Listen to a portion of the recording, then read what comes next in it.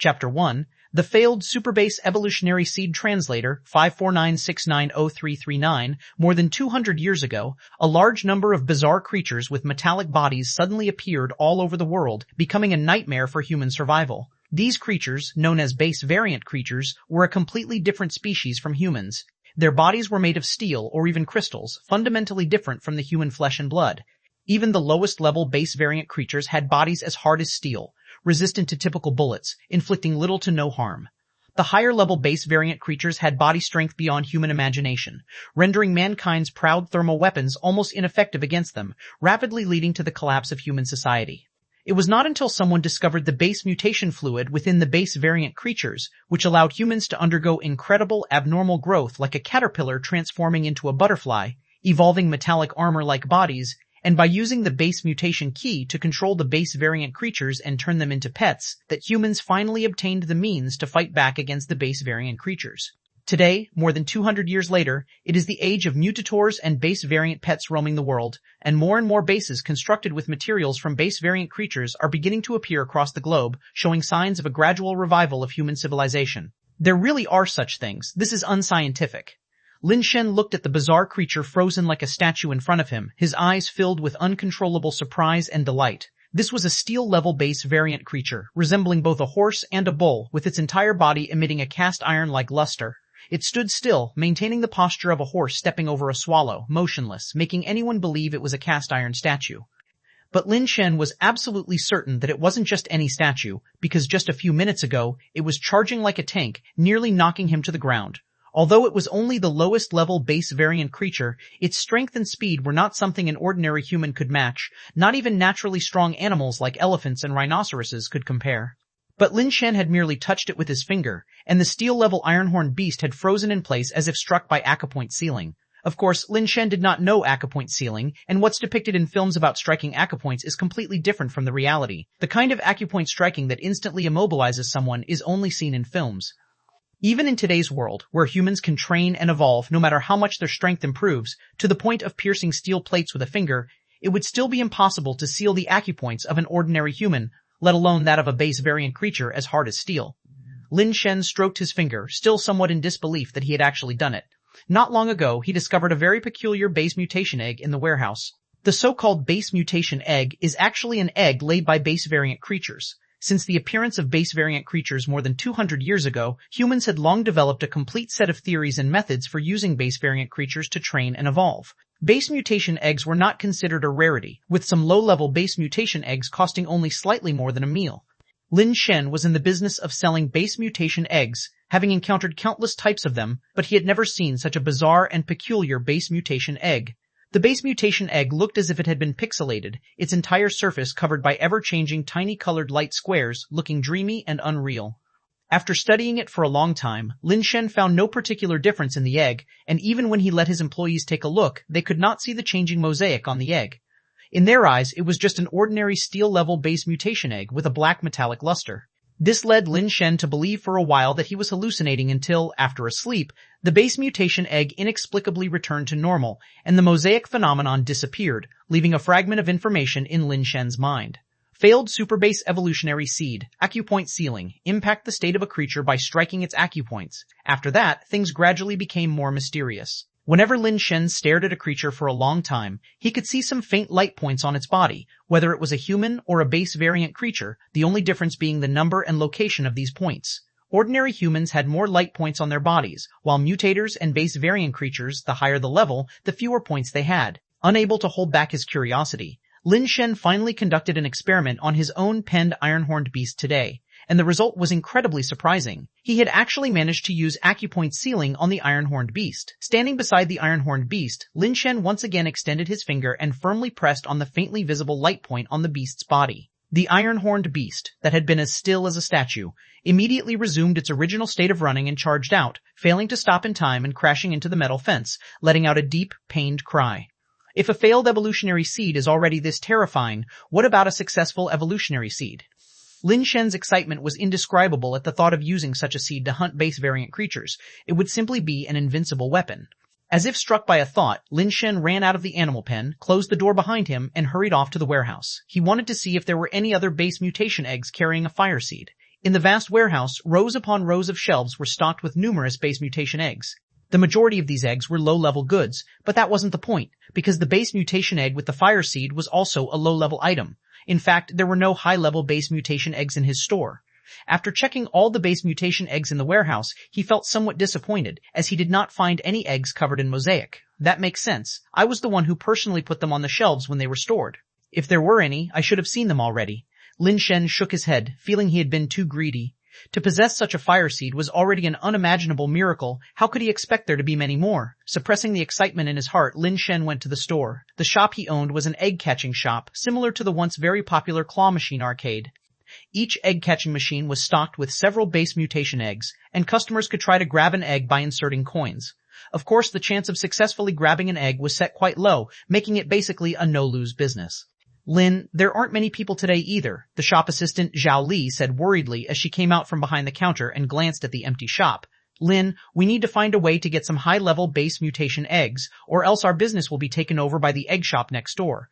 Lin Shen nodded slightly, but did not say much else. He was the fifth child in the family, with 3 older brothers and an older sister. Hence, Zhao Li usually called him Lin. That egg shop next door is really bullying us. Their staff came to our shop's doorstep to poach customers today, saying our base mutation eggs were trash, that the claws were too loose, and even if you managed to grab something, it would still be trash, Zhao Li angrily recounted. Lin Shen, however, was not in the mood to listen to her complaints, as his attention was completely captured by one of the egg-catching machines. He stared fixedly at that machine. To be precise, his attention was captured by one base mutation egg inside the machine because he saw that peculiar mosaic again. Could there be another? Lin Shen was pleasantly surprised and somewhat incredulous as he approached the machine, staring at the base mutation egg wrapped in mosaic, and said urgently to Zhao Li, "Bring the keys over." After Zhao Li handed over the keys, Lin Shen opened the egg-catching machine and took out the mosaic base mutation egg to examine it closely in his hand. Although this base mutation egg was different in species and size from the previous one, the mosaic sheen was quite similar. Lin, is there something wrong with this base mutation egg? Zhao Li asked with confusion. Don't you notice anything different about this base mutation egg? Instead of answering, Lin Shen responded with a question. What's different? Isn't it just a steel-level mini-knife devil base mutation egg? Zhao Li looked it over from all angles and couldn't see anything special about it. She became more puzzled. Keep an eye on the shop. I have to go back first, Lin Shen said tersely, taking the base mutation egg with him. He was extremely puzzled because the business had been poor recently. The base mutation eggs in the egg-catching machine had been placed there a week ago or even earlier. He had already checked them countless times without noticing anything like this. Why was there suddenly another egg with mosaic on it? Lin Shen didn't understand how the mosaic base mutation egg had suddenly appeared. After returning home, he spent a long time trying to figure out how to transfer the fire seed to himself without success. In fact, Lin Shen still hadn't figured out how the mosaic had transferred to him from the previous base mutation egg. He had studied that egg for a long time without understanding why it had mosaic. Eventually, overcome with sleepiness, he fell asleep with the egg beside him. When he woke up, the mosaic on the base mutation egg was gone, and his mind was filled with knowledge of the fire seed. It seems I just have to try again. Hopefully, it will work. Lin Shen lay in bed, placing the base mutation egg beside him. He tossed and turned, struggling to fall asleep, and after what seemed like an eternity, he finally drifted off once more. When Lin Shen woke up the next day, his first reaction was to hurriedly check the base mutation egg next to him. Upon seeing it, Lin Shen felt as if he had eaten a ginseng fruit. His pores seemed to be cheering and dancing with joy. The mosaic on the base mutation egg was gone, and his mind was filled with another fire seed information. Chapter 2, 2 Fire Seeds Translator, 5er9690339, CO339. The failed superbase evolutionary seed, 7 steps of conflict. Beyond 7 steps, the gun is faster. Within 7 steps, I am faster. Lin Shen, as if injected with an adrenaline rush, wished he could do a backflip right there and then, complete with a 720-degree Tomas spin. Everyone knows that for ordinary people, a gun is faster outside of 7 steps, and a gun within 7 steps will only be both fast and accurate at the same time. It's nonsense that someone within 7 steps can be faster than a gun. If it weren't for the acupoint ceiling, another fire seed that had been confirmed earlier, Lin Shen wouldn't have believed such a thing was possible. But now, he just wanted to find a gun and verify if the 7 steps of conflict were indeed as miraculous as they sounded. Since there's a second fire seed, it means there could be more. Right now, Lin Shen was so eager he wanted to rush out and scour all the shops selling base mutation eggs to gather all the fire seeds he could find. Lin Shen got dressed and was about to leave when he opened the door and collided with a figure. Little fifth brother, where are you rushing off to in such a hurry? The man who was bumped into didn't move an inch, looking at Lin Shen with some surprise as he took a few steps back and asked with a frown. Yay, you're back? Where's fourth brother? Lin Shen steadied himself and looked behind the man only to find him alone, which made him somewhat surprised. Ye was fourth brother Lin Shangdong's man, always by his side. Ever since Lin Shen had met Ye, he had never seen him alone. Every time Lin Shen saw him, he was like a shadow stuck to fourth brother's side. There's been an incident. Ye's face looked grim as he closed the door behind him and then spoke in a hushed voice to Lin Shen. What happened? Lin Shen's heart sank. Over a month ago, Mr. Lin Zongjung came looking for fourth brother, saying they found a nest of steel shell insects outside the base and needed fourth brother's help. Without a second word, fourth brother went. They left the base quietly, saying they would be back in about half a month. It's been over a month now, and still, there's no news, he said with a dark expression. Lin Shen felt his heart skip a beat upon hearing this and tried to remain calm. Maybe there are just too many steel shell insects over there, and they haven't finished clearing them out yet, causing the delay. Don't you know Mr. Lin Zongjong's character? Fourth brother might do something like this, but Mr. Lin Zongjong never would. Even if they ran into trouble, they would have sent someone back with a message to report their safety. But there's been no word, so they must have encountered some problem. Yi shook his head as he said this. When he spoke of Mr. Lin Zongjong, Lin Shen knew he meant his third brother, Lin Zongjong, and he was also clear about his third brother's character. If it weren't absolutely necessary, he would not leave them with no news. How many people do we have at home? Call them all? We're going to look for them, Lin Shen said, forcing himself to remain calm as he looked at Ye. We can't go, nor should we. Ye shook his head again. Why not? Lin Shen frowned at Ye. You can't risk it, and even if you went, it wouldn't do any good, Ye explained. Lin Shen knew that Ye wasn't belittling him. Ever since his second brother had an accident, the remaining 4 siblings of the Lin family had set a rule. In the Lin family, the eldest sister managed the family affairs, while the third and fourth brothers went out to struggle, and he being the youngest. The fifth brother was responsible for continuing the family lineage, the quintessential tool kept at home. According to the words of the third and fourth brothers, the Lin family must at least preserve their line. In case all of them died, the Lin family would rely on Lin Shen to carry on the family legacy and not break the bloodline. So Lin Shen, at the age of 21, had only been out of the base a few times and had never been to those dangerous places. What time is it now? Where can there be so much concern? Lin Shen frowned. Even if you want to go, it's useless. Mr. Lin Zongjong hasn't told us where they have gone. And with the abilities of Mr. Lin Zongjong and his brother, even if they encounter trouble and get trapped temporarily, they certainly have ways to solve it. It's just that they can't return for the time being. If you go, you might actually hinder them. Yi shook his head. Lin Shen was taken aback. Then what's the meaning of you looking for me? There's a troubling matter. The recruitment event jointly organized by the Lin, Ch1, and Wang families is about to begin. In recent years, it was always my brother who represented the Lin family and attended with the representatives of the other 2 families. If we do not attend, the other 2 families within the base might make unfounded speculations, and it would be troublesome later on. It would also not be conducive to our recruitment of mutators, so we must attend this time, Yi explained. Lin Shen frowned in silence. In today's world, base variant creatures were everywhere, and humans used base mutation materials to establish bases to resist the invasion of those creatures. Within the Darkbird base, the Lin, Ch, and Wang families held their ground. If the Ch and Wang families found out about the current situation of the Lin family, indeed, it would be very troublesome and they would likely face suppression. What can I do? Lin Shen looked at Ye and asked, knowing you wouldn't come to him if there wasn't something he was capable of doing. Little brother, you and my brother have very similar builds, and even your voices are quite alike. If you could wear a mask and pay attention to the articulation and manner of speaking, it would be very difficult for people who are not especially close to tell the difference. Ye surveyed Lin Shen up and down. You mean, Lin Shen didn't waste words, knowing that this danger was one he had to take on. In the past, his sister and older brothers had sheltered him from the storm. Now that there was a problem at home, he naturally had to stand up. You don't have to worry. The venue is inside the base. There won't be any danger. However, you need to be cautious so the Ch and Wang families don't spot any flaws, and you also need to think of a reason for wearing the mask. Yi sighed. People from the Ch and Wang families are no pushovers, and no matter how reasonable your excuse, it's very difficult to completely dispel their suspicions. You'll need to be careful in dealing with them. How much time is there until the recruitment event starts? Lin Shen thought and asked again. First thing tomorrow morning, Yi said. It's too late to go for base mutation now, so we must go over all the details carefully to avoid any mistakes. Lin Shen brought Yi into the house, and the 2 of them repeatedly went over every potential detail that could come up. Most things were manageable, but the excuse for wearing a mask was difficult not to arouse suspicion, although it could barely pass. There was another important issue. During the recruitment event, there was a segment where the representatives of the Lin, Ch, and Wang families each had to demonstrate their skills by killing a base variant creature to showcase the Lin family's strength and to attract more mutators to their side. Lin Shengdong was the public face of the Lin family, akin to a celebrity spokesperson of the past. If he were present, this wouldn't be an issue, but now only Lin Shen could attend the recruitment event, which was very problematic. Little brother, you haven't undergone base mutation, so you absolutely cannot partake in the segment of killing a base variant creature. We can only think of a way to get through it. However, the Ch and Wang families have recently become suspicious, thinking that my brother isn't in the base. It won't be easy to bluff your way through, Yi paused, then continued. Fortunately, my brother always displayed an arrogant nature that was dismissive of everything. At that time, if you just show a disdainful attitude towards the representatives of the Ch and Wang families and let me take your place, it should work. My brother has the credentials to be that arrogant. Yi, what level is the base variant creature that needs to be killed? Lin Shen asked pensively. Yi's method was only a last resort. In case they couldn't bluff their way through, Lin Shen couldn't afford to expose himself. If this were the past, Lin Shen would indeed have had no solution, but now he had acupoint sealing and the 7 steps of conflict techniques up his sleeve, which might just see him through. Just an ordinary alloy creature. With my ability, it can be killed with 1 strike, Yi confidently said. Chapter 3, The Easter Egg Shop Translator, 549690339 Alloy. Alloy creatures are even more terrifying than steel creatures. Not only do their strength and speed surpass those of steel creatures, but the hardness and toughness of their metallic bodies are also significantly superior.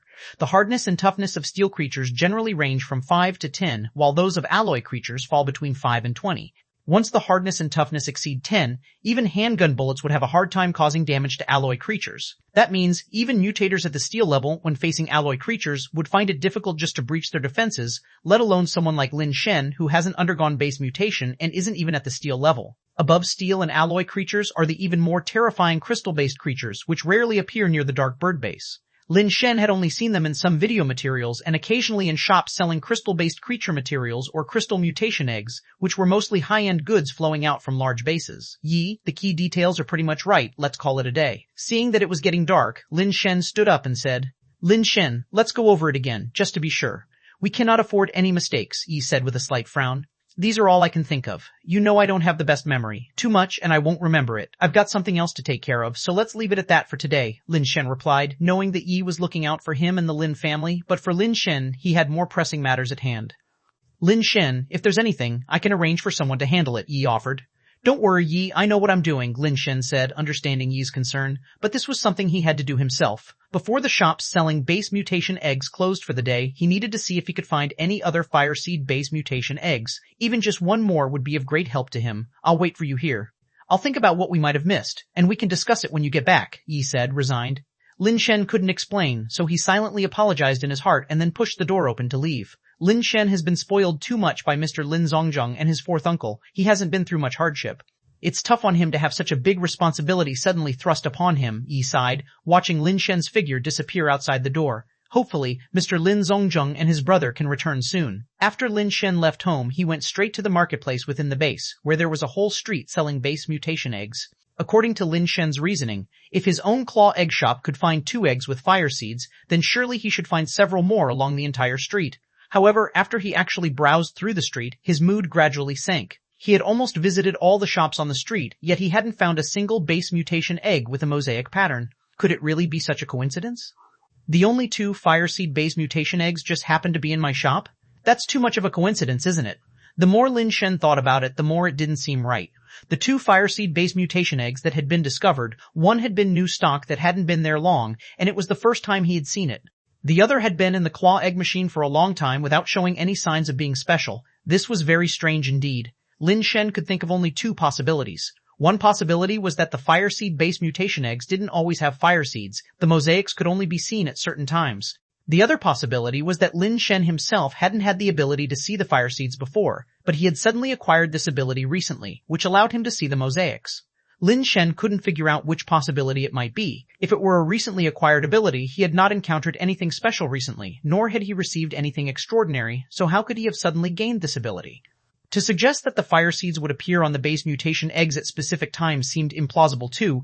It didn't explain why only he could see the fire seeds while others saw nothing. Lin Shen was more inclined to believe that he had gained some sort of ability, only he didn't know how he had gotten it. Could it be that I have an innate talent, a latent gift that has suddenly awakened? Lin Shen quickly dismissed this thought.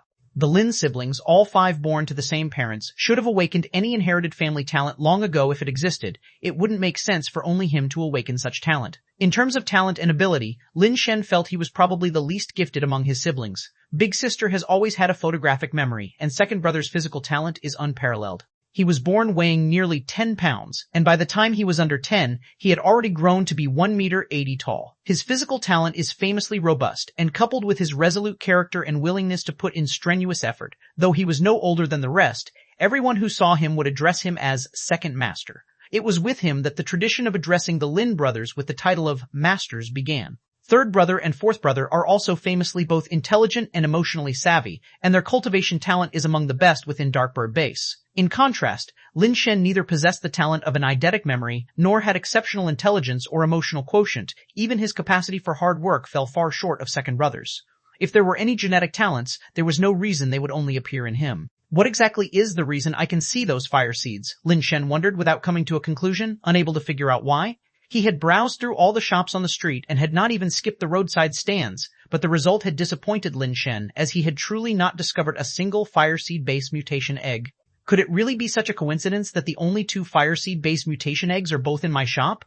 Lin Shen refused to believe in such a stroke of luck, for the odds were even smaller than winning the lottery. But having scoured the entire street, he indeed couldn't find a single fire seed-based mutation egg. Even if others had stocks or collections, they wouldn't show them to him. There were no other places to search. Suddenly, Lin Shen's eyes lit up as he thought of a place that still had a large number of base mutation eggs. Indeed, the place Lin Shen thought of was the claw machine shop right next to his own. Talking about that claw machine shop, Lin Shen felt extremely frustrated. The reason Lin Shen had opened a claw machine shop was that it was an easy business with little effort needed. Plus, the base mutation eggs in his shop were provided by his family, making it a surefire profitable business. In fact, his family had no expectations for Lin Shen to make money. As long as he behaved himself and stayed out of trouble, he was fine. Lin Shen named his shop Get Rich Quick, hoping to make a tidy profit and have some spending money. The business was indeed good for the first few months. Although not exactly getting rich overnight, he did earn quite a bit, making money even while lying down. That is, until a shop named Lucky Eggs opened up last month next to his shop, and Lin Shen's good days came to an end. Lucky Eggs had a number of high-quality base mutation eggs, and the claw machine settings were a bit looser. With a comprehensive variety of eggs, the value of claw egg coins being lower, and the storefront being larger and more upscale, it didn't take long for the business to snatch away all of Lin Shen's customers. If it had not been for the fact that both the shop and the base mutation eggs belonged to his family, Lin Shen would have even considered closing down. He simply couldn't compete. There is no right or wrong in business competition. But according to Lin Shen's observations, judging by the rate at which Lucky Eggs' base mutation eggs were being taken, they were clearly operating at a loss, not making a profit but actually losing money, seemingly intent on causing his business to collapse regardless of the cost. What was most unbearable was that the owner of Lucky Eggs turned out to be Ch1. Ch1, that fellow from the Chi family, grew up on the same street as Lin Shen. They were similar in age and could be called childhood friends in a sense. Yet whether it was due to some past lifetime grudge, the two never liked the sight of each other, each always refusing to accept the other's superiority. Whatever one had, the other had to have as well, and not only that, but it had to be better than the others. They competed over who grew the fastest and tallest, who could pee the farthest, who could run the quickest and jump the highest, whose girlfriend was the prettiest. In short, there was nothing they wouldn't compete over, always begrudging each other's success. Otherwise, Ch1 would not have chosen to open Lucky Eggs right next to Lin Shen's shop. What strong wind has blown Mr. Lin Shen, the young master of the Lin family, our way?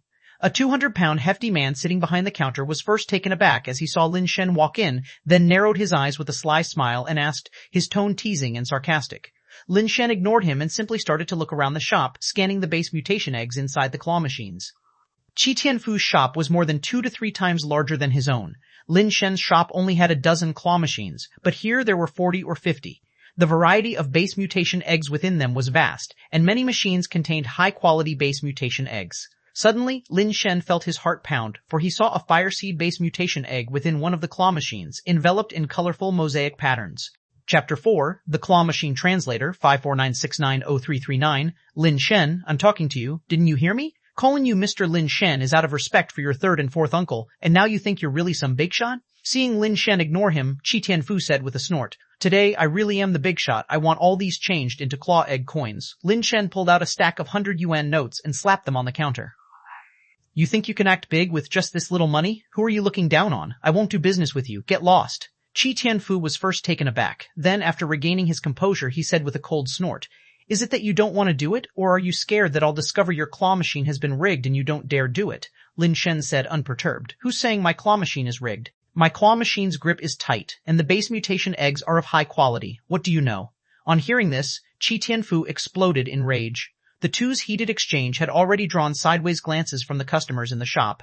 Naturally, Ch1 couldn't take the blame, and moreover, Lin Shen was indeed wronging him. If there's no trickery, what are you afraid of? Just change the coins then. Lin Shen pressed the money down with 3 fingers and pushed it towards Ch1. Fine, you want to play, I'll let you play to your heart's content. Ch1 glared fiercely at Lin Shen, grabbed the money, and pushed a box of claw egg coins heavily in front of Lin Shen. Lin Shen took the coins and without another word went straight to the claw machine that had the fireseed base mutation eggs. At that moment, there was no one at that claw machine. Lin Shen put in the coins and started to manipulate the joystick. Boss, that Lin Shen kid is too arrogant. Should we loosen the claw to show him the harshness of society? A shop assistant came over and whispered to Ch1. Don't adjust it. I know that scoundrel all too well. He might look harmless and sunny like a boy next door, but he's actually very sly.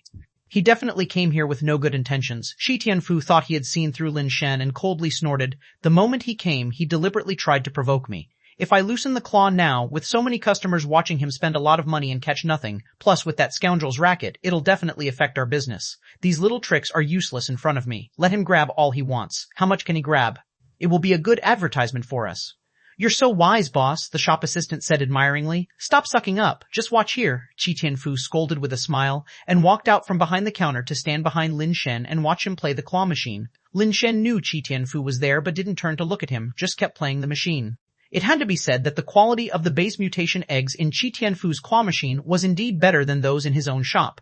In this machine, there were a total of 8 base mutation eggs. Although they were all steel mutant eggs, the steel mutant eggs also varied in quality. Strength, speed, hardness, and toughness are important data for assessing base variant creatures. While it's true that the maximum value for steel creatures is 10, most of them do not reach that value. It's considered pretty good if they can hit 8 or 9, a sort of minor delicacy. The base mutation eggs mostly used in Lin Shen's shop were from creatures like the iron-horned beast. Adult iron-horned beasts could reach around 8 in speed, and they also had a strength of about 7.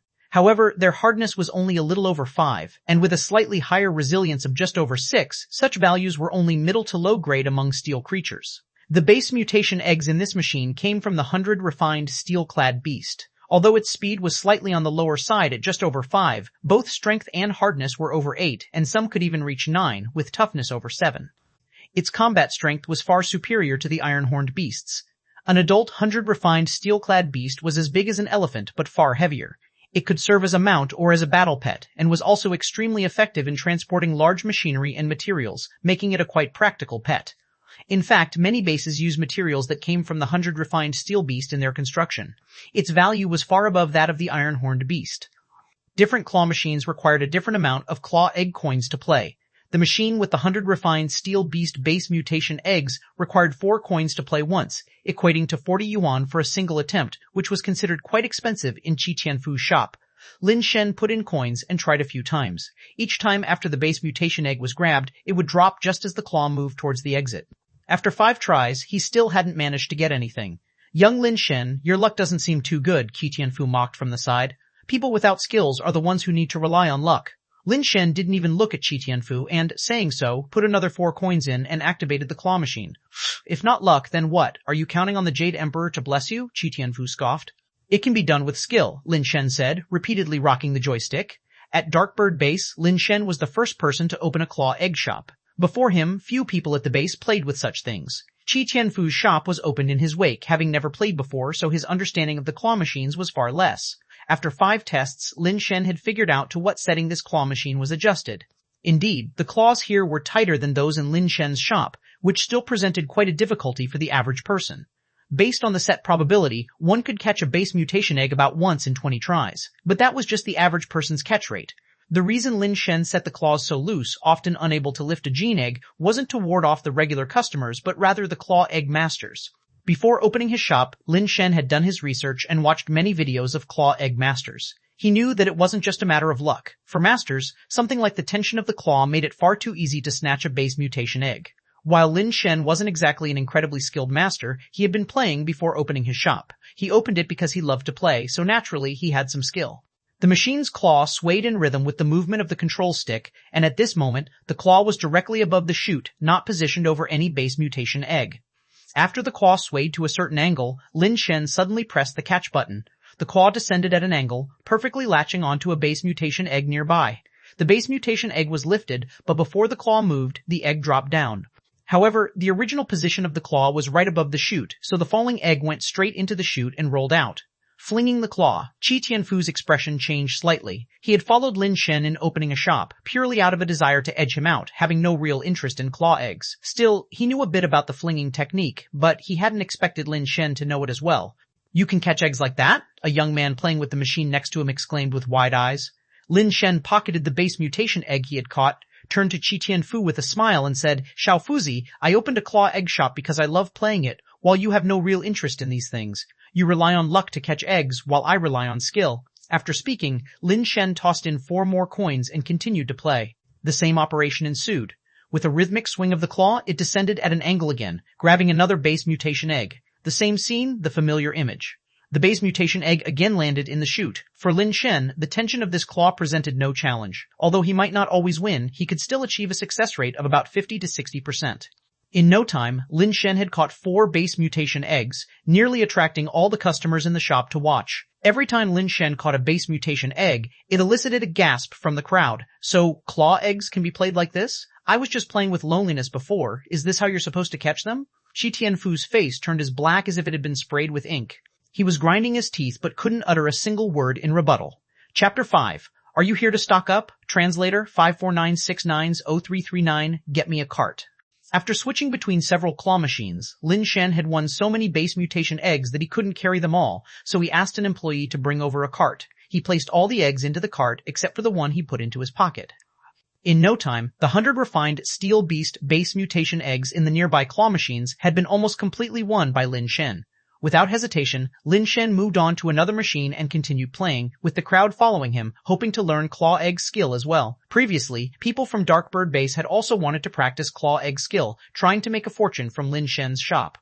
However, Darkbird Base didn't manufacture claw machines, so they had to be transported from other bases, which was fraught with danger. Thus, ordinary people had no chance to get a claw machine for practice. In fact, as long as one had the opportunity to practice frequently, learning to flick the claw was not particularly difficult. "Damn, did you come here to stock up?" Seeing the cart nearly full of base mutation eggs, Ch1 cursed Lin Shen bitterly in his heart, his face darker than the bottom of a pot. "Boss, we can't keep this up. If he keeps playing like this, we're going to go broke. How about we adjust the machine Lin Shen is playing with?" a trusted employee whispered to Ch1. "Adjust it. Lower the claw's tension by 2 levels. Ch1 couldn't stand the sight of Lin Shen's irritating smirk, his words squeezed out through clenched teeth. The employee quickly and quietly took out a remote control and discreetly adjusted the tension. During Lin Shen's next play, the claw only lifted the base mutation egg a little before letting go, and even with the flicking technique, he couldn't win the egg, prompting disappointed murmurs from the onlookers. After 2 more tries with the same result, it was clear that the claw couldn't reach high enough to drop into the exit. Even the spectators realized that the claw had obviously become too loose to lift anything. "How can we play with this?" "The shop owner is such a dog, setting the claw this loose."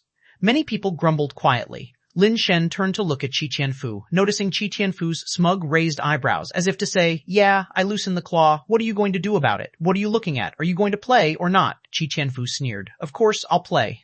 Lin Shen smiled back at him, showing no sign of anger, then began turning the joystick counterclockwise with his hand. Everyone didn't quite understand. With the claw so loose, wasn't continuing to play just throwing money away? As the joystick turned, the claw inside the glass dome began to shake violently. Suddenly, one of the 3 hooks on the claw caught onto the connection line between the claw and the top box of the machine, tilting the claw. In that instant, Lin Shen pressed the button again. The wobbling claw descended, catching on a base mutation egg beside the exit.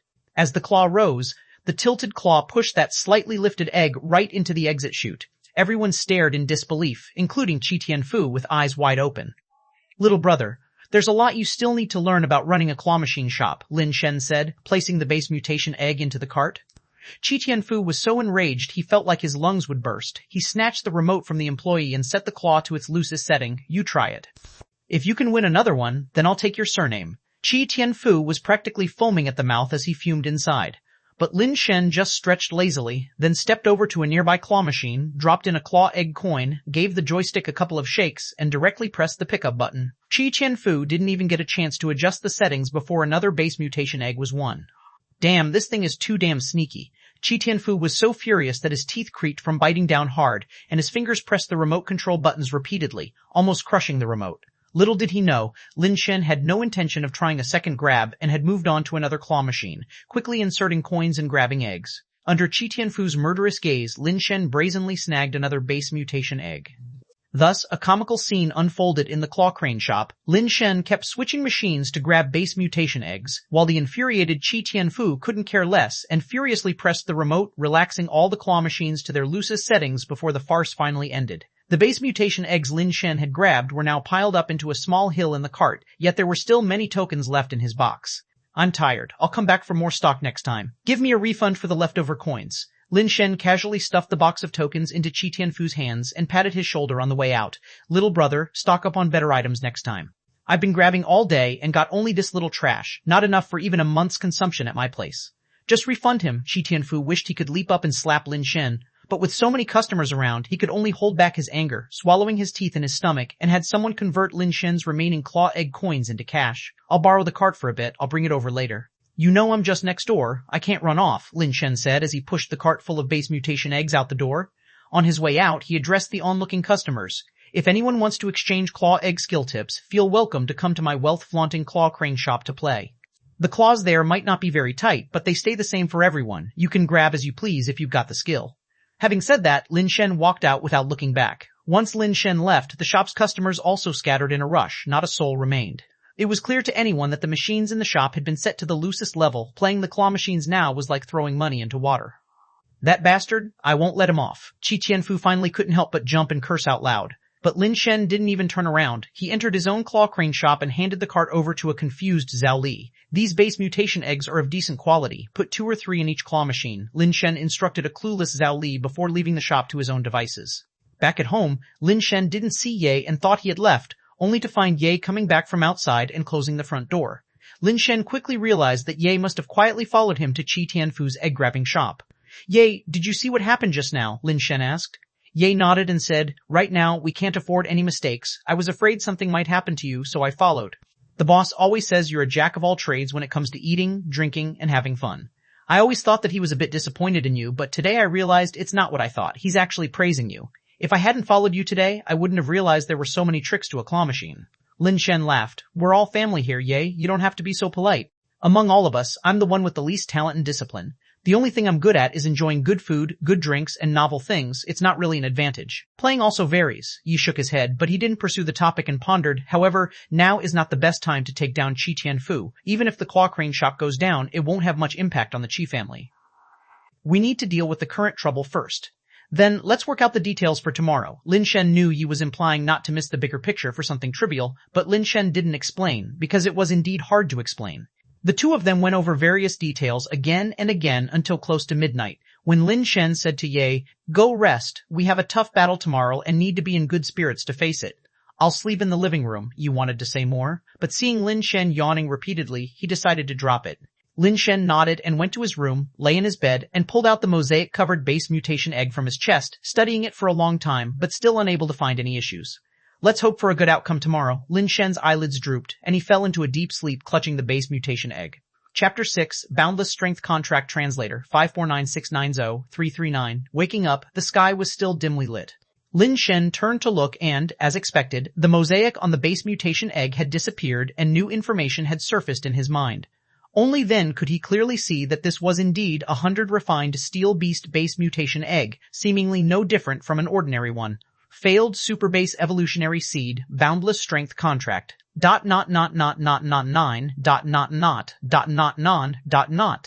Raise a creature and enter into a contract with it. Run a kilometer each day holding the creature. As the creature grows and its weight increases, you will gain strength equivalent to the creature's weight. This seed has uniqueness and can only establish a boundless strength contract with one creature. Lin Shen was both shocked and delighted, and thought to himself, isn't this the legendary calf-hugging skill? The folklore tells of a boy who herds cattle. Every day he hugged a newborn calf from his home up to the mountains to graze. As the calf grew, the boy's strength grew day by day, until when the calf reached adulthood, the boy had become a strong man capable of lifting 1,000 caddies. Obviously, this is an unscientific method of training. A calf can grow to several hundred or 1,000 pounds in a matter of months, while human strength cannot increase so rapidly. So, in reality, after not too long, the cowherd boy would no longer be able to lift the calf, making it impossible to continually grow stronger. However, the boundless strength contract can turn the impossible into possible, achieving what the unscientific theory claims. In theory, as long as Lin Shen can find the young of an immensely large creature, his strength could grow infinitely.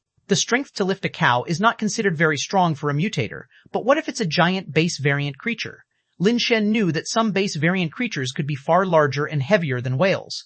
Lin Shen only needed to obtain such a base mutation egg and train it from a young age to gain a terrifying level of strength that was beyond the common person's imagination. The only problem was where to find such a base mutation egg. Among the base mutation eggs accessible to Lin Shen, the 100 refined steel beast was already one of the largest. Even if there were some giant alloy creatures, their size and weight were not much larger than that of the 100 refined steel beast. However, Lin Shen had once seen some footage in which the base variant creatures appeared as large as dragons. If he could get his hands on an egg of such a creature, the boundless strength contract would be tantamount to a bug-like ability. Most of such base variant creatures were crystal-based creatures. Not to mention whether it was possible to obtain an egg of a crystal-based creature even if he could, the creature's growth cycles were generally long, with some needing several years or even decades to reach maturity. Compared to that, steel creatures had shorter growth cycles, but finding one that was exceptionally large was not easy. To have it both ways will probably take some effort. Finding an extremely large steel creature is not a matter to be solved in a short time. Even with money, such things are not available at Dark Bird Base, unless you go to other large bases, where there might still be hope. Lin Shen wasn't in a hurry. Even if he used the contract with the 100 refined steel beast now, he wouldn't gain strength immediately. After all, it wouldn't be useful for the upcoming recruitment event. Lin Shen gazed at the 100 refined steel beast base mutation egg, with information about making a blood covenant surfacing in his mind. However, he chose not to perform the blood covenant and instead placed it in the incubation chamber. There were two other base mutation eggs in the incubation chamber, one being a steel tail scorpion, steel mutant egg, and the other a dark iron swallow, steel mutant egg, both previously containing a fire seed. Lin Shen wanted to hatch them to see what set them apart from the ordinary steel tail scorpion and dark iron swallow. When he arrived in the living room, Yi was already waiting there. According to the previous plan, Yi had brought Lin Xiangdong's clothes and belongings. After Lin Shen got dressed and looked in the mirror, he didn't think he resembled Lin Xiangdong at all. Will this work? Lin Shen asked uncertainly as he looked at Ye. If you don't look at the face or listen to the voice, you and Mr. Lin Zongjung are at least 80% alike, Yi said while taking out a bronze mask shaped like an evil ghost and handing it over to Lin Shen. This mask is forged from the material of the alloy creatures, the green armor devil. Mr. Lin Zongjung has worn it before. It should be able to deceive others. Lin Shen took the mask. It was as thin as paper, but it was not light, probably weighing about 2 pounds. The material was very sturdy and felt cool to the touch. Putting on the mask was slightly heavy. He glanced in the mirror, and the face with green fangs was indeed somewhat terrifying. That's enough. As long as you don't speak, anyone who has seen this mask would probably take you for Mr. Lin Zongjung, praised Ye, then added, however, your voice is still a problem. Although Mr. Lin Zongjung's voice somewhat resembles yours, it's still a bit different. You need to pay extra attention. It's best to speak as little as possible, but you can't be completely silent. You know Mr. Lin Zongjung's temperament. If you're utterly silent, it would raise suspicions. Yea, Lin Shen pinched his throat and tried a few times, his voice gradually becoming a bit different from usual. Like, it really sounds like him. Yi listened with growing surprise. He hadn't expected Lin Shen to have such a trick up his sleeve. The voice now sounded almost 90% like Lin Xiangdong's. After all, we are brothers, our voices are naturally similar. Plus, there was a time when I liked to frequent singing halls, so I did some research on vocal techniques. Imitating some singers' voices turned out quite similar, Lin Shen said with a smile. Lin Shen, it really worked out. As long as you don't take action, outsiders should not be able to tell that you're not Mr. Lin Zongjung, Yi said, growing even happier after hearing this. Just call me Mr. Lin Zongjung, Lin Shen said, his gaze slightly lifting. He knew his advantage was his deep understanding of his older brother. He wasn't good at acting, so he could only immerse himself into being his brother. With every action, every word he spoke, he had to think about what Mr. Lin Zongjung would do or say. Yi was momentarily startled, then solemnly saluted Lin Shen, saying repeatedly, Mr. Lin Zongjung, I was wrong. You are Mr. Lin Zongjung. Let's go, Lin Shen said, leading the way out. Yi nodded slightly. He also knew that having Lin Shen impersonate Lin Xiangdong was a desperate move fraught with great risk, but there was no other way. There were definitely flaws, but one could only cover them up by truly believing in the identity. It must be tough on Lin Shen. I hope Mr. Lin Zongjung and Lin Xiangdong can come back safely. Otherwise, even if Lin Shen gets through this time, he won't be able to keep up the deception indefinitely, Yi thought inwardly. By the time Lin Shen and Ye arrived at the venue, representatives from the Ch and Wang families had already been there, sitting on the stage for quite some time and growing impatient. Lin Shen and Ye intentionally arrived late, just before the gathering was about to start, so that the Ch and Wang families' representatives wouldn't have time to talk too much with Lin Shen, reducing the chances of any slip-ups. Lin Shen, just as we predicted, the representative from the Ch family is Qi Shuheng, and from the Wang family it's Wang Tian'er. Both their reputations and strengths are close to Mr. Lin Zongjung's. Be cautious, Yi whispered, so that only the two of them could hear. Lin Shen remained composed, saying nothing, and just walked straight towards the stage. On the platform, there were already two men. Ch1, who had a somewhat scholarly and refined air, and the other, a robust man with a hawkish gaze, was naturally Wang Tian'er. Lin Shen took a deep breath inwardly, his gaze firm as he exchanged a glance with the two men, and walked onto the stage with an air of arrogance. He had thought that upon seeing him, Ch1 and Wang Tian'er would definitely question his wearing of the mask.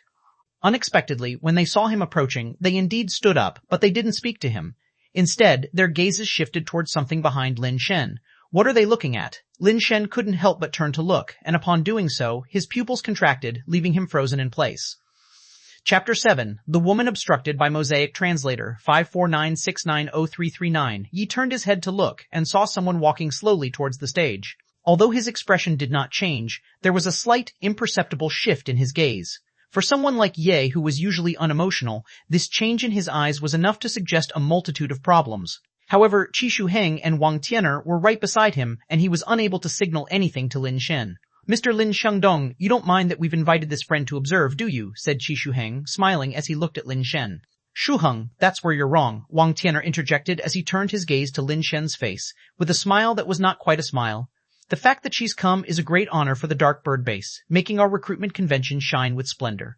Moreover, she's an old friend of Mr. Lin Shandong. Instead of objections, Mr. Lin Shandong should be thanking us. Isn't that right, Mr. Lin Shandong? Why is she here? And how come Ch1 and Wang Tian'er have such tacit understanding? Could it be that the Qi and Wang families have already forged an alliance? If that's truly the case, we probably won't last until Mr. Lin Zongjung and Mr. Lin Shandong return, Yi thought, his mind tormented as if on fire, yet he dared not make any move. Any movement might only make Ch1 and Wang Tian'er, who were intently watching Lin Shen and trying to read something from his scarcely visible eyes, more suspicious. All eyes focused on Lin Shen's face, and while Lin Shen looked at the person who had walked onto the stage, his gaze did not change, but his heart was filled with immense doubt. A human carrying the fire seed of superbase evolution? What shocked Lin Shen was not the identity of this person. In fact, he hadn't seen who it was, only vaguely recognizing that it was a woman. Because the body of this woman was like a mosaic, Lin Shen could not discern her features at all. Since discovering the fire seed, Lin Shen had only seen it on the base mutation egg and not even on the hatched base variant creatures, let alone on a human.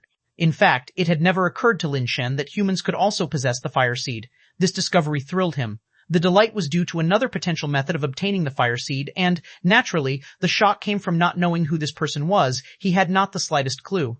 It wasn't just that he didn't recognize her. Even if he did, the woman's body was covered in mosaic. He couldn't tell who it was. Lin, how has it been? The woman said, her tone light as she walked up to Lin Shen. This statement reminded Lin Shen that his older brother Lin Xiangdong had been sent to train at the distant Seacorn base when he was very young, where he spent nearly a decade before returning. Every time Lin Xiangdong drank too much, he would boast about how advanced the Seacorn base was and how impressive the mutators there were. If the Seacorn base were a metropolis, then compared to it, the Dark Bird base wouldn't even count as a village. Of course, Lin Xiangdong's stories were not meant to belittle the Dark Bird base, but rather to brag about himself. Each time, Lin Xiangdong would talk about how great his talent was, how the big shots at the Seacorn base fought over who would get to mentor him, and how many training camp coaches eagerly awaited his decision. He nonchalantly selected a coach, reputed to be the top figure of the Seacorn base, to follow for his training.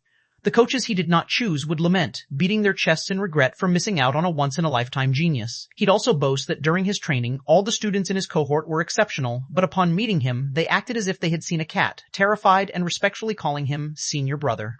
There's no special reason, other than Lin Xiangdong crushed his peers and was an unbeatable existence in his grade. Lin Shen heard it so often that he started to feel that Lin Xiangdong's words were completely unreliable, with too much bragging involved. If his older brother was really as awesome as he claimed, dominating his generation even at a place like Seacorn Base, how could it be that back at Darkbird Base, a smaller location, there were still a few peers who could stand up to him? However, since Lin Xiangdong was quite eloquent, even his boasting could make a story thrilling and full of extravagant fantasy. After hearing them so many times, Lin Shen did remember quite a few names and people from the stories. Of course, those people were only there to highlight how amazing Lin Xiangdong himself was, mere backdrops. It was just that Lin Xiangdong, in order to show off even more, assigned those backdrops some astonishing identities. What with once-in-a-century talents naturally gifted, sons of great families and nobility, school beauties and the like, it all felt a bit vulgar after hearing it too much. Lin Shen spoke of many female classmates, all apparently fascinated by his charm and personality, completely infatuated and unable to extricate themselves, each of them crying and begging to be his girlfriend, which annoyed him.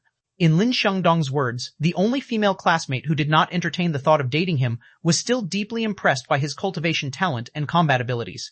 His little fan. Lin Shen remembered that the little fan in Lin Shen's stories was named Bai Shenfei, who was a year junior to him but a prodigious girl genius who underwent butterfly transformation at 12 and was absorbed in martial arts, spending every day cultivating or on the path of martial and combat. The so-called butterfly transformation is an important step in evolving from human to mutator, similar to how a caterpillar pupates to transform into a butterfly. A cultivator must undergo a similar process to evolve their flesh and blood body toward one akin to a steel body. Lin Shen recalled again that among those backdrop classmates in Lin Shen's stories, most were his own classmates, with Bai Shenfei being the only junior sister. This woman calling herself senior brother, could she be Bai Shenfei? Lin Shen thought it was possible, but he could not be certain. After all, Lin Shen had more than one junior sister named Bai Shenfei, and misrecognition could lead to unbearable consequences for Lin Shen.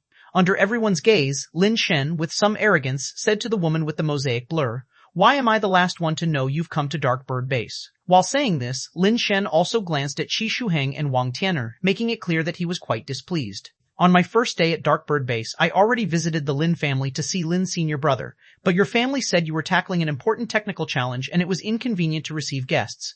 That's why I had to visit the Qi family and Wang family instead," Bai Shenfei explained. Lin Shen couldn't see Bai Shenfei's expression or eyes, but he sensed her tone was calm, not angry at his bad attitude, patiently explaining, as if she really did think highly of Shandong. "Are you implying you didn't come to Dark Bird Base specifically to see me?" Lin Shen decided to continue probing. If it were just a normal classmate relationship, his accusatory tone would have elicited an upset if not angered response. If there was no hint of discomfort in the woman's tone, then it was likely she was Bai Shenfei. "Mr. Lin Shandong, that's a bit unfair of you to say. She traveled miles to our Dark Bird Base to see you first, but you shut her out, refusing even a glimpse. And now that you finally met, you're still hiding behind a lousy mask, face unseen. So tell me, does this count as a meeting or not? Or is it that Mr. Lin Shandong's face can't be shown, afraid of being recognized? Or perhaps the face under that mask isn't the same as Mr. Lin Shandong's?"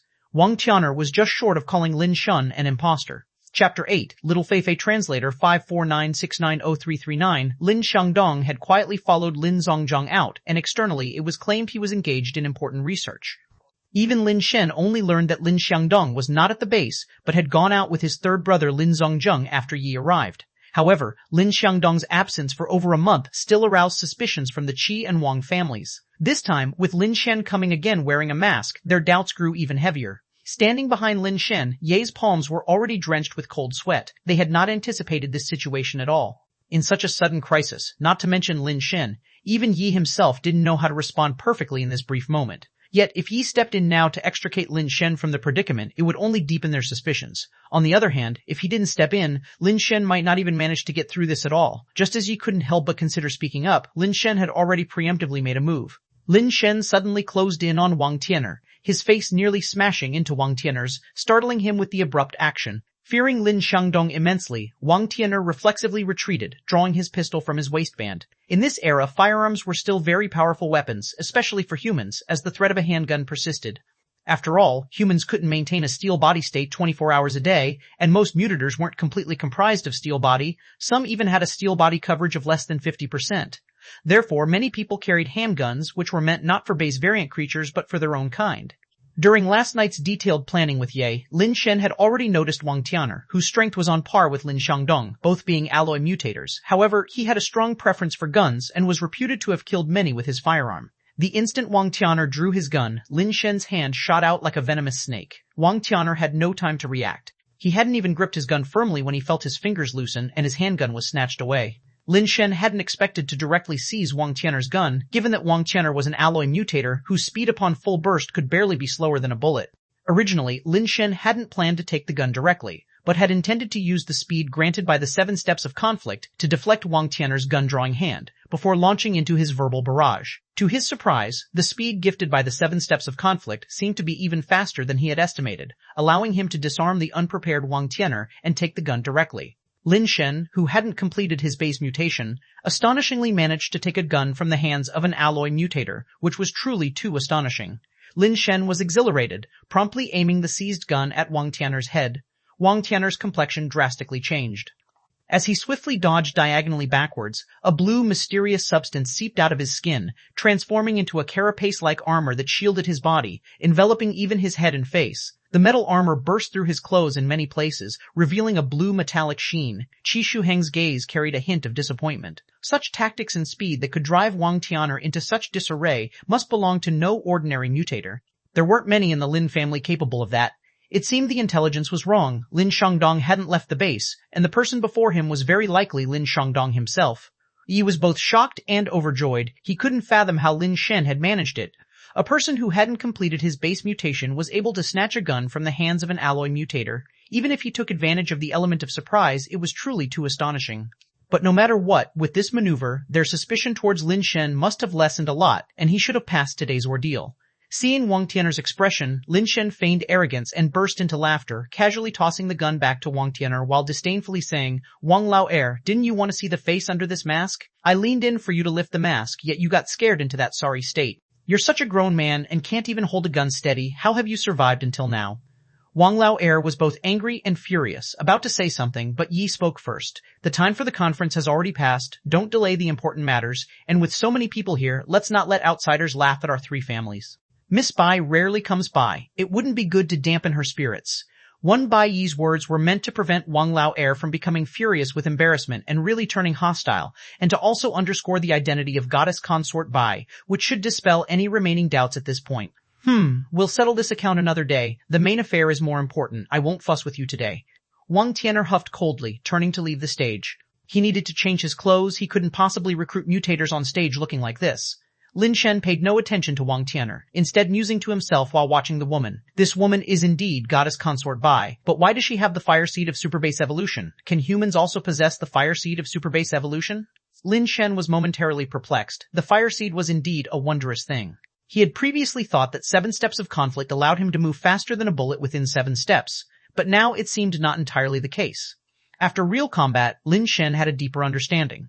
The true meaning of this ability might be that as long as the opponent uses a gun and is within 7 steps, no matter how quick the opponent is, his action will always be faster. This was quite powerful, albeit with greater limitations.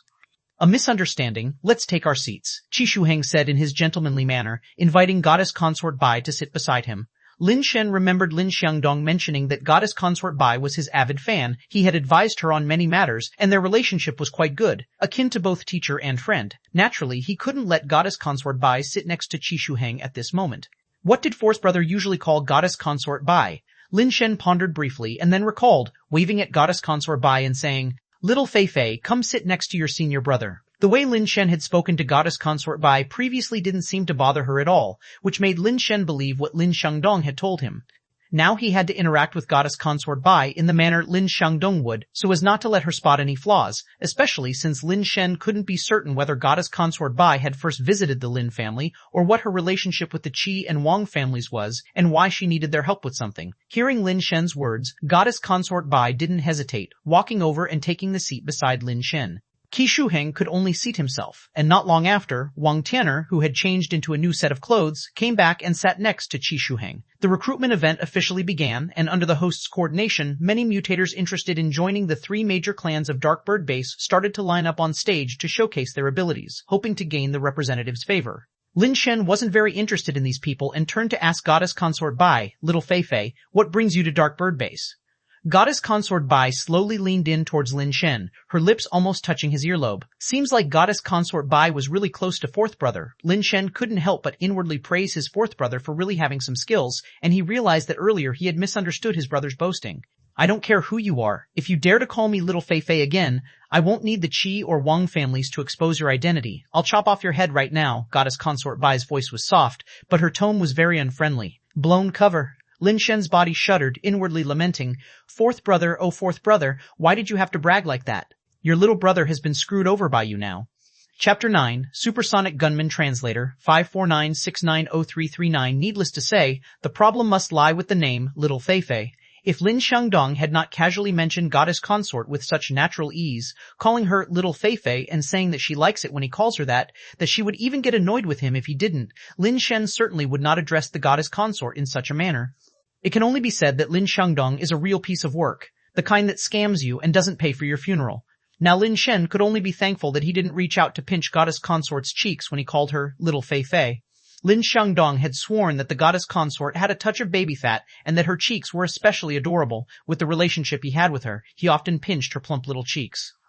Fortunately, it seems that goddess consort doesn't intend to expose me, Lin Shen thought rapidly, his mind making several quick turns, and he immediately sat up straight, eyes on his nose on his heart, as if he were an old monk in meditation. Who exactly are you, and why are you impersonating Lin? Goddess consort demanded, seeing that Lin Shen remained silent, her brows furrowing as she spoke again. What did you say? It's really too noisy here, not a good place to talk. How about we go to my place for a nice chat after the recruitment event is over? Lin Shen would never admit here that he was not Lin Xiangdong. As long as he didn't admit it, no matter what goddess consort said, he still had room to maneuver. If he admitted it here and goddess consort had some kind of malicious intent, like making a recording or something, he wouldn't even have a chance to wriggle out of it later, and then he would really be done for. Goddess consort looked at Lin Shen, then said nothing further. While the two of them were whispering, Qi Shuheng and Wang Tianer were also having a private conversation on the side. It seems that we were probably wrong in our guess. Lin Xiangdong might not have left the base, Qi Shuheng said, glancing at Lin Shen and goddess consort who seemed very close as they talked in hushed voices. Wang Tianer frowned and said, with that move he just made, aside from the Lin brothers, really few in the Lin family could do it, and even if someone else could, they wouldn't look so much like Lin Xiangdong. But I still feel like something is not quite right. What's not quite right? Qi Shuheng asked. Wang Tianer glanced in Lin Shen's direction and shook his head. I can't quite put my finger on it, but since we have this information, even if Lin Xiangdong hasn't gone out, there must be some issues. Qi Shuheng also glanced at Lin Shen and then whispered, that's not important, there's still our family's display of strength later, isn't there? We'll test him then. With the speed he just showed, the alloy creatures we prepared previously probably won't reveal anything, right? Wang Tianer mused. That's why we need to switch it up, Qi Shuheng said confidently. I've recently acquired a rare alloy level pet that should be perfect for testing him. Can an alloy level do the job? Wang Tianer asked with a frown. Other alloy level pets may not suffice, but mine definitely will. As long as it's set up properly, unless he really is Lin Xiangdong, not even Ye could handle it, let alone other alloy levels in the Lin family, Qi Shuheng declared with confidence. What pet? Wang Tianer was curious to know what kind of pet could make Qi Shuheng so confident. Have you ever heard of alloy level supersonic gunman? Qi Shuheng said. Upon hearing this, Wang Tianer was first shocked, then overjoyed. Is that the one with a speed attribute of 20, known as the fastest among alloy level, the supersonic gunman? Indeed, it's the supersonic gunman. Qi Shuheng nodded with a smile. Then that's wonderful. By having the supersonic gunman as his opponent, unless he really is Lin Xiangdong, he's bound to reveal flaws under so many restrictions. Wang Tianer was overjoyed. In the segment where the three families showcase their strength, there have always been restrictions against the use of any equipment and base variant pets. One may only use their own base mutation powers. Without any weapons or support, and with Mr. Lin Zongjong not at the base, likely no one else besides Lin Xiangdong could easily handle the supersonic gunman. Although Lin Shen showcased impressive speed previously, in the eyes of Wang Tianer and Qi Shuheng, it was still far less than that of the supersonic gunman. Competing with the supersonic gunman in speed was simply impossible. Within the alloy level, the supersonic gunman is a top-tier speed-type base variant creature. It's almost impossible to find someone faster than him. However, as you also saw, that guy is very likely to be Lin Xiangdong. If it really is Lin Xiangdong, then I'm afraid my supersonic gunman would be like sending a meat bun to a dog, thrown never to return. You know how rare supersonic gunmen are, their value. Qi Shuheng didn't finish speaking, but his intention was clear. He needed Wang Tianer to take on the risk if he was to deploy the supersonic gunman. You and I naturally advance and retreat together. If there's any problem with the supersonic gunman, we'll bear it jointly. Wang Tianer didn't hesitate much and directly reassured Qi Shuheng. Then, it is settled. Qi Shuheng decisively stated. The recruitment conference proceeded in an orderly manner, with the mutators one by one demonstrating their strength. They did so not only to make a name for themselves, but primarily to showcase their abilities to the three major families of the Darkbird base. The stronger the abilities demonstrated, the more likely one would receive better treatment and benefits. And if favored by all three families, some might even receive a contract at an exorbitant price. Of course, the mutators also had the right to choose which family to join, and didn't need to decide immediately at the event. The Darkbird base was just a small base and didn't have many talents. The biannual recruitment conference yielded only about a dozen new mutators, with some old ones rejoining the event, totaling up to 30 or 40 individuals. Among them, only about 4 or 5 really caught the eye of the three major families, and the particularly impressive one was an alloy base variant named Wei Wufu. In a small place like the Darkbird base, an alloy base variant was already considered a high-end combat force. Even without participating in the recruitment conference, joining any family would secure a decent treatment. It was precisely because Wei Wufu had only moved to the Dark Bird base recently and was not well known that the big families had not yet approached him with invitations. Wei Wufu's performance was indeed astonishing. Even without the use of his alloy body, he easily picked up a 1,000-pound barbell with one hand and swung it casually. His effortless handling indicated strength well beyond the steel level. All three families extended their olive branches to him, but Wei Wufu didn't immediately decide, saying he would consider it. All the mutators who signed up for the recruitment conference had already demonstrated their powers, and finally, it was time for the representatives of the three families to showcase their own strengths. I didn't expect an alloy-based variant to participate in the recruitment conference today. With Wei Wufu in attendance, our planned demonstration seems somewhat childish. If we proceed with it, it might only invite ridicule. I have a suggestion. I wonder if you two are interested in hearing it. Ch1 spoke on his own accord. Chi's brother makes a valid point. With Wei Wufu here, our previous preparations indeed seem inadequate. What suggestion does Qi's brother have? Wang Tian'er immediately replied. I've recently obtained an alloy pet. Using it as a touchstone could be interesting. What do you both think? While speaking, Qi Shuheng took out a pet capsule from his coat pocket and flung it. Chapter 10, Gambling Agreement Translator, 5-29690339 A capsule, a capsule-shaped blue metal, as large as an egg, transformed rapidly in mid-air, almost like a transforming robot.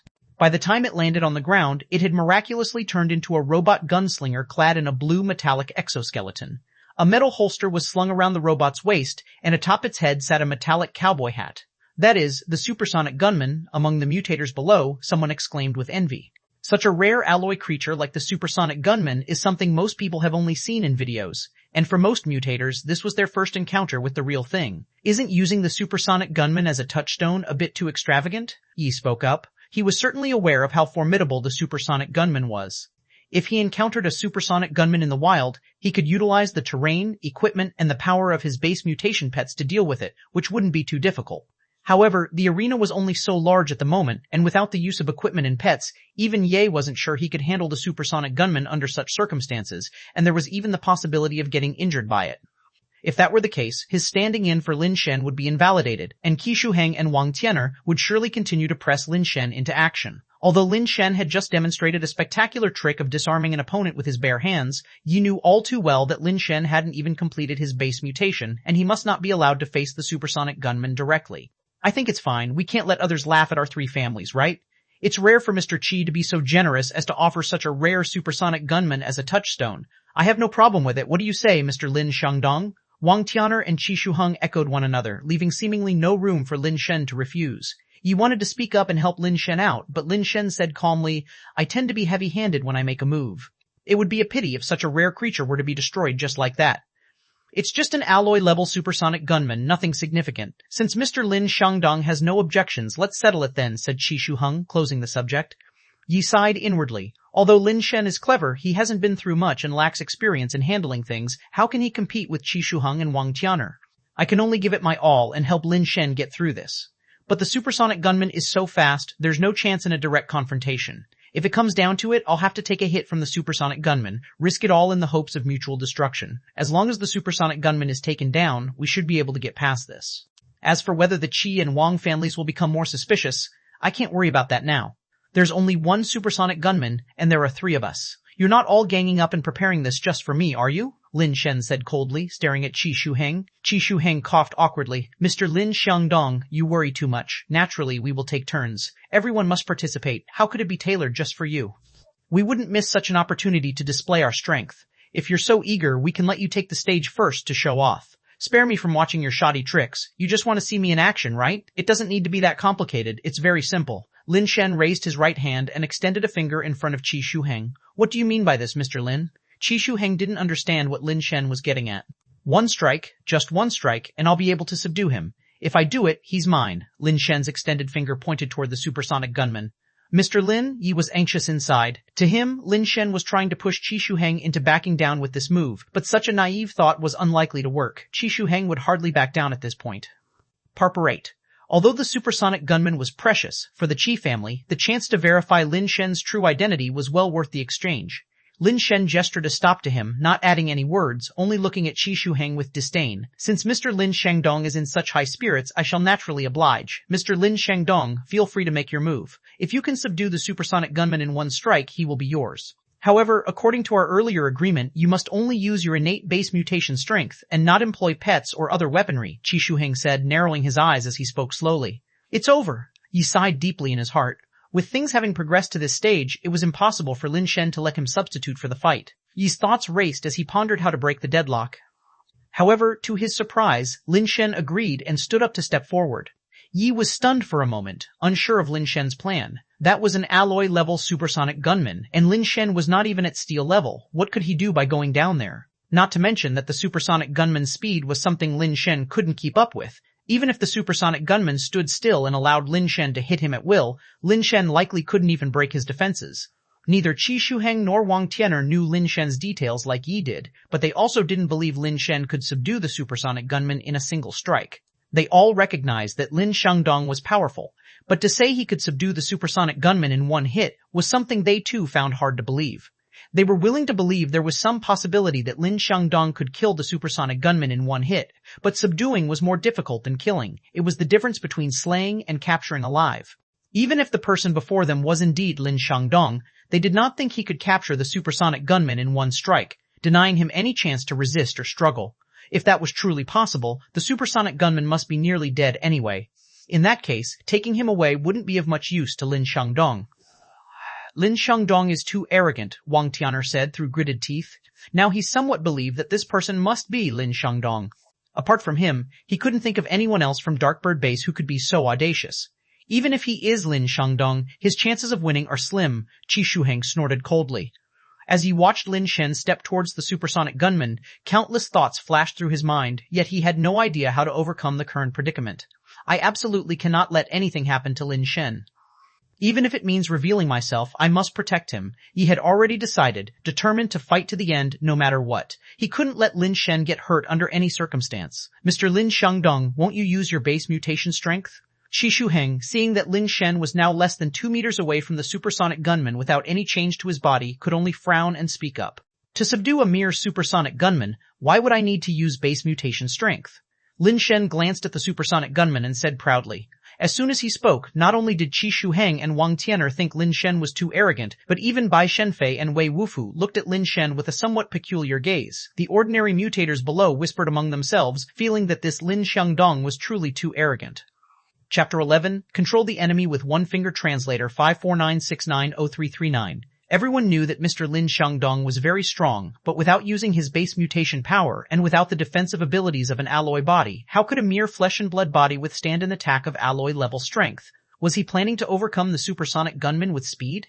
That seemed even more impossible, as the supersonic gunman was a top-tier speed-type alloy creature, with an attack speed that was unrivaled at the alloy level. Facing the supersonic gunman and claiming he did not need to use base mutation power, they could not think of any other word to describe Mr. Lin Shandong apart from arrogant. Only Yi knew that Lin Shen did not refuse to use his base mutation power, he simply did not have the ability to do so. Yi had already prepared to forcibly intervene when he suddenly caught Lin Shen's eyes. The determination in them made Yi momentarily stunned. Since Mr. Lin is so confident, Mr. Qi, why don't you indulge him? Let's not delay Mr. Lin's performance, Wang Tian'er said with a glint of murderous intent in his eyes. Lin Shandong was strong, but his recklessness in not using his base mutation power meant his flesh and blood body still had the chance to be killed, and this might be a perfect opportunity. Ch1 clearly understood what Wang Tian'er meant and said with a smile, since Mr. Lin insists, I can only obey. At Ch1's command, the cold mechanical palm of the supersonic gunman moved like lightning, and in an instant he drew his pistol from his waist. Fast. It was so incredibly fast, the spectators only saw a blur before the supersonic gunman had already drawn his pistol. They did not catch how it was drawn at all. So fast. While they were still marveling at the speed of the supersonic gunman, they witnessed an even more astonishing scene. The supersonic gunman's speed had already shocked them. But in that brief moment of drawing his weapon, Mr. Lin Shandong, who stood across from the supersonic gunman a meter away and wore an evil ghost mask, truly appeared like an invisible, haunting specter, instantly flashing in front of the supersonic gunman. The supersonic gunman had just raised his pistol when Mr. Lin Shandong's finger pointed just below the chest armor of the supersonic gunman, 1 inch away. How was that possible? Ch1, Wang Tian'er, and even Ye all felt incredulous, their eyes widening to the limit. This speed had surpassed the speed limit of the alloy level. How on earth was it achieved? Yi found it incomprehensible as well. How could Lin Shen, without base mutation, possess such speed? Could it be that Lin Shen actually completed his base mutation long ago, and even advanced to the alloy level? He is a hidden trump card of the Lin family. The more Yi thought about it, the more he felt that this was the only possibility. Otherwise, it was very hard to explain how Lin Shen could have such speed, a speed that a person without base mutation should not have. The scene seemed to freeze there, with Lin Shen's finger pointing at the abdomen of the supersonic gunman, whose arm hung at an awkward angle. His pistol pointed at Lin Shen as if just pulling the trigger could pierce through Lin Shen's body, yet nothing happened. Ch1, seeing that the supersonic gunman was not knocked back, thought it was because Lin Xiangdong had not used any base mutation power and had only used a finger, so the strength was not enough to severely damage the supersonic gunman. He felt a surge of joy. Their agreement was to subdue the supersonic gunman with a single strike, and since the supersonic gunman was not pushed back, even though the speed was indeed shocking, it meant that he had won this bet. Mr. Lin, not a good intention, Ch1 began to speak with a smile, but his expression changed repeatedly and became very ugly. He was unable to finish his sentence. Lin Shen slowly retracted his finger, not even glancing at the supersonic gunman. He turned around, hands behind his back, walking away. The supersonic gunman remained frozen in place, unresponsive to any of Ch1's commands. Numb. Oh, Mr. Tian, this is just too cool. I heard long ago that Mr. Lin Xiangdong was unbeatable among his peers, and indeed the rumors were no exaggeration. This isn't just unbeatable, it's a total crush, isn't it? Without mutating, he's faster than the top speed type base variant creatures. Could he have already reached the legendary crystal base level? Such a strong person, shame about the looks. How do you know Mr. Lin Xiangdong doesn't look good? If he was handsome, why would he wear a mask? Obviously there's something wrong with his looks. You know nothing. I've seen Mr. Lin Xiangdong with my own eyes, and he is truly handsome. Then why does he wear a mask? Women, long on hair, short on insight. He wears a mask because he's too handsome. That's why he has no choice but to wear one. Now I'm even more confused. Haven't you heard about the ancient general who was too handsome, unable to intimidate his enemies on the battlefield, so he had to wear a mask like an evil ghost whenever he went to war? Mr. Lin Xiangdong is the same. So, that's it. I really want to see what Mr. Lin Xiangdong looks like. No matter what the others said, Lin Shen did not utter a word, afraid that as soon as he opened his mouth he would groan in pain, possibly revealing an expression of agony. The body of an alloy creature was just too hard. Even though the acupoint sealing was done at a relative weak spot, it felt no different from jabbing a finger into steel at full force. Lin Shen wondered if his finger was broken and could only pretend nothing was amiss. While everyone was discussing, Lin Shen had already walked back to the stands and came before Ch1, extending his hand towards him.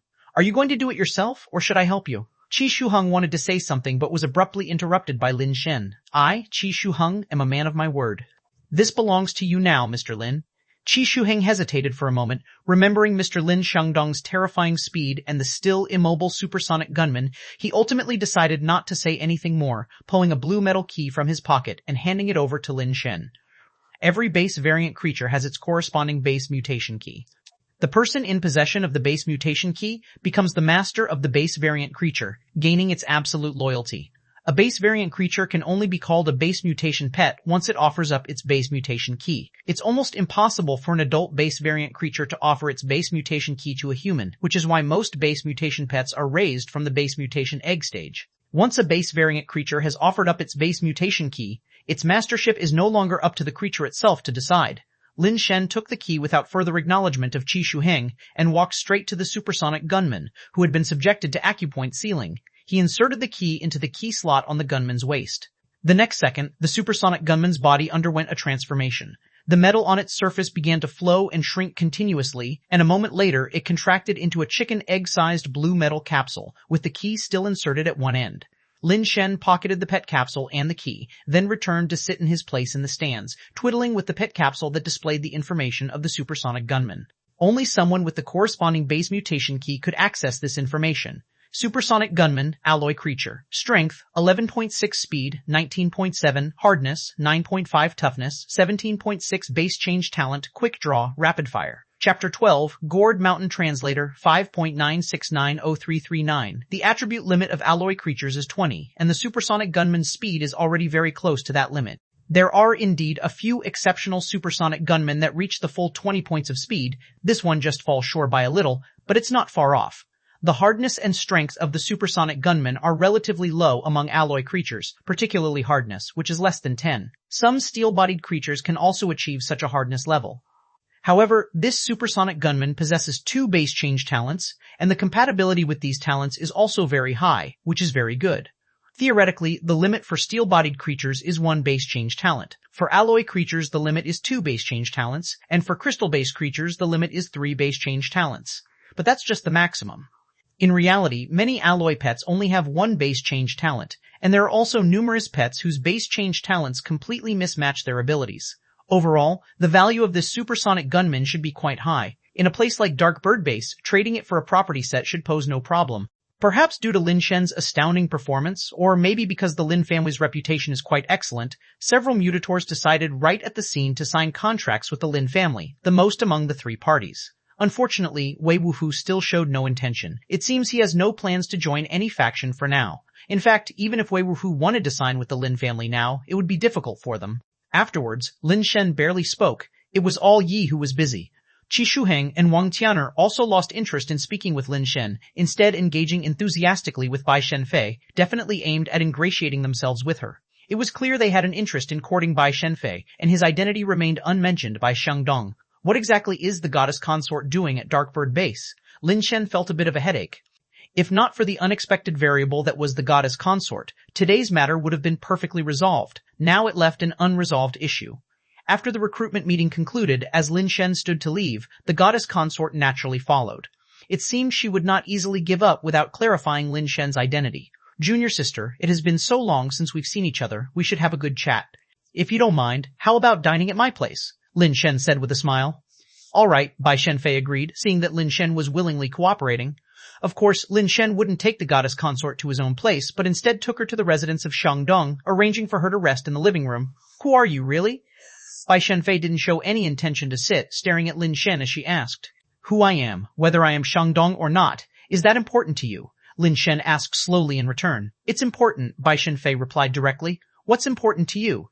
Is it the person Shang Dong, or what this person can do for you? If it's the former, you may rest assured. If it's the latter, feel free to say. If it's within my capabilities, I definitely won't shirk it, Lin Shen said, unable to see Bai Shenfei's expression due to the mosaic covering it. Has Shang Dong gone to Gourd Mountain? Bai Shenfei suddenly dropped this question. Lin Shen was pondering what Gourd Mountain might be, inadvertently allowing his gaze to become a momentary blur of confusion. 60. It seems you don't know anything at all. Bai Shenfei, who had been staring into Lin Shen's eyes, immediately sensed something and spoke with a hint of disappointment before turning to leave.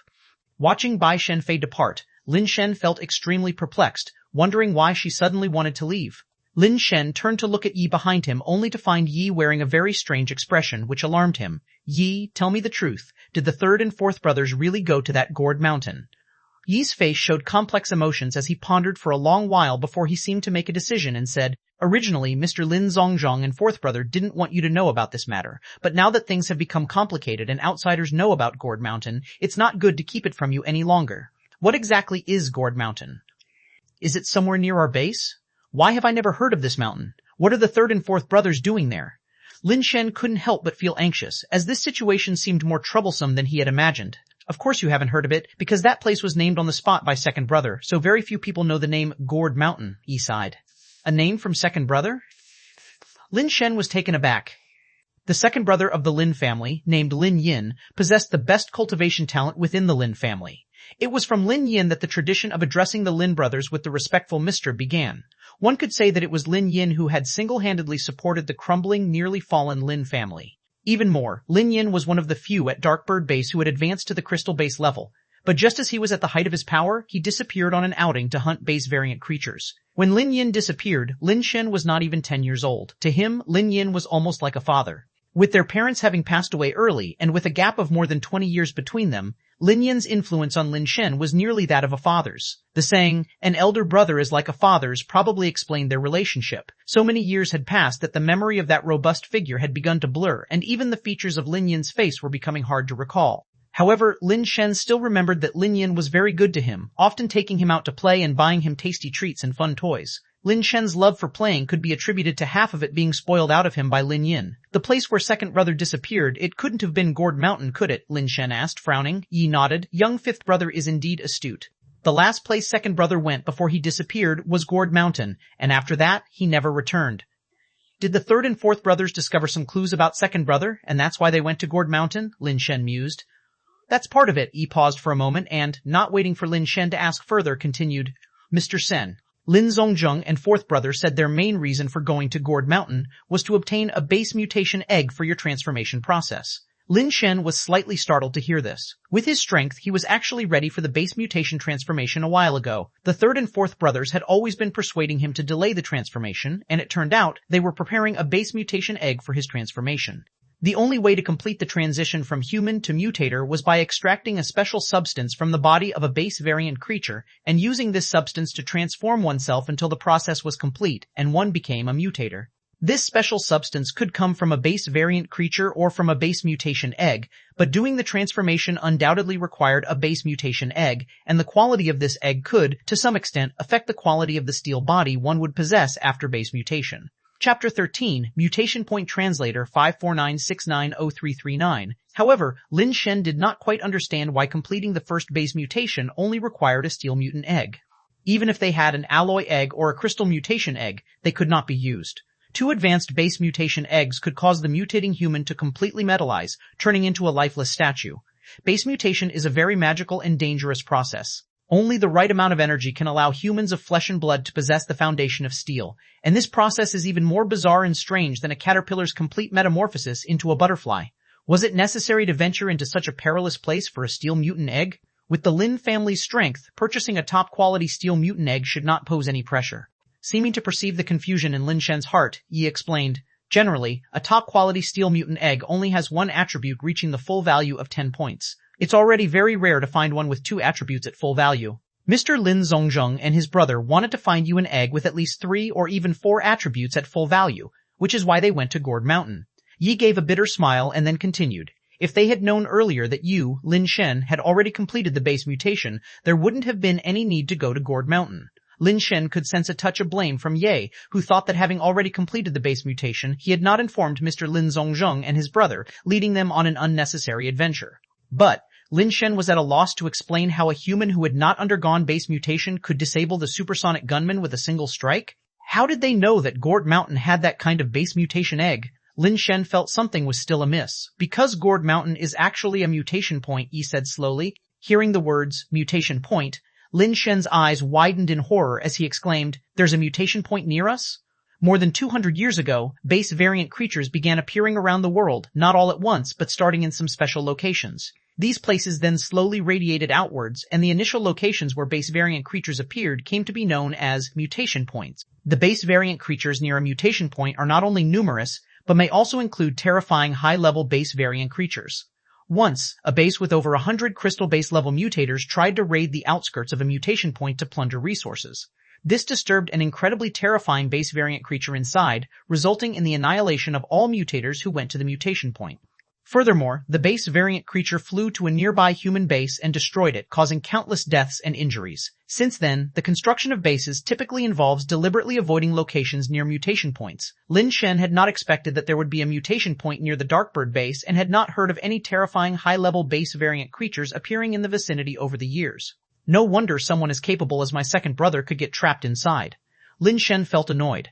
If Mr. Lin Zongjung and his brother truly got trapped while seeking a base mutation egg for him, Lin Shen feared he would never be at peace for the rest of his life. "Yi, do you know the location of Gourd Mountain?" Lin Shen asked. "Lin Shen, don't ask about that. I can't possibly let you go to Gourd Mountain. Even if Mr. Lin Zongjung and his brother are dead, they wouldn't want you to risk it." Yi immediately shook his head. "Then send someone to check the situation at Gourd Mountain," Lin Shen pondered.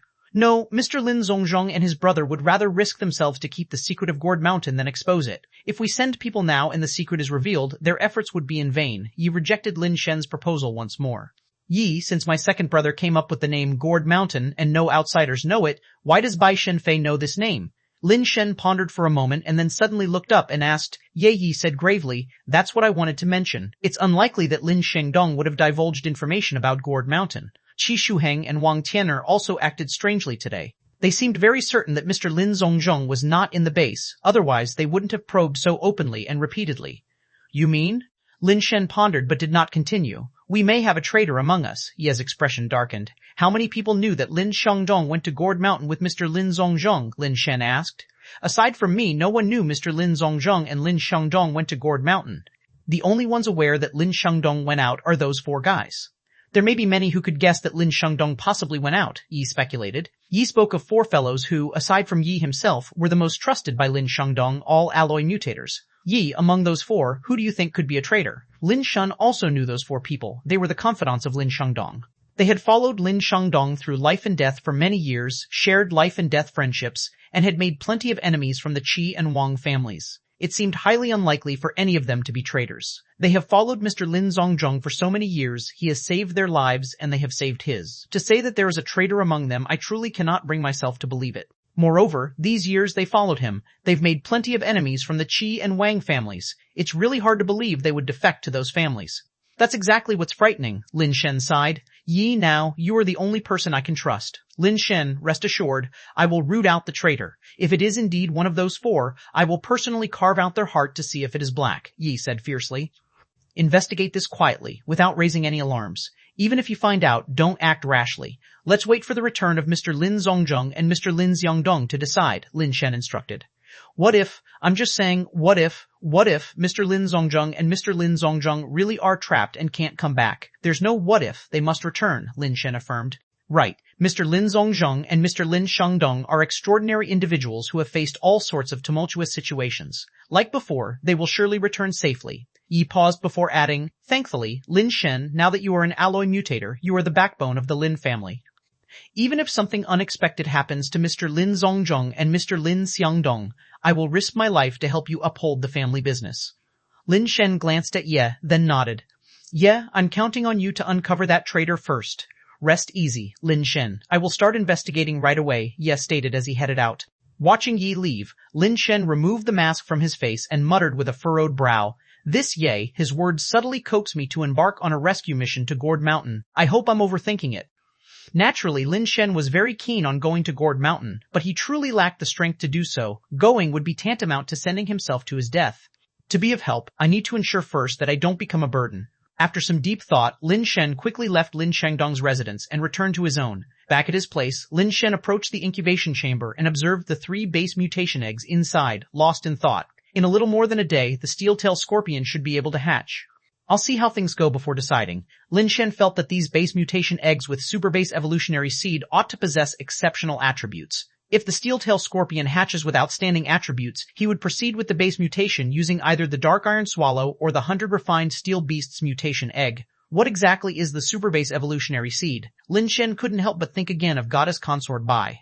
Goddess Consort Bai, a human, remarkably possessed the super base evolutionary seed, which was quite inconceivable.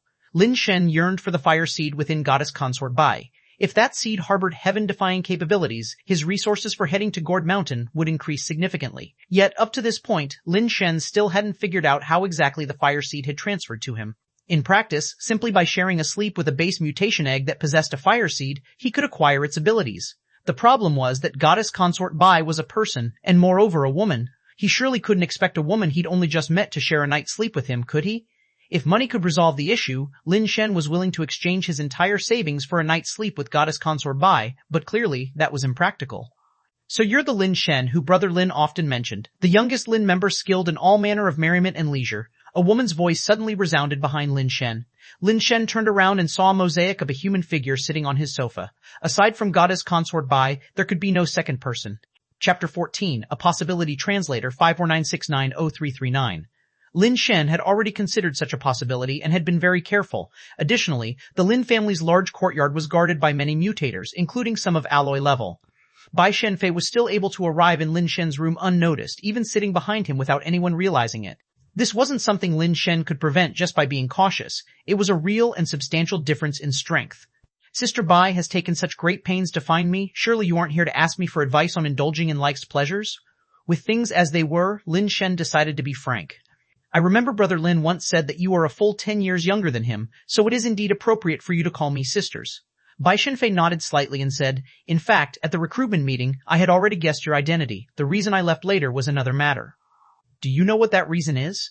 I really don't know that. I'll have to trouble Sister Bai to enlighten me. Lin Shen's eyes flashed slightly as if he had thought of something, but in the end chose to remain silent. Bai Shenfei smiled and said, you do know, you've thought of it, but chose not to speak. It seems you're different from what Brother Lin said about you. You're not only versed in indulging in life's pleasures. After a pause, Bai Shenfei continued, "The mutator who followed you today is called Ye, isn't that right? While Brother Lin was training at the Seacorn base, it was Ye who took care of his daily needs. I've seen him a few times as well." Lin Shen just looked at Bai Shenfei without saying anything.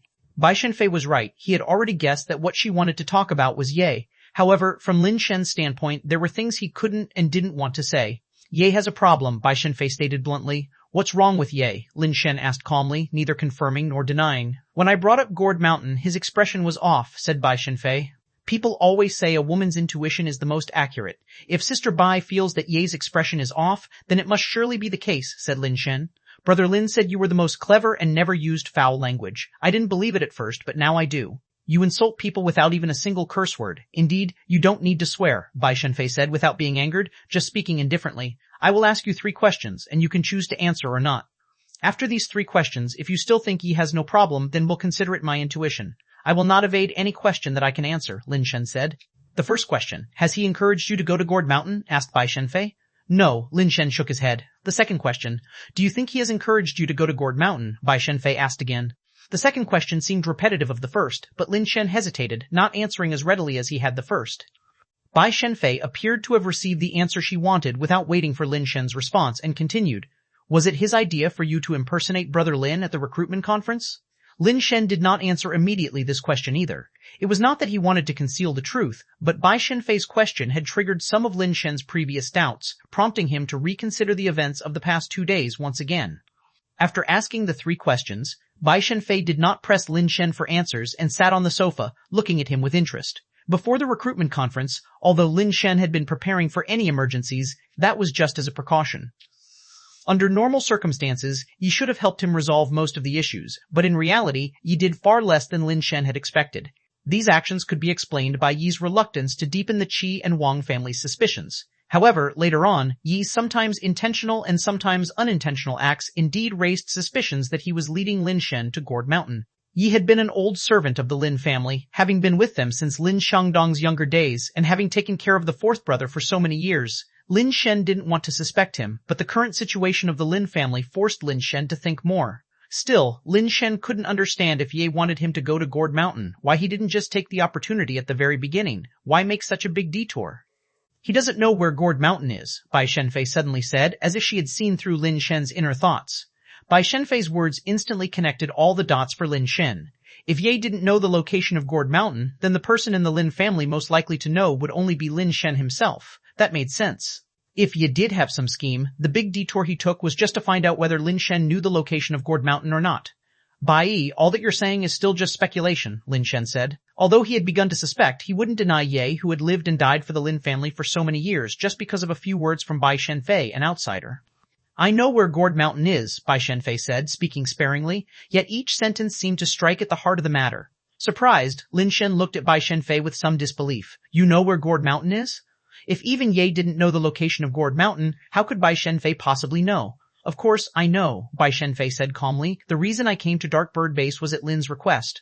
If he couldn't return after the recruitment assembly, I was to protect you and take you to Gourd Mountain. If the 4th brother wanted me to go to Gourd Mountain, why didn't he and the 3rd brother just take me with them when they went? Instead, after something happened, they had you take me to Gourd Mountain?" Lin Shen felt that it didn't quite make sense. He didn't take you to Gourd Mountain because he didn't know you had already undergone base mutation and that you had reached alloy level. Even I was surprised by that. Lin clearly said you had not undergone base mutation. Bai Shenfei stared at Lin Shen with curiosity. "You brothers have been together for so many years, you've reached such a degree of mutation, yet someone as astute as Lin is completely unaware. How did you manage that?" Lin Shen smiled wryly to himself. He hadn't undergone base mutation at all, so Lin Shangdong could not have possibly noticed. "Bai, why does the 4th brother want you to escort me to Gourd Mountain? If it was for the purpose of attaining a top-quality base mutation egg, do you think it's still necessary for me to go now?" Lin Shen continued to probe, still not quite believing Bai Shenfei.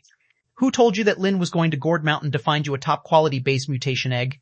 As soon as Bai Shenfei spoke, she seemed to realize the answer and continued, "If it was Yi who told you this, then we can be even more certain that something is wrong with him. The 4th brother went to Gourd Mountain not to find me a top-quality base mutation egg?" Lin Shen asked with a slight shock. "Of course not. Even if Lin didn't know that you hadn't undergone base mutation, searching for a base mutation egg for you would only require a steel level 1. Perhaps it makes some sense for a crystal base level top quality base mutation egg, but there is absolutely no need to risk life and limb at a place like Gourd Mountain for a steel level top quality base mutation egg," Bai Shenfei declared emphatically. For a possibility that might make you the strongest man under the stars, Bai Shenfei slowly said, enunciating each word. Chapter 15, The Key to the Path of the Strong Translator, 509690339. Lin Shen stared at Bai Shenfei for a long time without speaking. He didn't quite believe what Bai Shenfei had said. If there were such things inside Gourd Mountain, why would Bai Shenfei give him the opportunity? Just because he's the brother of Bai Shenfei Sr.? Even assuming that Bai Shenfei was really like what Lin Shandong said, his little fangirl, it wouldn't be possible for her to relinquish such an opportunity just based on a request from Lin Shandong, right? Moreover, the reality was very different from what Lin Shandong had described. Bai Shenfei was not at all the little fangirl he had claimed. You don't believe me? Bai Shenfei interpreted the unusual look in Lin Shen's eyes. Whether I believe you or not isn't important. After a pause, Lin Shen sincerely said, "A long time ago, my siblings and I had an agreement that they would carry the glory of the Lin family, and I would only be responsible for continuing the family's bloodline. Rather than becoming the strongest man under the starry sky, I'd much prefer to see the Lin family bloodline carried on, especially under these circumstances." It's too late. Bai Shenfei listened quietly until Lin Shen finished, then suddenly let out a sigh. What's too late? Lin Shen was taken aback, not understanding the meaning behind Bai Shenfei's abrupt statement. If you had said this before I went to the Ch and King families, you could have stayed at the base, but now it's too late, Bai Shenfei said helplessly. Why? Lin Shen still didn't understand what Bai Shenfei meant. I already have an agreement with the Ch and King families to take them to Gourd Mountain, Bai Shenfei said. You're taking them to Gourd Mountain, what does that have to do with me? Lin Shen frowned. If you hadn't attended the recruitment conference and hadn't displayed such strong abilities, it naturally wouldn't have anything to do with you. But now it's different. Do you think the Ch and King families, with all their elites in action, would leave you behind at the base? Bai Shenfei spoke. Lin Shen's expression changed slightly. Just like the Lin family was on guard against the Ch and King families, they were guarding against the Lin family as well. With the other two families' elites fully deployed, there's no way they would leave Lin Shen impersonating Lin Shandong at the base. Even if they had to coerce him, they would definitely bring him along. Now Lin Shen had no way to explain that he wasn't Lin Shandong. Even if he could make them believe that he wasn't Lin Shandong, he couldn't explain his method of overpowering the supersonic gunman in a single strike, which would only make the Ch and King families warier and might even lead them to team up and first get control over the Lin family. If one thought more sinisterly, it was very possible that the Ch and King families already knew he wasn't Lin Shandong, and even his impersonation of Lin Shandong could be a conspiracy fabricated by the Ch and King families. It was simply a pretext to take Lin Shen down and forcibly bring him to Gourd Mountain. After all, Gourd Mountain was originally discovered by the Lin family, and Mr. Lin Yin, Mr. Lin Zongjung, and the fourth elder had all gone to Gourd Mountain. If the Lin family plotted anything, they could also take Lin Shen as a hostage. But they had not expected Lin Shen to possess such a terrifying power, which made it even less likely for them to leave him at the base. Bai, if my fourth brother really asked you to escort me into Gourd Mountain, why did you then tell the Ch and King families about Gourd Mountain? Lin Shen stared at Bai Shenfei and asked. That was also Lin's arrangement. Bai Shenfei seemed to have no intention of explaining in detail. Lin Shen studied Bai Shenfei for a long time because his view of her expressions and eyes were obscured by the pixelation. After a while, Lin Shen sighed and said, It seems like I have no choice but to go this time. Bai, I have only one last question. If there's such a chance in Gourd Mountain that can make someone the strongest man under the starry sky, why don't you want it for yourself? You remembered incorrectly. I said the strongest man under the starry sky, not the strongest under the starry sky. Obtaining that thing is just a possibility. There's a big difference between potentially becoming wealthy and being wealthy from the start. Bai Shenfei's tone was calm yet decidedly firm. It was clear what Bai Shenfei meant. Even if Lin Shen got the thing from Gourd Mountain, he would just possibly become the strongest man, while she, Bai Shenfei, was already stronger than the strongest man, the true strongest under the starry sky. Bai, you really are confident. If I haven't misunderstood, you already have that thing, right? Lin Shen said. If there was no confidence, there would be no need to embark on this evolutionary path, Bai Shenfei said lightly. Do you plan to go to Gourd Mountain as Lin Shandong or as Lin Shen? The Ch and King families don't know that my fourth brother went to Gourd Mountain. Lin Shen looked at Bai Shenfei with skepticism. Bai Shenfei didn't tell the Ch and King families that both the third elder and fourth elder had gone to Gourd Mountain. There's no way they'd send all their elites to follow Bai Shenfei to Gourd Mountain without such knowledge. All I know is that Lin and your third brother have gone to Gourd Mountain, and that's what I told them. I don't know anything else. Bai Shenfei seemed to imply something more in her words. After a brief moment of thought, Lin Shen grasped the deeper meaning in her words. The Ch and King families already knew that Lin Shandong had gone to Gourd Mountain, but they were unsure whether he had returned. Theoretically, they couldn't be certain if the person at the recruitment conference was Lin Shandong, unless they knew from the beginning that Lin Shen was impersonating Lin Shandong. Then I will assume the identity of my fourth brother, and I ask Bai to help conceal it for me. Lin Shen considered before speaking. Bai Shenfei laughed upon hearing this. You want to test ya? You're overthinking it, Bai. Lin Shen neither admitted nor denied. This is your family's affair. I am only responsible for escorting you into Gourd Mountain. Bai Shenfei did not say more. Then I must inconvenience you, Bai. In public I can only call you junior sister, Lin Shen said. It's just a title no matter. Prepare yourself. I have already arranged with the Ch and Wang families, and we are set to depart for Gourd Mountain the day after tomorrow, Bai Shenfei stated, then rose and left the room, vanishing in a blink like a ghost. Who was it that immediately turned hostile upon hearing the title, Little Fei Fei? Lin Shen mused internally, but aloud he questioned, what exactly is in Gourd Mountain that has the Ch and Wang families so convinced? It's not that they trust me. Even without me, knowing the news, they would still go. It's just that now they are afraid I will go first, so they must cooperate with me. As for what's inside Gourd Mountain, only by seeing it will we know what it is. The thing at each mutation point is different. What's certain is that this thing is the key to the path of the strong. With it, you have the chance to become a true powerhouse, Bai Shenfei explained before walking out of the room and disappearing, swift as a specter. The day after tomorrow, huh? I hope it's not too late. Lin Shen glanced at the incubation pod where the 3 base mutation eggs stripped of the fire seed remained still. After a moment of thought, Lin Shen went to the study, took out paper and pen, and wrote a letter.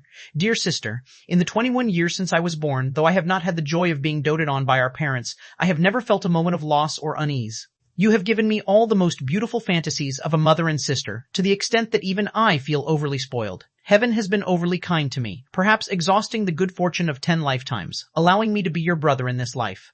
I believe my 2nd, 3rd, and 4th brothers have all felt the same. Being your brother is the proudest thing in our lives. However, as your brother, there is one thing I am very, very dissatisfied with. You have given us the best of everything but kept nothing for yourself, still alone to this day to take care of us. Do you want us to be cursed as supportive brother demons by others? Sister, you are too kind and too selfish, self-centered to the point of not even giving us the chance to offer our support. Your brothers have grown up. They too want to experience the joy of providing for loved ones. The 3 older brothers can still use me as a test subject, but whom can I use as one? I heard from my 4th brother that there was once an outstanding man who wanted to join hands with you in partnership, but ultimately, because you couldn't let go of us, he ended up worlds apart from you. This is where you are wrong, sister. Do you think your brothers are so incompetent that they cannot even care for themselves? If there is an afterlife, I hope not to be your brother again because I no longer deserve to receive so much from you. If there is an afterlife, I hope to be your older brother so that I can return all your doting tenfold. Sister, by the time you read this letter, I should have already left. Don't worry and don't be sad. Give me some time to find some connections below so that we can be siblings in the next life. Promise me, for the rest of your time, live for yourself. Don't make me owe even more, or I won't be able to pay it back in the next life. That man, if you still like him, go find him. Don't save your brother's face. Sleep with him. Sister, I'll wait for you in the next life. Your most beloved little brother, Lin Shen. After putting the written letter into an envelope and placing it into an iron biscuit box, Lin Shen remembered how his elder sister used to fill this iron box with his favorite things. If Lin Shen himself couldn't come back this time, his elder sister should be able to find the letter upon returning to the base. If he could return, he would destroy this letter immediately, not even leaving the ashes behind. About embarking on an adventure to Gourd Mountain, deep down, Lin Shen wasn't so adverse to the idea. It was only because of the initial promise that made him reluctant to venture out of the base. Yet there was some urge inside him. Denying his interest in what Gourd Mountain held was utterly deceiving himself. Returning the iron box to its usual place, Lin Shen was lost in thought when suddenly he heard a cracks from within the incubation pod. Chapter 16, Mutant Steel-Tail Scorpion Translator, 549690339. Lin Shen's heart leaped with joy as he hurried to the incubation chamber and looked through the glass lid. He saw a crack appear on the steel-tail scorpion's base mutation egg. Crack! Another crisp sound, and several more cracks appeared on the steel-hard base mutation egg, all radiating outwards from a central point. Crack! The center of the cracks was suddenly pierced through, and a slightly curved pitch-black stinger emerged, its sharp tip flashing with a frightening chill. Before Lin Shen could get a clear look at the pitch-black stinger, it suddenly retracted back in the next second. Crack! Almost in the instant it retracted, the pitch-black stinger lanced out again, and under the continuous piercing, the eggshell could not withstand and broke apart completely. A palm-sized black metallic scorpion crawled out, its body entirely pitch black. Is this a steel-tail scorpion? Lin Shen stared at the steel-tail scorpion that was gnawing on the eggshell, feeling a bit surprised in his heart. Steel-tail scorpions, these base-variant creatures, were abundant near the dark bird base and bred very quickly. The price of base mutation eggs was not high. In fact, they could be bought for about the price of a meal. Many mutators who owned steel-tail scorpion pets were common, and even ordinary people without base mutation had their share of steel-tail scorpion pets. Lin Shen had seen many wild and pet steel-tail scorpions, but he had never seen one like this. Ordinary steel-tail scorpions had steel-colored carapaces, with most displaying some rust-like spots and dots. Yet this steel-tail scorpion was completely pitch black, as if forged from dark iron, and even slightly larger than the newly hatched ones. Without the time to ponder, Lin Shen quickly made his move, removing some of the larger pieces of eggshell, which infuriated the steel-tail scorpion. It waved its claws and tail violently, trying to attack Lin Shen and take back the eggshell. After several attempts, finding that it couldn't touch Lin Shen at all, it could only huffily consume the remaining smaller pieces of the eggshell first. After finishing its meal, the steel-tail scorpion turned a few circles and then leaped up, charging towards Lin Shen's face like a cannonball firing out of a barrel. Lin Shen was prepared, raising a metal shield he had already readied before him. With a clang, the steel-tail scorpion's tail struck the metal shield, actually piercing a small hole in it. If not for the shortness of its stinger, it might have even penetrated the shield entirely. Lin Shen was both shocked and elated. The shield in his hands was cast from alloy creature materials, which usually wasn't penetrable by regular steel creatures. The strength and hardness of a steel-tail scorpion should not be enough to damage such a shield, not even an adult one, let alone one that had just hatched. This steel-tail scorpion could pierce through the alloy shield. This meant its strength and hardness far exceeded those of a typical steel-tail scorpion. Base mutation eggs with a fire seed truly are different, Lin Shen thought as he blocked the steel-tail scorpion's attacks repeatedly until it gradually became exhausted. Base variant creatures needed to consume their own eggshell just after birth to replenish the energy expended in breaking out, ensuring they had the strength to go on. This steel-tail scorpion had only eaten a little bit of the eggshell, hardly enough to replenish its energy, and before long, it became worn out. Without the strength to attack Lin Shen any longer, the steel-tail scorpion turned a few circles and suddenly arched its tail forward as much as possible, exposing its underside. The belly also shone with the cold light of dark iron armor. One area suddenly sprang out, transforming into a tiny dark iron key that flew toward Lin Shen.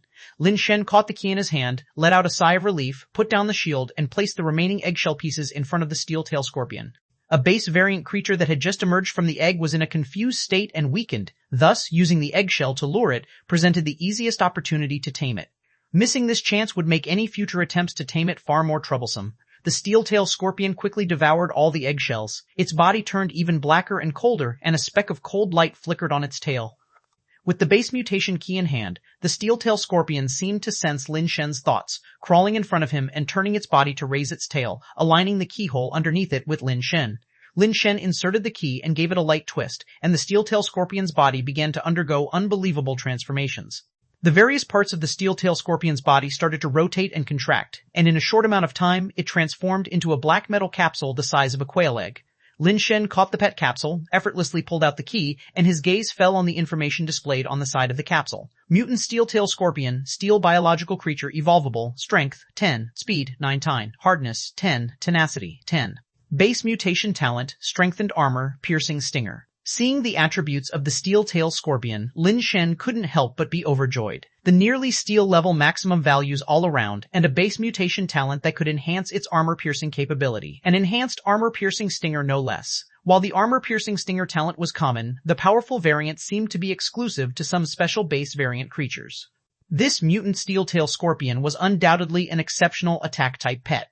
These attributes weren't the only things that excited Lin Shen so much. What really surprised him was that the mutant steel-tail scorpion possessed the evolvable attribute. This meant that the mutant steel-tail scorpion had the potential to advance to alloy or even crystal base level, making its value incomparable to ordinary steel pets.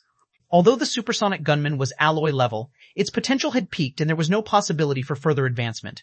It was a strong asset to Lin Shen now, but it was destined to be phased out in the future. If this mutant steel-tail scorpion was cultivated properly, its future role could far exceed that of the supersonic gunman. The fireseed base mutation egg is indeed extraordinary, Lin Shen murmured as he put away the mutant steel-tail scorpion capsule, and his gaze moved to the other two base mutation eggs that had not yet hatched. It's just a pity, I don't have the time now, Lin Shen said with a wry smile and a shake of his head.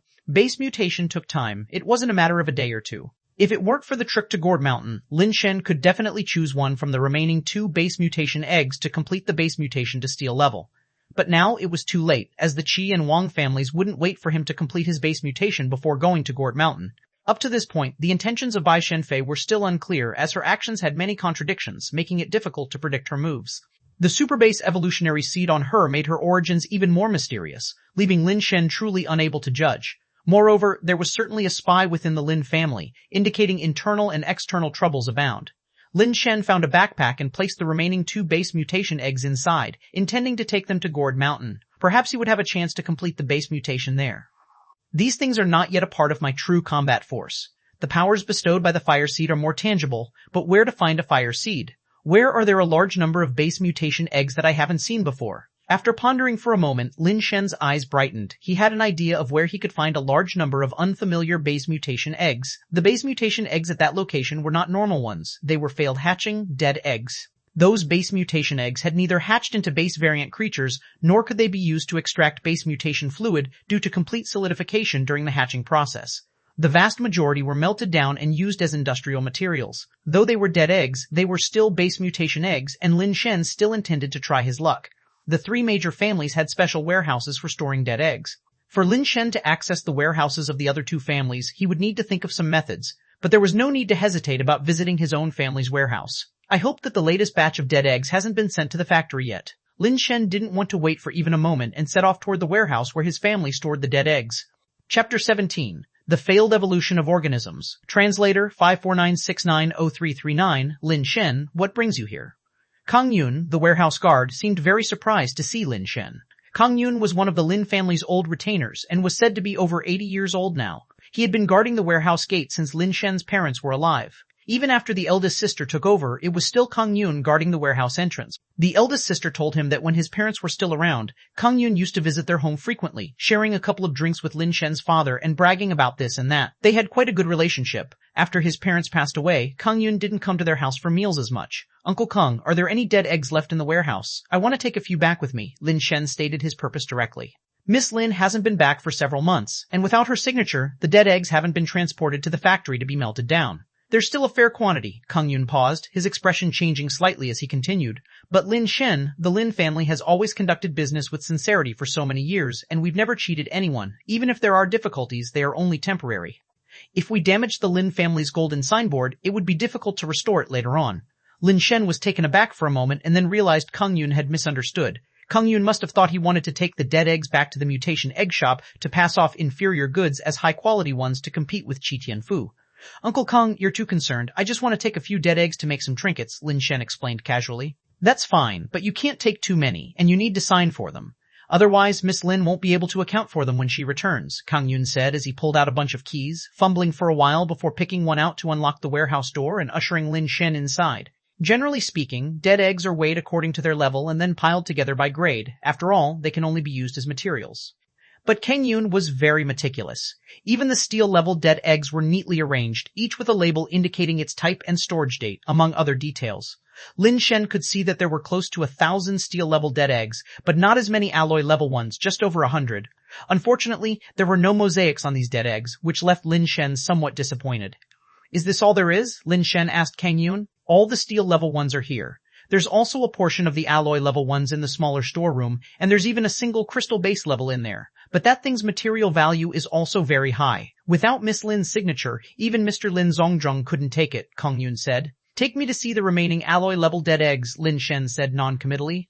Without saying much more, Kang Yun took Lin Shen to a special small storeroom inside the main warehouse. The small storeroom looked almost like a vault made of alloys. Kang Yun unlocked several locks before he could open the heavy alloy door. The metal used to build the small storeroom wasn't ordinary alloy, but rather had base mutation materials from alloy-level creatures mixed in. Though it wasn't pure base mutation alloy, its thickness was indeed very imposing. Ordinary alloy-level contenders couldn't break through the small storeroom's door in a short amount of time. These alloy-level dead eggs have top-tier hardness and toughness, all above 18. They can be used to craft armor that would give steel-level mutators a chance to defend themselves or retaliate when facing alloy creatures. Ms. Lin even wanted to make you a set of scale armor before, but we couldn't find a suitable craftsperson, so it got delayed, Kang Yun said, pointing to a row of shelves against the wall.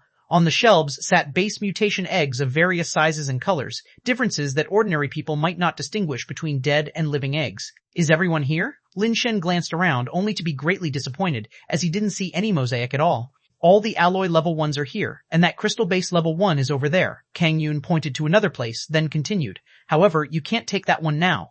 Lin Shen turned his head to look and saw only a base mutation egg that looked like a sapphire, emitting a mesmerizing glow under the light placed on a special stand covered with a glass dome.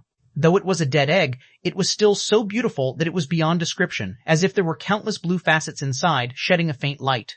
Regrettably, there was no mosaic on it either. Lin Shen shook his head and sighed, feeling somewhat disappointed, but then he figured it was to be expected, as a fire seed-based mutation egg was not so easily found. In Lin Shen's understanding, a fire seed was like a bug of this world. The abilities of those fire seeds were pseudoscientific or even anti-scientific. Any fire seed ability could be considered a bug-like existence. If they were really so easy to find, he wouldn't need to rely on base mutation at all. He would be invincible just by using the fire seed abilities. Just as Lin Shen was about to give up and randomly pick a couple of dead eggs to take back, his gaze inadvertently swept over a corner of the small storehouse, and his heart suddenly skipped a beat. "What's that?" Lin Shen suppressed the excitement in his heart and asked Kang Yun, pointing at the thing in the corner. Lin Shen really couldn't make out what it was, as it was obscured by mosaic and was completely unrecognizable. One thing was certain, though. It wasn't a base mutation egg. No base mutation egg was shaped like a long bar, and that thing was at least 3 to 4 meters long, definitely not a base mutation egg. "Oh, that thing." Kang Yun looked in the direction Lin Shen was pointing and, after reminiscing for a moment, continued, "That's a snake-like base variant creature. Mr. Lin Zongjung brought it back. He said it was supposed to be an alloy creature with the ability to evolve. It had some kind of failure during its promotion to crystal base and died. When Mr. Lin Zongjung found it, it was already lying straight, wrapped in a kind of armor with only its head exposed, the body completely solidified. Mr. Lin Zongjung broke the armor and brought it back. He originally wanted to melt it down to craft something, but after several attempts he couldn't melt it. It was completely unusable, so it was left here. Mr. Lin Zongjung said that it must have been close to completing its base mutation and advancing to crystal base. It's unknown why it failed, but its body might have partially crystallized already, so its hardness and toughness could be comparable to a crystal base level. However, for some unknown reason, it's difficult to melt. Maybe later, if we get the chance to go to those bases with ultra-high temperature furnaces, we could try to see if it can be used to forge something." While listening to Kang Yun, Lin Shen walked over to the side of that object and reached out to touch the dead base variant creature. As soon as his fingertips touched it, he immediately felt a hint of coolness, but it wasn't exactly cold. He grasped it with his hand and found that although it was long, it wasn't very thick. With the length of Lin Shen's fingers, he could easily wrap them around it. His fingers slowly ran over its body, which was smooth with fine lines, reminiscent of a metal that had been mirror polished and then etched with intricate patterns. Kang Yun mentioned it looked like a snake, but Lin Shen felt it didn't quite resemble one. A snake's body is normally thicker in the middle and tapers towards the ends, but this thing's body was of nearly the same thickness throughout, except for the very pointed tail end. Moreover, a snake of this length couldn't possibly be so thin. As a base variant creature, its length and thickness seemed disproportionate, more like a crudely made, elongated throwing javelin. Lin Shen grasped it in the middle and exerted a little force to lift it. Chapter 18, Setting Traps Translator, 549690339. Lin Shen's estimate was just about right. The item was over 3 meters but under 4 in length, and it felt great to hold. Swinging it a couple of times, he was surprised at how well it handled, indeed resembling a spear with a peculiar design. Unexpectedly, it wasn't very heavy at all, weighing only about 15 pounds, which was astonishingly light.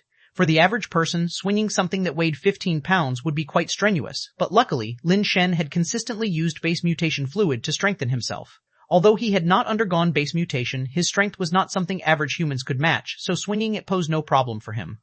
"Kang, let me borrow this thing," Lin Shen said, looking at Kang Yun. "Sure, just sign and take it," Kang Yun replied surprisingly breezily. "You're really just letting me take it?" Lin Shen asked in disbelief, needing confirmation once more. After all, this was a half-crystal base material, quite valuable. Kang Yun chuckled. "Our base doesn't even have the equipment to smelt this kind of material. It's useless for you to take it, and you'll have to bring it back eventually." "All right, then I'm taking it," Lin Shen said after signing his name and borrowing the item. On the way back, Lin Shen still pondered whether to visit the Ch and Wang families' warehouses, but ultimately couldn't find a suitable excuse. They were unlikely to allow someone from the Lin family into their storage. Having such a find is already a stroke of incredible luck. I wonder what kind of fire seed it can bring me. Lin Shen wished he could rush home right away and lie in bed hugging it for a sleep. Passing by his family's shop, he noticed a crowd gathered around an open space next to Chi Tianfu's lottery egg shop, curious about what they were doing. Lin Shen didn't want to meddle and intended to hurry home, but then he saw Chi Tianfu amidst the crowd, cursing and looking extremely annoyed. "What's going on over there?" Lin Shen asked Zhao Li, who was standing in the doorway of their shop, craning her neck to see the commotion. "Lin, someone set up a ring toss booth next to the lottery egg shop and has snatched a lot of Chi Fatty's business. He's about to explode in anger," Zhao Li said with a laugh. "Ring toss?" Lin Shen was slightly surprised. This kind of street game was not unusual, with many fairs featuring it, and some vendors even used base mutation eggs as prizes. None of this was surprising to Lin Shen. What really surprised Lin Shen was that someone dared to set up a booth right next to Chi Tianfu's shop, and the vendor must have been quite bold. Strangely, with Chi Tianfu's typically brazen disposition, he hadn't smashed the other's stall. Moreover, how could a simple ring toss booth attract so many people? It wasn't as if no one had played ring toss before. Curious, Lin Shen placed the base variant creature's corpse into storage and then went outside to squeeze through the crowd for a look. What he saw next truly surprised him. It was indeed a ring toss booth, but there was only one prize. A person sat on a chair, a base mutation egg balanced on top of their head, the sole prize of this ring toss game. Many people who bought plastic rings stood outside the rope the vendor had drawn, extending their arms to throw rings at the egg on top of the person's head, hoping to loop it. At least 7 or 8 people were continuously throwing rings, and despite the distance being only 4 or 5 meters, not a single one managed to land a ring on the base mutation egg atop the person's head. After one man had used all his rings, he immediately took out more money, deposited it into a box provided by the vendor, and nonchalantly grabbed more rings to keep playing. Lin Shen saw that the box was labeled 10 yuan per ring, which was not cheap. The reason so many people were willing to spend money to play was that the base mutation egg sitting above the shopkeeper's head was an alloy base mutation egg. Even an alloy base mutation egg with less desirable attributes could sell for a 5-figure sum, so naturally this little expense was nothing in comparison. Among those continuously throwing rings was Ch1, muttering curses under his breath as he threw, yet he never managed to land one, always missing by just a bit. What truly astonished Lin Shen wasn't this, but the fact that the shopkeeper sitting beneath the base mutation egg was none other than Wei Wufu, who had made a very noticeable appearance at the recruitment meeting. For an alloy mutator, earning a bit of money should be easy. Just hunting some steel creatures would be less risky and more profitable than running this small stall. Furthermore, by simply joining any power faction, he could easily make a 5-figure sum each month. Yet here he was, running a street stall, and Lin Shen wondered what he was thinking. Ch1, who didn't attend the recruitment meeting, obviously did not recognize Wei Wufu and kept on casting rings while swearing. If he knew that Wei Wufu was an alloy mutator, he probably behaved more graciously. The more Lin Shen watched, the stranger he found it. Tossing rings did have its difficulty. It wasn't easy to throw a 20-centimeter diameter ring onto a target from 4 or 5 meters away, but it wasn't too hard either. Precision is not greatly affected by strength. It's one part practice. After extensive repetition, one becomes more skilled and more accurate, and one part innate talent. For a short-distance ring toss like this, one doesn't need exceptional precision. A bit of practice, a few more tries, and one could hit the target by chance. However, as Lin Shen stood there for a short while, those people had thrown at least 100 rings and not a single one landed by chance, always missing by just a bit. Ch1 alone had thrown at least 20 rings in this short time, with some even hitting the base mutation egg before bouncing off, infuriating him to the point where he smashed his rings onto the ground. When Lin Yin used to take Lin Shen to the market, Lin Shen often spent money at the ring toss stalls but rarely won. Later, he had his second brother buy him some rings, and after practicing non-stop at home, he soon could land 8 or 9 out of 10. When he next went to the market, the stall owner was almost in tears. After mastering the game, Lin Shen found it less interesting and rarely played afterward. As a veteran himself, Lin Shen watched for a while and became sure there was a trick involved. Under normal circumstances, someone should have won by now. It was impossible for them to keep missing. Wei Wufu is quite the character. He could have simply stolen the money, yet he chooses to put on this whole act, Lin Shen thought to himself. Damn you, you're cheating, aren't you? After Ch1 picked up another 20 rings and missed with each one, with several that looked like they hit being bounced off, he finally lost his temper and burst out cursing at Wei Wufu. When you're that clumsy and unlucky, it really shows your lack of character. Lin Shen wouldn't miss the chance to mock Ch1. When Ch1 turned and saw it was Lin Shen, he opened his mouth to curse but seemed to remember something and swallowed his words, glaring and sneering. If you, Mr. Lin Shen, are so skilled and lucky, why don't you land one and show me? If you can do it, I'll call you bosses every day from now on. Chapter 19, Hit the Target Translator, 549690339. Forget it, I don't have such a disgraceful grandson like you, Lin Shen said with feigned disdain. He knew what trick Wei Wufu had used, but couldn't figure out exactly what it was, and pressing on would be futile. It was impossible to succeed, so there was no point in making a fool of himself. Cut the crap with me. If you're capable, try to hoop it. Hoop it, and you can even call me your grandson, I'll acknowledge it. If you can't, stop babbling crap here, Ch1 cursed, pointing at Lin Shen's nose. Lin Shen was about to retort when suddenly, Wei Wufu, who had been sitting there as still as a Buddha, suddenly spoke up. Whether it's possible to loop it or not, why not give it a try and find out? Ch1 and Lin Shen couldn't help but look at Wei Wufu. Ch1 furrowed his brows, and Lin Shen also felt it was strange. What does Wei Wufu mean by suddenly saying that? Others might not see, but I'm very clear that he definitely cheated. But from his tone, is he not planning to cheat anymore? That doesn't make sense. Lin Shen felt there was something fishy going on. He didn't think that just because he had made a remark earlier to help him out of a tight spot, Wei Wufu would suddenly be grateful and let him hoop the alloy egg. With Wei Wufu's strength, even if Lin Shen hadn't stepped in, Ch1 wouldn't have been able to do anything to him. Should it come to a head, it was definitely Ch1 who would be at a disadvantage. Lin Shen couldn't figure out for a while whether there was a deeper meaning behind Wei Wufu's words, or if he simply wanted to con some money out of him. Just now I said you were cheating, and you said it was because my skills, character, and luck were poor. Now that he's inviting you to try, why don't you show me by looping it yourself? If you're scared to try, that's fine too. Just admit that everything you said before was bullshit, call me Lord Fu, and I'll let bygones be bygones, letting you off the hook today. Ch1 taunted Lin Shen with his words. He felt that the reason Wei Wufu said that was definitely to trick Lin Shen out of his money, so he added fuel to the fire. Ch1 was upset that he'd been conned and couldn't sleep over it. If Lin Shen got conned too, he would instantly feel the world was a brighter place, and his entire life would seem more enlightened. Money was not the important thing. The key was that Lin Shen should not have it easy. It's just looping rings, let's do it, Lin Shen said as he walked to the box, put in $100, and picked out 10 rings for himself. Lin Shen wasn't falling for Ch1's provocation, he just found Wei Wufu really odd. Setting up a stall here today was probably not just for making money. It seemed he was targeting either him or Ch1 specifically. Lin Shen wanted to see what Wei Wufu was really up to. 10 rings? That's so few. Not enough? If you're short on cash, just say so, and I, Lord Fu, will cover you, Ch1 mocked with a sneer.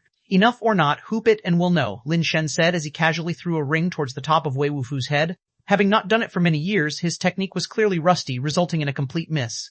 Little Lin, I won't comment on your character, but your skills are truly lacking, Ch1 said, unable to hide his glee. I'm just sparing your feelings. Didn't you just throw at least 100 rings? If I nailed it with one shot, wouldn't that make you look incompetent? Lin Shen said while tossing another 2 rings, which still resulted in a miss. I don't need anyone to spare my feelings. If you're capable, just loop it. Whoever can't is the grandson, Ch1 snorted. Fu, you really are ruthless. So ruthless you'll curse even yourself. Lin Shen laughed at Ch1's words, casually tossing another ring without looking, planning to say something but then pausing. The ring landed on the alloy egg. The hoop hit the shell of the egg, bounced off, and then fell down, snugly landing on Wei Wufu's head, enclosing the alloy egg.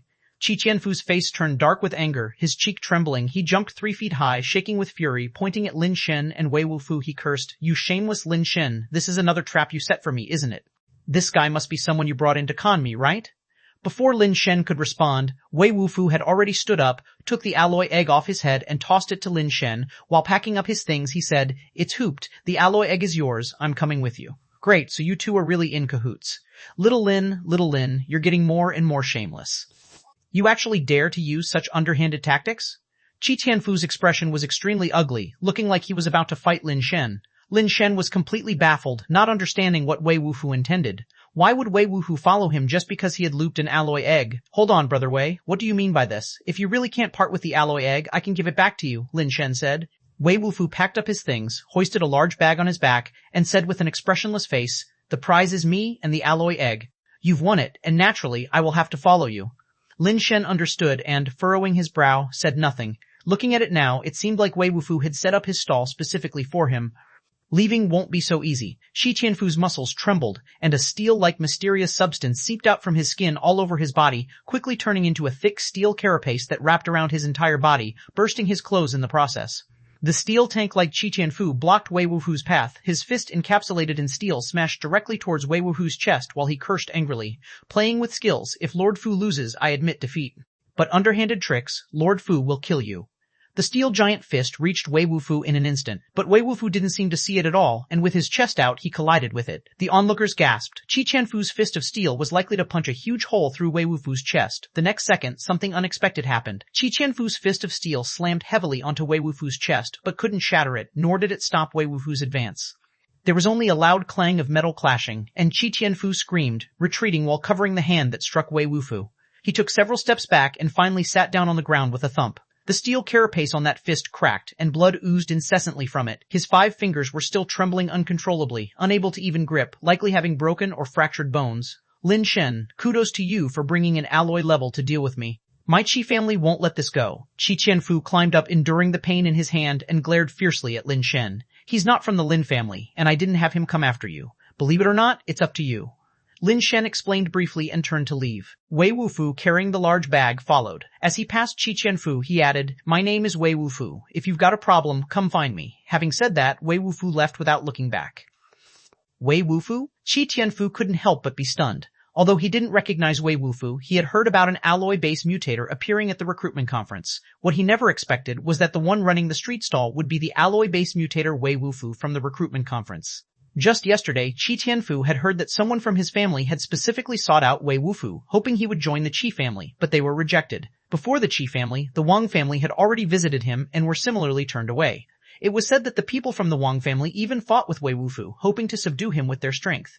However, it only took one punch for the Wang family's alloy-based mutator to have his alloy carapace shattered, not daring to make another move and fleeing in disgrace. The people from the Qi family originally had some plans, but seeing the Wang family's disgraceful retreat, they only invited Wei Wufu to join and, after being rejected, left without daring to fight. The Qi family estimated that Wei Wufu must be a top-tier alloy-based mutator, with the hardness of his alloy body at least above 19. What mutators compete against is whose body is hardest, anything less is trash, and even within the alloy level, the differences can be vast. Such a person had no need to cooperate with Lin Shen to set a trap for Ch1.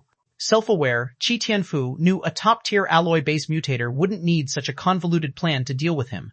Could it be that Wei Wufu was really lured away by Lin Shen? Ch1 felt a hint of regret. If he hadn't insisted on making Lin Shen try, if he had persevered, perhaps it would be him, Ch1, who would have lured Wei Wufu away instead.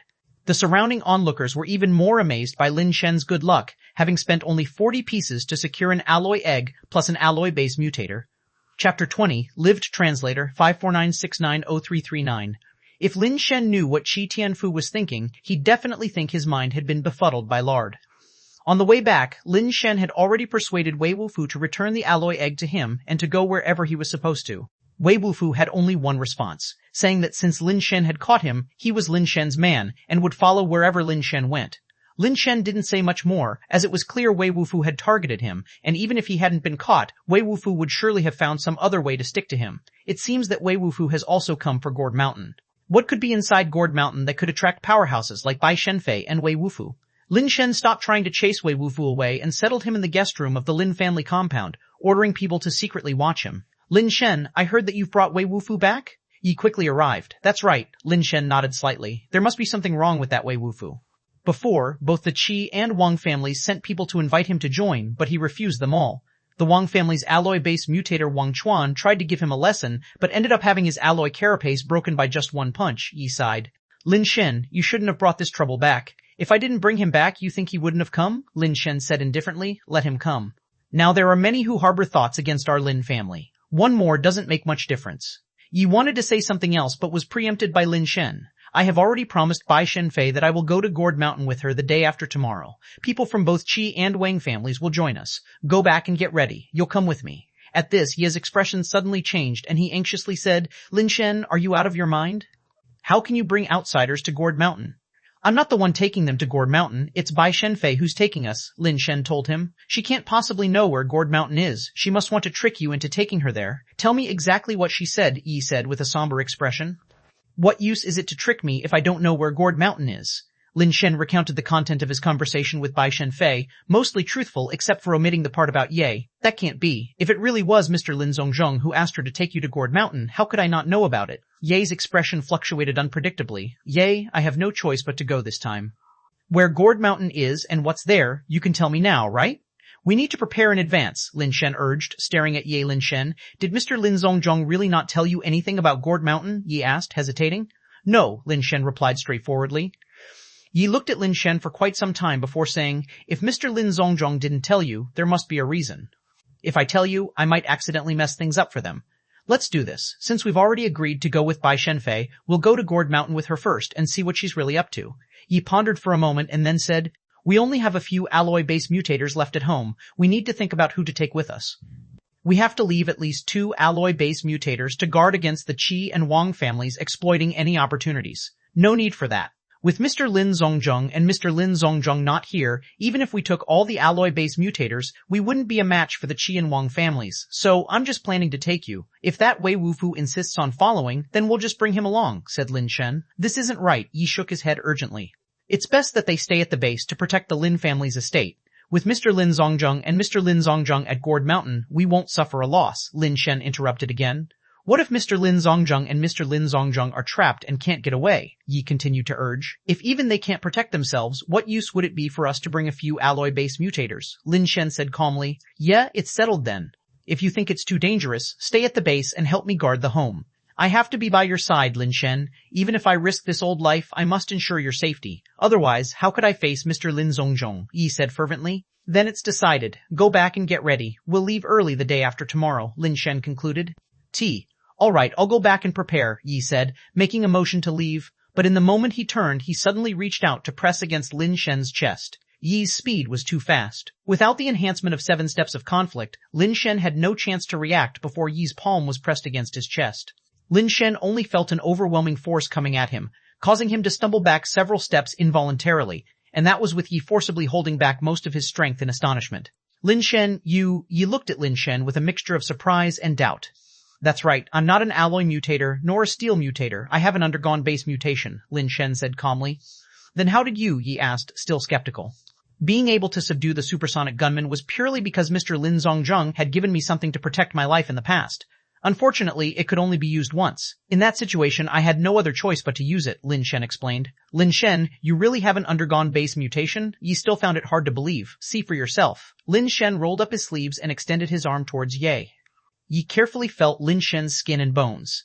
After base mutation, even without using any mutator abilities, the body would have changes, especially the bones, which would be denser and harder than those of ordinary people. This was something that couldn't be faked. With one touch, Yi knew for sure that Lin Shen hadn't undergone base mutation. Lin Shen, it's far too dangerous for you to go to Gourd Mountain without undergoing base mutation, Yi said, looking at Lin Shen with a strange expression. Don't worry, you'll protect me, won't you? Besides, even if I say I won't go now, would the Ch and Wang families agree? Even if the Ch and Wang families agree, would Bai Shenfei accept it? Lin Shen retracted his arm and let his sleeve fall back down. Lin Shen, rest assured, I, Yi, swear on my life that I will ensure your safety, Yi vowed solemnly. That will do. Go back and get ready. I'm relying on you for this journey. After sending off Yi, Lin Shen sank into deep thought. He felt that the suspicious points about Yi were increasing, making him unreliable.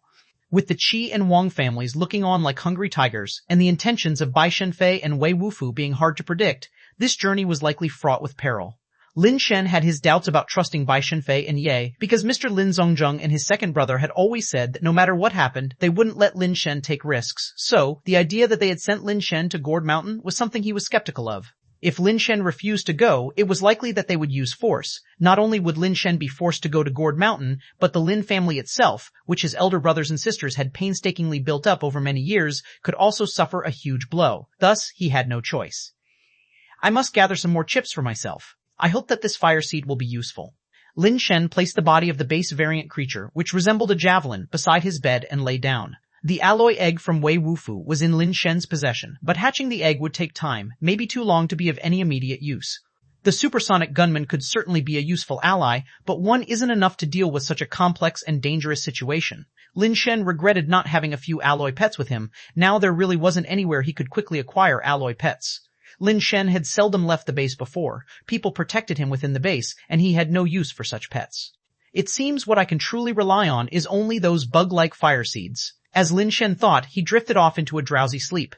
He didn't know how long he had slept when Lin Shen felt something cool slithering on his body, its chill passing over his skin, causing his hair to stand involuntarily and bringing him to wakefulness. Lin Shen opened his eyes and immediately his eyes widened, nearly jumping in fright from the bed. It wasn't that he didn't want to jump, but his body was coiled by something serpent-like, binding him tight as a stick, leaving him unable to leap at all. That thing's alive. Lin Shen, looking at the serpent-like creature raising its head and making eye contact with him, finally saw its true form. Chapter 21, The Contract Translator, 519690339. When Lin Shen had touched it earlier, he had felt that this thing wasn't quite like a snake. Looking at it now, it was even less so. Snakes have snake heads, but the head of this thing wasn't very obvious. Upon a quick glance, it looked more like an earthworm with just a barely visible tiny hole at the top, which must have been its mouth. Its body wasn't like an earthworm's either, somewhat resembling a snakeskin rope made from dark red metallic threads. All in all, if you didn't look closely, this thing just seemed like a piece of rope. Lin Shen couldn't be sure what it exactly was, and he didn't have the time to figure it out either.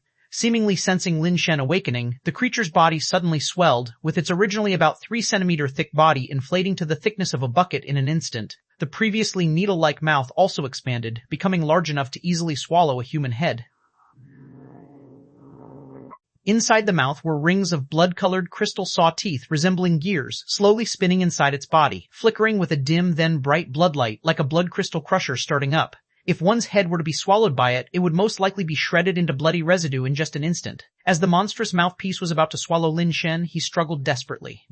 Since the front half of the creature had inflated while the latter half had not yet done so, Lin Shen found a slight gap from what had been a tight bind. In the instant before the creature's mouth came crashing down, a hand fiercely pulled free. Without caring for the consequences, Lin Shen punched the creature's head below a red spot he had seen on its body, which was an acupoint. Because of the creature's inflation, that red spot had also grown much larger. Bang. Just as the creature's mouth was about to engulf Lin Shen's head, his fist heavily struck the red spot. Lin Shen felt a severe pain in his knuckles. Presumably, his finger bones were either broken or fractured. The creature's body didn't halt completely but slowed down, still engulfing Lin Shen's head. Acupoint sealing seemed not to have fully worked. With only strength alone, Lin Shen's force wasn't enough to even break through the creature's defenses. Lin Shen's head frantically dodged to one side, avoiding the creature's ingestion, while his fist madly hammered the red spots on the creature's body. Heart-wrenching pain shot through his fingers, but Lin Shen couldn't care less about that. Having all the bones broken was still better than losing his life here. Blood spattered on the creature's body, which all came from the flesh on Lin Shen's fist bursting open. It caused no harm to the monster. The creature was still moving slowly, not completely immobilized by the acupoint sealing. Just its movements had become very sluggish, and the force binding Lin Shen's body was gradually weakening. Lin Shen's other hand finally broke free, pushed against the inflated front end of the creature, and pulled his body out. At this point, the hand Lin Shen had used before couldn't even form a fist anymore. The fingers hanging unnaturally bent, the burst flesh blurred, with blood continuously dripping out. The creature's body was also shaking violently. With each shake, it writhed in motions as if about to break free from the constraints of the acupoint sealing. Lin Shen knew it wasn't that the ability of acupoint sealing was ineffective, but rather his own strength wasn't enough to fully seal the creature's acupoints. It was like someone was wearing armor. Knowing where the acupoints were was one thing, but not being able to penetrate the armor with one's strength meant there was no way to affect the acupoints through it. The ability of the impact to transmit the shock into the creature and have some effect was already a stroke of luck. Lin Shen reached for his clothes at the bedside with his good hand, trying to find the pet capsules of the supersonic gunman and the steel-tail scorpion. But upon touching, he could not find the capsule for the steel-tail scorpion, only coming across the capsule for the supersonic gunman. At this moment, he had no time to think more about it. He grabbed the key concealed on him and immediately opened the pet capsule. The pet capsule transformed rapidly, and the supersonic gunman appeared before Lin Shen. At his command, the gunman drew and shot at the monster. The bullet that struck the red spot actually deflected, sliding to the side and leaving only a faint white mark. The monster's body wriggled even faster. Lin Shen's heart skipped a beat, realizing that the fire seed's ability only worked when he used it himself. External forces, even if they could hit the acupoints, had no effect of acupoint sealing. This only further proved that the power of the fire seed was truly unscientific. The supersonic gunman fired at other parts of the monster's body, but the results were worse. The shots at the red spot might leave a trace equivalent to nothing, whereas other areas couldn't retain any marks at all. Bullets that entered the monster's mouth and struck its blood crystal-like serrated teeth were outright shattered to pieces. Those blood crystals were harder than the monster's body, which reminded Lin Shen of what Kong had said. The creature had an accident during its advancement to crystal-base level and had already acquired a partial crystal-like body. As the monster was about to break free from the binding of acupoint sealing, Lin Shen had no choice but to rush forward, wrap a bedsheet around his hand, and punch the red spot with his uninjured fist. After several punches, traces of blood began to seep through the sheet on his hand, and the monster's body once again became extremely sluggish, almost immobilized. But Lin Shen knew this was no solution. If he continued like this, his hands would be ruined sooner or later. Once the monster was no longer constrained by the power of acupoint sealing, it wasn't just him, Lin Shen, but the entire Lin family estate that would likely be ravaged by the monster. This was a base variant creature with crystal base level strength. If his third and fourth brothers were here, there might be a way to deal with it. But currently, there was no one in the Lin family capable of contending with such a base variant creature. It would be a death sentence to call for help. Thus, from the beginning, Lin Shen had no chance to activate the alarm to call for help, and now there was no need to call anyone. Their houses were specially designed, with strong defenses and good sound insulation. Despite the commotion that had unfolded for so long, no one outside heard anything and came to investigate. Lin Shen's first thought was to escape, to preserve his usefulness so that he might rise again in the future. If he lost his life, the family fortune would be of no use. As he thought about turning to flee, Lin Shen's heart stirred, recalling the boundless strength contract, fire seed, he had acquired earlier. The boundless strength contract required signing a blood covenant with a creature, but it didn't specify that it had to be with a newly born creature. However, since adult creatures don't grow anymore, signing a contract with them is useless under normal circumstances. It is definitely better to sign with a juvenile. Yet, there was another benefit to the boundless strength contract. Once a creature is bound by the contract, it becomes akin to a pet, hardly able to defy its master's commands. Of course, this contract wasn't simply completed by dripping blood on it. One had to draw the blood covenant on the creature's body with their blood, and during the process, the creature could not resist. If it resisted, the blood covenant would fail. Given the choice, Lin Shen would certainly prefer to sign the boundless strength contract with a base variant creature with sufficient growth potential. Now though, for his own life, the safety of the Lin family members, and the estate, he had to attempt to sign the boundless strength contract with this creature. Of course, there was also a benefit. The creature was high level. Even though it might not help increase his strength, it would be a powerful pet and a significant aid for the trip to Gourd Mountain. As for whether the creature was willing or would resist, Lin Shen had no intention of asking for its consent. He planned to forcibly control its body with acupoint sealing and complete the boundless strength contract. Having come to this conclusion, Lin Shen no longer hesitated. Withstanding the intense pain coming from his finger bones, he punched the monster's red spot once again. Activating the boundless strength contract with one hand, he shakily began to draw the blood covenant on the creature, his hand already covered in blood, skipping even the step of biting his finger. Strangely, once the boundless strength contract was activated, Lin Shen's blood, when it touched the creature's skin that was harder than steel, seemed to sear into it like a branding iron onto flesh. Even under the forceful control of acupoint sealing, Lin Shen could still see the creature's body visibly twitch as if it were scalded. Unfortunately for the monster, it could not move an inch under Lin Shen's relentless pounding, which left no room for disrupting the formation of the blood covenant. Just when Lin Shen's hand was nearly numb from striking the red spot, the blood covenant was finally completed. In the moment the blood covenant was finished, the originally dull blood pattern suddenly burst into a magma-like glare. The next second, both the blood glyphs and the blazing light seeped under the skin and became invisible. The violently trembling monster stilled. Chapter 22, Sacrifice to Heaven. Lin Shen slumped into the chair, his hands still trembling uncontrollably with pain. He tried to pick up the water glass on the desk to take a sip and calm his nerves, but his hands couldn't grasp the glass, and just touching it made him wince and cry out in pain. In contrast, once the monster calmed down after Lin Shen had stopped hitting its pressure points, it quickly regained its mobility. The swollen front end slowly returned to its original state, resembling a dark red snakeskin rope, and it made its way over to Lin Shen. It gradually raised its head and opened its mouthpiece. This time, the mouthpiece did not enlarge, but it opened slightly, revealing what looked like countless blood crystal gears spinning inside. Then it lowered its head and spat out a small key that resembled a ruby. Ignoring the pain, Lin Shen reached out with fingers coated in blood, trembling as if he had Parkinson's, and picked up the ruby key. Now that he had the key, Lin Shen finally let go of his worries. With this key, the strange base variant creature could no longer pose any threat to him. Looking at the key and then at its mouthpiece, Lin Shen was wondering where exactly the keyhole might be, contemplating whether he would need to reach his arm inside to find it, when the base variant creature's body began rapidly transforming. Its several-meter-long body soon shrank into a dark red pet capsule the size of a peanut. The intelligence of this thing is much higher than that of a typical base variant creature, huh? It can actually enter a pet capsule stance on its own. I wonder if it can transform back into a creature without the need for a key, Lin Shen muttered to himself, somewhat doubtful whether the pet key still had absolute control over it. Mutant Death Shredder, alloy variant creature, evolvable, strength 21, speed 21, hardness 21, toughness 21, base mutation talents, mutant devouring, mutant evolution, strengthened armor, piercing spikes, strengthened instant speed, strengthened 100 refinements. After looking at its information, Lin Shen was completely dumbfounded, and shock could no longer capture the feelings he had at the moment. Lin Shen had only heard of the term alloy variant creature.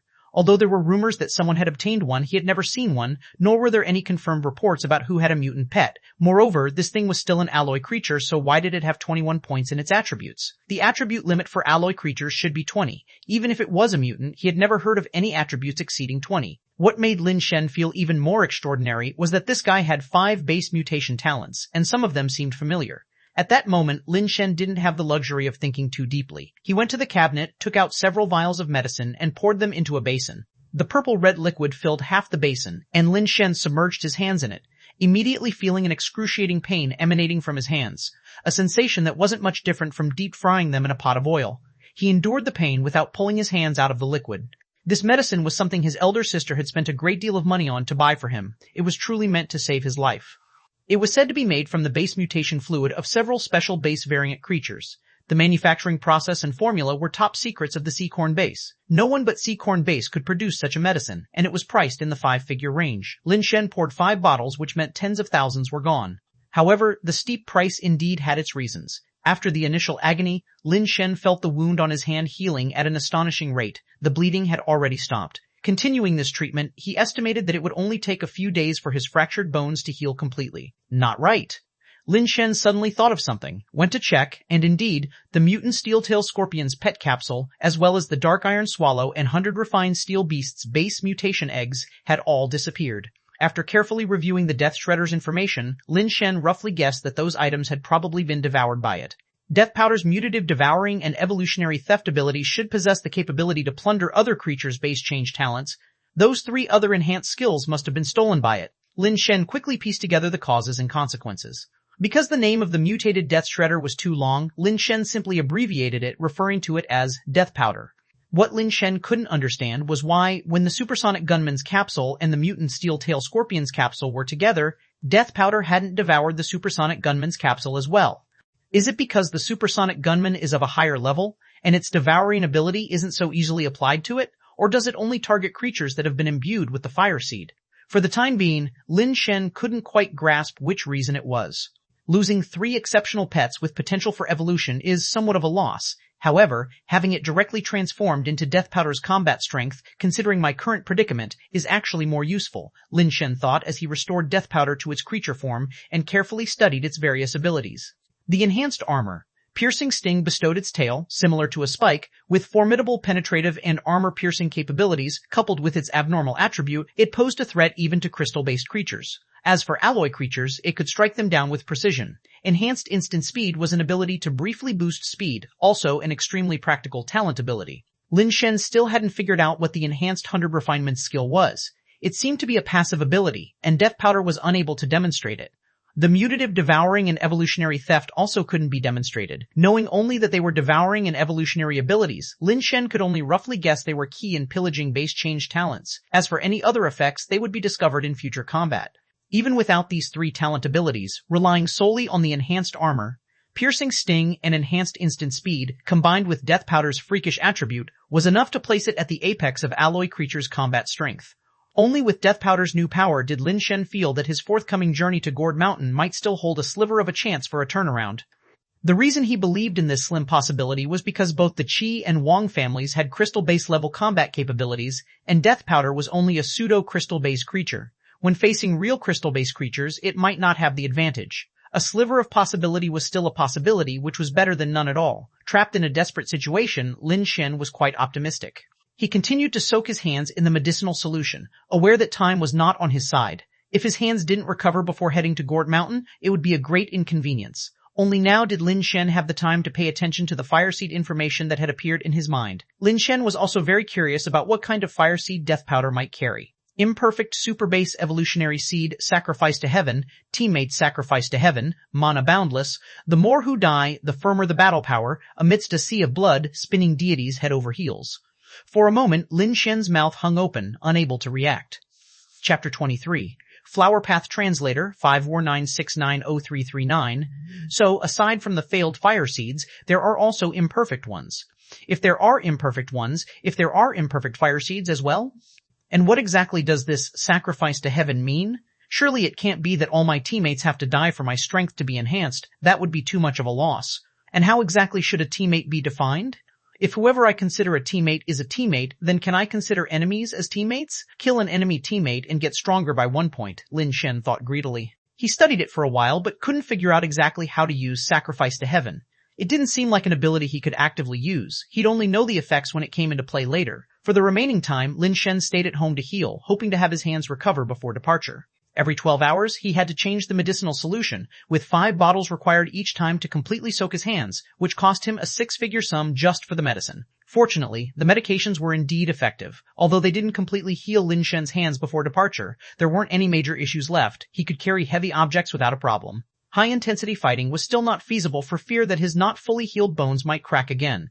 Lin Shen brought the medication with him, applying it every now and then, and he should be fully healed in a few days. During the healing period, Lin Shen fed some low-level base mutation eggs to Death Powder, and it accepted them all, eating 20 to 30 steel mutant eggs provided by Lin Shen. Thinking that with so many base mutation eggs consumed, it should manifest another talent, yet there was not even a fart, no talent, and not even the slightest change in body size. Lin Shen began to wonder if death powder could only rob talents from creatures that consumed fire seed base variant creatures. By the agreed departure time, Yi brought a alloy level pet capsule to Lin Shen, which contained a white gold beast. Many people liked using white gold beasts as mounts, not only for their speed, but the creatures were aesthetically pleasing with their snow-white bodies and the single horn on their head, resembling the sanctified unicorns of legend, making them the preferred mount for many beauty enthusiasts. Lin Shandong himself was a beauty enthusiast, and he had a white gold beast among his mounts. Yi sourced this particular white gold beast for Lin Shen to continue impersonating Lin Shandong. The two white gold beasts looked identical, yet Lin Shandong's was a 20-speed top-tier mount, while the one Ye found had a speed of 18.4. Although it was slightly slower, it sufficed for the impersonation. Clad in an alloy carapace and bearing a ghostly visage, the white beast wouldn't be discerned as anyone but Lin Shandong without direct confrontation. When the two of them were about to leave, Wei Wufu followed quietly, not uttering a word, just silently trailing behind Lin Shen. Yi glanced at Wei Wufu, about to say something, but Lin Shen stopped him. The trio went to the agreed-upon meeting place together. The Qi and Wang families had already arrived, with Qi Shuheng and Wang Tian'er leading the discussions with Bai Shenfei. "Is the Lin family only sending the three of you?" Wang Tian'er asked, frowning at the trio.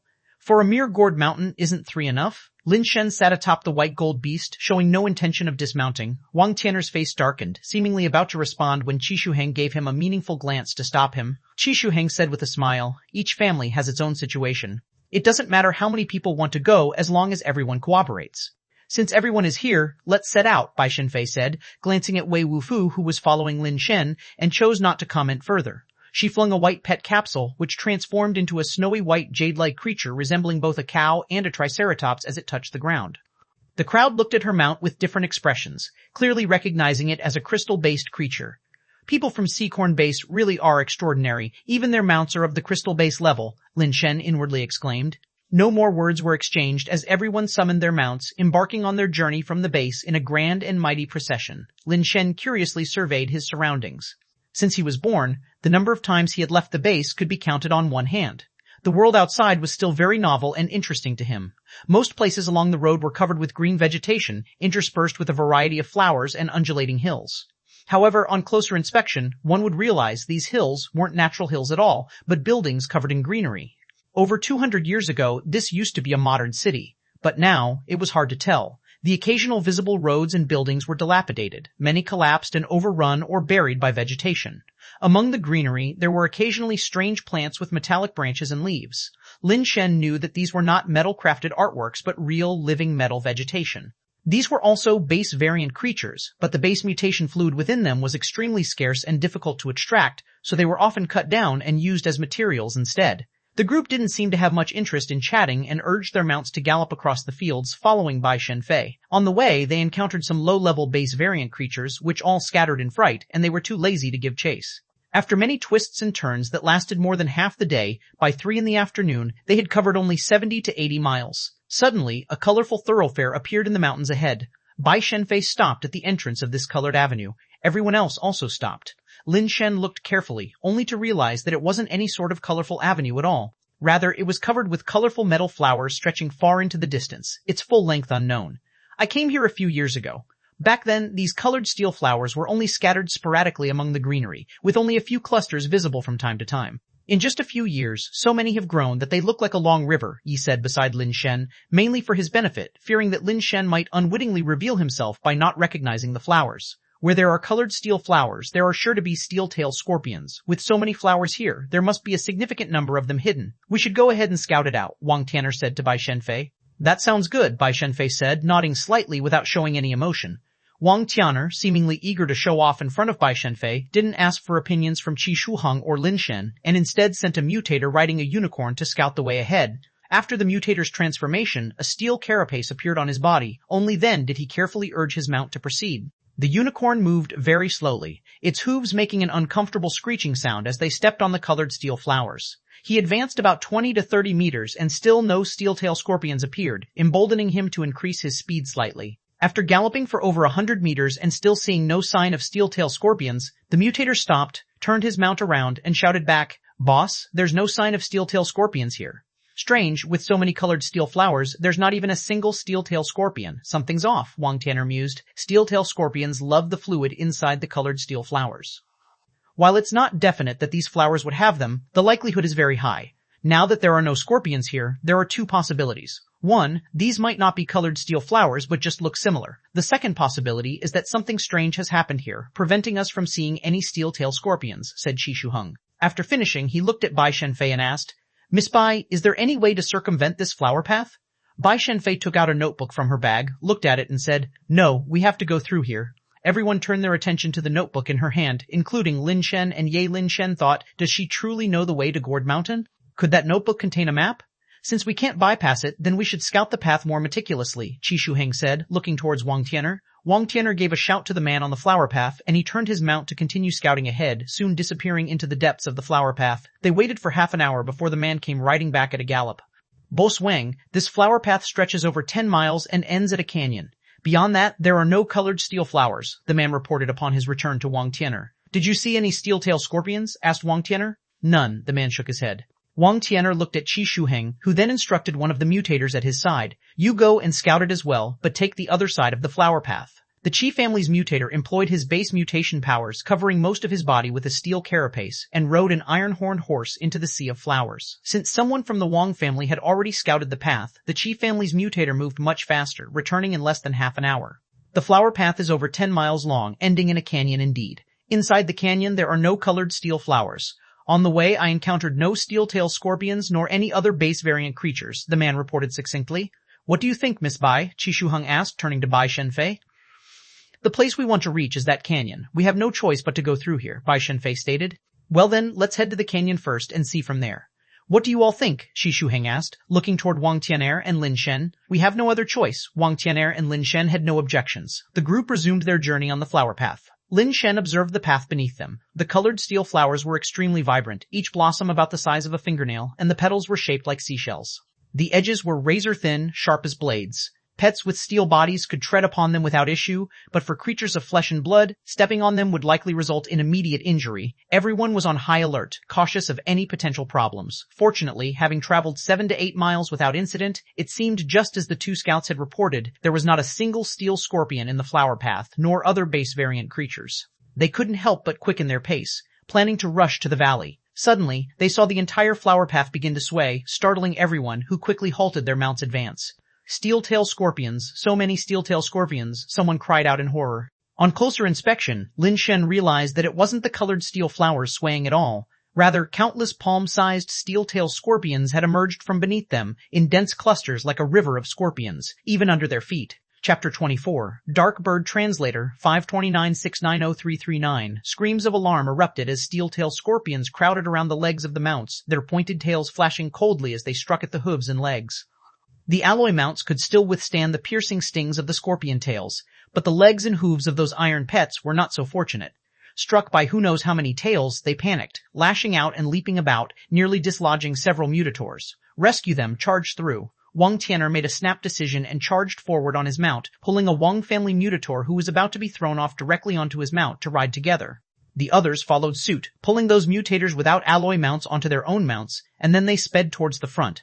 By now they had ventured 7 or 8 miles into the flower path, and it was even further to retreat, so they decided to charge straight ahead. Fortunately, the scorpion tails of the steel-tail scorpions hardly damaged the alloy creatures. The group charged wildly, trampling who knows how many steel-tail scorpions to death.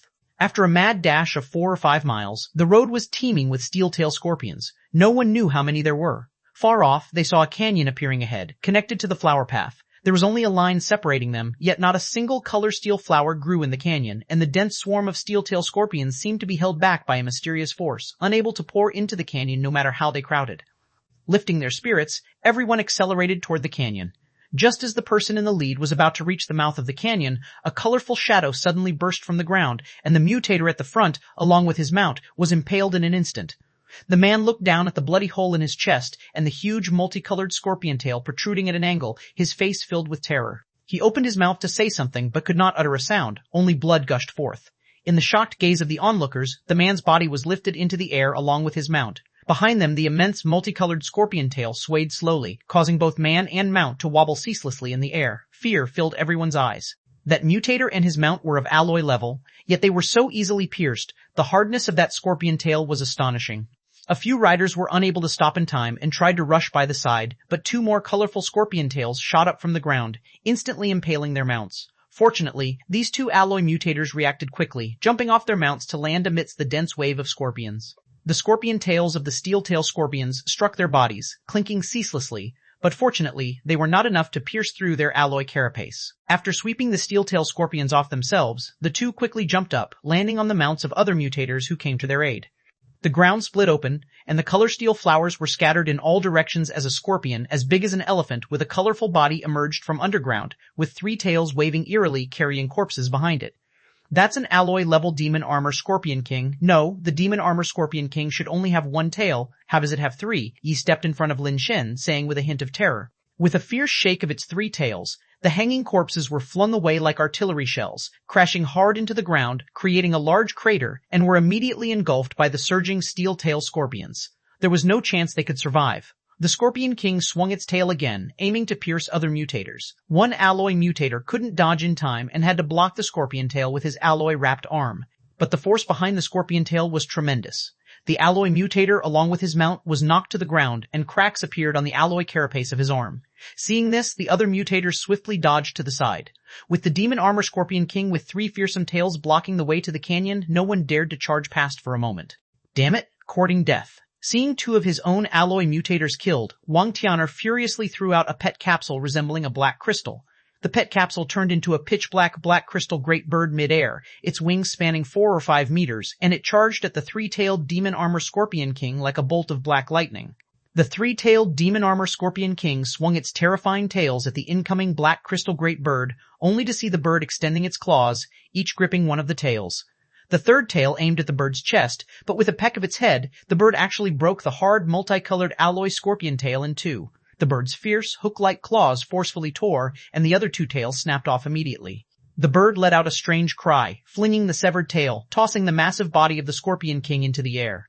The great bird flapped its wings mightily, ascending against the grain like a crescent blade severing the heavens, and in an instant it cleaved the Scorpion King's exceptionally hard body into two halves, which crashed heavily to the ground, pounding two large pits into the surface. The big bird then let out another long cry, returning to circle above Wang Tian'er's head. Is that the dark bird? Lin Shen scrutinized the black crystal great bird, which resembled a phoenix without feathers and a crow, yet its cry sounded like that of a phoenix. The reason why Darkbird Base got its name was that, originally, a nest of crystal base level Darkbird eggs was discovered nearby, and the Lin, Ch, and Wang families had all risen to power because of the dark bird. It was said that the ancestors of the Lin, Ch, and Wang families found the nest of the Darkbird together and each obtained a Darkbird egg, on the strength of which they established the Darkbird Base. Later, the Lin family lost their Darkbird and declined to the verge of being expelled from the alliance of the three families. Fortunately, Mr. Lin Yin emerged from the Lin family to stabilize the situation. Up to today, the Darkbird still remained the most powerful pet of Darkbird Base. Even though later the three families were able to acquire crystal base level pets through other means, they still found it hard to compare with the Darkbird.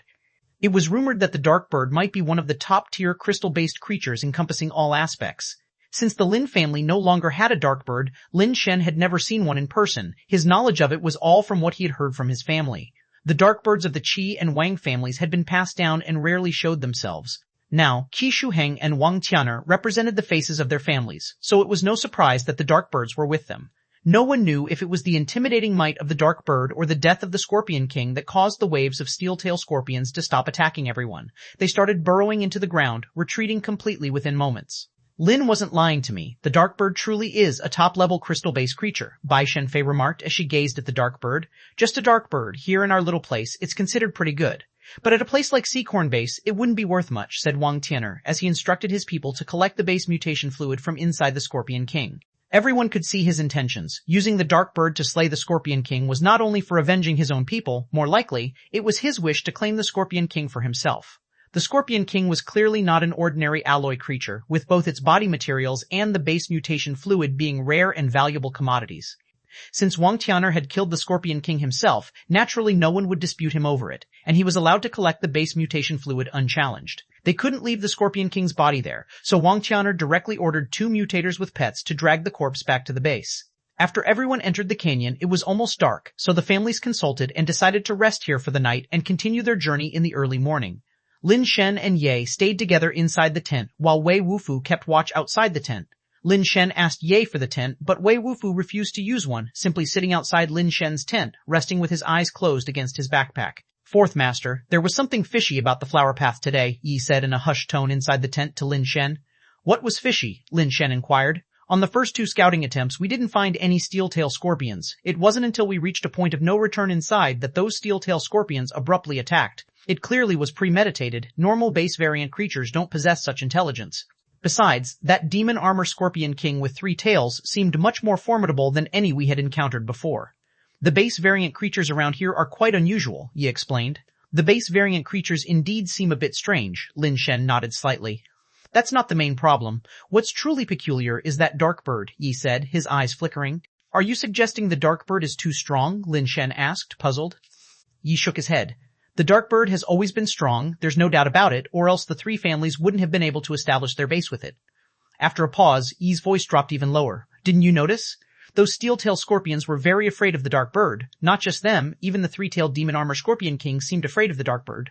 When it saw the dark bird, its movements became somewhat stiff, which is why it was killed so quickly.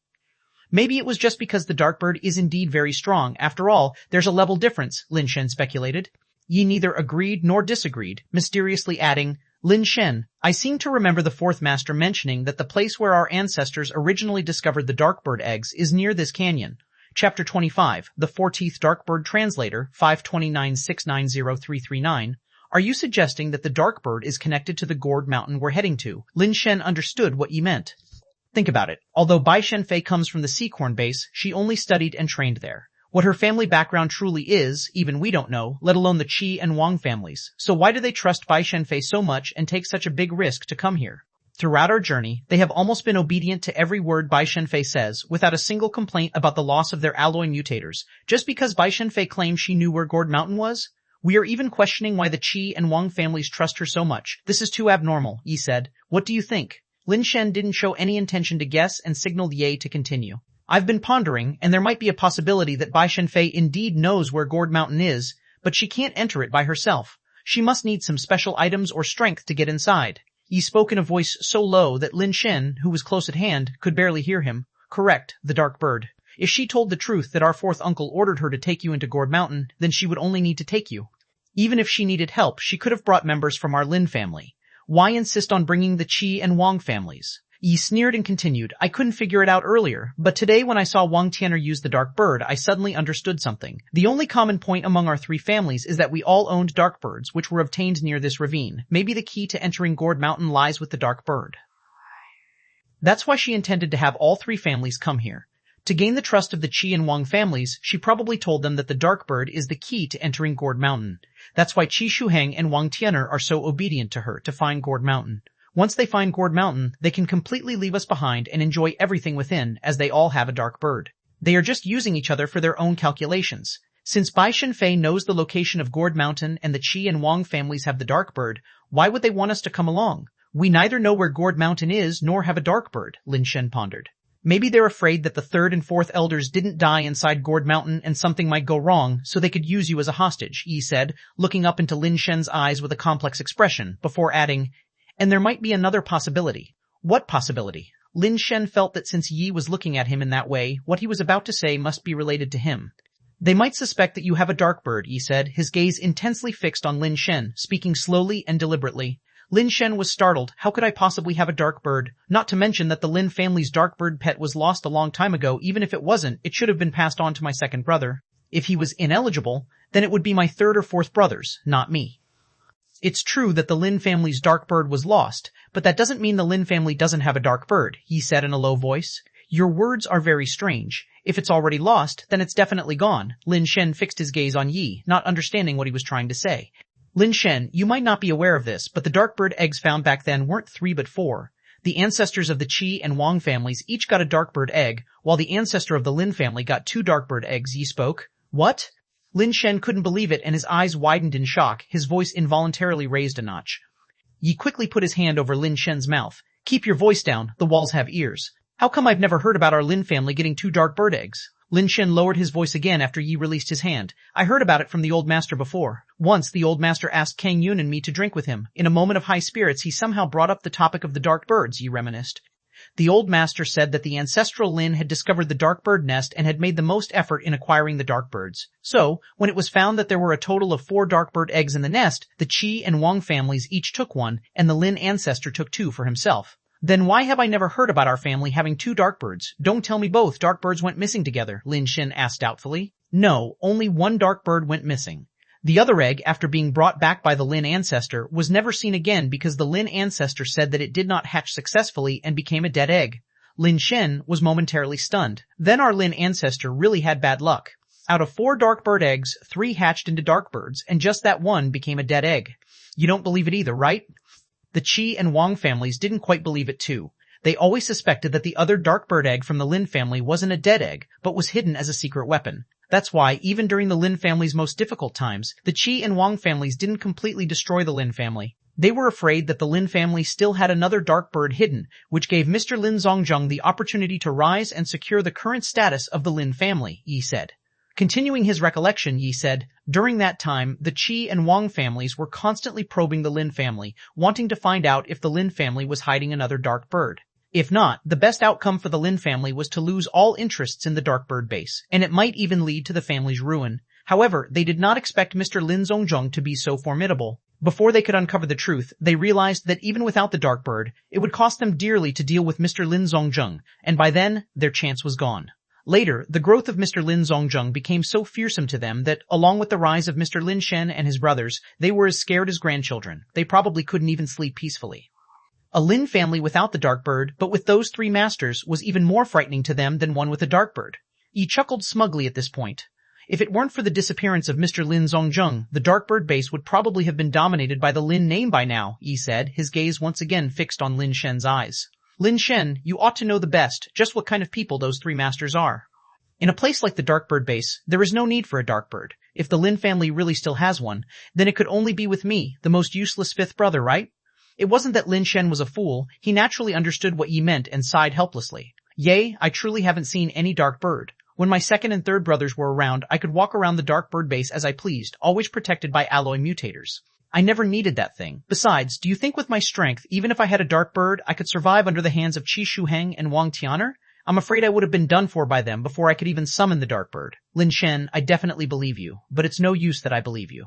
The Qi and Wang families don't believe you, Bai Shenfei doesn't believe you, and that Wei Wufu, I reckon he is here for the dark bird too, otherwise, why would he cling to you, Yi said coldly. They don't believe me, and there's nothing I can do about it. I truly don't have it. Lin Shen thought for a moment and then added, moreover, no matter how powerful the dark bird is, it's just a crystal-based creature. Whether it's truly that useful is still debatable.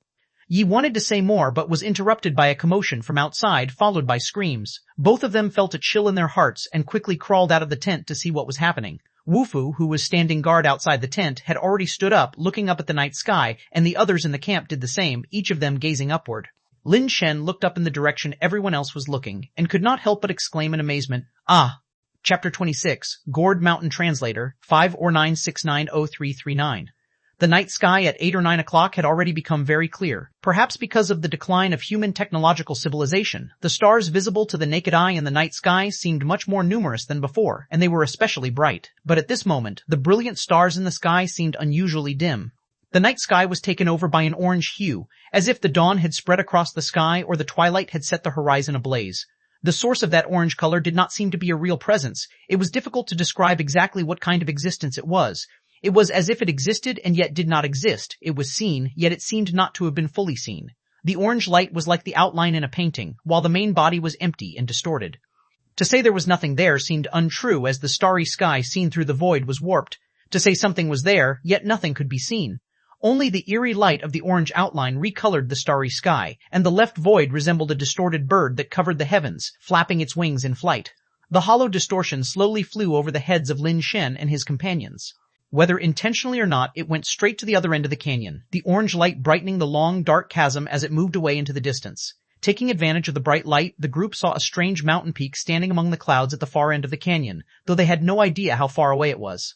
The mountain peak stood proudly among the hills, making the smaller surrounding peaks look like mere mounds, diminishing their majestic aura. What was even stranger was the shape of the mountain. It was quite peculiar. Lin Shen had not seen much of the world. The mountains he had seen today already surpassed the total of what he had seen in the previous 20 years. But among the others, there were those who had traveled widely and had broad knowledge. Yet not one of them had ever seen a mountain like this. Its shape resembled a giant gourd, slanting amidst the mountains. A mountain shaped like a gourd, such a thing was hard to imagine. What kind of geological changes and natural erosion could have shaped it into its current form? Gourd Mountain. That must be Gourd Mountain. A trembling voice arose, not trembling from fear, but rather from surprise and excitement. Lin Shen also felt that the mountain must be Gourd Mountain. It was just too lifelike. He supposed that must be why his second brother had casually named it Gourd Mountain back then. What puzzled Lin Shen was, given the enormous size of Gourd Mountain and its proximity to the Dark Bird base, it should have been easy to find. Why then had only the Lin brothers known of its existence? Such a majestic and strange mountain would surely be unforgettable with even a single glance. There should have been many who had seen it, and it would have been easy to connect it with the name Gourd Mountain. Had nobody thought of this before? That's not right. Lin Shen suddenly realized something. When they arrived at the canyon, it was still daylight and visibility was good. If there had been such a strangely shaped large mountain in the distance, they could not have missed it. Why hadn't anyone seen it during the day? Yet now, suddenly, a mountain had appeared? Could it really be one of those legendary mountains that can hide from the world? Lin Shen pondered in his heart. The orange light gradually receded, slowly disappearing behind the massive Gourd Mountain until the last glimmer of light vanished, and the majestic and mysterious Gourd Mountain could no longer be seen.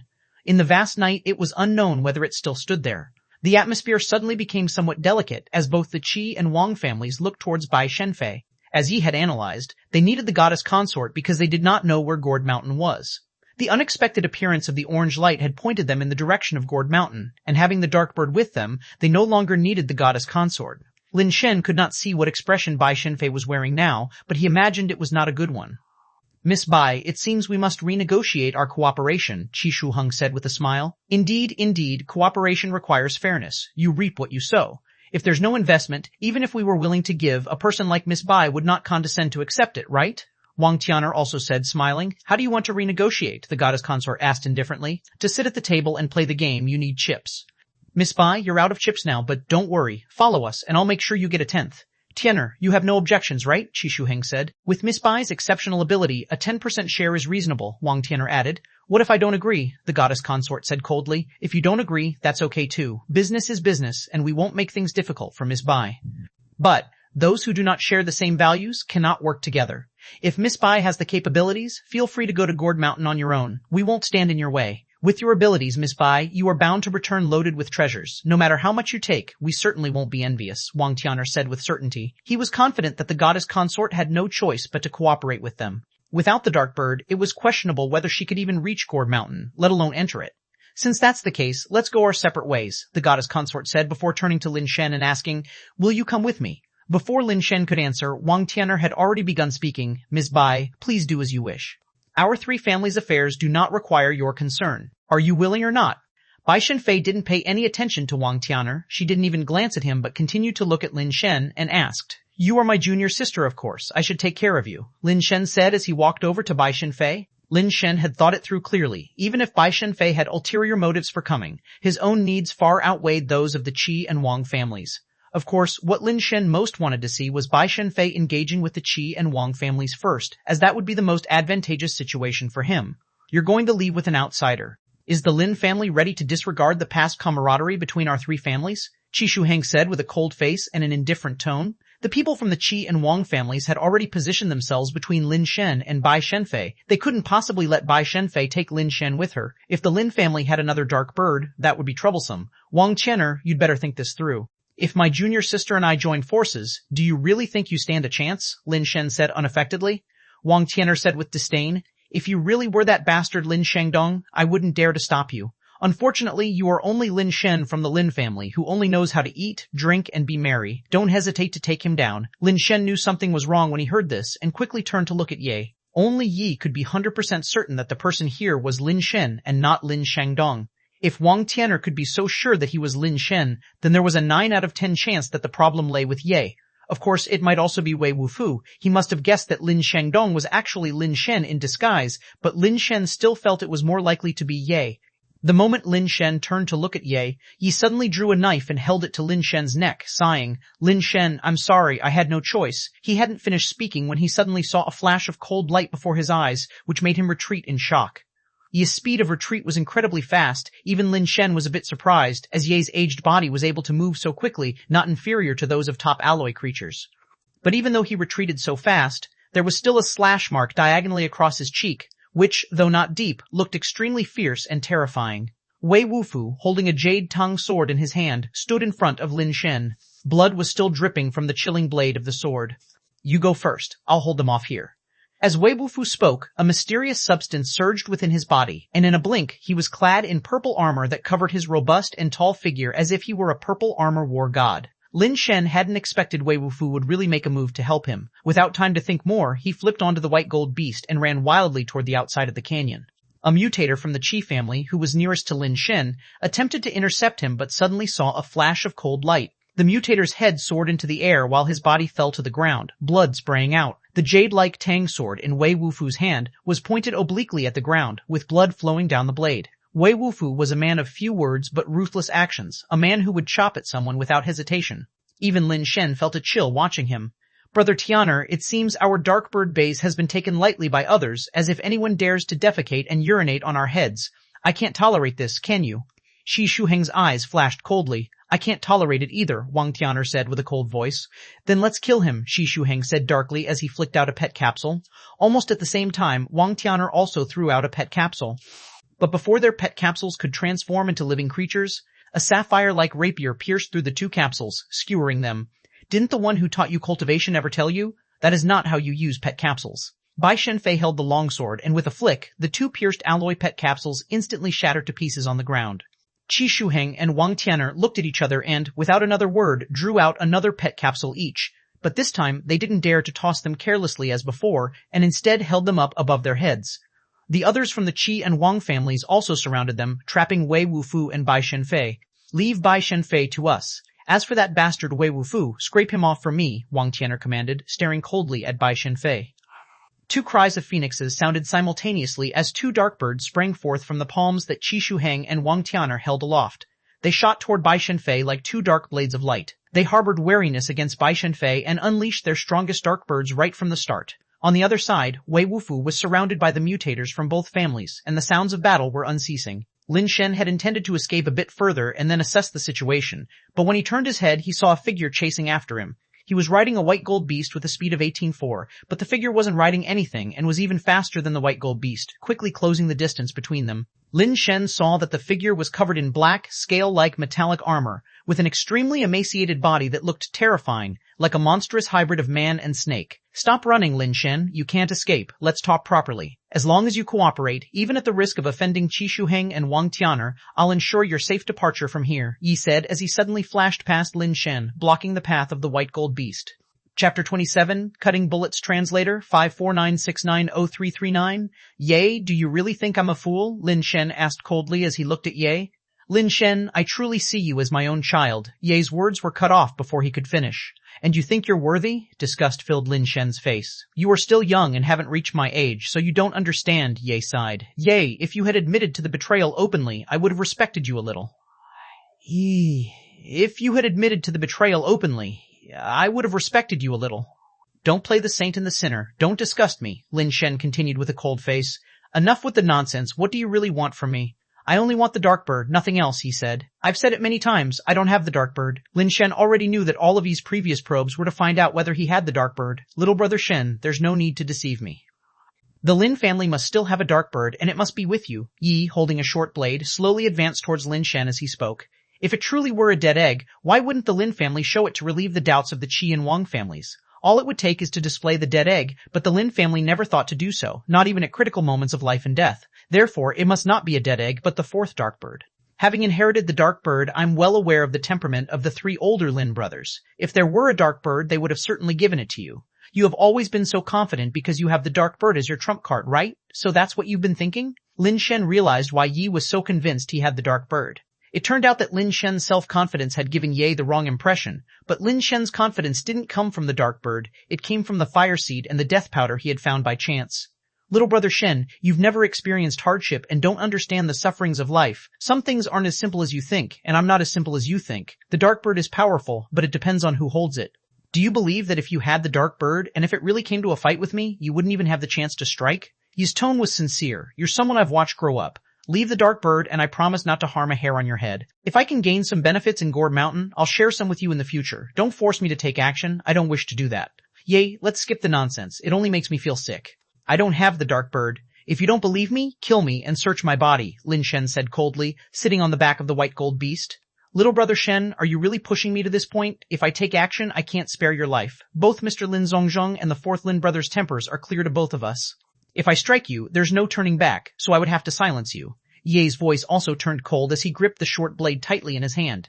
It was an alloy weapon, fashioned like a short sword, not a dagger. The body of the sword was like brass, but the edge was a frosty white color. Why are you afraid of my third and fourth brothers? Lin Shen suddenly asked. Ye was slightly taken aback, not expecting Lin Shen to ask such a question suddenly. After a moment of thought, he responded, because Mr. Lin Zhongzheng and the fourth Lin brother are both very strong. Strong to the extent that anyone who has seen their strength can't help but feel fear. How should I put it? Strong isn't quite accurate. While they don't have absolute overpowering strength, if someone of the same level, or even a level higher, were to fight them to the death, I believe they would be the ones to survive.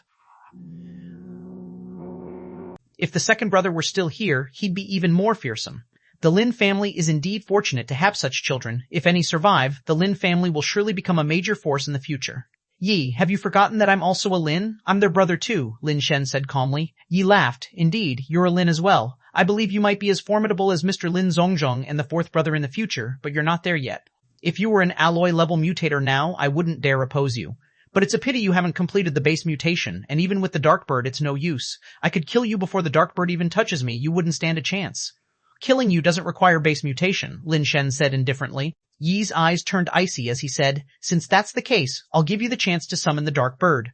Lin Shen took out a pet capsule and transformed it into a supersonic gunman positioned by his side.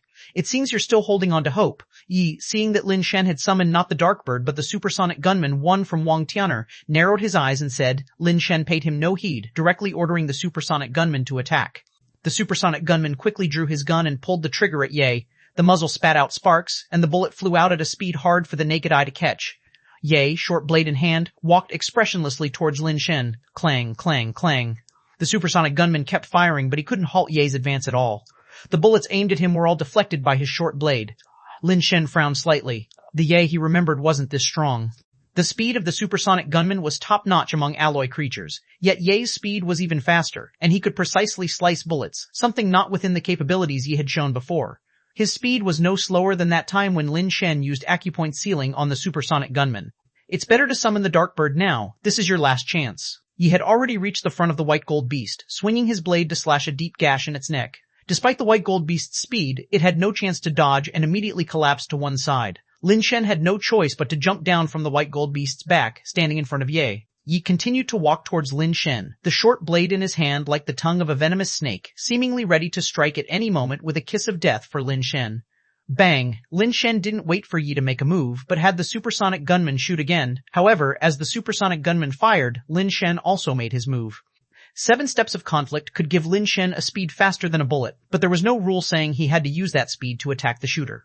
Lin Shen moved like lightning, his finger aiming for the acupoint below Yi's throat, a spot he could see. As expected. It seemed Yi had long anticipated Lin Shen's move. As Lin Shen made his move, Yi's short blade struck as well, slicing towards Lin Shen's arm. Yi's speed was actually faster than Lin Shen's strike.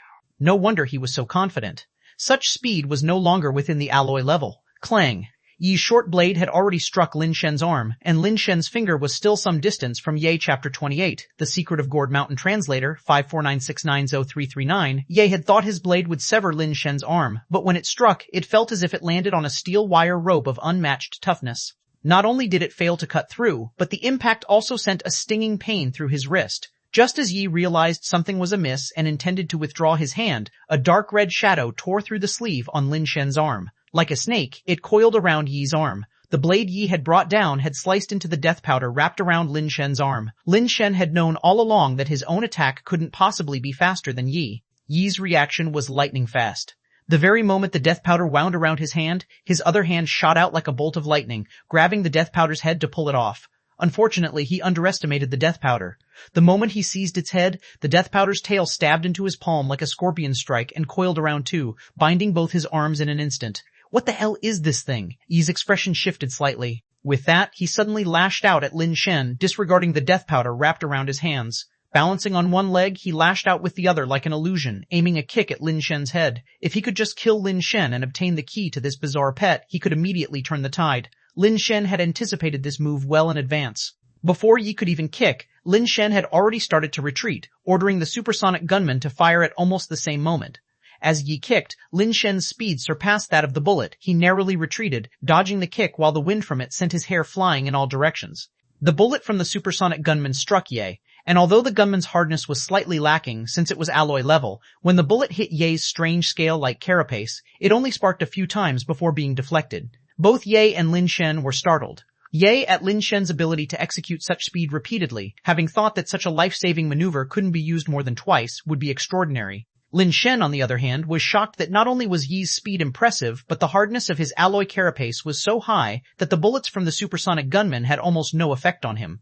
Yi exerted force in pursuit of Lin Shen, intending to kick again, but before his leg could lift, the death powder had already coiled around it. Yi attempted to lift his other leg only to have it bound by the death powder mid-rise, causing him to fall straight back like a mummy.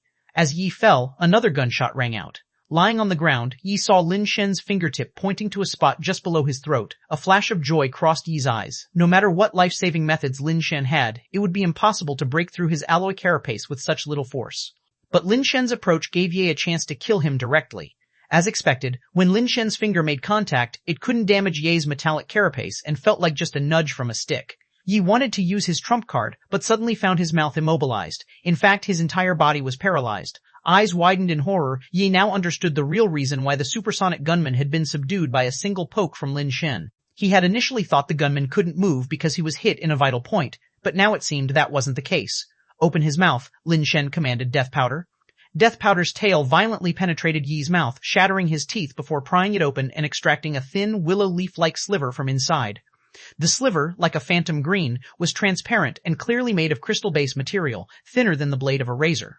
Lin Shen took the green leaf blade and pressed a finger onto Yi's body again. With several teeth shattered and his mouth full of blood, Yi instantly regained the ability to speak. Lin Shen, no, Mr. Lin Shen, I should not have underestimated you. I should not have underestimated a member of the Lin family. Yi, has my Lin family wronged you in any way? Lin Shen asked coldly. No, the Lin family has not wronged me, Yi said with a wry smile.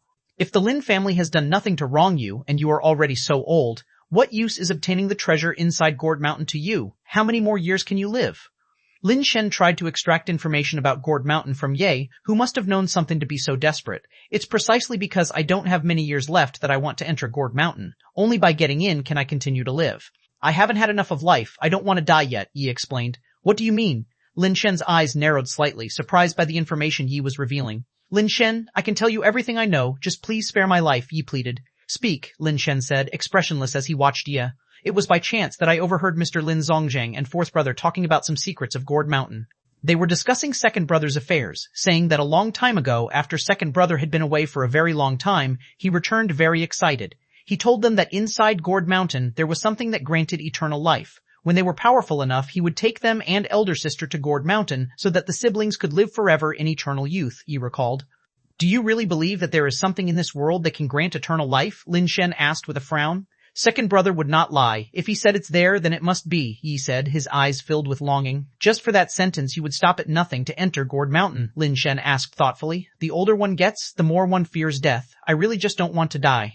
In the future, I will serve you wholeheartedly, daring not to harbor any other thoughts, he said. You have no future, Lin Shen stated dispassionately. Hearing this, Ye's face changed drastically, and he struggled to shout, Mr. Lin Shen, you are a member of the Lin family. You can't go back on your word. Before he could finish, the tail of the death powder fiercely pierced his forehead, penetrating through his head. Yi was killed instantly, his eyes widening to an unimaginable extent, dying with his eyes wide open. Yi never expected the usually jovial and pleasure-seeking Lin Shen to be so ruthless, nor did he expect a member of the Lin family to break their promise. I never agreed not to kill you, and even if I had, I wouldn't have let you live. You pose too great a threat to me. If it weren't for the element of surprise, I would have had no confidence in defeating you. Giving you a chance would have been sending myself to die, and I don't want to die, Lin Shen said as he bent over to search Yi's corpse, taking everything he had on him. He felt extremely disgusted in his heart, but surviving was more important than anything at that moment. Before long, Lin Shen had taken everything from Ye. 2 of the keys were clearly meant to be used with the pet capsules, while the third key was of crystal base level, clear and transparent like citrine, with a heart-shaped handle. Strange, why is there only a key but no capsule? Lin Shen wondered, taking another look at Ye's corpse. Chapter 29, Out of Luck Translator, 549690339 Lin Shen flipped over the body a couple of times, even carefully feeling the inside of the clothing hems, but he didn't find any hidden pet capsules. Yi indeed did not possess a crystal-based pet capsule on his body, and it wasn't because he didn't have time to use it. Generally, people would hide the key and only take their pets out, avoiding the risk of their pets being snatched away. What's the use of just carrying the key without the capsule?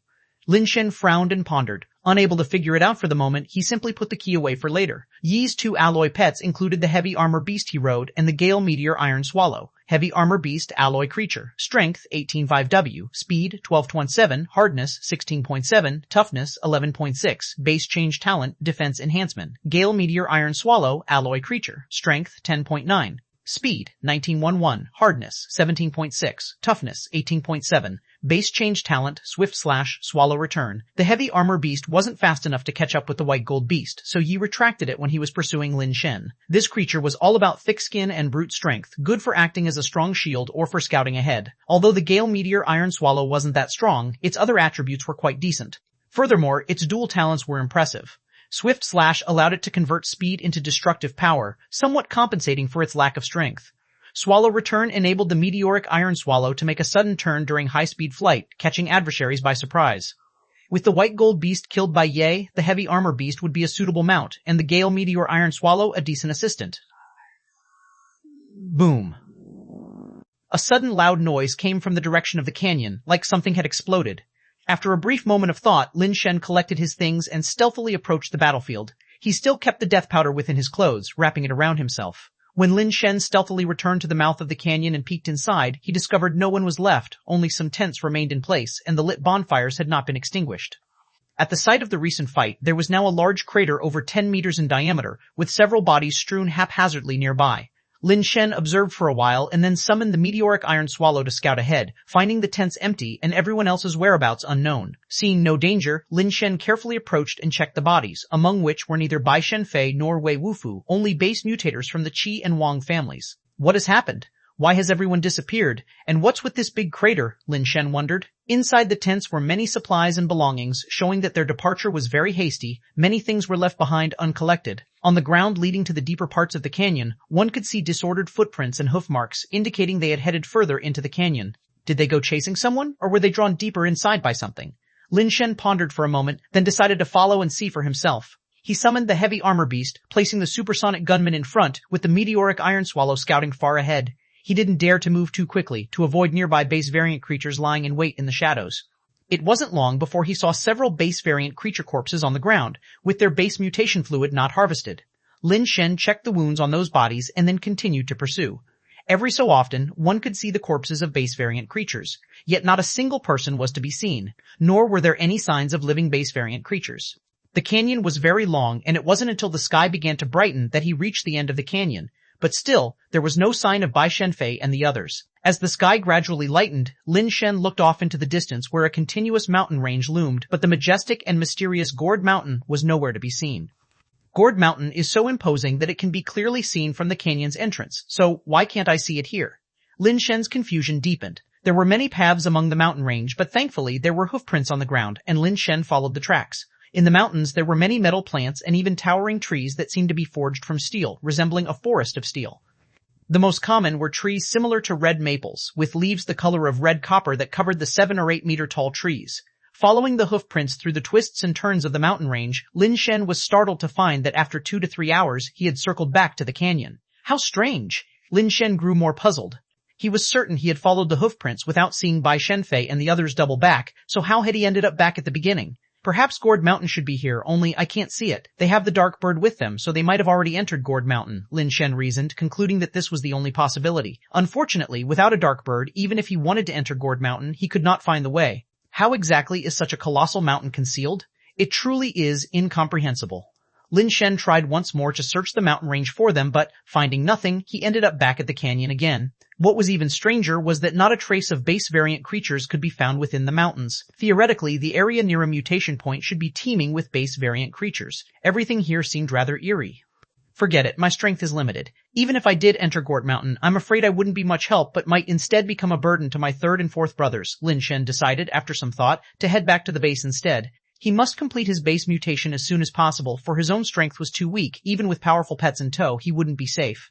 Just as Lin Shen was preparing to head back, he suddenly saw a figure stumbling along a distant mountain path, heading back.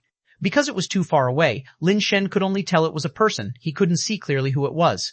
With a thought, he took his pet capsule and hid in the woods, quietly observing the figure from afar. The figure seemed as though drunk, staggering from side to side and taking a long while to make it down the mountain path. But as the distance closed, Lin Shen could finally see clearly who it was and was taken aback. The metallic armor on the person's body was covered in tiny cracks like shattered tempered glass, with blood seeping out from every fissure, dripping with blood all over, presenting a horrifying sight. That he was still alive was a miracle. No wonder he stumbled and faltered his way, hardly able to walk. Lin Shen faintly remembered that this person was from the Ch family, an alloy-based mutator with considerable skill, ranked among the notable figures of both the Ch family and Dark Bird base. His name seemed to be Ch1, a direct descendant of the Ch family. Seeing no one else was following on the mountain path behind, Lin Shen quickly emerged from the woods and briskly approached Ch1. Ch1, what happened to you? Who did this to you, and where are the others? Lin Shen shouted from a distance. When Ch1 saw Lin Shen, he tried to rush over but stumbled and fell to the ground. He struggled to get up several times but failed to rise. Save me, I'm gonna die. Ch1 lay on the ground, stretching out his hand towards Lin Shen with all his might, his eyes brimming with a desperate longing for life. Unfortunately, he didn't finish his words before he was gone, his face planted on the ground and his hand limply falling, unmoving and silent. What do you mean gonna die, Ch1? Lin Shen called out a few times, but there was no response from him. He let the supersonic gunman turn the body over. Blood had stained the ground with a blood-colored human-shaped mark. It looked like he really wasn't going to make it. Lin Shen went over and checked for a pulse and respiration, but he was already dead. Lin Shen examined the metal carapace covering his body closely. The countless cracks were like glass that had been crushed while still alive. He wondered what kind of force could have caused such damage to him. Suddenly, Lin Shen noticed in his other hand he seemed to be clutching something. Even in death, his fingers were still tightly gripped around it. Lin Shen squatted down and tried to pry the hand open, but couldn't budge it. He took out Yi's short blade, and after prying and breaking the fingers, he finally saw what was in the hand. Chapter 30, Battle of the Five Scrubs Translator, 505-969-0339, a watch? Lin Shen was somewhat surprised. He had thought that whatever Ch1 had clutched to in death would be something precious. He hadn't expected it to be a watch, and it looked like a cheap digital one at that. The strap, the case, and the dial were all black, with only white numbers displayed on the dial. Could it be that this watch holds special sentimental value to Ch1? If I get the chance, I might return it to his family. Lin Shen picked up the watch and noticed that the time displayed was off. 00,007. Is this watch broken?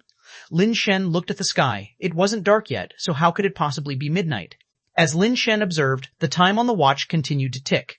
6, 5, 4, 3, 2, 1, 0.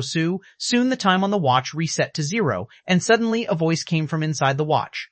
Confirming user's death, new user detected, binding successful, teleport countdown beginning 10, 9, 8. The time on the watch changed to 00000 and it began counting down by the second. What the hell? Lin Shen hastily threw the watch away. The watch that hit the ground continued the countdown, and Lin Shen instinctively retreated, distancing himself from it. But the moment the countdown on the watch hit 0, Lin Shen felt the scenery before his eyes suddenly distort. The sky, the mountains, the trees, the flowers, the earth, all twisted together in Lin Shen's vision, spinning rapidly, and after a dizzy spell, he felt a sudden heaviness in his body, as if he was bearing the weight of 1,000 pounds and uncontrollably fell to the ground. Lin Shen pressed his hands against the ground and, with great effort, slowly stood up.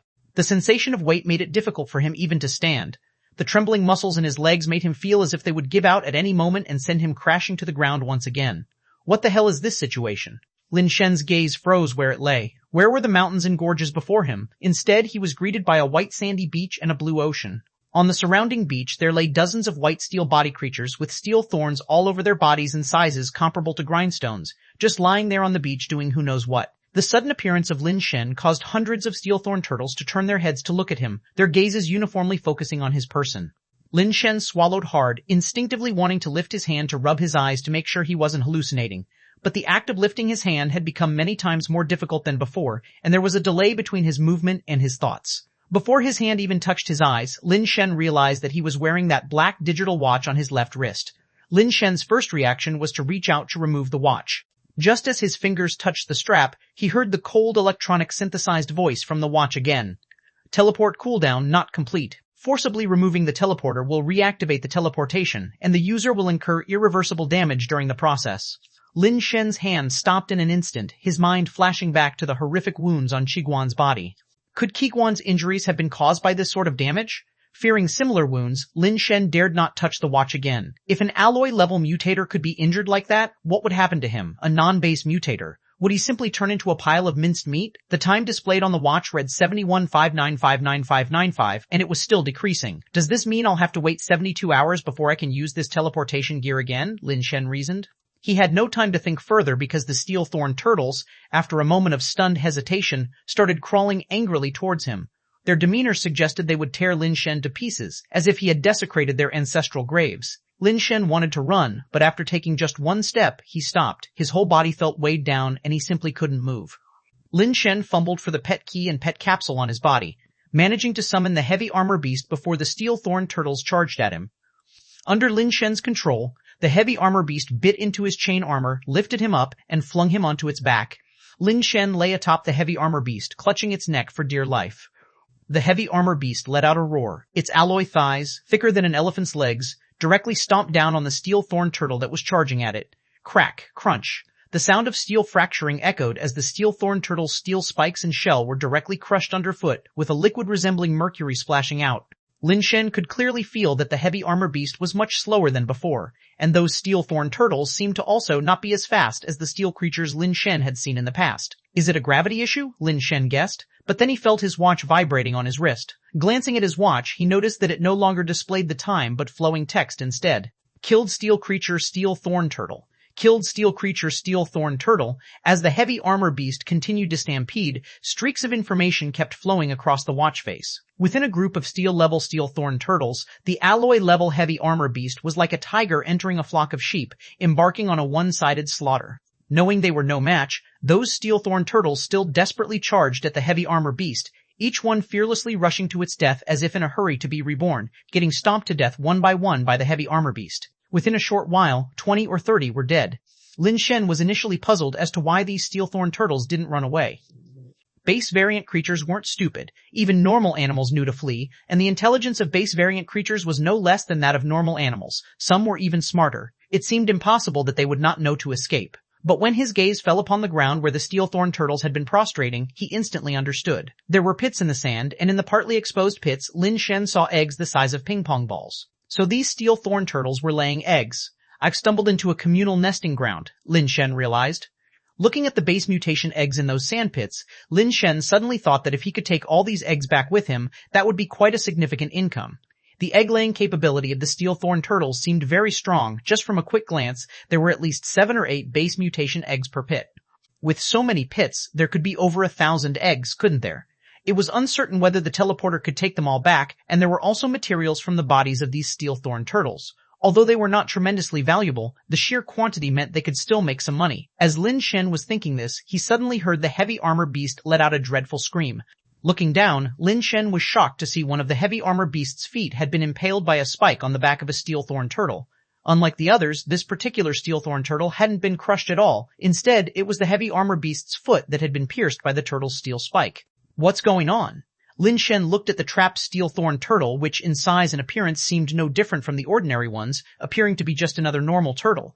But how could a steel creature's spike possibly pierce through an alloy creature? Lin Shen involuntarily checked his watch, hoping to see information about this particular steel thorn turtle, but he didn't find any. Instead, he saw other information. User, unmutated lower life form. Strength, 5. Speed, 5. Hardness, 5. Toughness, 5. Theoretical lifespan limit of the living entity, 100 years. Base change talent, none. Lin Shen couldn't help but stare blankly. This unmutated lower life form, could it be referring to me? But on second thought, it made sense. All 5s, truly a quintessential weakling.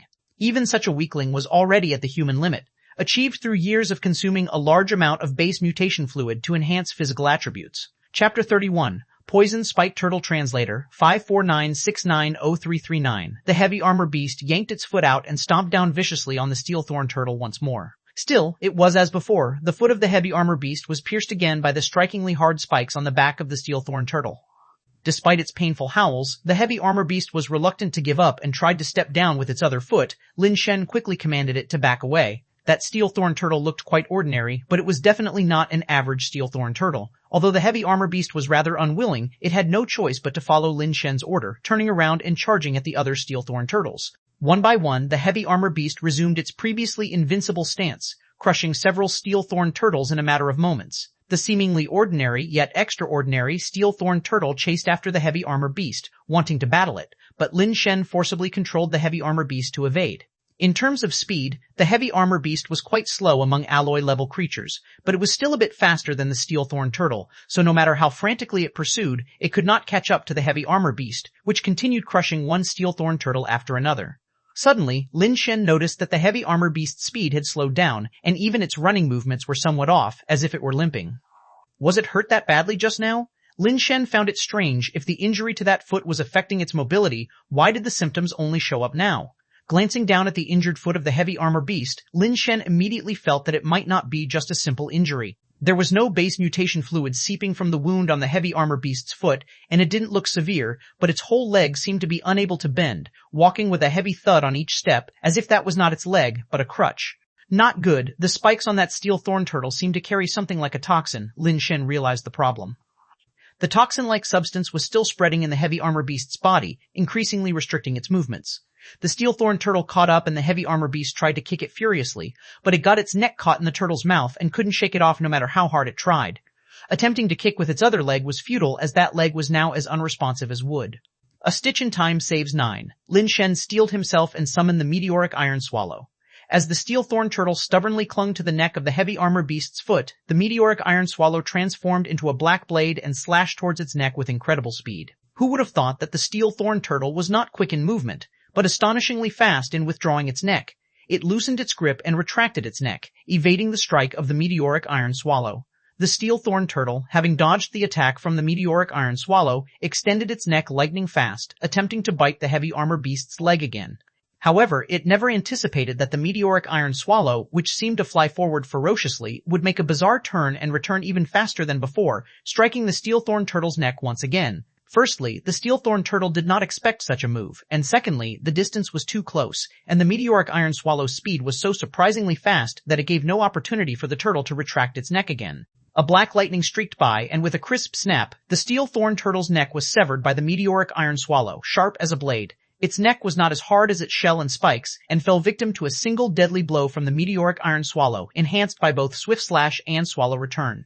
Killed the mutant steel creature, poison spike turtle. After the death of the steel thorn turtle, Lin Shen had no great joy on his face. Instead, he ordered the heavy armor beast and the meteoric iron swallow to clear out the remaining steel thorn turtles even faster. The steel thorn turtles that swore to defend the base mutation egg to the death still recklessly charged at the heavy armor beast, fearless of life and death. If there were a choice, Lin Shen would not want to exterminate them completely. After all, steel materials were not very valuable, and it probably wouldn't be possible to transport so many items back. The reason he commanded the heavy armor beast and the meteoric iron swallow to hasten the killing of the steel thorn turtles was due to his worries. Not long after, Lin Shen's concerns developed towards the worst possible scenario. The two injured legs of the heavy armor beast could no longer move. Even its body had begun to stiffen up, making walking increasingly difficult. What was more painful was that the wings of the meteoric iron swallow also started to stiffen. Its flight path became highly unstable, and its speed also slowed down considerably, nearly falling from the sky several times. Luckily, they were both alloy creatures, a level higher in strength than the steel thorn turtles.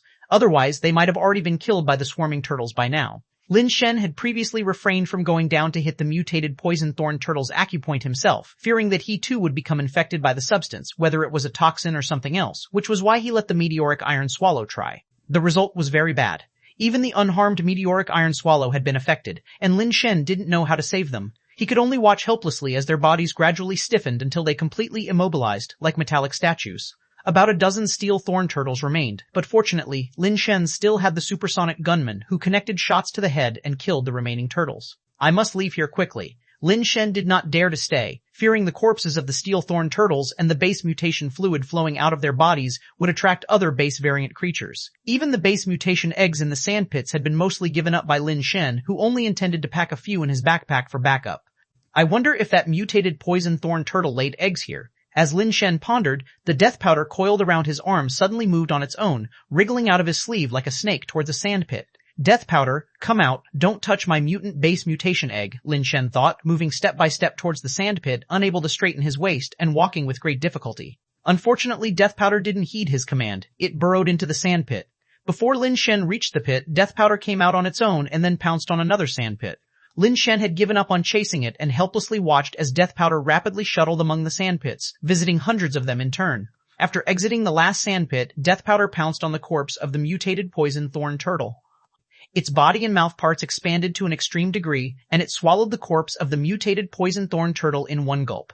I haven't collected the base mutation fluid yet. That's the rare base mutation fluid of a mutant creature. Lin Shen was very frustrated as he watched the good stuff being ruined. These were materials from a mutant creature. Although it was a lower level, the presence of the word mutant made it valuable enough. It was even more disappointing because the mutated poison thorn turtle likely laid eggs, which were probably mutant eggs that Death powder had privately consumed. If Lin Shen had acquired them, he could have used the mutant eggs to complete base mutation, which would surely have made him stronger than the other steel mutators.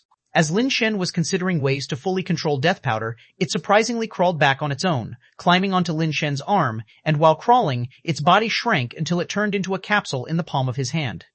Base mutation evolving, Lin Shen saw such a message displayed on the capsule. Come on, evolving now, are you playing with me?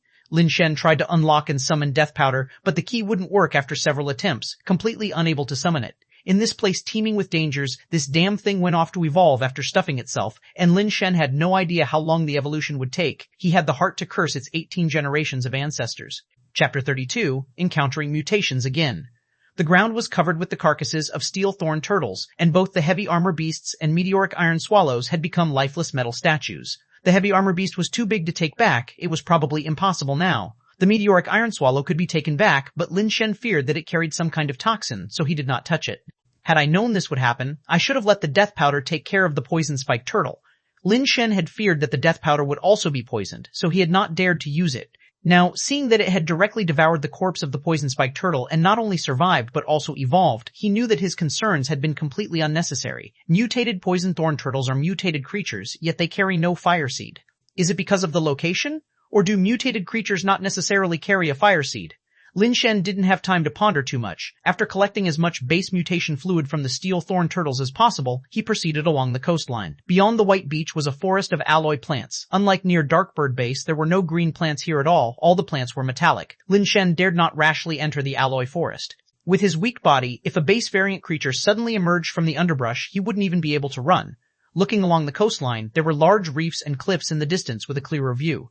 Lin Shen wanted to see if he could find a hiding place there. If he could just hold out for 72 hours, he would be able to activate the damn teleporter and return.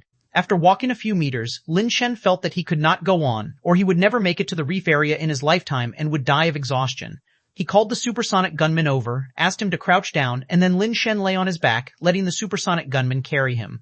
It wasn't that Lin Shen didn't want to challenge himself, but just walking those few meters had left him drenched in sweat and sore all over. What place is this exactly? Is it the interior of the mysterious Gourd Mountain? If the interior of Gourd Mountain can form its own world, what kind of existence is Gourd Mountain itself? Did my third and fourth brothers come here? Could my missing second brother possibly be here too? Lin Shen pondered a lot while lying on the supersonic gunman's back. He also knew that the third and fourth brothers might still be alive, but the chances of the second brother still being alive were very slim. The supersonic gunman's speed was clearly affected, but he could still walk briskly without much trouble. After walking 2 or 3 kilometers along the coastline, Lin Shen suddenly saw what looked like a person lying on the beach ahead. The person lay on the beach, with waves lapping over the body in gentle strokes, but the person remained motionless. Could it be a dead body? Too far away to see clearly, Lin Shen asked the supersonic gunman to quicken the pace and head over. He wondered if the person was from the Ch family or the Wang family, but as they got closer, Lin Shen immediately recognized the clothes on the body. Wei Wufu, is he dead? Lin Shen was slightly startled. Although he knew Wei Wufu had his own motives for following him, Wei Wufu had stood up to help him in dangerous situations. Seeing him dead here, Lin Shen still felt somewhat saddened. Upon reaching Wei Wufu, the supersonic gunman set Lin Shen down. Lin Shen asked the supersonic gunman to drag Wei Wufu's body out a bit, to where the waves could no longer reach it. Wei Wufu's clothes were torn in several places, but there appeared to be no wounds on his body. His hair was messy, soaked by the seawater, and clung in strands to his scalp. Lin Shen reached out to check for breathing and felt the pulse, somewhat surprised to find that the guy was actually still alive, seemingly just unconscious. This discovery left Lin Shen somewhat conflicted. If Wei Wufu hadn't helped him before, Lin Shen would have immediately had the supersonic gunman blow him away with a shot to prevent future trouble. However, Lin Shen, influenced by his older brothers and sisters, always had a clear sense of gratitude and resentment, making it impossible for him to eliminate someone who had helped him. Just as Lin Shen was considering how to deal with Wei Wufu, the guy actually woke up, but as soon as he moved, his complexion drastically changed. There seemed to be some problem with his legs. They did not allow him to stand, leaving him to sit up using his upper body alone. "Are you all right?" Lin Shen asked, looking at his legs. "My legs won't move," Wei Wufu answered. Lin Shen fell silent upon hearing this. Legless meant his life was over. For a mutator, having no legs meant it was impossible to fight against base variant creatures anymore. "It's just that they won't move. They're not useless," Wei Wufu said, seemingly reading Lin Shen's thoughts, his face expressionless. Lin Shen felt this was just Wei Wufu's final act of defiance. His legs seemed completely numb, and if they weren't useless, what else could they be? However, Lin Shen did not want to dwell on this issue and noticed the watch on Wei Wufu's wrist, which was similar to his own. He asked, "After you covered for my escape, what happened? Why was everyone gone when I returned to the canyon, and how did you end up here?" "Encountered a monster, couldn't beat it, ran, the slow ones died, escaped into the mountains, Darkbird led the way, found Gourd Mountain, there was a cave on the mountain, entered the cave and ended up here, got a watch on my wrist, fell into the sea, there were base variant creatures in the sea, couldn't beat them, fought desperately, base variant creatures retreated, passed out, woke up, saw you." Lin Shen was taken aback by Wei Wufu's succinct way of speaking. Normally, people's speech contains a flow of cause and effect, transitions, and embellishments, often filled mostly with useless information. Wei Wufu, on the other hand, didn't use any superfluous words in his speech, providing only useful information, as if reciting from an outline. "What kind of monster?" Lin Shen focused on the term Wei Wufu used. He said, "Monster, not base variant creature." "Don't know, like a person, but not like a person, like a base variant creature, but not like one," Wei Wufu replied. Can you describe what that monster looked like?" Lin Shen felt as if he had both heard and not heard. Just as Wei Wufu was about to answer, the sound of surging seawater caught their attention. Both men turned their heads to look and their faces instantly changed. A creature with a body made of blue alloy, eyes that resembled rubies, human-like in form but with fish scales, fins on its back and crown, and gills below its cheeks, emerged from the sea. It was carrying a red metal fork and stared at Lin Shen and Wei Wufu with predatory intensity, advancing step by step towards the sandy beach. "You go, can't win against mutated alloy creatures," Wei Wufu said. "No shit, if I could leave, why wouldn't I?" Lin Shen despaired, knowing his physical condition was a significant problem. Unable to even run away, he quickly called the supersonic gunman to carry him. But as soon as the supersonic gunman moved, it immediately drew the attention of the base variant creature, which didn't care whether the supersonic gunman was coming for it or not. Its scaly legs burst with terrifying strength and speed, bridging over a dozen meters in an instant to close in on the supersonic gunman and thrust its fork towards him.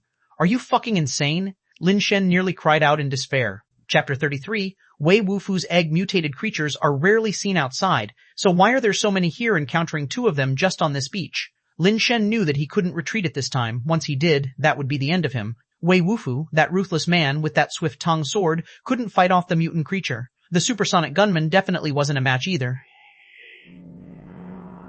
If the supersonic gunman died, he would be like meat on a chopping board, ready to be slaughtered at will. "Fire!" Lin Shen gritted his teeth as he issued the command. The supersonic gunman didn't hesitate and pulled the trigger. Bullets roared out of the barrel towards the mutant creature's head. While firing, the supersonic gunman narrowly dodged the creature's pitchfork by a hair's breadth. The mutant creature tilted its head and dodged the bullets from the supersonic gunman. Its speed was almost equal to the gunman's. It was only by fortune that the gunman was a top-tier speed-based pet. Otherwise, it would have been difficult to avoid that pitchfork. Continue. Lin Shen reached into his pocket and took out something, throwing it with all his might to Wei Wufu. Although they had only exchanged blows once, Lin Shen knew the supersonic gunman was definitely not a match. Speed was the supersonic gunman's strongest weapon, and yet it still didn't give him an edge against the mutant creature. He was certainly far inferior to the creature in other aspects and stood no chance in a fight. Wei Wufu caught what Lin Shen threw to him, a crystal-based blade shaped like a green leaf. He immediately pinched the blade between his fingers and stared adamantly at the mutant creature while whispering softly, "Let's go." Lin Shen paid him no mind. Even when Wei Wufu had a pet and a crystal base level Tang sword, he was no match for the mutant creature. Now as only a leaf blade, it would be odd if he could actually defeat the mutant creature. "Find the right moment, shoot its eyes, and leave the rest to me," Lin Shen ordered. Wei Wufu frowned slightly. He couldn't understand what Lin Shen meant by that. He didn't think Lin Shen himself had any capability to harm the mutant creature. Wei Wufu said nothing. He was well aware that Lin Shen couldn't get far. If he and the supersonic gunman died, Lin Shen could only die as well. Escaping or not, it made little difference. The mutant creature, having avoided the bullet, swung its pitchfork in a sweeping motion at the supersonic gunman's waist. The gunman hadn't even had a chance to fire a second shot, which showed that the creature still held a slight advantage in speed. Its speed value could be a perfect 20. Of course, like death powder, it's possible the speed value could have broken past the limit of 20, reaching the transcendent 21, but Lin Shen felt it wasn't as fast as death powder and probably didn't reach 21. The supersonic gunman could only quickly retreat while firing another shot, which, once again, was aimed at the mutant creature's face. This was all deliberate from Lin Shen, keeping the supersonic gunman's aim fixed on the mutant creature's face. At such a close range, the bullet still missed as the creature turned and dodged, swinging its pitchfork in a wide arc and aiming again for the supersonic gunman. Now! Lin Shen suddenly shouted, and the supersonic gunman, instead of retreating, rushed forward, getting almost in front of the mutant creature and firing a shot at its face. Almost at the instant the bullet left the barrel, the creature's pitchfork swept across the waist of the supersonic gunman, sending him flying to the side, his waist clearly twisted, and his alloy spine appeared to have been broken. Due to the close distance, the creature was forced to twist its neck to dodge the bullet. A streak of green light flashed across the air and struck the mutant creature's left eye, which was dodging the bullet. The ruby-like eye was pierced by the leaf blade, causing the mutant creature to painfully reach out and grasp at the leaf blade stuck in its eye. Wei Wufu saw Lin Shen suddenly charging at the mutant creature at the same time, his speed even faster than the bullet fired by the supersonic gunman. Even seeing Lin Shen's speed, Wei Wufu still didn't believe that Lin Shen rushing over was a good decision. He could tell that Lin Shen was someone who lacked base mutation, not knowing what method he used to temporarily burst forth with that kind of speed. Let alone the fact that his speed wasn't much faster than the mutant creature's. Even if he were faster, his strength wasn't sufficient to harm the creature. Charging at it was no different from courting death. Especially when Lin Shen forcefully pressed his finger against the mutant creature's waist, Wei Wufu thought Lin Shen's finger would definitely break, and the mutant creature would be completely unharmed. Lin Shen's finger thwacked into a depression in the mutant creature's waist, producing a dull sound and Lin Shen's pained grunt. Just as Wei Wufu predicted, Lin Shen's finger bones were crushed, warping into a chillingly grotesque shape. And as Wei Wufu thought, the mutant creature was completely unscathed. Even though Lin Shen attacked its weak point, he still couldn't injure it in the slightest. But what happened next left Wei Wufu standing there stunned. The mutant creature had suddenly stopped moving, standing there with one hand on a fork and the other pinching the leaf blade, like a robot that had run out of power abruptly. "It hurts like hell," Lin Shen hissed in pain, his twisted fingers swollen like little radishes. Wei Wufu's gaze upon Lin Shen had become somewhat strange, as if he was seeing him for the first time. He had seen Lin Shen use acupoint sealing on the supersonic gunman, but he had never expected that even this mutant creature could be sealed. What kind of strength that was, Wei Wufu had never heard of. A human without base mutation was actually capable of such speed and incomprehensible techniques. Lin Shen was quite something. "Don't move, come here," Wei Wufu said, seeing Lin Shen take out a vial of medicine from his pocket and about to apply it to his fingers. Lin Shen had grown accustomed to Wei Wufu's way of speaking and couldn't be bothered to ask anymore, dragging his heavy body over to Wei Wufu's side. "Squat down, hand," Wei Wufu commanded. Lin Shen understood his intention, squatted down, and stretched out his injured fingers in front of him. Wei Wufu's fingers flashed, and he vigorously stroked Lin Shen's injured finger, causing a crisp, crackling sound that made Lin Shen howl in agony. "Apply the medicine," Wei Wufu ordered. Lin Shen's screams ceased as the instant pain ebbed away. Surprisingly, his finger hurt less, and he felt much better. Looking down, he noticed that his twisted finger was now straightened. Without saying anything more, Lin Shen poured a few drops of the medicine onto his injured finger but kept his gaze fixed on the mutant creature. Fortunately, the mutant had not reached the formidable level of death powder. Its acupoints were sealed, and it could not move, but Lin Shen did not know how long the effect would last. His gaze shifted to the supersonic gunman, his spine broken. Although not dead, he could no longer even crawl, let alone shoot. Clenching his teeth, Lin Shen moved in front of the mutant creature and tried to pull the leaf blade out of its eye, but the creature was gripping the blade tightly, and Lin Shen couldn't budge it no matter how hard he tried. "You have no base mutation?" Wei Wufu asked, looking at Lin Shen with a puzzled expression. He had been certain that Lin Shen had no base mutation, but now he was beginning to doubt his judgment. "I don't," Lin Shen said, letting his hand droop and looking at Wei Wufu. "Your hands can still move. Can you come and finish it off? Can't kill it? Here?" Wei Wufu fished out something and tossed it to Lin Shen. Lin Shen caught it and saw that it was an egg. Yes, an actual egg, not a base mutation egg. Base mutation eggs have metallic or crystalline shells, but this egg looked like a chicken egg or duck egg with a gray-white shell, thin and fragile. It was smaller, slightly larger than a pigeon egg. "I'm not hungry," Lin Shen thought. Wei Wufu was suggesting he eat the egg. Not that he was hungry, but such a small egg wouldn't fill him up even if he were. "Don't eat it, use it to base mutate," Wei Wufu instructed. "Use this egg to base mutate, are you sure?" Lin Shen was full of question marks. How could one base mutate with this thing? He felt as if Wei Wufu was joking, but Wei Wufu's expression showed no sign of teasing. Want to live? Use it to base mutate? Wei Wufu pressed, noting Lin Shen's skepticism. Lin Shen still found it unbelievable that he could base mutate with this thing, and even if it were possible, it would be a lengthy process, taking at least 3 to 5 days, or maybe even half a month, with the longest taking 1 or 2 months. In a place like this, how could he base mutate? Most likely, before he even finished base mutating, the effects of the acupoint sealing would wear off, and the mutant creature would kill him with a stab of its fork. Very strong, very fast, difficult, success means survival, failure means death, Wei Wufu explained once more. Chapter 34, Primeval Eggs. Lin Shen had already completely adapted to Wei Wufu's manner of speaking. He knew what Wei Wufu meant, that the egg had strong potential and would facilitate quick base mutation. Their current situation was difficult, and Lin Shen must undergo base mutation for them to survive. If he failed, given their current circumstances, it was certain to be a dead end. Are you really sure this thing is a base mutation egg? Are you sure it hasn't been mixed up, and this isn't just one of your small chicken eggs boiled for snacks? Lin Shen sought confirmation once more. Because no matter how he looked at it, it appeared to be an ordinary bird's egg, with no connection to a base mutation egg whatsoever. If you're afraid, just give it back to me, Wei Wufu said. Then I'll give it a try, Lin Shen thought. If this is just an ordinary bird's egg, then I won't lose anything. But if it's as powerful as Wei Wufu says, I'll have hit the jackpot. Such a formidable guy as Wei Wufu wouldn't praise a base mutation egg unless it was extraordinary. It's just, why haven't I heard of any gene egg that allows for base mutation to be completed in such a short time? Glancing at the mutated creature that was completely immobilized, Lin Shen picked up the egg that looked like a bird's egg, actually a base mutation egg, and swallowed it whole. Yes, he swallowed it whole. Humans who had not undergone base mutation could not directly consume base mutation fluid or the essence contained in base mutation eggs. Normally, they had to first refine and create essence injections, which were then administered into the body in controlled doses. Humans post-base mutation could directly consume some base mutation fluid, but this was not without risks. The nature of base mutation fluid was more akin to a virus. Humans infected by it would gradually coexist with the virus, attempting to control and incorporate it as part of themselves. Of course, this was just an analogy. In reality, the properties of base mutation fluid and a virus were somewhat different. Humans without base mutation needed to consume a whole base mutation egg, including the shell, to undergo infection and change their body structure. Because he had previously used a large amount of essence injections, it was as if he'd been vaccinated many times, so the risk of this type of infection wasn't really high. After all, he was using the lowest level steel level base mutation egg. Failure in base mutation would mostly result in headache, fever, and such, not much different from catching a cold. Wei Wufu, seeing Lin Shen swallow the bird egg, revealed a hint of recognition in his eyes, thinking to himself, 6 people who used the number 14 primeval eggs have died. So far, no one has succeeded. Now, Lin Shen is so composed and calm, knowing full well that failure means certain death. He is truly an exceptional individual. Maybe he really can succeed.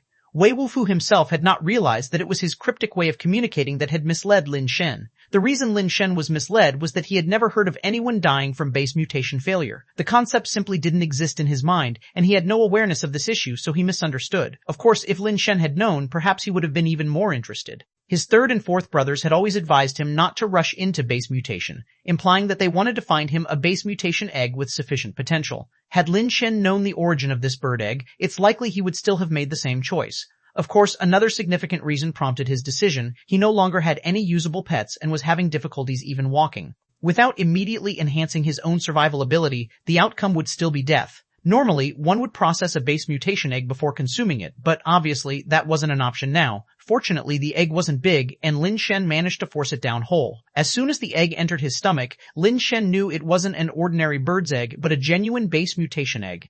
Almost immediately upon the egg's ingestion, a coldness almost enough to freeze someone solid emerged from his abdomen and spread rapidly throughout his body. Lin Shen immediately lost control of his body, falling straight to the ground, but his nerves became incredibly sensitive. A single strand of hair landing on his skin was enough to cause him stinging pain. Even when dust settled on his skin, it would immediately cause swelling and redness. It hurts, damn, it really hurts. Lin Shen had never realized the air could contain so much dust. The dust, normally imperceptible, fell on Lin Shen, giving him the sensation that his entire body was being pricked by needles. Wei Wufu watched Lin Shen, who lay motionless on the ground, and many thoughts raced through his mind. The reason why the number 14 primeval egg was called a primeval egg and not a base mutation egg was because its origins differed from those of ordinary base mutation eggs. More than 200 years ago, various base variant creatures began appearing all over the world, all of them originally emerging from the base mutation zone. Ordinary people had little concept of the base mutation zone, knowing only that it was an area where base variant creatures gathered.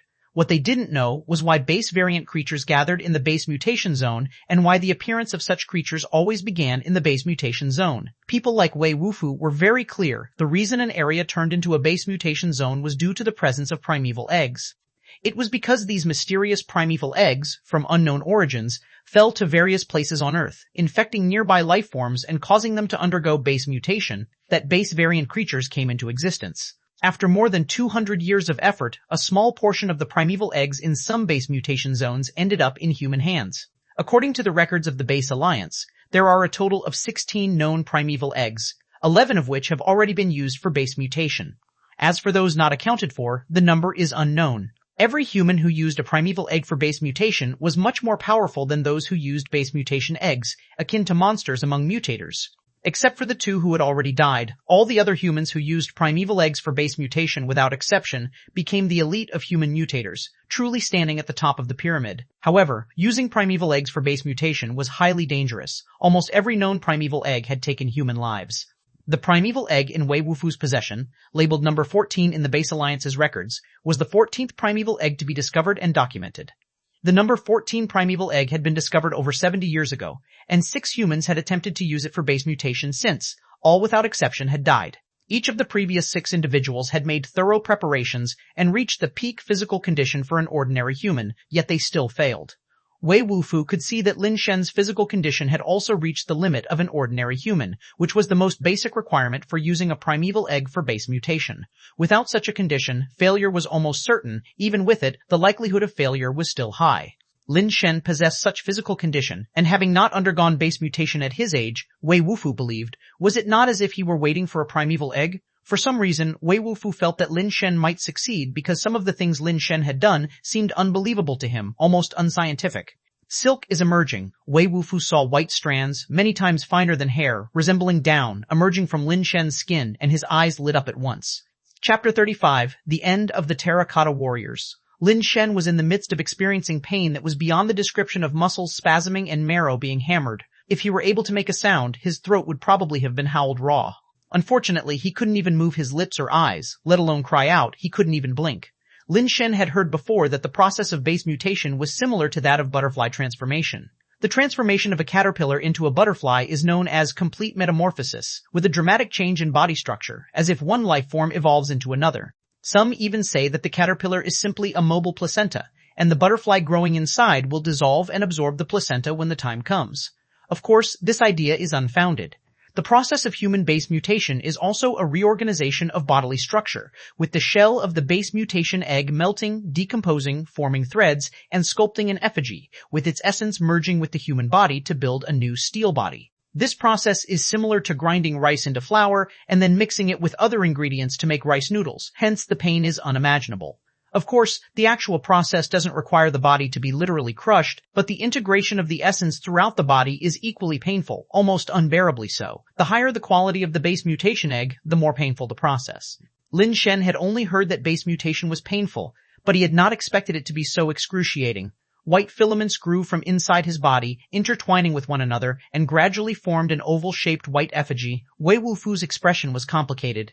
Before Lin Shen, none of the humans who had tried to use the primeval egg number 14 for base mutation managed to reach the stage of forming an effigy. All of them died soon after swallowing the primeval egg. The fact that Lin Shen was able to sculpt an effigy meant that the shell of the primeval egg had already melted and decomposed into a new structure within his body, indicating that he was halfway to success. What would follow was to see if Lin Shen's body could withstand the integration with the essence, which could also be understood as whether he could coexist with the foreign viruses. Wei Wufu was intently observing the effigy formed by Lin Shen when, suddenly, as if sensing something, he turned his head to look at the immobilized mutant creature. The mutant creature began to tremble slightly, causing Wei Wufu to frown slightly. After a moment of contemplation, Wei Wufu pressed his hands forcefully on the ground, propelling his body to leap up, but unfortunately, everything below his waist was unsteady and unresponsive, greatly affecting his speed. Wei Wufu lunged in front of the mutant creature and fiercely jabbed his fingers into the depression at the creature's waist, exactly where Lin Shen had previously targeted. The force of his poke was many times greater than Lin Shen's, pressing the depression even deeper. Unfortunately, when Wei Wufu looked up at the mutant creature, he found that its body's trembling had not stopped. What method did he use? Why can he do it, but I can't? Wei Wufu sighed in his heart, stretched out his hands onto the ground, leaped up once more with force, and then clapped his hands hard, pushing the mutant creature's body away. The mutant creature rolled out for more than 10 meters on the ground before stopping due to the strong gravity here. It was quite a feat to push it that far. Wei Wufu's only thought was to delay time as much as possible. According to the data, humans who undergo base mutation with the primeval eggs do so very quickly.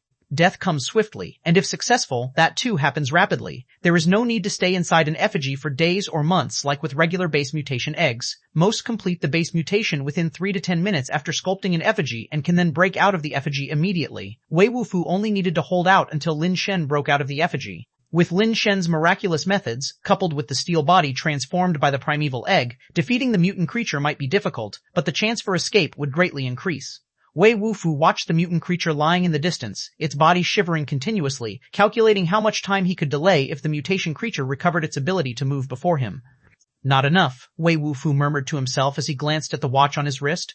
The mutant creature's body quivered more and more violently, looking like it could regain its ability to move at any moment. Since Lin Shen had encased himself, less than a minute had passed, and even if Lin Shen were incredibly fast, he would still need more than 3 minutes. Wei Wufu once again pressed his hands against the ground and crawled towards the distant mutant creature. Reaching the violently shaking body of the mutant creature, Wei Wufu pushed against it, continuing to shove it farther away. After pushing for a short while, the mutant creature's body suddenly jerked, then its arm lifted, followed by its body also starting to move, albeit somewhat stiffly, like a robot from a breakdance performance. Without a word, Wei Wufu rolled behind the mutant creature and locked his arms around its neck in a rear-naked chokehold. This move, when used on a human, can lead to loss of consciousness by compressing the carotid arteries and depriving the brain of blood supply in a brief period. When used on a mutant creature, naturally, the effect isn't as good. Moreover, with Wei Wufu's legs unable to wrap around and immobilize the creature, the move was even less effective. This was a reluctant choice for Wei Wufu, as confronting the mutant creature head-on was not advisable and would only hasten his death. From behind it, at least its claws and legs wouldn't easily reach Wei Wufu, and like humans, its arms couldn't fully rotate backward. Wei Wufu only thought about delaying as long as possible, just waiting for Lin Shen to emerge from his enclosure. The mutant creature quickly recovered, ignoring Wei Wufu's chokehold. It pulled out the leaf blade that was stuck in its eye and flung it aside.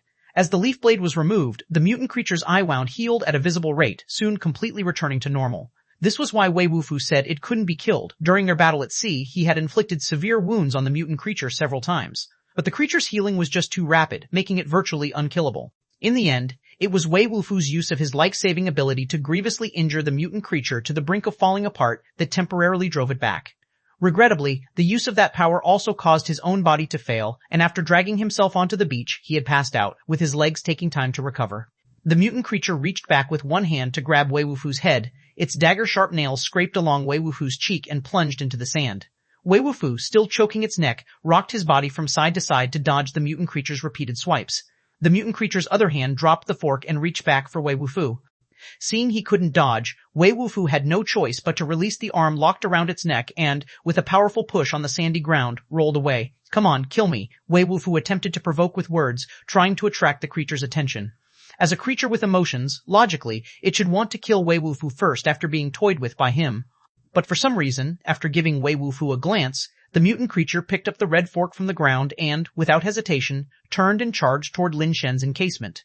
This was beyond Wei Wufu's expectations, but his reaction was quick. With his hands on the ground, he exploded with all his strength, like a ground-skimming missile, catching up to the creature, grabbing one of its legs, twisting fiercely, and flipping it to the ground. The mutant creature kicked back with its other leg, unable to dodge due to his immobile legs. Wei Wufu could only let go with one hand and grabbed its other leg. He had thought that after being manipulated like this, the mutant creature would be enraged and determined to fight to the death. To his surprise, even as its legs were held by Wei Wufu, the creature, after lifting the red fork, didn't aim at Wei Wufu, who was holding its legs, but instead flung the fork with all its might towards Lin Shen's encasement. Chapter 36. Breaking out of the cocoon, Wei Wufu reacted extremely quickly. Almost the moment the mutated creature lifted its fork, he released one hand and grabbed a pebble from the sand beside him, hurling it with all his might at the fork thrown by the creature. Unfortunately, the pebble was too small and not tough enough. It shattered into powder upon impact with the red fork, slightly deflecting its trajectory. But it was only a slight deflection. The fork continued to fly toward the statue. This was all Wei Wufu could do, with nothing else around to use and his legs unable to move. He couldn't catch up to the thrown fork. The fork skewed into the statue and actually pierced through it, which left Wei Wufu somewhat stunned. Primeval eggs seemed ordinary, but were actually extraordinary. Their strength was much higher than that of regular steel mutant eggs, and the statues they formed were more durable than regular steel bodies. Although the mutated creature was of the alloy level, the fork's strength had been somewhat reduced by the stone, and considering the statue's own robustness, it shouldn't have been pierced through so easily. The ease with which it was pierced through only meant that the statue's strength was much lower than Wei Wufu had anticipated. How could this be? It's not right. The comparison is too weak. Wei Wufu couldn't help but mutter to himself. What he was thinking was, why was the strength so low? Something was off. Comparing it to others who had used primeval eggs to form statues, Lin Shen's statue was much weaker. For some reason, what he said came out differently. The mutated creature seemed to have some special obsession with Lin Shen, not knowing whether it was because Lin Shen had struck its pressure point or for some other reason. Even though the statue had been pierced, the mutated creature was relentless and dragged Wei Wufu step by step toward the statue. With his legs unable to exert force and his arms wrapped around the creature's legs, Wei Wufu couldn't stop it from moving toward the statue. As Wei Wufu's mind frantically searched for a way to stop the mutated creature and buy time, the creature suddenly stopped on its own. Unsure of what had happened, Wei Wufu raised his head to look at the statue's position, wanting to know what had happened and why the mutated creature had stopped on its own. Looking in that direction, Wei Wufu saw that the red fork stuck in the statue was now emitting steam, which grew denser by the moment. In just a short while, the metallic shaft of the red fork gradually turned golden red, growing brighter in color, resembling steel heated to red hot. In fact, both Wei Wufu and the mutated creature had felt the scorching heat emanating from the red fork, otherwise the creature would not have stopped. In just a brief moment, the red fork had turned completely into a translucent gold, strikingly similar to the appearance of steel as it approached its melting point under intense heat. Wei Wufu found it difficult to understand why there was such high temperature. Base mutation wasn't steel forging. With such high temperatures, people would be incinerated to ash, let alone undergo base mutation. Could it be that the energy of the primeval egg is too strong, causing such high heat?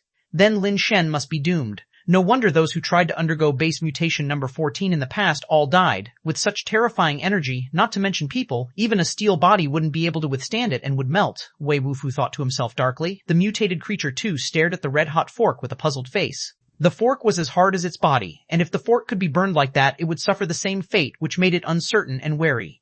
The scene fell into an eerie calm. The urgency of the life and death struggle vanished, yet the tension seemed to increase even further. Just as the fork was about to melt, at that critical moment when it was neither solid nor liquid, suddenly, a surge of icy chill burst forth. The temperature of the fork dropped drastically, changing from gold to red in an instant. After cooling, although still red, the fork turned semi-transparent, as if it had transformed from metal to crystal. A look of wild joy appeared in the mutated creature's eyes, seeming to indicate that its fork had indeed become crystal-based material. Crack! Just as the mutating creature was delighting in its surprise, the fork suddenly shattered, like tempered glass breaking into countless crystalline particles that fell onto the sand. Lin Shen, is he dead?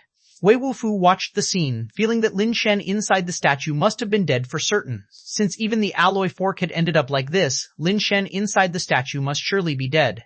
Even if Lin Shen could have withstood the initial extreme heat, he couldn't have survived the final chilling.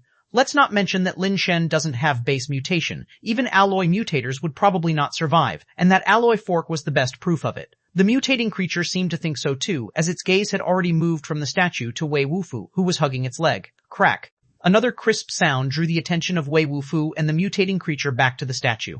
In an instant, dense cracks appeared on the statue, and in the next moment, the entire statue shattered with a crash, revealing a figure that had been enveloped within it.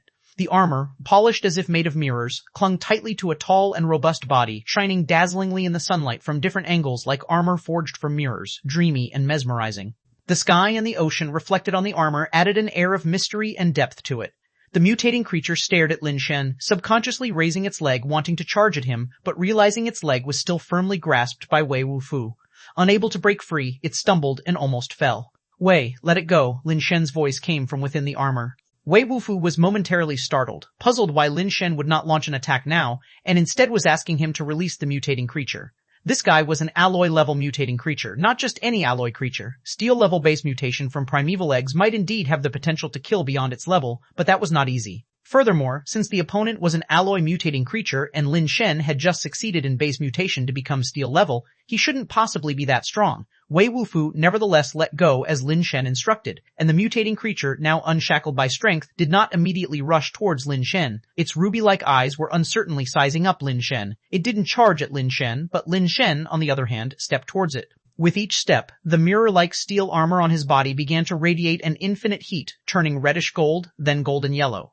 The armor's splendor, with its heat, seemed like a holy warrior burning with life. The mutating creature instinctively took a half step back. The next second, the creature exploded in fury at its own cowardice, seemingly unable to accept that it was scared off by a steel creature. Just as it was about to madly charge at Lin Shen, it suddenly saw white vapor rising violently from Lin Shen's gleaming armor, the temperature on the resplendent armor plunging rapidly, no longer displaying its radiant brilliance. The mutating creature watched Lin Shen approach through the rising fog. Its pupils shrank violently, as if it had seen something utterly terrifying.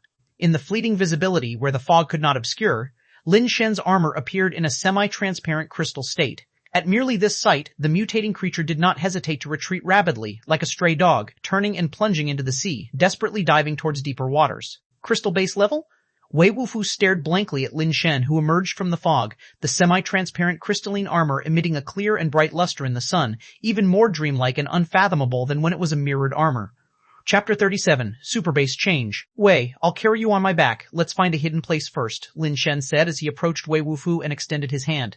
I have hands. Wei Wufu supported his body with both hands and crawled forward, still moving very quickly. Lin Shen almost couldn't keep up with him, even while walking on two legs. The two made their way to the reef area and eventually hid behind a relatively concealed rock. As they were traveling, the semi-transparent armor on Lin Shen's body gradually became cloudy and was no longer transparent at all. After sitting down for a short while, it returned to looking like the previous mirror-like steel armor. Of course, Lin Shen could not possibly be at the crystal base level, it had just seemed very similar. Leaning against the rock, Lin Shen checked the information displayed on his wristwatch. User, Superbase Steel Creature Evolvable SIA, Strength 11, Speed 11, Hardness 11, Toughness 11, Base Mutation Rate 1%. Life Form Theoretical Vitality Limit 200 years. Base Change Talent, Superbase Change. Superbase Steel Creature was another term Lin Shen hadn't heard of, which he surmised could correspond with mutation, or perhaps a grade higher than mutation. Could this superbase be related to those fire seeds of the failed superbase evolutions? Lin Shen speculated. All around were 11s, which was a bit higher than what Lin Shen heard the full values at the steel level were. With the previous case of death powder as an example, Lin Shen was not surprised. The term base mutation rate was something Lin Shen had heard of before, just not with such detailed data. To advance from steel level to alloy level, one needed to absorb base mutation fluid. The more base mutation fluid absorbed and the better its quality, the higher the success rate of advancing to alloy level would be. It seemed that this base mutation rate was a direct representation of the probability of successful base mutation after absorbing base mutation fluid. The life form theoretical vitality limit refers to the theoretical maximum lifespan. Before base mutation, it was 100 years, now it was 200 years, doubled.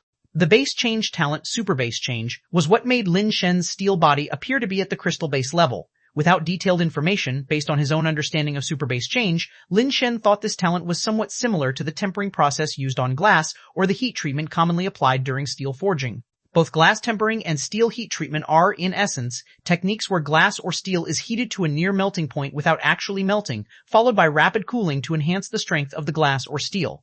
The benefits superbase change offered to the steel body were very similar, but there were also differences. After heating, the hardness of glass or steel would decrease, with the hardness dropping during this period.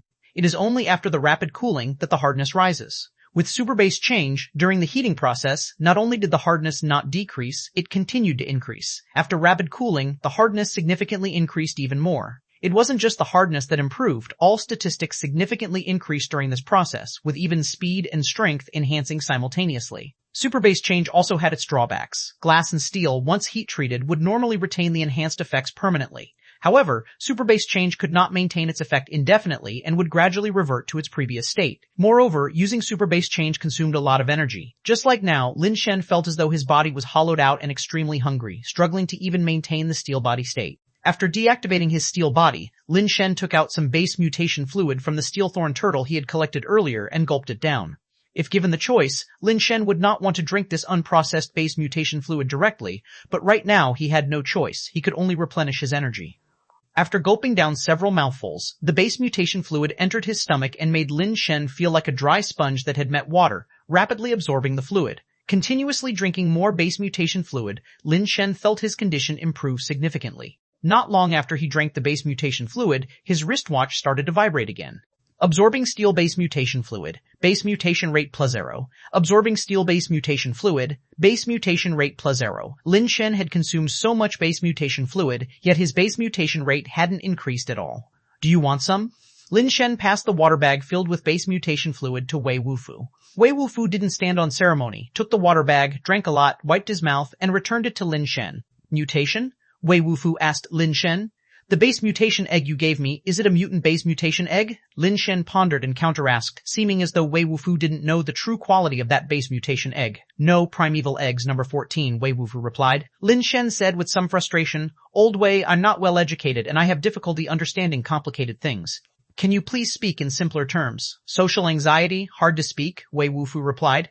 You, social anxiety, Lin Shen looked at Wei Wufu with a strange expression. Who would have thought that this towering, robust man, always with a cool and icy expression, making people with weak mental fortitude become socially anxious, would himself have social anxiety? During his base mutation, he had already realized there was something wrong with the base mutation egg. The entire base mutation process vastly differed from what he had heard before. During the base mutation, he truly felt as if his body was melting and being reconstructed, a thought that still made Lin Shen shiver in retrospect. After a lengthy chat with Wei Wufu, Lin Shen finally roughly understood what was going on. 6 have died before me? Lin Shen suddenly felt a chill. According to Wei Wufu, base mutators who used primeval eggs could be strong or weak. But even the weakest among them was a mutant base mutator, considerably stronger than regular base mutators. Wei Wufu didn't know much himself because most base mutators who used primeval eggs wouldn't easily disclose their base mutation information. Most of the data about them was inferred from their performance in actual combat. One thing was certain though, Wei Wufu was a base mutator who had used a primeval egg, starting as a mutant steel creature, and after advancing to alloy level, he became a mutant alloy creature. From Wei Wufu, Lin Shen also learned a very crucial piece of information. Mutant-base mutators could only increase their base mutation rate by absorbing the base mutation fluid from mutant creatures. Regular base mutation fluid was ineffective for them.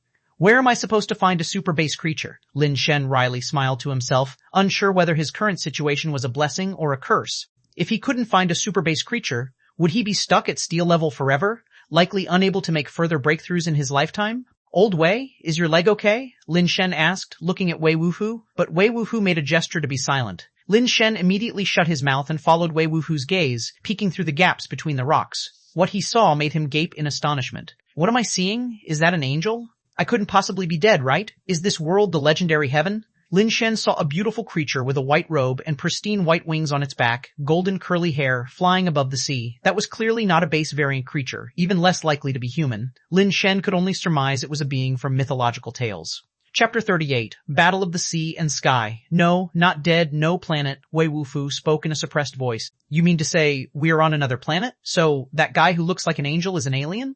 Lin Shen understood what Wei Wufu meant, but felt even more astonished. He had originally thought he was inside a cave heaven within Gourd Mountain. Little did he expect to have left his own planet and arrived on another.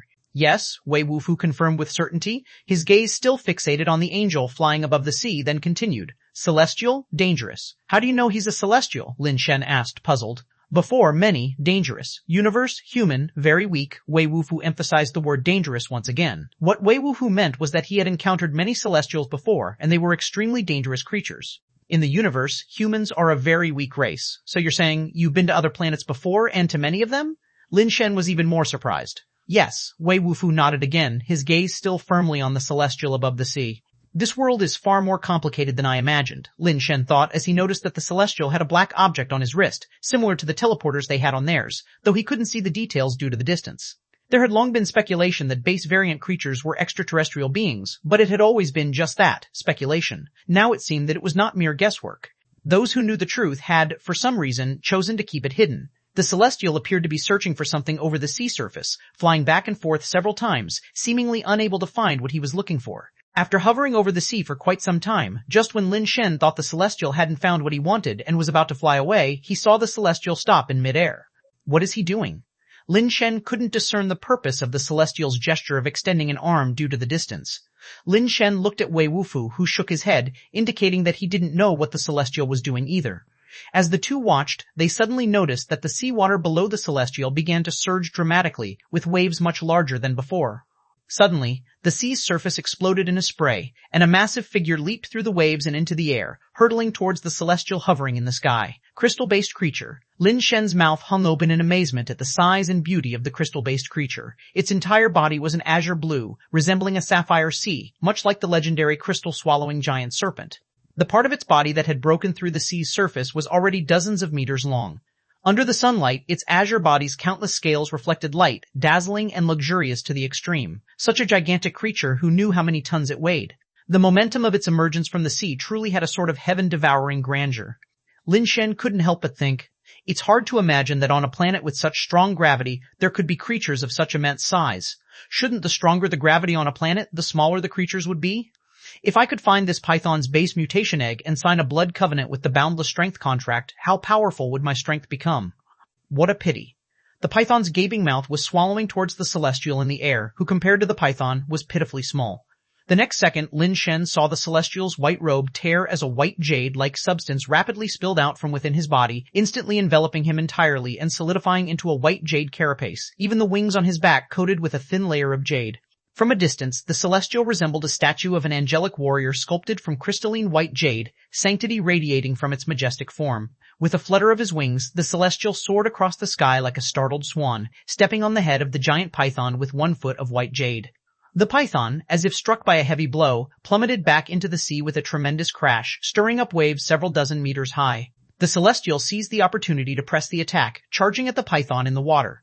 Before he even reached it, a giant tail suddenly lashed out from the waves beside him, striking the celestial with great force. The celestial had no time to dodge. He crossed his arms in front of his body to take the blow, and his body was immediately hurled away like a cannonball, flying dozens of meters through the air before plunging into the sea. To be hit by such terrifying strength, even a crystal-base level being couldn't withstand it, right? Lin Shen muttered to himself. The python turned over and also dived beneath the surface of the water. The sea became even more turbulent, with countless eddies stirring and spouting columns of water like fountains, like a continuous eruption of volcanoes, causing the surrounding sea to surge relentlessly. It seemed that the celestial had not been killed, and was actually engaged in battle with the python underwater. He clearly has wings but chooses to abandon his advantage to fight that crystal-base level azure giant python in the sea. Is he brainless, or is his strength so great that he can disregard environmental influences? Pondered Lin Shen. Strong, Wei Wufu said just one word, and it was unclear whether he referred to the celestial or the python. Parts of the python's body occasionally surfaced, but the celestial could not be seen breaking the water. Suddenly, the tumultuous sea exploded with a water column over 100 meters high, and the body of the celestial was hurled from it. The python, swift as a shadow, burst through the waves, opening its heaven, swallowing Ma, and swallowed the celestial whole in one gulp. The celestial doesn't seem to be doing too well, Lin Shen thought to himself. But the very next second, Lin Shen saw a large hole explode in the belly of the python, and the celestial burst out from the opening. Boom! The python's body descended in freefall, crashing onto the sea surface. The raging waves rushed onto the beach, flooding the area where Lin Shen and Wei Wufu were hiding. Fortunately, the wave came quickly and receded just as fast. When the water pulled back, the celestial was seen dragging the body of the python, step by step, onto the beach. It might have been that the celestial had expended too much strength in the fight, or that the python's body was simply too heavy. Without the buoyancy of the water to support it, the celestial could only drag it halfway up the beach before he could move it no further. Thump. The celestial collapsed straight onto the ground and lay motionless on the beach.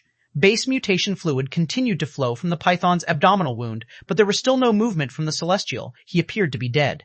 You stay, I go. Wei Wufu, supporting his body with his arms, crawled towards the body of the python. Lin Shen guessed that Wei Wufu wanted to drink the python's base mutation fluid. Perhaps it would help his body heal. After a moment's hesitation, Lin Shen did not go out and continued hiding behind the rocks. Wei Wufu crawled closer, sized up the celestial for a moment, then went straight to the python's wound and began to drink the blue base mutation fluid flowing out. Friend, that's my prey. I do not recall inviting you to partake of my kill. A hoarse voice rose from behind Wei Wufu. Wei Wufu turned to look back, only to see the celestial slowly rising from the ground, staring at Wei Wufu with an icy gaze. Chapter 39, Pet Capsule Accelerator. Aliens also speak Mandarin? Hearing the angel speak, Lin Shen was momentarily baffled.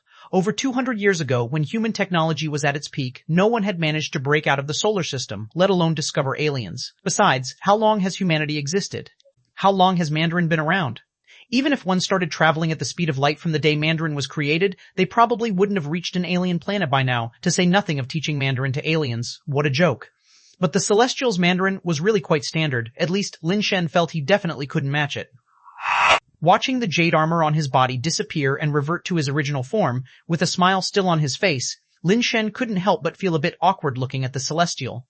Wei Wufu wiped off the base mutation fluid from his mouth and seemed a bit embarrassed as he said, "You die, waste."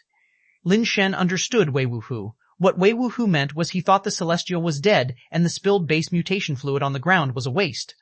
But the Celestial didn't understand Wei Wufu.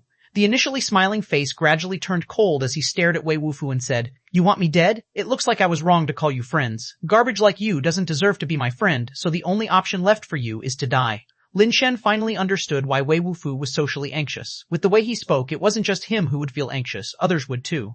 Wei Wufu obviously felt it was too troublesome to explain and simply chose not to.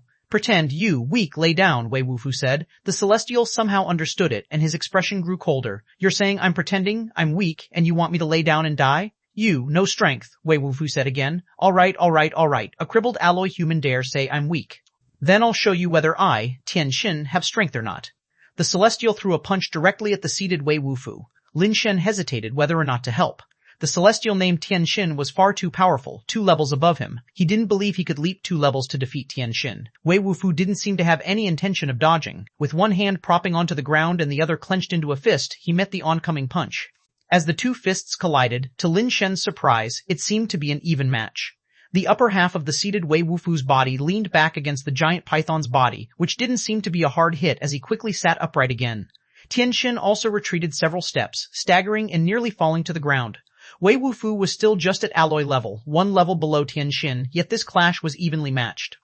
Lin Shen realized that Ch1's recent battle with the giant python had drained him too much. Now he was out of strength and possibly even injured, although it didn't show on the surface. "Stop pretending. Lie down," Wei Wufu said to Ch1.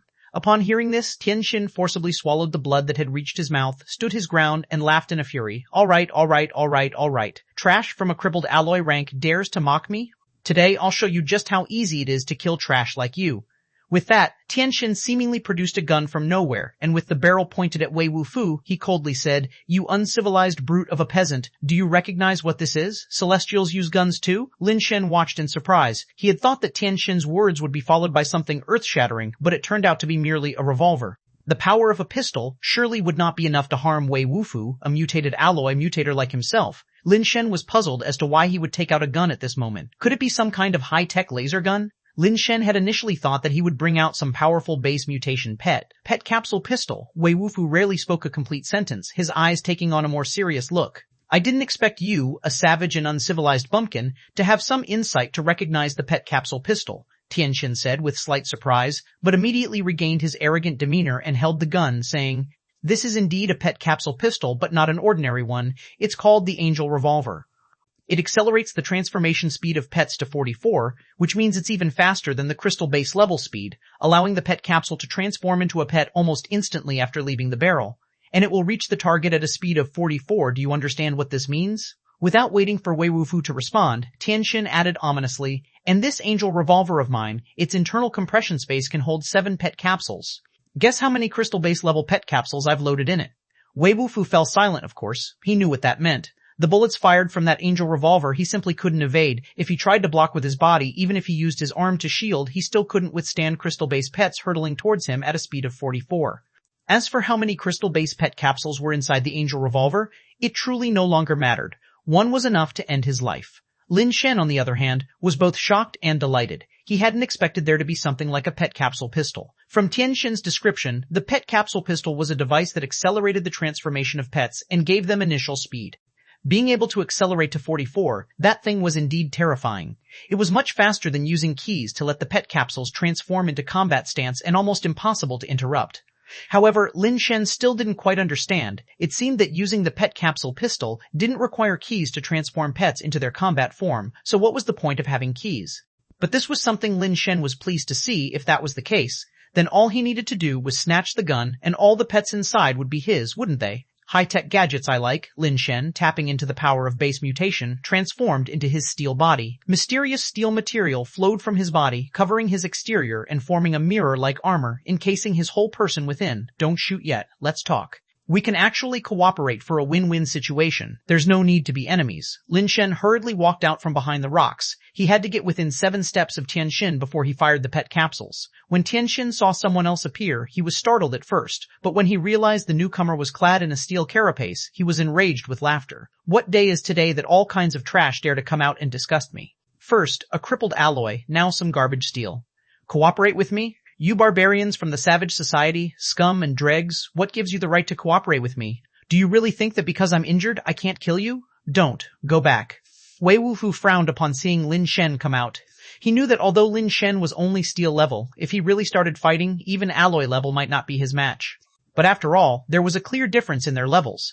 It had been such tough work for the two of them against a mutated alloy creature, and this Ch1 in front of them was much more difficult to handle than the mutated alloy creature. Lin Shen had previously shown great speed, but compared to the 44 speed of the pet capsule pistol, it was simply too slow. Chapter 40, Making a Friend. Lin Shen ignored Wei Wufu and continued as he walked.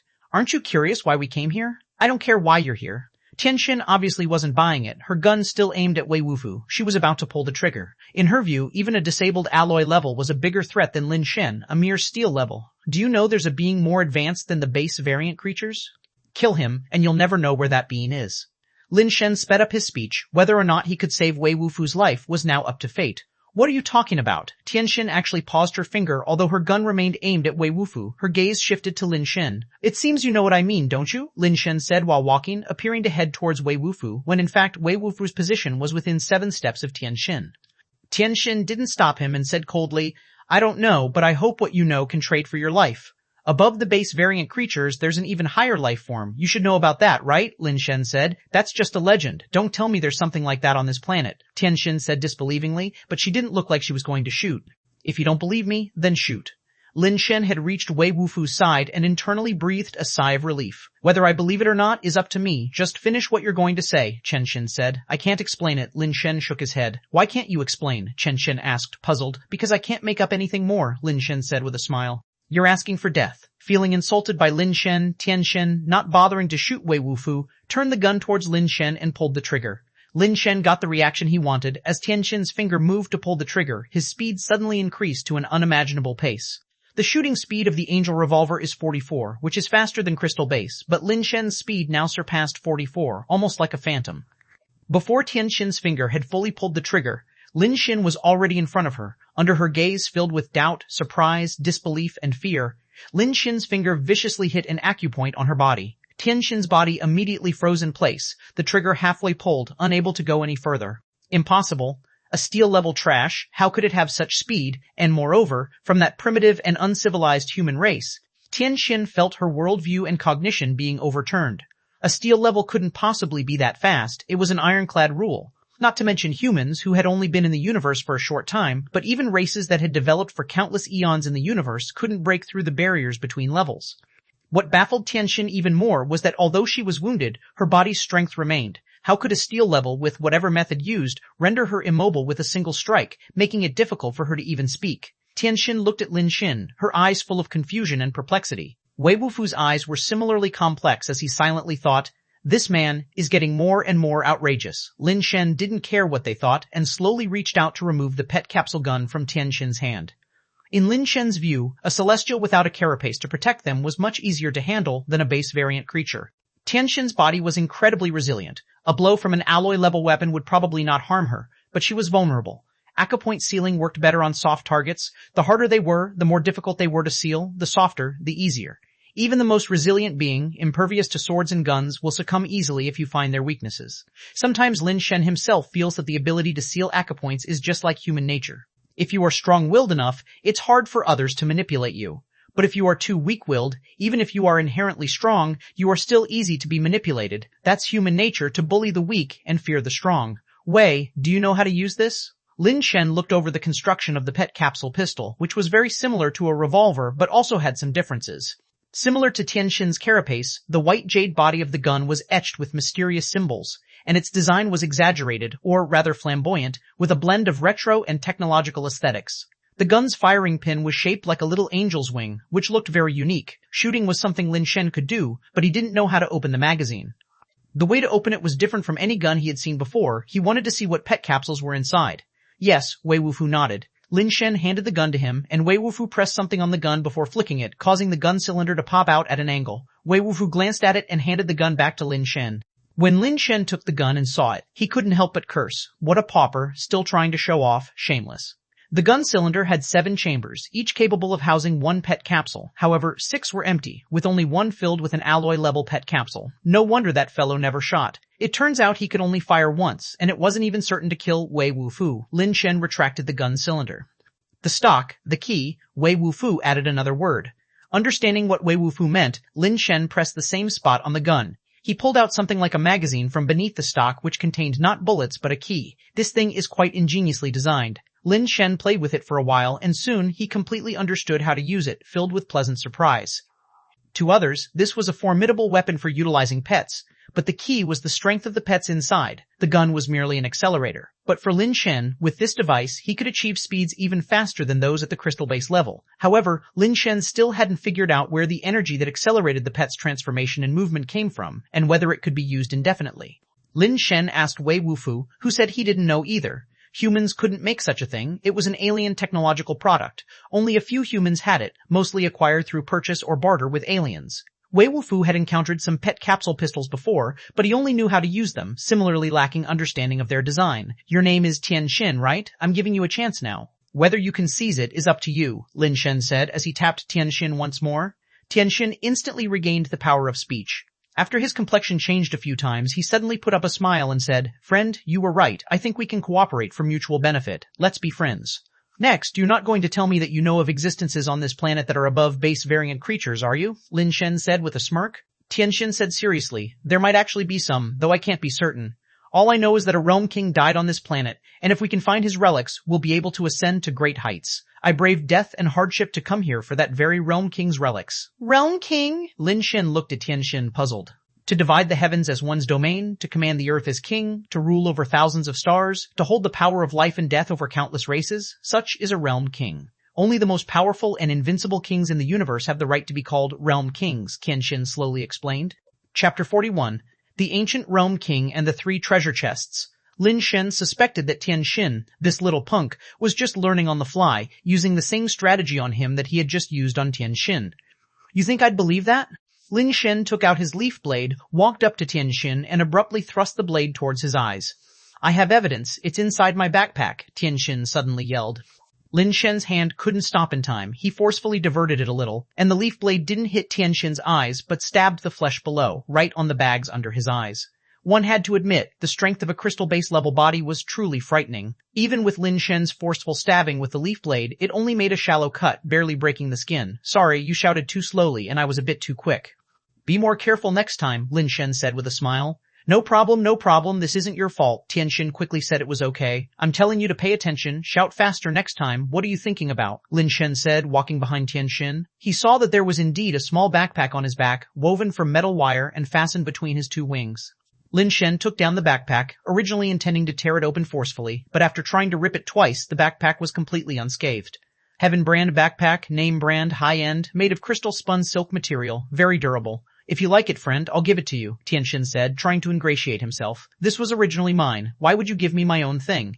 Yes, it's indeed yours when it's in your hands. It's just my confusion speaking wrongly," Ch1 said with his mouth, but inside he was itching with hate. "Damn it, trash, idiot, just don't let me find an opportunity. When I recover, I'll steal everything of yours, not even sparing your underwear. I'll steal it all 10 times over." Lin Shen couldn't be bothered with him, and upon inspection he discovered that the backpack even had a combination lock.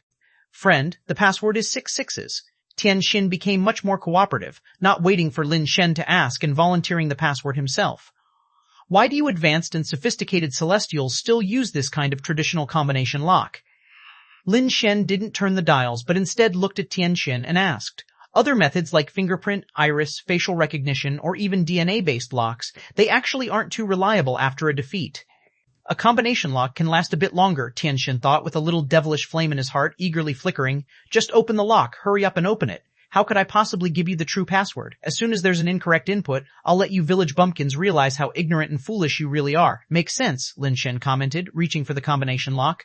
His finger was on it, but under Ch1's anxious gaze, he didn't turn the dials. Instead, he turned his head back to Ch1 and said, You said your civilization is so advanced, and Celestials are so clever, thinking everything through so carefully, even anticipating the problem of the enemy stealing the bag after defeat. Surely you must have also designed a mechanism against enemies trying to open the lock. Tell me, if I happen to have a bad memory and remember the password incorrectly, could there be any danger from entering the wrong one? Tianxin's cold sweat started to break out on his forehead. Right, my memory isn't very good. What was the password you said earlier? Lin Shen asked with a smile. 6 sixes. Before Tianxin could answer, Wei Wufu, who was wolfing down the base mutation fluid, wiped his mouth and interjected. Tianxin's face immediately darkened.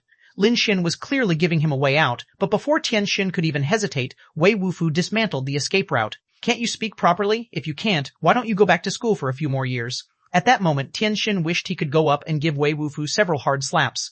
No, he remembered it wrong. The password I told you was 994572, Tianxin said, trying to bluff his way through.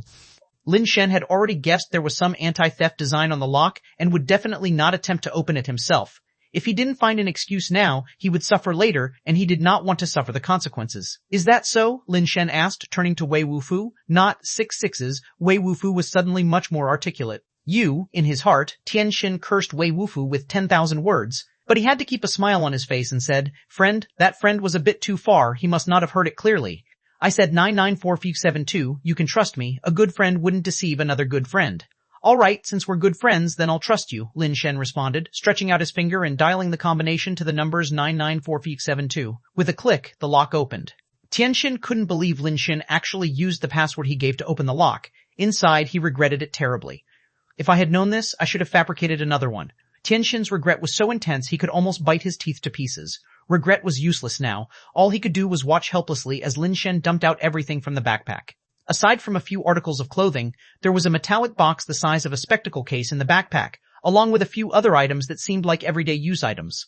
Where's the evidence you mentioned? Lin Shen asked Tianxin. It's in that box, Tianxin said helplessly. Lin Shen picked up the box and looked it over. Then, surprisingly, without any unnecessary talk, he slowly opened the unlocked box. What is this? Lin Shen asked in surprise as he looked inside the box. Haven't you heard the story of the 3 treasure chests of the ancient realm king? Tianxin was slightly taken aback, but then immediately said, the ancient realm king I'm talking about waged wars across the universe, and in just 10,000 years he became a generation realm king and established his own universal dynasty, the ancient dynasty. Unfortunately, the ancient dynasty existed for only a short 20 or so years before it was replaced by other dynasties. A dynasty established over 10,000 years, just to be replaced in a little over 20? Lin Shen felt the discrepancy was too great. Indeed, the ancient dynasty was the shortest-lived dynasty in the history of the universe, which is quite a pity. However, the story of the ancient realm king and the 3 treasure chests is widely circulated and, after countless millennia, is still enjoyed by many. Tianxin vividly began to recount the story of the 3 treasures keys. The ancient realm king almost never faced defeat in his life. It may sound like a long time to establish a dynasty in 10,000 years, but in the history of the entire universe, very few could rise from nothing and build a dynasty in just 10,000 years. After the establishment of the ancient dynasty, the ancient realm king encountered a strange event. All his close friends and dear ones, anyone he cared about, started to die one after another in unexpected ways. As immensely powerful as the ancient realm king was, it seemed unlikely that someone was deliberately harming his loved ones, as he already took strict precautions. Yet his most beloved imperial consort still died right in front of his eyes, and the ancient realm king was powerless to stop it. Afterward, as loved ones continued to die before his eyes one by one, it proved that it was not mere scheming, but fate, a punishment from the heavens for slaying too many beings during his quest to establish his dynasty, designed to leave him bereft of kin and companions, to grow old alone. The ancient realm king, who had been invincible across the universe, exhausted all methods, yet could only watch helplessly as his brothers, his closest friends, wives, and descendants died one by one in accidents before his eyes.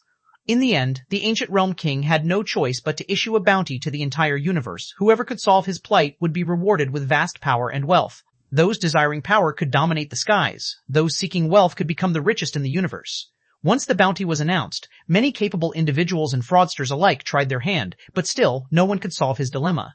Not until only a little prince and 2 young princesses of his direct lineage remained, did someone finally arrive to help the ancient realm king out of his predicament. This person asked the ancient realm king to forge 3 treasure chests, and upon opening the first chest instructed the ancient realm king to place within it the item he deemed most valuable. warning him repeatedly that it must be the most precious and expensive thing he could think of besides sentimental items. The ancient realm king thought the person wanted his most valuable possession as a reward. By then, the ancient realm king was at his wit's end and thought little of worldly possessions, so without hesitation, he placed what he deemed his most valuable and precious item into the chest. The ancient realm king, without hesitation, placed another cherished item inside. Again, the person nodded and went on to open the third chest, prompting the ancient realm king to place what he currently thought was his most valuable item into it. This time, the ancient realm king felt somewhat displeased, feeling that the person was just too greedy, asking for more and more. He had already placed his two most treasured possessions inside, yet the person was still not satisfied. The ancient realm king figured the person just wanted something valuable, so he casually chose a very valuable item to place inside. Although it was not his most cherished item at the moment, its worth was not far off. The person locked all three chests and, unexpectedly, returned the 3 keys to the ancient realm king. Then he made an even more unexpected statement. He implied that if the 3 items the ancient realm king had placed inside were indeed those he considered most valuable at the time, then his predicament would be resolved. But if any of the items in the chests were not among the 3 that the ancient realm king valued most, for every item that was wrong, one of his blood relatives would die. 1 wrong item would result in the death of 1 relative, 2 wrong items would lead to 2, and 3 wrong items would mean that 3 would die. The ancient realm king had only 3 blood relatives left. If all were wrong, then all would perish. The ancient realm king asked the person, "How do you determine what's wrong and what's right?" "That question, realm king, should be asked of your own heart," said the person. After these words he drifted away, not asking for any reward or taking the 3 chests with him. And indeed, the person's words came true. The prince died and the 2 princesses lived on. The short-lived nature of the ancient dynasty is greatly related to this event, Ch1 sighed. Later, no one knew where the ancient realm king met his tragic death. Without an heir, the ancient dynasty fragmented and no one saw the 3 treasure chests again, although the 3 treasure keys became well known. It is said that the ancient realm king carried the 3 treasure chests with him at all times, and that whoever finds his final resting place and possesses the 3 treasures keys would obtain the 3 most precious items in the universe. "You're not trying to tell me that this is one of the treasure keys, are you?" Lin Shen said, looking at the key in the box, a complex look flashing in his eyes. "Indeed, this is one of the 3 treasures keys," Ch1 stated with certainty.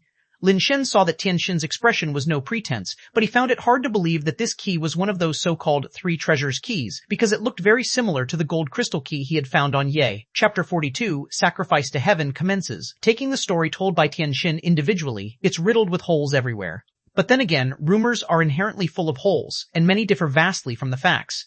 However, it's also possible that within those absurd rumors, some astounding truths are hidden. Perhaps it wasn't Mr. Ch1 that left the ancient realm king utterly alone. Maybe his friends and relatives didn't die in accidents, and it's even possible that the person who supposedly made the ancient realm king put the treasure into the box never existed. Even if he had put it inside, couldn't the ancient realm king just take it out again? But if this key is real, then what lock does it open? Could it really be related to the ancient realm king? Maybe there really is a treasure box, though it might not necessarily belong to the ancient realm king.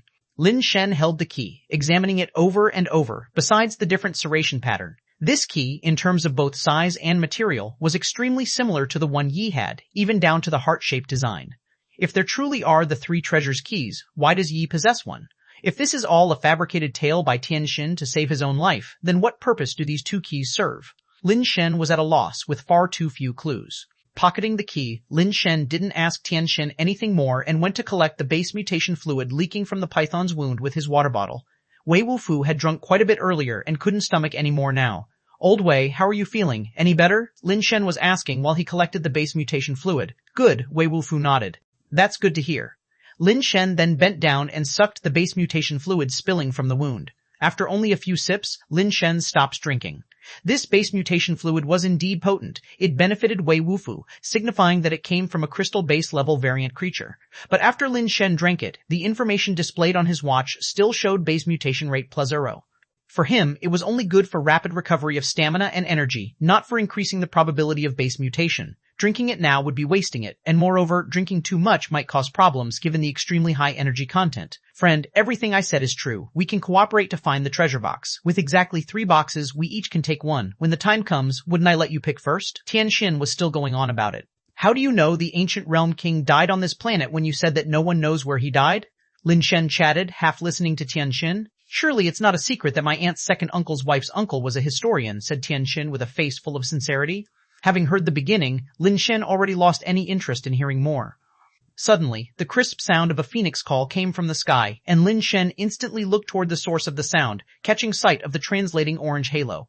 It's that bird, not good, it's flying this way. Lin Shen recognized the terrifying orange halo flying in their direction and immediately, without a second word, grabbed Wei Wufu and ran. He couldn't make out the bird's appearance, unaware of whatever terrifying entity it was, and dared not face it. Friend, take me with you. Tian Xin, watching Lin Shen and Wei Wufu about to run away, shouted anxiously. Lin Shen hesitated for a moment, then turned around, hoisted Tian Xin up, and continued running. The three of them hadn't run far when the orange halo was already close by, forcing them to seek shelter in a pile of rocks. Fortunately, their target wasn't the orange glow. They watched as the orange light that covered the sky fell, coloring the entire white beach and ocean with an orange hue. With trepidation, Lin Shen and his companions moved closer behind the rocks, thinking the orange light might carry a high-temperature burn. But, as the light fell, they felt no increase in temperature nearby. The python's massive body was directly snatched up, tossed into the sky in an instant. Such a massive body. I can't even imagine how many tons it must weigh. A regular crane probably couldn't lift it. Yet now, it was flung into the air hundreds of meters high like a toy, truly beyond imagination, a demonstration of terrifying strength.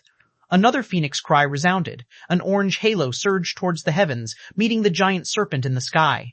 Just at the moment of contact, the serpent vanished, seemingly devoured by the twisting halo of light. As the three of them watched dumbfounded, the orange halo flew off into the depths of the ocean and disappeared in an instant. Steel sacrificial offering +1. Steel sacrificial offering +1. Suddenly, new information emerged in Lin Shen's mind. Upon careful consideration, it seemed to be the activity of his sacrifice to heaven ability. What's going on here? Lin Shen wondered, looking around but saw no one nearby.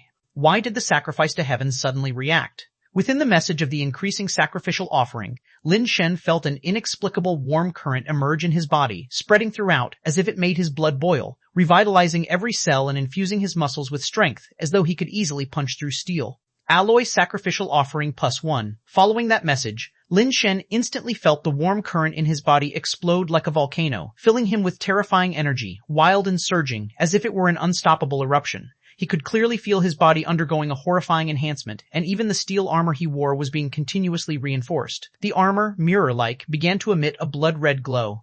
What in the world is happening to that kid? Tian Xin was utterly astounded, finding it all very bizarre. Lin Shen seemed but a steel-level weakling, yet previously he demonstrated such terrifying speed and could immobilize him with just a finger. And now his body was glowing as if it were bathed in a blood-red Buddha's light, making the situation all the more preposterous. Wei Wufu also stared blankly at Lin Shen, who was emitting a blood-red glow, equally clueless about the situation. Since when did a steel body have colors? Could steel level be enchanted? That was unheard of. Are you okay? Wei Wufu asked. I'm fine. You keep an eye on him. I'm going to take a walk. Lin Shen pressed Tian Xin's acupoint again, his strength clearly many times more potent than before. This pressure made Tian Xin's tears and snot pour out. Lin Shen turned and left. He could vaguely sense the location of the offerings, and since they were continuously increasing, and all at the same place, he wanted to see what was happening and what those offerings were. With the blessing of sacrifice to heaven, Lin Shen felt strength coursing through his body. The gravity here hardly affected him anymore. He sped off into the steel forest, heading in one direction. From afar, the sounds of combat and screams could be heard. Lin Shen stealthily made his way over and discovered that outside the steel forest was a mountain, at whose base a group of people were being besieged by a horde of base variant creatures. Those base variant creatures were very peculiar, each one bigger and more muscular than the green giant, made up of metallic bumps, monster giants. The most numerous were the gray steel giants, likely 1,000 in number. There were also taller giants with a blue metallic sheen, probably alloy level, numbering several dozen. There were also a few giants that looked like crafted from obsidian, about 7 to 8 meters tall with immense strength, fists like obsidian hammers, no doubt of crystal level. The most terrifying was in the midst of these numerous giants, a giant king towering over 10 meters high, his body like obsidian and crowned with an obsidian crown. The ones surrounded by these giants were none other than the Ch and Wang families, along with Bai Shenfei. Bai Shenfei alone was battling the giant king, and the situation did not seem optimistic. The Ch and Wang families, under the siege of the surging tide of giants, kept falling, supported only by 2 dark birds. Every time a person fell, Lin Shen's mind received a prompt of sacrificial offering +1, leaving no doubt that these offerings were indeed the people from the Ch and Wang families. His wristwatch vibrated relentlessly, each of his parameters skyrocketing crazily. Chapter 43. The Cave on the Summit. Lin Shen could now confirm that the sacrifices were indeed people from the Ch and Wang families. What was strange, though, was the mysterious reason that had made them become the sacrifices to heaven. On the way to Gourd Mountain, people had died as well, and Lin Shen had already possessed the sacrifice to heaven skill, but sacrifice to heaven had not been triggered at that time. Lin Shen pondered deeply, and eventually his gaze fell upon the wristwatch. If there was anything different now compared to before, it was that they had all come to this planet, and everyone had an additional wristwatch capable of teleportation. Could it be that anyone with a wristwatch counts as one of my teammates? Tian Shen also has a wristwatch. Does he count as my teammate? Lin Shen felt an urge to immediately go back and kill Tian Shen to test this theory. After thinking it over, Lin Shen suppressed the impulse. Ignorance was terrifying, so Lin Shen wanted to know more and to understand as much as possible about how this world really was. Wei Wufu was a window to understanding the world, but the problem was that this window wasn't big enough and it was somewhat faulty, making it very difficult to open. The window represented by Tian Shen was sufficiently large, so Lin Shen still needed to learn more from Tian Shen and couldn't kill him so easily. The Ch and Wang families had suffered heavy casualties, with almost all of the steel level members dead. None could survive such battles at the steel level. The situation wasn't much better for mutators at the alloy level. If it weren't for Qi Shuheng and Wang Tianer, with their crystal base level pets, they would have almost all been wiped out as well. Lin Shen had no intention of rushing out to help, but silently watched the battle unfold. As cruel as it was, this was the law of survival. If it hadn't been for his good fortune in gaining the fire seed ability, he might have fallen into the hands of the Qi and Wang families long ago, and his fate would have been worse than death. The most eye-catching presence in this brutal battle was undoubtedly goddess consort Bai Shenfei and those two dark birds. The goddess consort fought fiercely against the giant king. Although she couldn't gain the upper hand, she wasn't completely suppressed by the giant king, and the battle was evenly matched. Lin Shen judged that the giant king was very likely a mutated crystal base, a being with a strength comparable to that of the azure giant python. The fact that the goddess consort could fight the giant king to a standstill meant her level wasn't much different from Tian Shen's. The two dark birds were equally fierce, circling in the sky and swooping down periodically. The alloy giants couldn't even withstand a single claw strike from them. Their heads would be directly crushed. The crystal-based giants were also thrown into disarray in the face of the dark birds, dodging and parrying frantically, not daring to meet them head-on. Just the two dark birds were holding back more than 10 crystal-based giants, while the other 4 crystal-based pets were not faring well in one-on-one fights. How did these people end up surrounded by giants in such a place? Lin Shen frowned and surveyed the surroundings. Logically, with the mountain's surroundings being so barren, why would so many people leave the easily defensible steel forest and come to this barren place? The fact that so many people could be cornered and surrounded by the giants here was even more abnormal. Could it be that they were surrounded when they were trying to climb the mountain? But then, why would they want to climb this lone, isolated peak? Lin Shen couldn't help but scrutinize the mountain. The mountain wasn't very tall, only a few hundred meters high, and one could see rows of pits on the mountain from afar, many in number. Lin Shen estimated that it was very likely the giants normally curled up like stones and stayed in those pits. The Qi and Wang families wanted to climb the mountain, but they failed to see that those were not natural stones, and as a result, they got surrounded. What on earth do they want to do by climbing the mountain? Lin Shen was too far to see what was on top of the mountain. Those giants must have all been lured down by them. I'll go up to the mountain now and take a look. Maybe I can get some benefits. The strength inside Lin Shen's body kept climbing, surging violently within him, making it rather uncomfortable for him to stay put and do nothing. No sooner said than done, Lin Shen circled around to the other side of the mountain. After carefully making sure there were no base mutation giants, he began to climb up. In fact, even if there were base mutation giants, Lin Shen was not afraid. As long as he didn't encounter the giant king, he now didn't even need to use his fire seed abilities. Relying solely on his physical strength, he could compete with those giants. With the boost from the sacrifice to heaven, all his attributes had already broken through 20, approaching 30, fully qualifying him to battle ordinary crystal-based creatures. With the increase of sacrifices, his attributes continued to grow, just not as quickly anymore. The giants had indeed all been drawn away by the Qi and Wang family's people. The side of the mountain also had many pits, which must have been the resting places of the giants before. He climbed all the way to the top and didn't see a single steel giant. However, he did find a cave. I was wondering why I didn't find anything all the way up. So the cave is on this side, you can only see it from the front.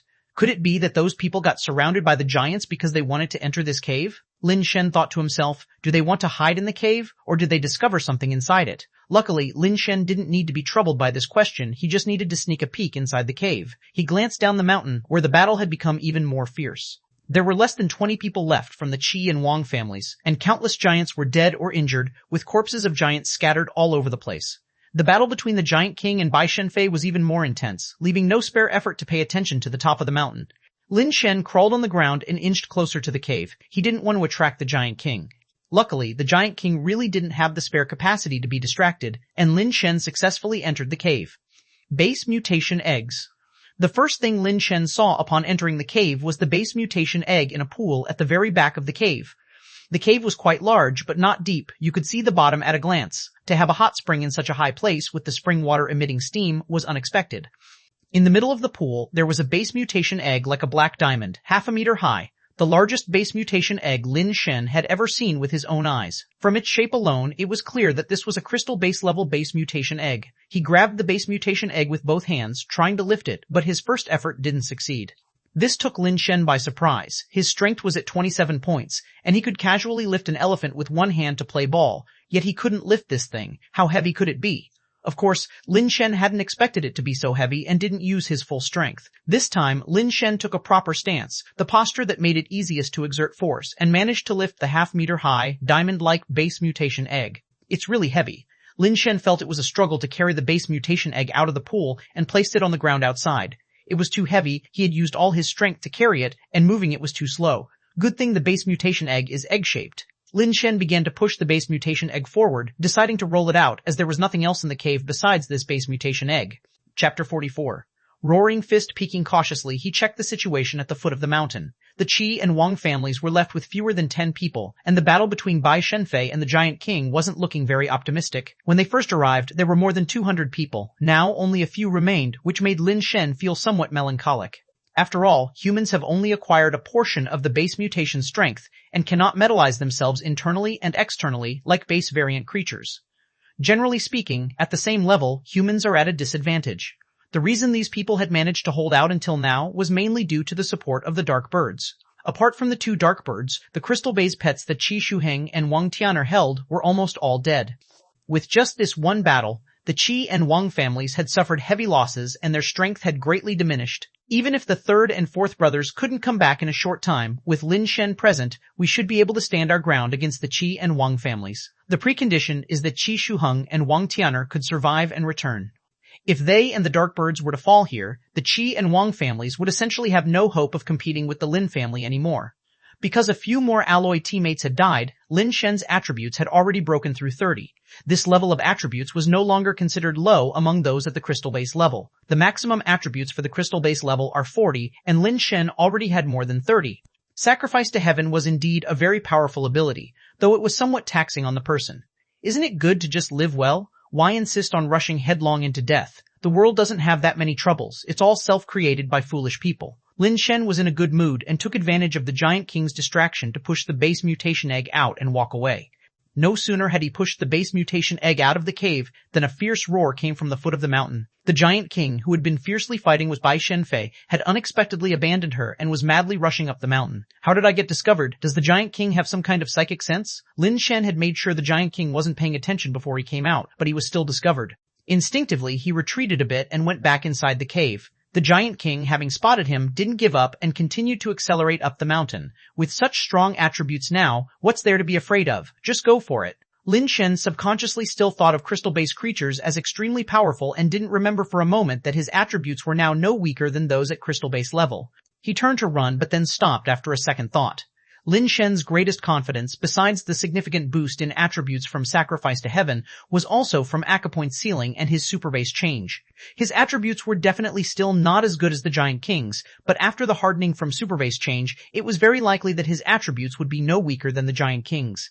Instead of running away, it was better to test the extent of his strength with the dual boost of Sacrifice to Heaven and superbase change. Even if he couldn't overcome the Giant King, escaping would be no problem for him. With the Angel revolver on him, he could fire a shot and rush out with the bullet. The speed was definitely not something the Giant King could match. Immediately, Lin Shen activated his superbase change. The armor on his body quickly turned as brilliant and lustrous as red-hot steel. Under a rapid quenching of icy energy, the armor became semi-transparent, looking very similar to those at crystal base level. It would be impossible for ordinary people to distinguish the difference. All these actions taken by Lin Shen were completed inside the cave at the mountaintop, unseen by Bai Shenfei and others at the foot of the mountain. Bai Shenfei even felt puzzled, wondering why the Giant King had suddenly left the battle. With the Giant King's roar, all the giants had abandoned them, following the Giant King's body as it charged up the mountain. This left the people from the Qi and Wang families both shocked and elated. They didn't understand what was happening but felt like they had miraculously escaped death. Go! Wang Tian'er and Ch1 called out to their surviving subordinates to retreat. As they withdrew, they occasionally turned their heads to look towards the mountain. Suddenly, everyone saw a human figure appear on the mountain's summit. Is that a human mutator? Someone couldn't help but voice their question. It's a human mutator, and a crystal base one. No wonder those giants suddenly ran up the mountain. That crystal base must have stolen their home. Besides us, there are actually other human mutators here, and even a crystal base. We fought to the death, and that bastard just went to reap the benefits. How utterly shameless. Cleverness has been outwitted by cleverness. He thought he was smart, but he ended up helping us break the siege while trapping himself. Now, he is probably as good as dead. As everyone was discussing, the giant king was already charging toward the mountain peak, too impatient to wait and taking a leap directly. The stones under its feet crumbled like cobwebs under the tremendous pressure, forming a webbed crack zone of several tens of meters. The giant king, soaring high, reached Lin Shen in almost an instant, faster than a regular bullet. Plus, its massive body and the sonic boom it created made people think its punch could shatter the entire mountaintop. Bai Shenfei had been keeping an eye on the situation at the peak, constantly pondering who that person could be. Is it Lin or Lin Zongjong? Regardless of whether it was Lin Xiangdong or Lin Zongjong, seeing that he did not dodge but instead swung his arm to throw a punch, the small fist meeting the giant king's terrifying black giant fist, Bai Shenfei did not think it was a good choice. She had been fighting the giant king for so long and had come to know it very well. Its strength and hardness were top amongst crystal bases, and it might even have broken through the crystal base level limits. Though its speed was slightly weaker, it was still stronger than that of a typical crystal-based creature, probably around 37. The weakest point of the giant king would be its toughness, estimated to be less than 30. Toughness didn't seem to have much of an impact normally, but was equally important. It's like tempering a knife. After heat treatment, the blade's hardness increases. But without proper toughness, it can't cut through harder materials. That's why a chef usually has two knives, one with a high hardness and a thin blade for cutting vegetables, which stays sharp due to its hardness and wear resistance. Another one for chopping bones, with a thicker blade. Its hardness might not be particularly high, but its toughness is better, so it doesn't get damaged when chopping bones. At least it won't break just by smashing garlic. The giant king's low toughness was only relative to its other attributes. Actually, within the crystal base level, its toughness wasn't considered low. And given its thick body, unlike a thin slicing knife, having slightly lower toughness wasn't really a problem. Under everyone's watchful eyes, Lin Shen at the peak of the mountain met the giant king's aerial punch with his own. Bang! A loud explosion erupted between the fists. The next second, everyone's eyes widened as they saw a scene they would never forget in their lives. Amidst the explosive sound, countless tiny white cracks instantly appeared on the giant king's obsidian-like body. The next instant, the giant king's massive body, suspended in mid-air, burst apart, turning into countless fragments that were blasted away in all directions, with not much base mutation fluid mixed in. Boom, exploded. A member of the Wang family with alloy super-base strength said tremblingly, the scene was just too shocking. Not only him, but Ch1 and Wang Tian'er were also stunned for a long while, unable to believe the terrifying power of that punch. It had been a top-tier crystal-based creature, and yet it was blasted away by a single punch. Bai Shenfei also had a look of complexity in her eyes, murmuring to herself, who could he possibly be?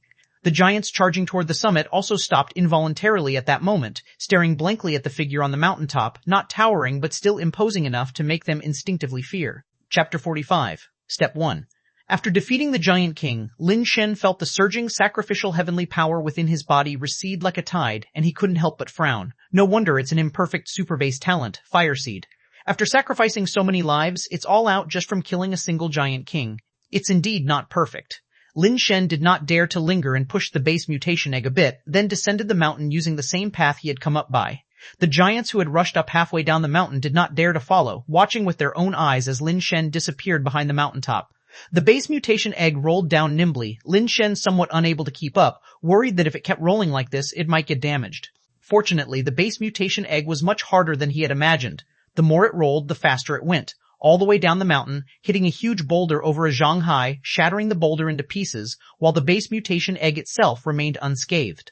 Lin Shen descended from the mountain, dusted off the stone powder from the base mutation egg, and did not find a single scratch on it.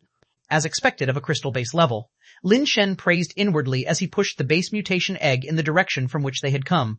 Before reaching the beach, he encountered Wei Wufu in the steel forest. By then, Wei Wufu could walk, although he did not seem to have fully recovered, his legs appeared somewhat ungainly. How did you get over here? Lin Shen thought something might have happened over there and asked quickly. The noise was looking for you, said Wei Wufu. Upon hearing this, Lin Shen relaxed, guessing that Wei Wufu had heard the sound of him blowing up the giant king and had some concerns, so he searched for the source of the noise and found his way here. We'll talk more after we get back. Lin Shen pushed the base mutation egg forward as he spoke. When the two returned to the rock piles, Ch1 was still there, motionless. The effect of acupoint sealing was still ongoing. A crystal mutation egg? Ch1 saw the base mutation egg that Lin Shen had pushed back and was slightly surprised. Crystal-based creatures were not uncommon, but finding a crystal mutation egg was not so easy. Lin Shen had managed to obtain a crystal mutation egg in such a short time, and it was unclear where he had found it. Lin Shen did not disclose that it was a mutated crystal-based egg, pushing it into a corner to hide it for the time being. Friend, about the matter I mentioned earlier, how have you considered it? If we cooperate, there's a high chance we could get hold of the treasure left by the ancient realm king. Ch1 urged Lin Shen even more eagerly. He no longer believed that Lin Shen was merely of steel level, considering Lin Shen's steel body a sham. In reality, he suspected that Lin Shen was of crystal-based level and not an ordinary one at that.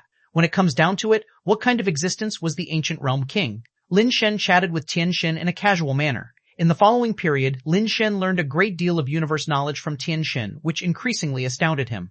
Previously, Lin Shen thought that being of crystal-based level already placed one among the higher echelons, but to the races in the universe, there was hardly any difference between crystal-based level and steel level. Steel, alloy, and crystal base were collectively known as base variant creatures in the universe, belonging to the lowest tier of existence. However, this was not to say that the base mutation stage was unimportant. According to Ch1, the base mutation stage was actually very critical, a foundational phase. Only with a sufficiently high foundation could one go further and become stronger down the line. The celestial race, for example, were born of crystal-based level. Only an extremely small chance would result in the birth of steel-level or alloy-level newborns, which would be considered congenital deficiencies. Lin Shen continued to chat with Ch1, deliberately avoiding the topic of searching for the remains of the ancient realm king. He was very clear in his heart that with their current strength compared to a being like the ancient realm king, the difference was like that between heaven and earth. If the ancient realm king had left behind some mechanisms, they might not even know how they died when the time came. Lin Shen still insisted on his prior decision. Once the teleporter could be used, he would transport back immediately. Surviving was his top priority. All else could be approached slowly.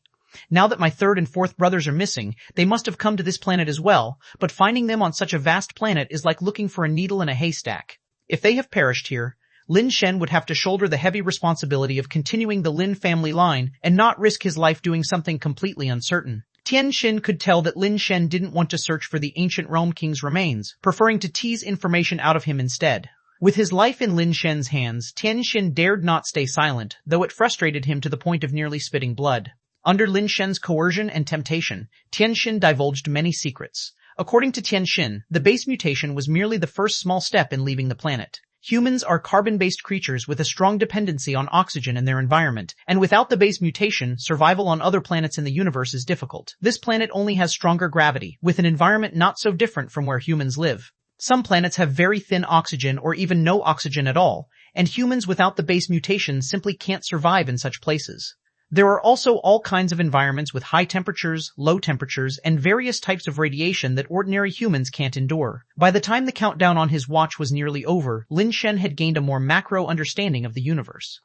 Are you really not going to search for the ancient realm king's treasure chest? That is something that can let you directly transcend racial hierarchies. Ch1 still wanted to persuade Lin Shen. It's fine and dandy to have nice things, but you have to be alive to enjoy them. The treasure chest of the ancient realm king is beyond my fortune. Go find it yourself, Lin Shen said, seeing that the countdown on his watch had ended, signaling that he could teleport again. He greeted Wei Wufu and, holding the base mutation egg, prepared to teleport back. Don't go. Untie me first, Ch1 said in panic. It will untie itself when the time comes, replied Lin Shen as he and Wei Wufu activated the teleporter and left the place. He didn't kill Ch1, firstly because it wouldn't be easy to kill him. Without the blessing of sacrificial heavenly power, his strength wasn't enough to kill Ch1, who was comparable to a mutated crystal base. Secondly, Lin Shen had other plans and hadn't intended to kill Ch1. By the time Ch1 regained control of his body, Lin Shen and Wei Wufu had long since departed. Lin Shen was surrounded by spinning lights, and when his vision returned, he found himself in a pitch-dark cave. Aside from a window-like light far in front, he could see nothing. Wei, Lin Shen called out several times with no response. He could only push the base mutation egg and cautiously head towards the light, which gradually enlarged like an open gate. Despite being so close to the bright light and the gate, he still couldn't see his own hand in front of his face, nor could he see anything beyond the door. After a few tentative attempts, Lin Shen found that crossing the light gate posed no danger and then pushed the base mutation egg through it. The scene before his eyes changed again. Lin Shen found himself back in the mountains outside the canyon he'd seen before, but his wristwatch had vanished. Looking back, there was no light gate or pitch-dark cave, just an empty space where a small hill stood meters away. That small hill seemed too insignificant to house such an extensive cave. Seeing Wei Wufu standing not far off and no one else around, Lin Shen walked a few steps in that direction. Still, there was nothing, no way to return to that dark cave. It seems next time I want to go in, I must find the dark bird to guide the way, Lin Shen said after exchanging a few words with Wei Wufu, and the two took turns pushing the base mutation egg towards the canyon. As they reached the flower path, Lin Shen suddenly heard a cracking sound. The base mutation egg had developed a crack. Chapter 46, Hatching an Aberration Damaged by All the Tossing Around? Lin Shen saw the cracks on the base mutation egg, and his first thought was that it might have been damaged when it rolled down the mountain. But then he thought, this was a giant king's base mutation egg, surely it was not so easily damaged. If it's not damaged from the tossing around, then it's probably just the right time for it to hatch, Lin Shen thought. Wei Wufu stood by silently, not speaking, but silently using his base mutation strength. A mysterious substance poured out from within his body, transforming into a carapace to protect him. According to Lin Shen, the giant king was likely of mutated crystal base level, so its offspring would naturally be of mutated crystal base level too. Even if it was just born, confused, and unaware, taming it was probably not going to be easy. The cracks on the base mutation egg multiplied, and Lin Shen also took out his capsule gun, ready to give a harsh lesson to whatever little thing that might attack him. Click, click. The cracks on the base mutation egg became more numerous, and suddenly it split in half, a round object rolling out from within. Both Lin Shen and Wei Wufu, who had been prepared for a fierce battle to tame the creature, were stunned when they saw clearly what the object looked like. Even the way they looked at it was filled with shock and disbelief. What on earth is this? Lin Shen rubbed his eyes, doubting if there was something wrong with them.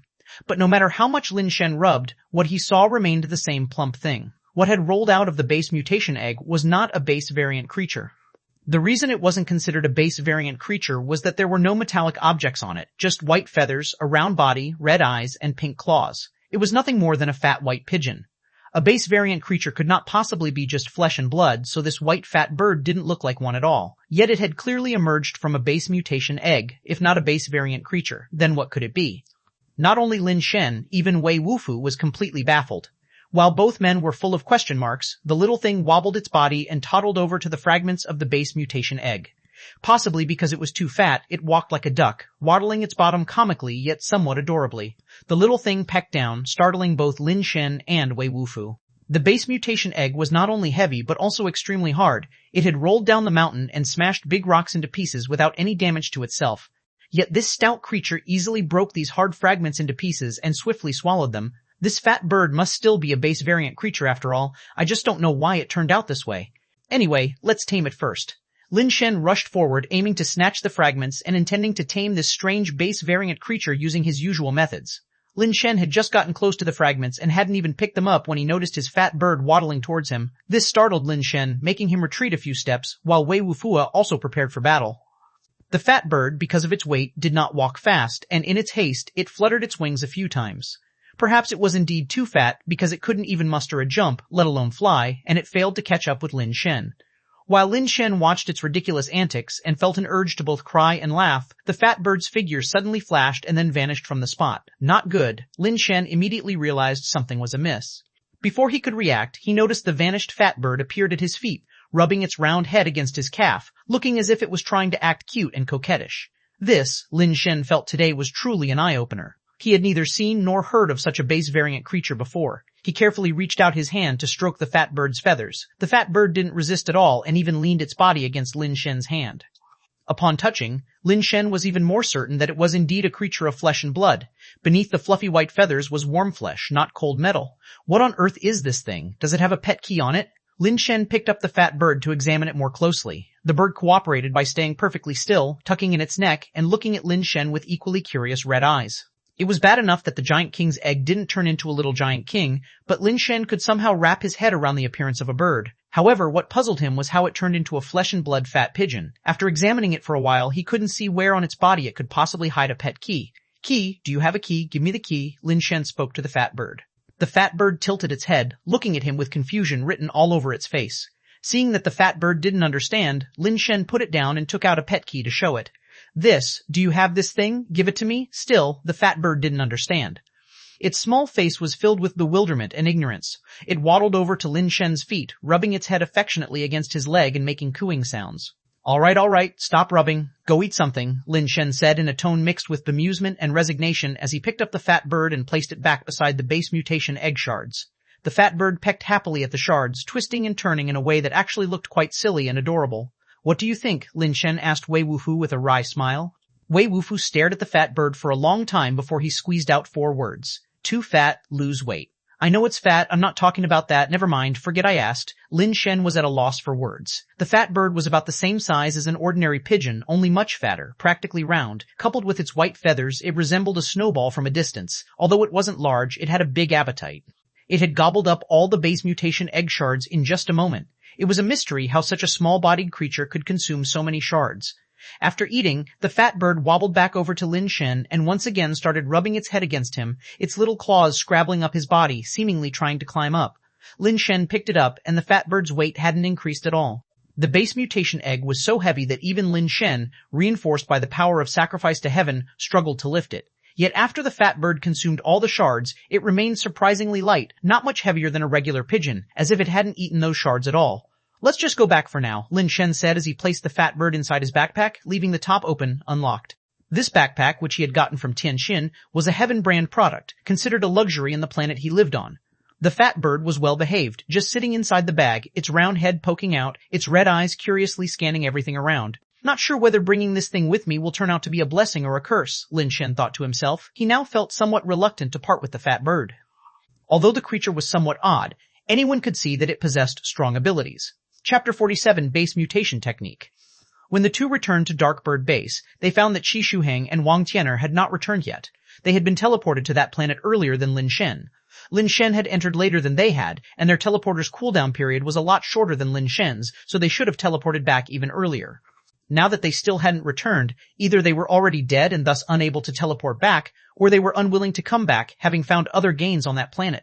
Lin Shen still hoped that they could return. After all, if he were to go to Gourd Mountain again, he would still need the guidance of the dark birds they carried. The Qi and Wang families, upon learning of Lin Shen's return, became unusually quiet, and no one dared to probe for information. They were extremely afraid that their own people might never return, and if so, it would probably be difficult for the Qi and Wang families to compete with the Lin family anymore. In fact, the 4 managers of the Lin family came to visit Lin Shen. Lin Shen did not say much, only instructing them to each mind their roles and maintain the normal operation of the Lin family's business.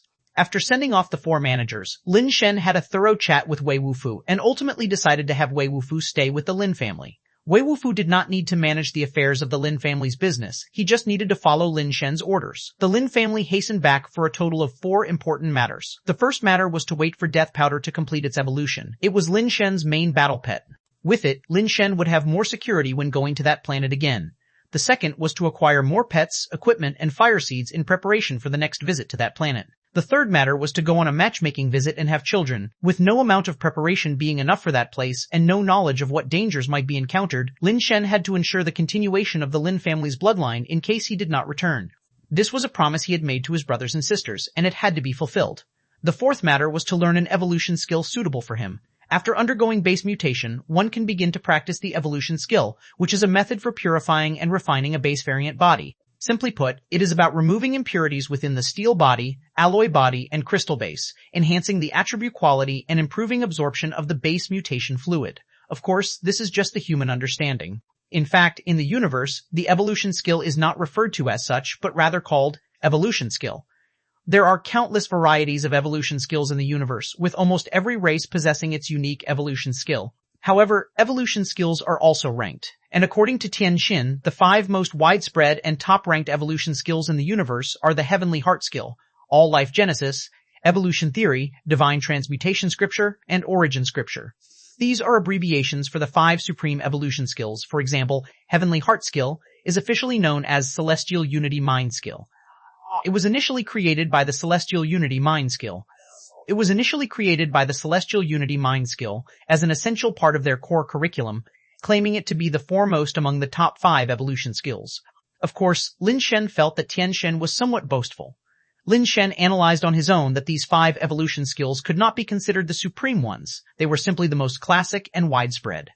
It's all interconnected logic, and Lin Shen did not believe that the great cosmic clans of the universe would be so generous as to share their most cutting-edge evolution skills with other races.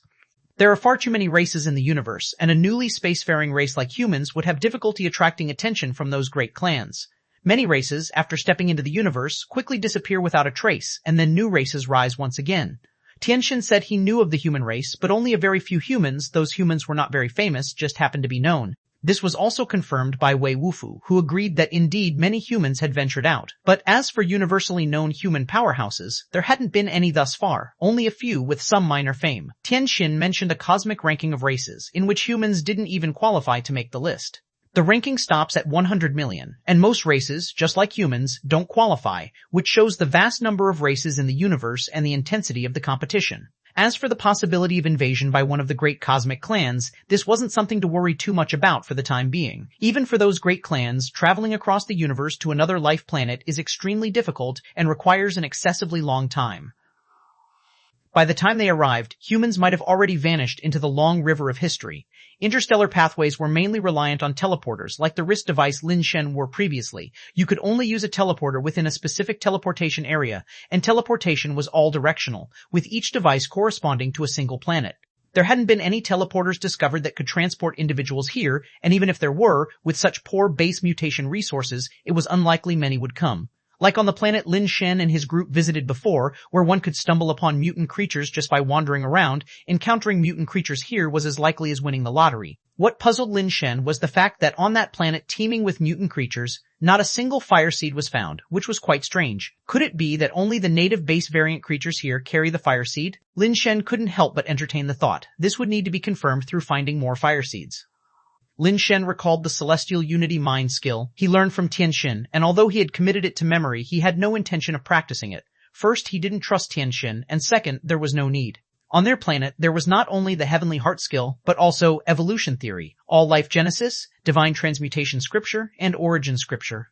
The 5 great classical evolution skills of the universe were all circulating here. Lin Shen compared what Shen said about the Celestial Unity Mind skill with the Heavenly Heart skill. He had seen previously, and they were almost identical, with roughly the same content, only minor details differing. However, in the evolution skills, the 5 classical skills were all referred to by their abbreviations.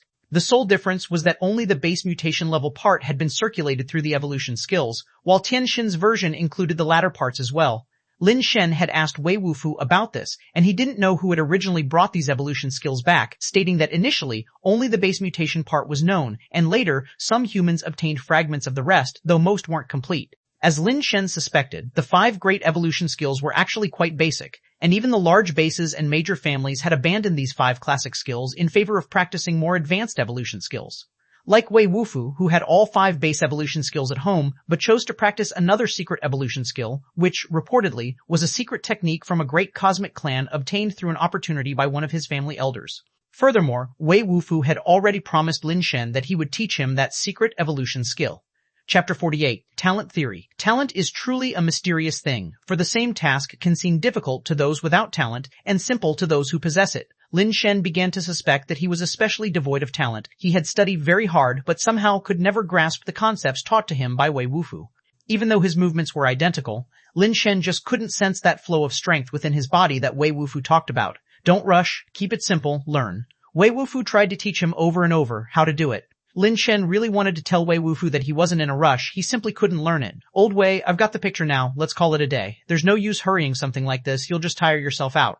Teach me slowly, and I'll learn slowly. We have plenty of time, Lin Shen said as he received a message that Qi Shuheng and Wang Tian'er had returned to the base and decided to stop practicing for the time being. He had been training from morning to evening, encompassing 7 or 8 hours. Lin Shen remembered all the movements and theories after half a day, but for some reason, he could not put them to practical use. Darkbird Base was such a small place that very little could be kept secret. With a little inquiry, Lin Shen learned that the Qi and Wang families had returned with only 7 people in total, plus Bai Shenfei made 8, a terribly heavy loss indeed. However, it was said that they brought back several carloads of things, all tightly covered, with no indication of what was inside. Lin Shen guessed that after they had broken free from Giant Mountain, they went to another place and got a hold of some things, only he did not know what they had obtained. It wasn't long before Bai Shenfei came to visit, and Lin Shen had her ushered into the parlor. Sister Bai, it seems your journey this time has been quite fruitful, Lin Shen said as he poured tea for Bai Shenfei. Bai Shenfei stared at Lin Shen, as if trying to discern something from his expression. Fruitful, no. We almost died there, Bai Shenfei said indifferently. I heard that you came back with Wei Wufu. Lin Shen nodded and replied, after I escaped, I hid and was worried about your safety, so I didn't leave. I waited for 3 days and only Wei Wufu came out. He said he got separated from you all after entering that cave and didn't know what had become of you. We waited another half a day and still didn't see you, Sister Bai, and I thought, Bai Shenfei continued to fix her gaze on Lin Shen's eyes, as if to judge whether his words were true or false. After a while she spoke. Indeed, there was some trouble. If it hadn't been for the help of a master, things would have probably been quite difficult. A master? What kind of master? Does Darkbird Base have someone stronger than you, Sister Bai? Lin Shen asked with feigned surprise. Certainly someone much stronger than me. Bai Shenfei couldn't read anything from Lin Shen's expression and pondered before asking, I heard that your second brother disappeared after entering Gourd Mountain many years ago? Are you suggesting the master who helped you was my second brother? Lin Shen asked excitedly. I didn't see that person's face, it's just speculation. Qi Shuheng and Wang Tianer guessed that it was your fourth brother, but I don't think so. Your fourth brother isn't that powerful, Bai Shenfei said lightly. Lin Shen's expression fell. We thought my second brother had perished after he went missing for so many years. If it really was him, that would be incredible. By the way, how was your haul? Lin Shen asked again. The gains of the Qi and Wang families do not compensate for their losses. And furthermore, they suspect that the master is either your third or fourth brother, so they probably won't dare to rashly harbor any ideas against the Lin family in the future. After a pause, Bai Shenfei continued. Now that this matter is concluded, I shall return to Seacorn Base today. Would you like to come back with me to Seacorn Base? I can introduce you to the training camp I'm in, the very same one Brother Lin once stayed at. Lin Shen truly hesitated for a moment. It wasn't that he wanted to join any training camp, but with the departure of Bai Shenfei, he didn't know if there would be another chance to see her, or if there would still be an opportunity to obtain the fire seed from her. After musing for a long while, Lin Shen suddenly looked up at Bai Shenfei and asked, Bai, do you currently have a boyfriend? Bai Shenfei was slightly taken aback. Why do you ask that? If you don't, what do you think about me? Lin Shen thought to himself, if he could win over Bai Shenfei, he would not only get the fire seed, but also solve the Lin family's problem of lineage continuation. You want to be my boyfriend? Bai Shenfei looked at Lin Shen with a bit of surprise. Who wouldn't want such a beautiful girlfriend? Although Lin Shen couldn't see her expression, from the tone of her voice, it seemed there was a slight possibility, which somewhat surprised him. Unfortunately, I don't like younger brothers, said Bai Shenfei as she stood up. Since you don't want to go, I won't force you. Bai Shenfei thought that Lin Shen didn't want to go with her to Seacorn Base, so he'd found such an excuse to tactfully reject her. Lin Shen sighed helplessly. He knew that with such a rash question, how could Bai Shenfei possibly consider him? He would feel the same if he were her. After escorting Bai Shenfei to the front gate, and just as he was about to turn around and go back, Bai Shenfei turned her head, suddenly saying to Lin Shen, if you really want to be my boyfriend, it's not entirely impossible. Whatever your conditions are, just say them, Lin Shen said contemplatively. Bai Shenfei threw an object to Lin Shen. If you can learn this and come find me at Seacorn Base, I might consider giving you a chance. After speaking, Bai Shenfei turned around and left without waiting for Lin Shen to say anything more. I take your words seriously, Bai. Lin Shen caught the object to discover it was a notebook. Flipping it open, he saw that it was filled with handwritten text. Take it seriously. Bai Shenfei's voice floated back faintly, her figure already out of sight. Is this base mutation? Lin Shen examined it closely, finding some familiar content. It appeared to be a sort of base mutation technique, but because there was only content and no name, he couldn't tell what it was exactly called. Turning to the last page, there was only the part about base mutation, without any content that followed. Suddenly giving me a base mutation technique. What exactly does Bai Shenfei want to do? Lin Shen couldn't quite grasp her intentions at the moment. Back in his room, Lin Shen studied the technique several more times. This base mutation technique was even more complex than the one Wei Wufu had taught, and it seemed not to be just some ordinary technique like the 5 classic base mutation skills. It seems this base mutation technique is quite advanced. If I can master it, not only would I solve the issue of base mutation, but I'd also get a beautiful and strong girlfriend to continue the family line, and on top of that, obtain the fire seed, truly killing 3 birds with 1 stone, thought Lin Shen, feeling somewhat excited. However, he also knew that even if he really learned this base mutation technique, Bai Shenfei might not truly become his girlfriend. He couldn't figure out what Bai Shenfei really meant. After Bai Shenfei left the Lin family, she glanced back at the Lin family's gate from a distance and murmured to herself, talent theory is not so easy to master. I wonder how many geniuses are unable to master it. Otherwise, I wouldn't be stuck at the base mutation level unable to break through. I don't know what kind of exceptional talent is needed to master talent theory, to become the key that unlocks the door to my destiny. Chapter 49. No talent? Indeed, things turned out just as Bai Shenfei had predicted. Both the Qi and Wang families became very compliant and didn't stir up any more trouble, even making some concessions on matters that involved the interests of all 3 families. The reason was simple. The punch Lin Shen threw to kill the Giant King was too terrifying. They had not encountered Chen Xin and mistakenly believed that aside from themselves, only the Lin brothers were at that place.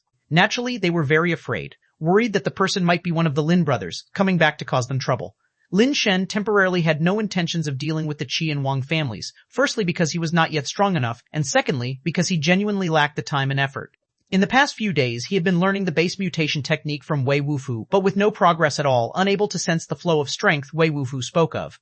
Wei, take a look at this base mutation technique for me. Lin Shen decisively gave up. With his current attribute, if he could have mastered it, there should have been some results over the past few days. Persisting without results would just be a waste of time. Lin Shen was not a person who clung to things unnecessarily. When it was time to let go, he did so decisively. He didn't like waiting for miracles to happen. Wei Wufu took the notebook Lin Shen handed over and slowly began flipping through it. This notebook wasn't the one Bai Shenfei had given to Lin Shen, but a copy he had made himself. Wei Wufu read the notebook once, then turned it over and read it again, occasionally flipping back and forth. This went on for more than 2 hours. Lin Shen waited patiently beside him, not rushing Wei Wufu. Ask your question, said Wei Wufu after putting down the notebook and looking at Lin Shen. Can I practice it? Lin Shen asked bluntly. Try, Wei Wufu replied with a single word. If I can practice it, I will. If I can't, then I won't. What do you mean by try? Lin Shen frowned. Advanced, there are errors, missing continuations, correct them, try it, no harm, Wei Wufu said. Lin Shen understood. Wei said that this base mutation technique was very advanced, but there were some errors in it and it was missing subsequent parts. He could help make some corrections and it wouldn't hurt for Lin Shen to try practicing it. This was similar to what Lin Shen had in mind. Trying it indeed wouldn't do any harm. The several places where there were errors in the base mutation technique were actually intentionally copied incorrectly by Lin Shen. Wei, please help me correct it. I plan to give it a try, said Lin Shen. Sure, Wei took up paper and a pen and corrected the parts he thought were errors. Lin Shen watched on the side. The parts Wei corrected were exactly the ones he had written incorrectly. He didn't pick out any other issues. Wei, do you know what this base mutation technique is? Lin Shen asked, taking the corrected base mutation technique from Wei Wufu. Originally, Lin Shen had not expected Wei Wufu to truly know what this base mutation technique was. After all, such advanced techniques should be confidential to anyone who possessed them and would not be easily disseminated. Unexpectedly, Wei Wufu hesitated and then said, Maybe, I know. Lin Shen was greatly surprised and hurriedly asked Wei Wufu for details. After Wei Wufu explained for quite a while, Lin Shen finally understood the situation. Wei Wufu had never seen this particular base mutation technique before, but he had heard of one, and the one Lin Shen had copied was very similar to it. The base mutation techniques practiced by humans mostly come from the universe, with only a very small number being of human origin. Among that small portion of human-created base mutation techniques, the vast majority are derived from or copied from other base mutation techniques. The only base mutation technique that Wei Wufu knew to be entirely conceived by humans, from theory to practice, was the one created by Bai Zai, who was revered as the pioneer of base mutation, known as talent theory. It was precisely because talent theory took a completely different approach from other base mutation techniques that Wei Wufu, although he had not seen talent theory, could guess that it was indeed talent theory. Of course, the fact that Wei Wufu used the word possibly indicates that he couldn't be absolutely sure it was talent theory, just that it was a very likely guess. Wei Wufu claimed that Bai Zai was nearly invincible with talent theory, and at first Lin Shen was puzzled, wondering why he had never heard of such a famous person. It was only later that he learned Bai Zai's prowess was limited at the base mutation level, because no matter how one practiced talent theory, they couldn't break through the base mutation level. In other words, Bai Zai could only be invincible at the base mutation level with no possibility of advancement, and the requirements to start practicing were so high that ordinary people simply couldn't do it. Later on, even stronger individuals researched Bai Zai's talent theory. But alas, the result was the same for everyone. No one could break through the base mutation level, no matter who tried. To this day, there's still a school of people persistently studying talent theory, and it's said that some breakthroughs were made about a decade ago, but after so many years, there still hasn't been anyone who has managed to successfully practice talent theory. In fact, besides Bai Zai, there have been very few people in history who could practice talent theory, not to mention break through it. This is really interesting. Without talent, one can't succeed, and with talent, one still can break through. Such a base mutation technique indeed has no value in spreading. It's better suited for ruining geniuses. Lin Shen decided to give it a try. Since base mutation techniques can be replaced as long as you don't break through the base mutation level, there's no harm in trying it out. No sooner said than done, Lin Shen began to attempt practicing the base mutation technique given to him by Bai Shenfei, which led to another disappointment. This base mutation technique still could not make him feel the flow of strength within his body, which made Lin Shen slightly frustrated. According to Wei Wufu, only humans with exceptional talent could possibly practice talent theory.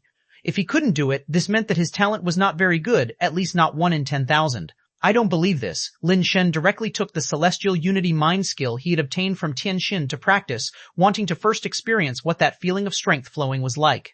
Then, he planned to attempt practicing talent theory, or the secret base mutation technique passed down by Wei Wufu. He didn't know until he tried, and to his astonishment, Lin Shen could not practice the heavenly heart skill, which was said to be learnable by nearly everyone, even by any steel mutator. Is my talent really that bad? Lin Shen was somewhat disappointed, but then he thought something was off. Even if his talent was poor, it shouldn't be so bad that he couldn't manage a base mutation technique that everyone else could learn, right? Still not giving up, Lin Shen sought out 2 more of the 5 classic base mutation techniques to test. He first tried the origin scripture, but had the same result. He couldn't achieve any success. Then he practiced the divine transmutation scripture, and it was the same. He still could not succeed. Could it be that I really have no talent for cultivation? But that's not right either. Ordinary base mutation techniques require one to have completed the base mutation, and since I've already done that, it proves that I have talent. Why can't I succeed? Lin Shen was completely baffled.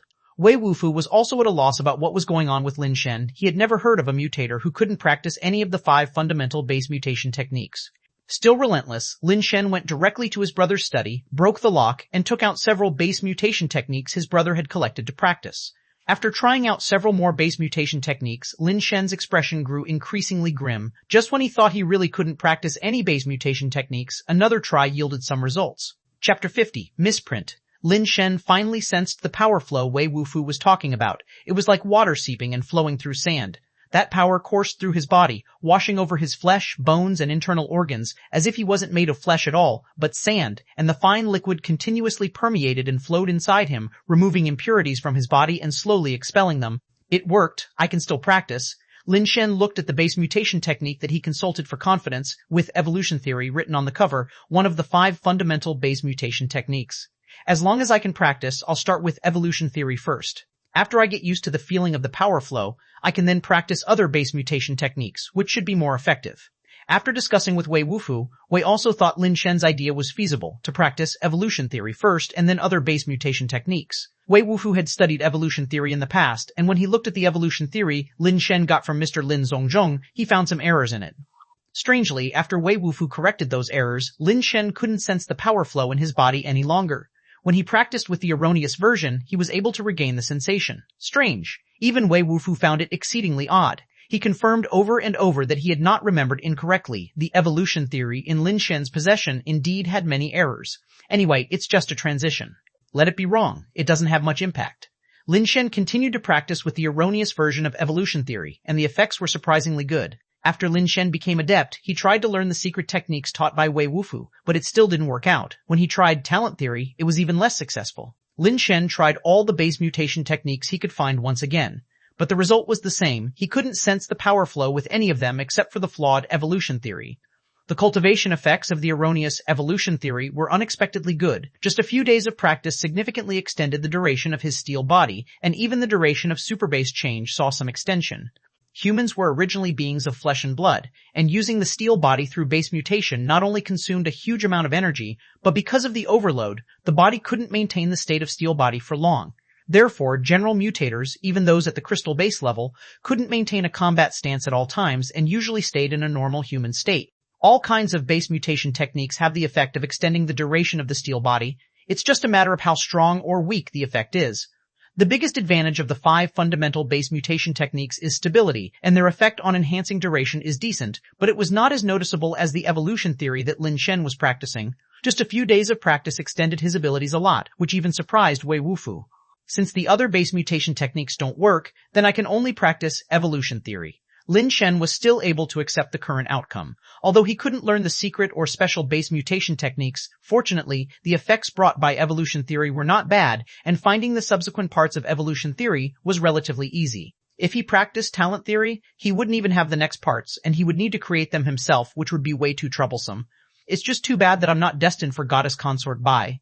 Knowing that his chances of catching up with Bai Shenfei were slim, Lin Shen officially put matchmaking on the agenda. Nowadays, Lin Shen needed to practice evolution theory every day, learn combat skills from Wei Wufu, and spare time to look for potential fire seeds. He simply had no time to date. Matchmaking was undoubtedly the most time-efficient and cost-effective way for him to ensure the Lin family's succession as soon as possible. For this reason, Lin Shen spent quite a lot of money on matchmakers, but the girls in the base, upon hearing that it was for Lin Shen, shook their heads like fans and refused to even meet him. Lin Shen was very helpless. He had long been prepared for such a scenario. Had it not been for this, Lin Shen, burdened with heavy responsibilities, would not have remained unmarried up to this point. After all, marriage laws no longer existed in this era, and many were married as young as 17 or 18. Lin Shen had the height, the looks of a dashing young man, and the money. Even though he did not participate in running the Lin family's business, the pocket money his elder sister gave him each month was already a fortune to ordinary people. No girl wanted to be matched with Lin Shen, and that was because of his well-known ex-girlfriend at the Darkbird base, Lu Qing from the Yashin base's Lu family. Yashin base was one of the stronger bases nearby, and the strength of the Lu family surpassed the combined forces of the Qi, Wang, and Lin families. Of course, that was before the big three families were severely weakened. Now, there's no way they could compare to the Lu family. Darkbird base and Yashin base were not too far apart, and there were frequent trade interactions between them. One time, Lu Qing followed her family to Darkbird base to open a shop and stayed for a few years. Somehow, she and Lin Shen saw eye to eye and quickly developed a romantic relationship. When Lu Qing left Darkbird base, she warned everyone that whoever dared to mess with her man, Lin Shen, would face the consequences themselves. The problem was that Lin Shen had already broken up with Lu Qing, but no one at Darkbird base knew it. Even when Lin Shen spoke up, no one believed him. Instead, they suspected that Lin Shen couldn't stand the loneliness and wanted to take advantage of Lu Qing's absence to have a secret affair. Lin Shen really had no solution. He couldn't possibly find Lu Qing and then drag her to Darkbird base for a press conference to announce publicly that they had broken up. Lin Shen, when are Mr. Lin Zongjung and the fourth brother coming back? An old man who found Lin Shen practicing combat skills with Wei Wufu asked anxiously. Lei, when did you get back? Where's big sister? Lin Shen's heart leaped with joy upon seeing the old man. Lei had been in charge of the Lin family's accounts and always followed Lin Shen's eldest sister. Since Lei was back, it meant that the big sister should have returned as well. We had an incident at Yashin base. Our goods and the family head got detained, Lei explained anxiously. Lin Shen, you need to tell me, when exactly is Mr. Lin Zongjeng and the fourth brother coming back? We can't delay this matter any longer. It will get more troublesome for the family head. Lei, take it easy. What exactly happened? Lin Shen's expression darkened, but he still tried to calm Lei down as he spoke. Lei hurriedly explained the situation. The big sister took goods to sell at Yashin base, which normally wouldn't be a problem, as they were already well-established sales channels, just needed to deliver the goods. After delivering the goods, they also needed to pick up a batch of goods from Yashin base to make the trip worthwhile. It was during this pickup that the problem occurred. The big sister collected some miscellaneous goods without noticing anything unusual. However, upon closer inspection later on, they discovered a mutant egg amongst the goods, a naturally surprising find. It wasn't long before the seller requested the return of the goods sold to the big sister. Since both parties were in business, the transaction was already complete with the payment settled. Naturally, there was no possibility of returning the goods. Actually, the seller wasn't the one seeking the return of the goods. The Shu family had learned about the mutant egg and captured the seller, forcing him to come for the return. The big sister refused to return anything, and so the Shu family simply detained both the big sister and the goods. Luckily, the big sister was foresighted and had the mutant egg sent back to Darkbird base ahead of time, preventing them from seizing it. Ch1 released Lei to inform the Lin family to bring the mutant egg in exchange for the captive. Lin Shen was aware of the Shu family, other than the Lu family. It was the Shu family that rivaled at Yashin base, with significantly more power than the Lin family. Where is the mutant egg? Lin Shen asked gravely. I've already asked around. They say the person who was supposed to deliver the mutant egg hasn't come back. We don't know if there has been an accident on the road or something else happened, Lei said urgently. Lin Shen, when exactly can Mr. Lin Zongjung and the fourth brother return?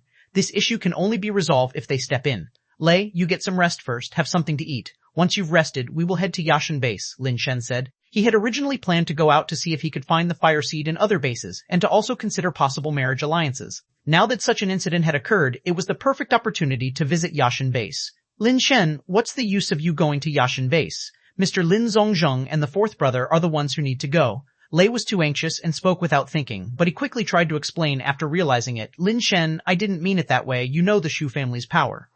If Mr. Lin Zongjung and the fourth brother step in, there might be a chance that they will do us a favor. Lei, I understand what you mean, but I don't know when the third brother and the fourth brother will be back. Saving people is urgent. We'll first go to Yashin base to assess the situation. At the very least, we can't leave big sister there all alone with no support, Lin Shen said calmly. But Lei wanted to say something more but was interrupted by Lin Shen. No buts, Lei. If you're tired, you can stay here and rest. I'll go on my own, Lin Shen affirmed. If you're really going, old man, I'll show you the way, Lei said as he saw Lin Shen's determination and resignedly stated. Chapter 51. The gun does not discriminate. Over 20 kilometers southwest of the Yashin base, in a cave on a small mountain, Shu Tiang leaned back in his chair, humming a tune with pleasure. His mood had been quite good lately. As a standout among the younger generation of the Shu family, he had been the first to advance to alloy level and had received significant responsibilities from the family. There might even be a chance for him to become the helmsman of the Shu family in the future. A few days ago, he had discovered a mutant egg, and though it had been snatched up first by a merchant convoy from the Lin family, he had captured Lin Miao, the owner of the Lin family merchant convoy. It was almost certain that the mutant egg would end up in his hands in the end. Ch1 was no fool. He was well aware of the Lin family merchant convoy's background and connections. All three families at Darkbird Base had good relations with the Lu family, who had many dealings there. The Shu family had always wanted to get involved but had found no opportunity. Moreover, Ch1 had heard that Lin Zongjong and Lin Shangdong, the real powerhouses of the Lin family, had not returned to the base in nearly 2 months, and they were likely in dire straits. Of course, even if Lin Zongjong and Lin Shangdong were around, Ch1 wouldn't care. How could the Lin family of Darkbird Base compare with their own Shu family? Even if Lin Zongjong and Lin Shangdong came together, he would still claim the mutant egg. With a mutant egg, who among the youth of the Shu family could contend with him? He had heard that the Lin brothers placed great importance on loyalty and would certainly not ignore Lin Miao's safety, so retrieving the mutant egg was almost a sure thing. "Boss, Elder Lei from the Lin family has brought people back," the lookout brother ran back to report. On hearing this, Ch1's eyes lit up, but he still suppressed the excitement in his heart and asked, "How many people came?" "Including Elder Lei, a total of 3 people, the brother replied. 3 people? Then it must be Lin Shangdong and Lin Zongjong who have arrived. It seems the rumors aren't reliable. They haven't disappeared after all. I've heard those 2 have some skills, so we need to be careful when dealing with them," Ch1 said thoughtfully. "Boss, the man calls himself Lin Shen, and the other person is his protector," the brother quickly said. "Lin Shen? Who is Lin Shen?" Ch1 wore a puzzled look, having never heard this name before. Lin Shen is Lin family's 5th son, the youngest in the family who has not been involved in the family business, and still without base mutation despite being over 20 years old. "He's utterly useless other than eating, drinking, and having fun," said a white-haired old man beside him, his face devoid of any wrinkles. "Elder Zhou, you know this person?" Ch1 was surprised that a crystal-based powerhouse like Elder Zhou would know Lin Shen. "I've heard of him by chance. When Lu Qing from the Lu family went to Darkbird Base before, she dated him for a while, but they broke up soon after she returned," Elder Zhou said. "So, it's him." Upon hearing Elder Zhou's account, Ch1 remembered and laughed, saying, "Such an important matter, and the Lin family sends him to deal with it. It seems Lin Shangdong and Lin Zongjong really are missing. Bring them here." Since neither Lin Shangdong nor Lin Zongjong had come, Ch1 no longer had as many concerns. Confronting Lin Shen, who only knew how to indulge in pleasures, was naturally preferable to facing Lin Shangdong and Lin Zongjong. At the foot of the mountain, Lei, with a grim face, said, "Lin Shen, what exactly do you plan to do? We don't have the mutant egg now. Isn't going there just asking for death? We should head back before Ch1 arrives and think of a long-term plan." "You go back first," Lin Shen said indifferently. "How can that be?" "Lin Shen, what do you take me for?" "I'm just an old man. I'm not afraid of dying. I'm worried about you getting into trouble. I wouldn't know how to explain it to the family heads," Lei sighed. Before Lin Shen could say anything more, someone from the mountain shouted, "Lin Shen, our boss invites you up for a talk." Without hesitation, Lin Shen walked up the mountain, with Wei Wufu following closely behind. Lei muttered to himself, "May heaven protect us. Hopefully nothing goes wrong." The trio walked up the mountain trail, watched by many mutators on either side. As they entered the cave, they saw Ch1 sitting confidently in a chair like a bandit chief, with Elder Zhou, who had white hair, standing behind him. "Tie them up," Ch1 commanded from his lofty position, staring coldly at Lin Shen. He thought that a sheltered kid like Lin Shen, who had never seen much of the world, could easily be frightened and manipulated, so his first step was to intimidate him. After all, it was just the 3 of them, and with Elder Zhou, the family-appointed crystal-based protector, Ch1 was not afraid that they could turn the sky upside down. At his command, several of his men rushed forward, attempting to grab Lin Shen and his companions outright. "Ah!" A scream stunned everyone as the mutator rushing forward was beheaded by Wei Wufu with a swift stroke of his alloy blade, the body crashing down while the blade still dripped with blood. His crystal-based Tang sword had been lost on that planet, and Lin Shen didn't have the means to provide him with a new one, so he had to make do with an alloy blade for now. Ch1 was momentarily dazed.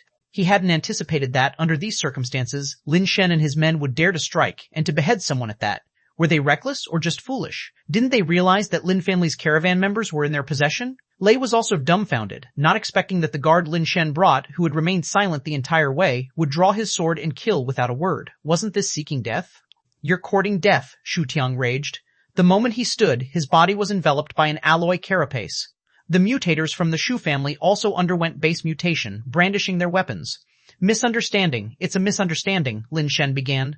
"You've killed a man. How can there be any misunderstanding?" Ch1 asked fiercely, his eyes filled with rage. "My brother here, he's socially anxious." Too many strangers coming at him and touching him made him uncomfortable. He had to act, Lin Shen explained earnestly. "You call this social anxiety? I've got the nerve of a bull. Just kill them," Ch1 said through gritted teeth. "Don't move." The mutators, wielding their base mutated powers and readying their weapons, were about to jump in to punish Lin Shen's trio, but Lin Shen's commanding shout stopped them. Lin Shen held a revolver in his hand, its barrel pointed at Ch1 and said, "You'd better not do anything rash or my gun won't discriminate." After a moment of silence, the room burst into laughter, even Ch1 who, after laughing, pointed at his heart and spoke ominously, "Come on, aim here. If you can so much as damage a single hair on me, you can take my surname from then on." The others also regarded Lin Shen's antics as a joke, threatening an alloy-level mutator with an old revolver. Wasn't it laughable? Even Lei, his comrade-in-arms, thought this younger brother Lin Shen was far too outrageous, sighing inwardly, conscious that things were likely to go poorly today. Elder Zhou watched Lin Shen coldly, like one would observe a fool performing. Not only would bullets from a handgun not harm an alloy mutator, but even if they could, as a crystal-based powerhouse, he could pluck them out of the air effortlessly. Bang! The gunshot sounded, and in the midst of everyone's laughter, Lin Shen actually pulled the trigger. Chapter 52. I have social anxiety. Lin Shen fired the gun, but the person he shot was not Ch1, it was Elder Zhou standing next to him. The Shu family knew the details of the Lin family, just as the Lin family had an understanding of the Shu family. Before Lin Shen came, he had already reviewed Ch1's detailed profile, the most outstanding talent of the younger generation of the Shu family, not even 20 years old and already a alloy-level mutator. Apart from the abundant resources provided by the Shu family, he was also a very hard-working individual, with great prospects of becoming the new leader of the next generation of the Shu family. For such a family's future hope, the Shu family would definitely arrange top-notch protectors around him. The fact that Elder Zhou had such distinctive features of white hair and a youthful face was always standing by Ch1, instinctively protected Ch1 when Lin Shen drew his gun, and his contemptuous attitude towards Lin Shen's armed threat. If Lin Shen couldn't tell who was the expert protecting Ch1, then he was really as dumb as a pig.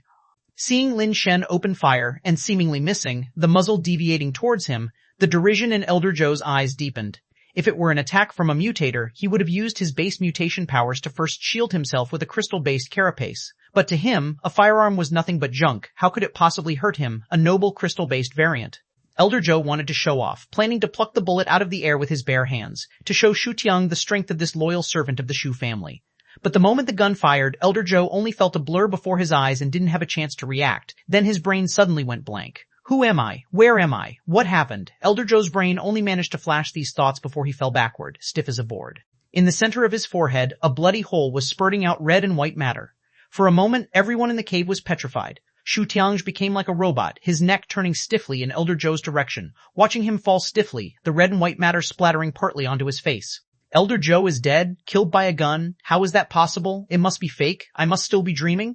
Ch1 stood there dumbstruck, as if he had lost his mind. The laughter of the other mutators in the cave froze on their faces. The more joyful they were just now, the more uncomfortable they felt now. Lei Uncle was both shocked and overjoyed, hardly believing his own eyes. A single bullet took down the crystal-based powerhouse beside Ch1. He even wondered if he was dreaming. What did you say just now? Where did you tell me to aim and shoot? Lin Shen pointed the gun at Ch1 again. What about crystal base? Without the use of base mutation powers, the flesh and blood body of a crystal-based creature was still somewhat inferior. The pet capsule loaded in the gun contained an alloy-grade black armored bee initially put in by Lin Shen, accelerated to speeds beyond crystal base's 44. Piercing the skull of a crystal-based human was not challenging at all. If Elder Zhou hadn't been so arrogant, looking down on the gun in Lin Shen's hand, and used his base mutation power early to shield himself with the crystal-based carapace, it would not have been so simple for Lin Shen to kill him. Of course, Lin Shen didn't give him the chance. Lin Shen had been aiming at Ch1 from the start, and only a split second before firing did he switch his target to Elder Zhou. By then, it was too late to shield himself with crystal-based carapace. After all, using base mutation powers takes time, and that certainly couldn't be quicker than the speed of a bullet. Ch1 turned his head with difficulty, managed a forced smile and said, "Brother, it's a misunderstanding, all a misunderstanding. I'm actually socially anxious. I was too nervous just now. I misspoke. Don't take it to heart, brother." Ch1 was truly frightened, feeling the fear of being dominated by guns and bullets that humans had over 200 years ago. Even with an alloy carapace to protect him, he still felt as if he was wearing nothing at all, with no sense of security whatsoever. Elder Zhou's corpse beside him was still bleeding, his eyes bulging in death. If a crystal base could be killed with a single shot, Ch1 did not think his bones were harder than crystal bases. He also did not want to become a cold corpse at a young age, with a promising future ahead of him. The more things a person possesses, the less they wish to leave this world so easily. Lin Shen approached Ch1, who dared not move at all, even very talentedly raised his hands, a gesture no one had used for many years. Lin Shen walked behind Ch1, the muzzle of the gun pressing against the back of his head. Don't shoot, brother. We can talk it out. It was all my fault before. I apologize to you, Ch1 said with a trembling voice, feeling his soul almost bursting out of his head the moment the gun touched his skull. Wei Wufu's method of crippling people without a word was downright diabolical, even more ruthless than Ch1, who knew if the next second Lin Shen would just shoot him dead. Ch1 was genuinely scared. These two simply didn't play by the rules. Where's my sister? Lin Shen said indifferently. What are you standing around for? A bunch of useless fools. Go bring my sister here now, Ch1 shouted at the other stunned mutators below. Those mutators who had come to their senses hurried towards the side cave. Stop, Lin Shen said coldly. Some people stopped, but others continued to run inside. Bang. Another gunshot rang out. The bullet whizzed past Ch1's head and directly exploded the head of a mutator who was still running toward the side cave. Everyone once again stood frozen in their tracks, and Ch1 was so scared he turned to stone, standing there with his legs trembling. The moment Lin Shen fired the gun, Ch1 thought he was the target and felt as if his soul had truly left his body. Now, he was even more afraid to move. At such a close distance, he hadn't seen how the bullet had flown past. The bullet's speed was too fast, far beyond what could be expected from a handgun.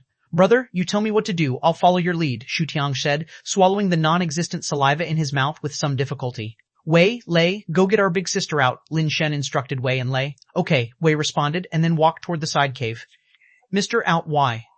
Lin Shen, rest assured, we're going to get the boss out right now, Lei said, filled with joy and unconsciously changing his form of address. You, lead the way, Lin Shen said casually, pointing to a mutator. The mutator hurriedly led Wei and Lei down the side cave, not daring to delay. The Angel revolver had only one bullet in it before, but not anymore. Ever since Lin Shen returned to Darkbird Base, he had managed to get a pet capsule and filled up all 7 chambers.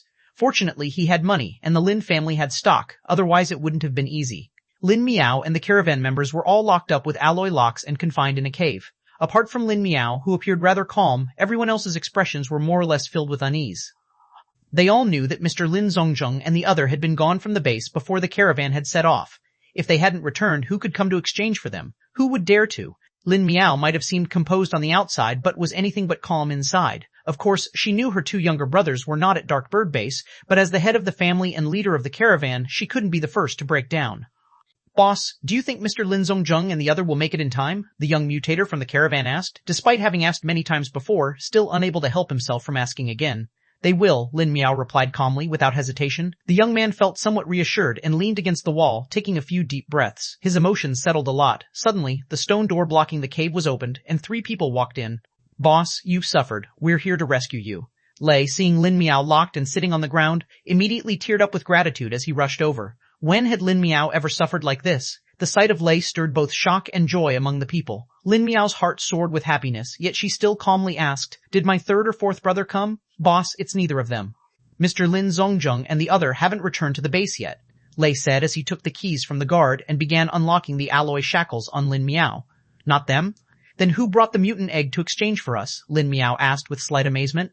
There was no mutant egg. The person who was supposed to deliver the mutant egg might have encountered trouble on the way and never made it back to the base, Lei added. Then why would the Shu family release people? Lin Miao looked puzzled at Lei.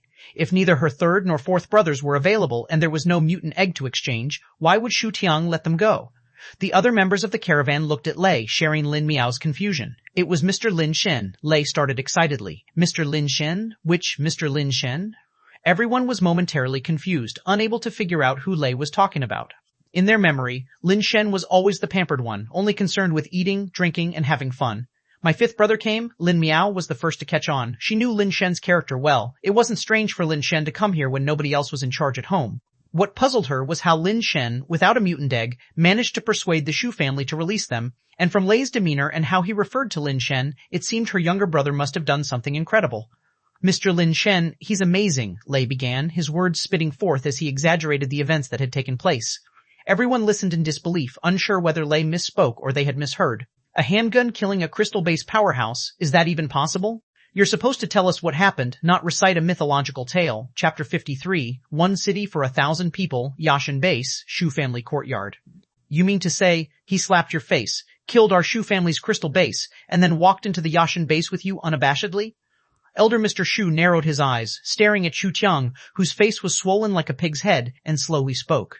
Yes.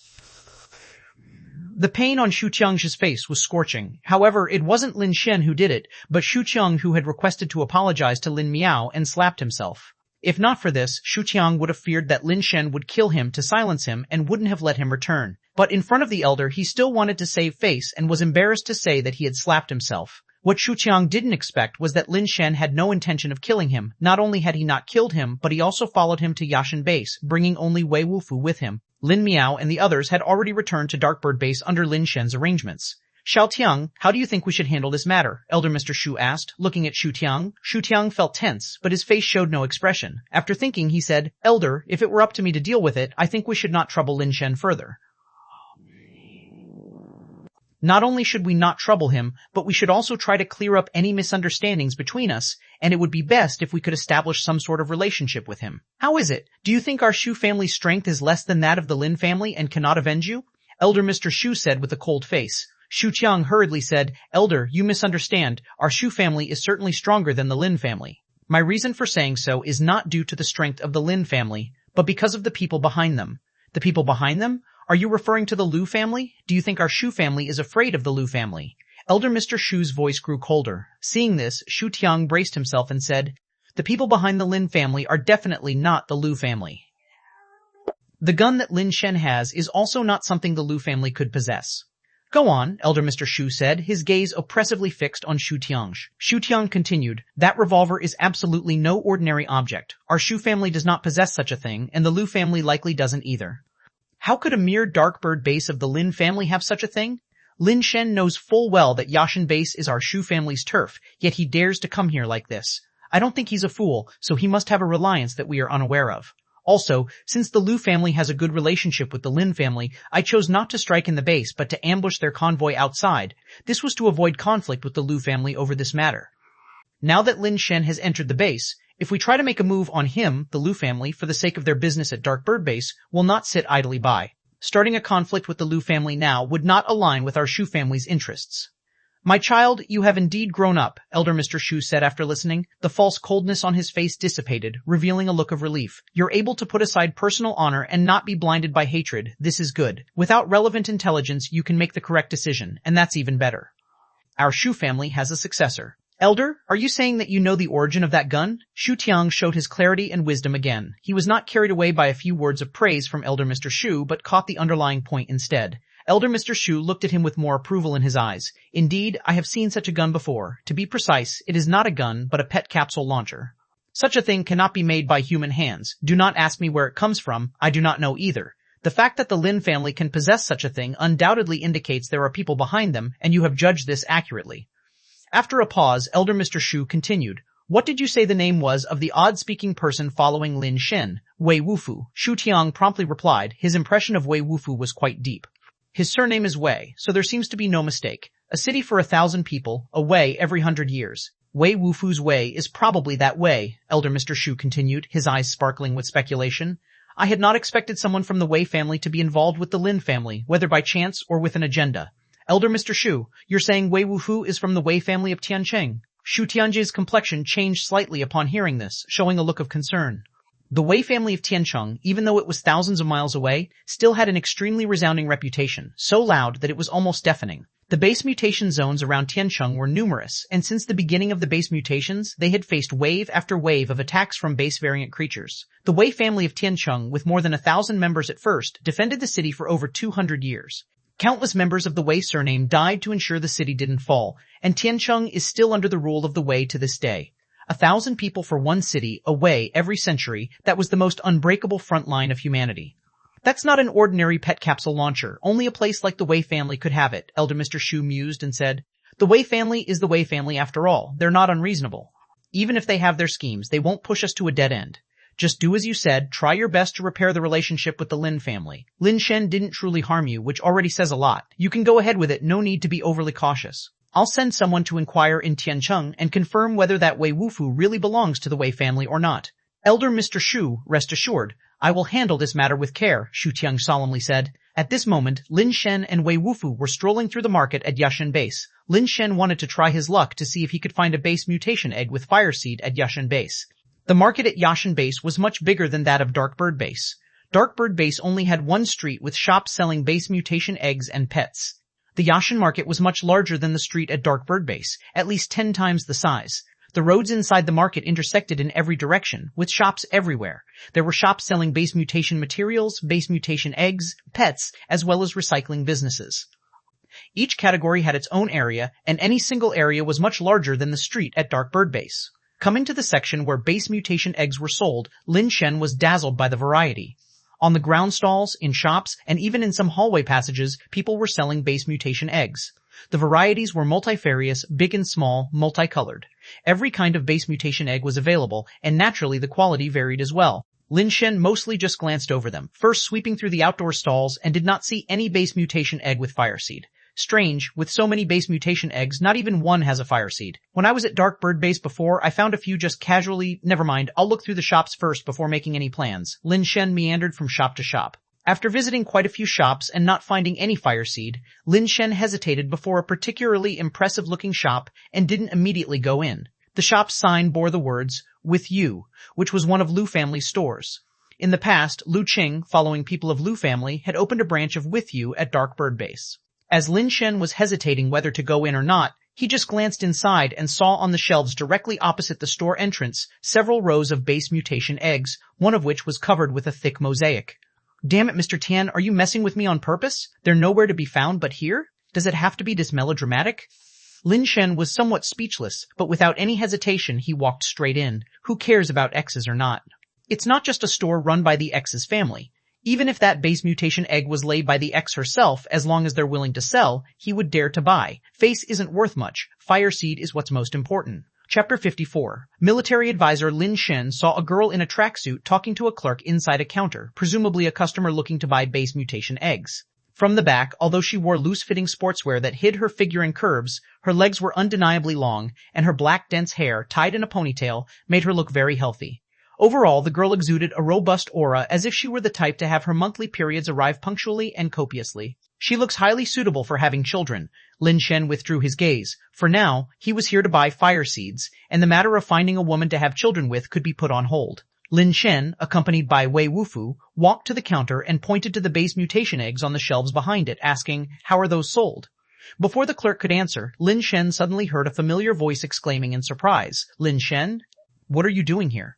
Lin Shen turned his head to look at the girl who had spoken, and after seeing her clearly, he frowned and said, "Ye Yuzhen, what are you doing here?" Not only did Lin Shen know this girl, but he would probably never forget her in his lifetime. Love strategist Ye Yuzhen, as she called herself, was Lu Qing's half-sister and best friend. However, Lin Shen thought the title Love Warhound suited her better. Lin Shen's breakup with Lu Qing had Ye Yuzhen's significant contribution. Without Ye Yuzhen's tireless efforts, Lin Shen and Lu Qing wouldn't have parted ways so quickly. "I heard Big Sister had an accident. You're here at Yashin Base for sister's sake, right?" Ye Yuzhen said. "That's a family matter of mine. No need for you to worry," Lin Shen replied coldly, then turned back to the clerk and asked, "How are those base mutation eggs sold?" The clerk smiled and said, "The base mutation eggs on the shelf, steel eggs from the first and second rows, start at 1,000. Alloy eggs from the third and fourth rows start at 30,000, each egg individually priced. Whatever you fancy, the price is clearly marked, fair to young and old alike. Since you are Miss Ye's friend, we could offer you a 30% discount. Do I look like someone who needs a discount?" Lin Shen pointed to a steel egg and said, "I'll take that one. Wrap it up for me. How much in total?" "All right, sir. That spiral snail egg at steel level is priced at 999. Today's special offer," the clerk continued with a smile. "Here's 1,000. Lin Shen flamboyantly placed a 1,000 yuan bill on the counter, then added, "Don't forget the change." Lin Shen wouldn't let the Lu family or Ye Yuzhen take advantage of him, but he certainly wouldn't let them advantage of him even by a single penny either. The clerk quickly wrapped up the spiral snail egg Lin Shen had requested and handed it over with the 1 yuan change. Lin Shen grabbed his purchase and turned to leave. He had nothing to say to Ye Yuzhen, not even the need for a greeting. "Lin Shen, Big Sister's matter is quite troublesome. If you're here to ask Lu Qing for help, I can contact her for you," Ye Yuzhen said. "No need." Lin Shen didn't want to engage in useless chatter and left the With You shop directly. Ye Yuzhen watched Lin Shen's retreating figure, her gaze somewhat complex. Only after Lin Shen's figure had completely disappeared did Ye Yuzhen retract her gaze and, after pondering for a while, also left the shop. Coming to Yashin Base was indeed the right decision. Lin Shen, having obtained the base mutation egg embedded with a fire seed, was in a very good mood. Having reaped rewards, Lin Shen decided to make the most of it and tour all the shops in one go. If he could find a few more fire seeds, the trip would truly be worthwhile. Unfortunately, after visiting every shop, Lin Shen didn't find any more base mutation eggs with fire seeds, which left him somewhat disappointed. This place has so many more base mutation eggs than dark bird base, so why is there only one fire seed? Lin Shen couldn't fathom the pattern behind the appearance of fire seeds. However, obtaining one fire seed was already good, and now Lin Shen couldn't wait to find a place to sleep with the base mutation egg and see what kind of fire seed powers he would gain. Someone's following us, Wei Wufu said. Let them follow, Lin Shen replied indifferently. He knew the Shu family was certainly monitoring them all along, but he was here to thoroughly resolve the issue because if the Shu family went to Dark Bird Base for retaliation, he couldn't yet protect the entire Lin family. It was always better to have a battle in someone else's home, which was why Lin Shen had come. Of course, Lin Shen was a pacifist by nature. It was best not to resort to violence if possible. It all hinged on the Shu family's leader's choices. To Lin Shen's surprise, the Shu family really could keep their cool. He had been at Yashin Base for 3 or 4 hours now, yet the Shu family hadn't approached him. Since they're not coming to me, I'll continue with my own business, Lin Shen said after leaving the marketplace. He then went to a marriage agency. After a full round at Yashin Base, Lin Shen noticed there were quite a few young and beautiful women there, definitely many more than at Dark Bird Base. Dark Bird Base was just a tiny place, full of old households who all knew each other's background very well. It wasn't easy to find someone like Lin Shen there, so he thought it would be easier to look at Yashin Base. He was from a moderately wealthy family after all, and he wasn't bad looking either. Finding someone who met his criteria shouldn't be too difficult. With no time to do it himself, Lin Shen opted for the most time-saving strategy. He signed up for a super VIP at a marriage agency. The plump proprietress of the agency was smiling so much that her mouth wouldn't close, practically tripping over herself to serve him tea and wanting to give him a shoulder massage. My requirements are simple, a good family background, good looks, and must be able to carry children well, Lin Shen said as he sipped tea. Don't worry, I'll arrange it for you. These are the best quality candidates I have, you'll be satisfied, the plump proprietress said as she scurried back with a stack of profiles and photographs. Handsome, take a look at this one, the Alloy Valkyrie. She's got family status, strength, marry her and you won't have to do anything but count money, the plump proprietress said, laughing at her own words. A bit short, Lin Shen commented as he looked at the photograph. How about this one then? She might only be steel level, but she's beautiful, has a gentle personality, very obedient and well-behaved. The proprietress, without hesitation, picked another one. A bit skinny, Lin Shen glanced at the photograph and frowned. No problem, we have plenty of high-quality girls. What about this one? She's got the looks, the figure, the level, the career. Why does it say in the profile that she has a child? Lin Shen thought the photo was fine, but upon closer inspection of the profile, there was a child. It's just a girl. It's no big deal. The proprietress awkwardly took the profile back and picked out another one. They compared candidates for a while, but neither this one nor that one pleased him. They went through a pile and still didn't pick anyone. Handsome, I understand now. The proprietress was surprisingly patient, not showing any sign of annoyance, but instead smiled knowingly. What do you understand? Lin Shen asked with a smile. What you want, she said with a sly grin, is actually just one word. Which word? Lin Shen asked curiously. Big, the proprietress said directly. Big, the proprietress said directly. Big, Lin Shen blinked. Yes, big, the proprietress confirmed. Big, huh? Amusement rippled in Lin Shen's eyes. Big. The proprietress's eyes met Lin Shen's as if they shared a secret understanding, and they both burst into laughter. All right, let's go for bigs then, Lin Shen agreed, nodding. Definitely big, you'll be satisfied. Forget about these, I'll set something up for you tonight. Wait for my good news, she said with confidence. Lin Shen left the marriage agency and wandered the nearby area. After dining with Wei Wufu, he returned to the hotel he had booked and settled in. That evening, the proprietress sent a message, telling Lin Shen to meet someone at a tea house. She had already made the appointment and urged Lin Shen to ask no questions, promising a surprise at the meeting. Lin Shen, accompanied by Wei Wufu, went to the tea house. Such matters were generally best handled alone, but Lin Shen felt uneasy without Wei Wufu by his side in case the Shu family posed an unexpected threat. Upon entering the second floor of the establishment, Lin Shen saw a woman sitting by the window, clad in a black figure-hugging dress, her legs impossibly long, her wavy hair cascading down her back. Lin Shen could only see her profile but had to admit that the proprietress did have a point. The woman really was big. At first glance, Lin Shen thought she was exactly what he was looking for, definitely fertile, the kind who could have 2 babies in 3 years and the kids wouldn't go hungry. I guess you must be waiting for me, right?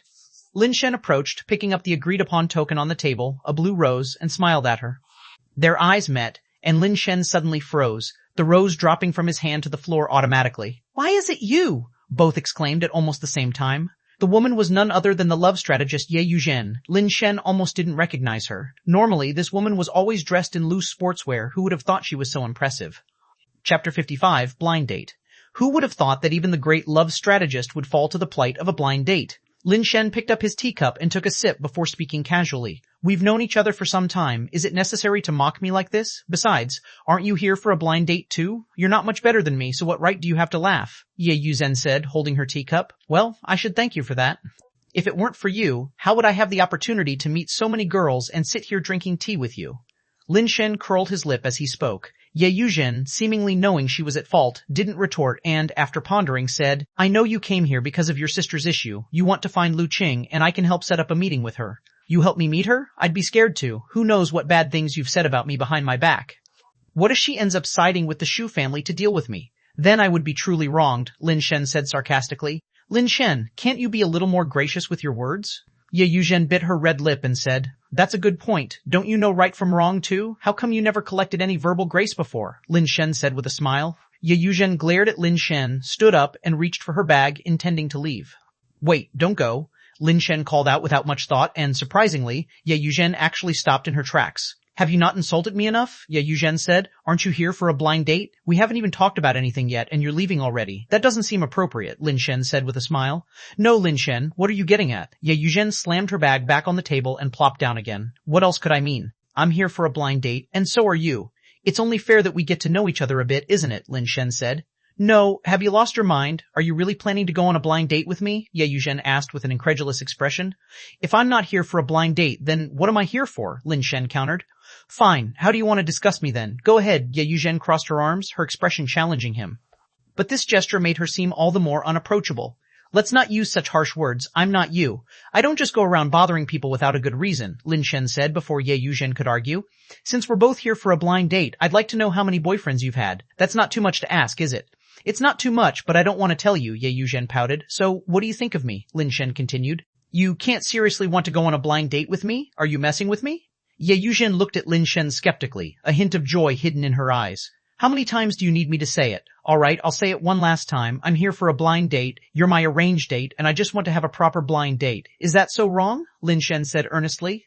Seeing Ye Yuzhen looking like she was on pins and needles, Lin Shen felt incredibly satisfied. It was because of this very Ye Yuzhen that he and Lu Qing had no shortage of arguments and anger. When she was unhappy, Lin Shen felt quite happy. On second thought, if things really worked out with Ye Yuzhen, it might not be so bad after all. Honestly, Lin Shen felt that if he truly found a nice girl, he would just be bringing harm to her.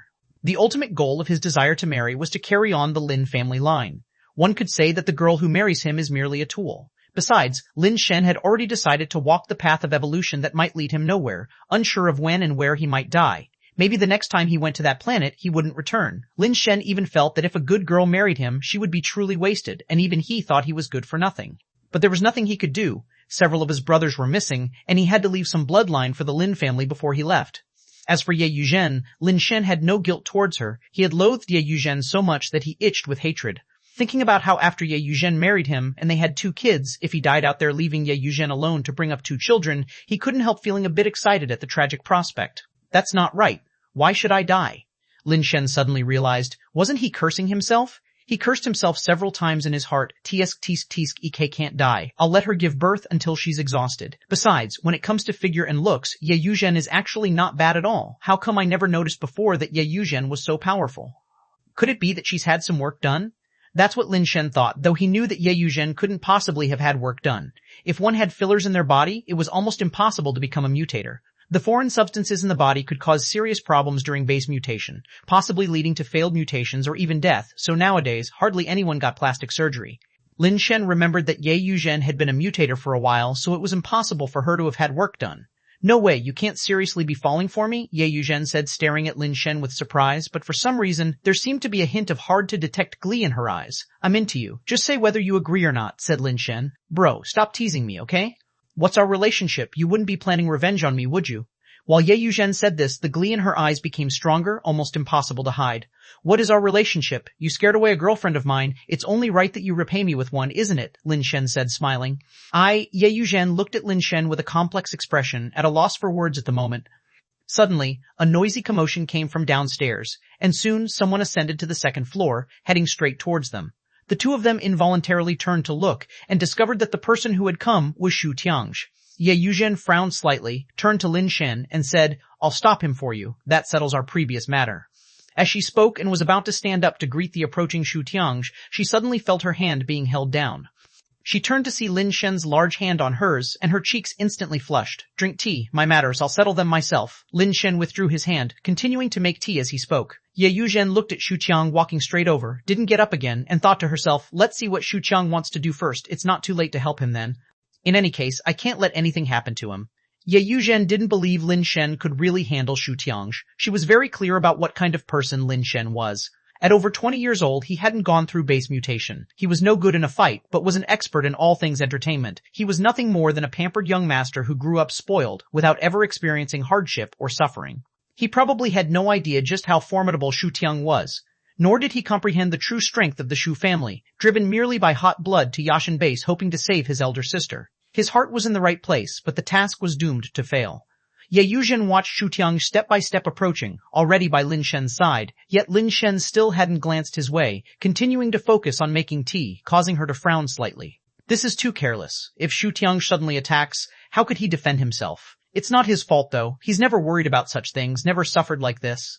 Ye Yuzhen was about to stand up again when she suddenly heard Shu Qiang speak. What are all of you doing? Is this how you've been taught to take care of guests? How can you let Shen make his own tea? What if Shen burns his hand? Under Ye Yuzhen's incredulous gaze, Shu Qiang bent over to take the teaware from Lin Shen's hands, smiling as he said, Shen, coming to your brother's shop and you didn't say a word. Making tea by yourself, isn't that a slap in my face? Bro, you do your thing, let your little brother make tea for you. After speaking, Shu Qiang also instructed the server, go get the 2 ounces of ancient tree new tea from my safe. This ordinary tea just can't suit my Shen's taste. Has Shu Qiang gone mad, or is my brain malfunctioning? Ye Yuzhen stood there dumbstruck, alternating her gaze between the ingratiating Shu Qiang and Lin Shen, who seemed to be sitting there as if nothing was amiss, unsure what exactly was going on. Chapter 56, The Tide of Beasts. The situation seemed a bit different from what Ye Yuzhen had thought. She had assumed that Lin Shen had come to Yashin base for assistance from the Lu family to deal with the Zhu family. Now, it seemed entirely not the case. Shu Tiang's various actions made it very difficult for Ye Yuzhen to understand. He clearly ambushed the Lin family's trade convoy and captured Lin Shen's older sister, so how could he be so friendly toward Lin Shen, even to the point of appearing somewhat deliberately ingratiating? This made Ye Yuzhen somewhat suspect whether the information she had received was incorrect, and that the Shu family had not actually hijacked the Lin family's convoy. Perhaps there was no enmity between the two families at all. They might even be on very good terms. Of course, Ye Yuzhen knew this was impossible, and the information could not be wrong. Shen, try this tea and see how it is. Sister-in-law, you try it too, Shu Qiang said as he replaced the tea set and brewed a new pot. After it was ready, he first handed a cup to Lin Shen, then another to Ye Yuzhen. Ye Yuzhen pursed her lips and glared at Lin Shen but said nothing. Let's sit down and talk, Lin Shen said after taking a sip of tea, addressing Shu Qiang. Shu Qiang's actions already represented the attitude of the Shu family, and naturally, Lin Shen also needed to express his stance. He knew the Shu family must have some concerns, which was why they were behaving this way, but no matter what those concerns were, it did not make much difference to Lin Shen. As long as he was given a little more time to develop, it wouldn't be long before he didn't need to care what the Shu family thought or did, nor would he need to know what attitude they held. Shu Tiang promptly sat down, smiling, and said, Shen, how long do you plan to stay at Yashin base? I'll go back in a couple of days after finishing my business, Lin Shen replied casually. If there's anything my brother can help you with, just say the word. I can't speak for other places, but at Yashin base, I do have some clout, Shu Tiang hastened to say. Seeing that Lin Shen did not reject the olive branch he extended, Shu Tiang felt much more relieved. If the matter is easy to handle, deal with it quickly, but if it's not urgent and difficult, then put it off for a while, Shu Tiang suddenly said, seemingly out of the blue. What do you mean by that? Lin Shen asked, looking at Shu Tiang. Shen, you may not be aware, but our family has done a lot of investigations recently. All signs point to a large outbreak of base variant creatures in half a month, which could likely form a creature surge.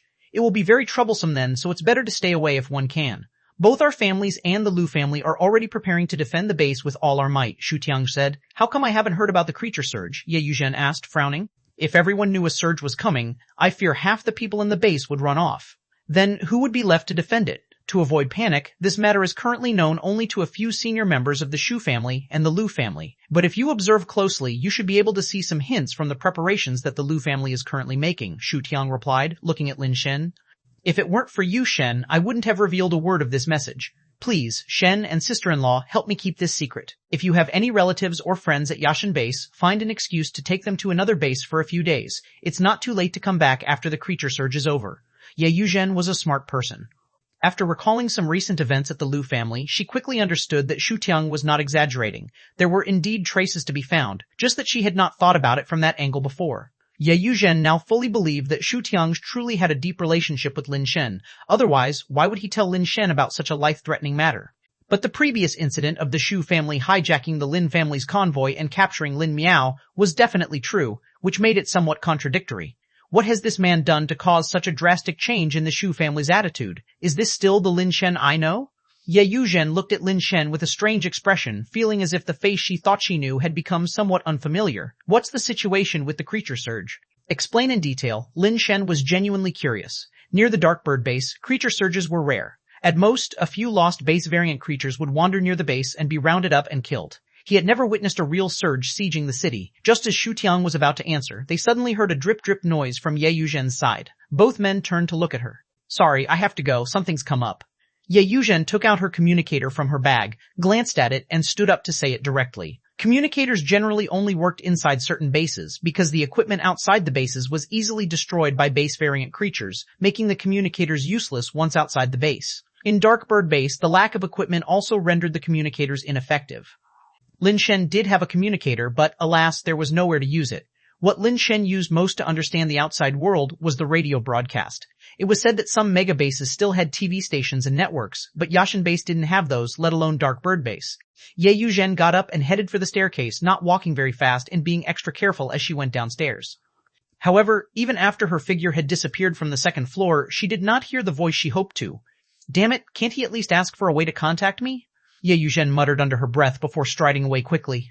It wasn't that Lin Shen deliberately didn't ask, it was that he didn't think of it. He seldom used a communicator at Darkbird base and didn't carry one, so it didn't occur to him. Give me the details. What's with the beast tide this time? Lin Shen asked again. Ch1 thought for a moment and then said, This beast tide is a bit strange. It actually has something to do with that mutant egg your Lin family bought. What does it have to do with that mutant egg? Lin Shen asked, somewhat surprised. To the northeast of Yashin base, there's a steel forest. The trees in that steel forest are a bit different from typical metal plants. The trunk and leaves are blue. A vast expanse of blue forest looks like an ocean from afar, so we locals call it Blue Tree Sea. The Blue Tree Sea is vast, and though it originally housed many types of base variant creatures, recently the variety has been dwindling, with only one species of base variant creature becoming increasingly numerous. Ch1 recounted the events in detail. After leaving the tea house, Ye Yuzhen walked down a street, turned a corner, and entered a shop. Without waiting for the server to greet her, she went straight into a private room. Yuzhen, Lin Shen is at Yashin base. Why didn't you tell me? Just as Ye Yuzhen entered the door, a slightly chubby, sweet-faced girl accused her somewhat indignantly. You've been broken up with him for such a long time. What's the point of telling you? Don't tell me, Lu Qing, that you want to get back with him?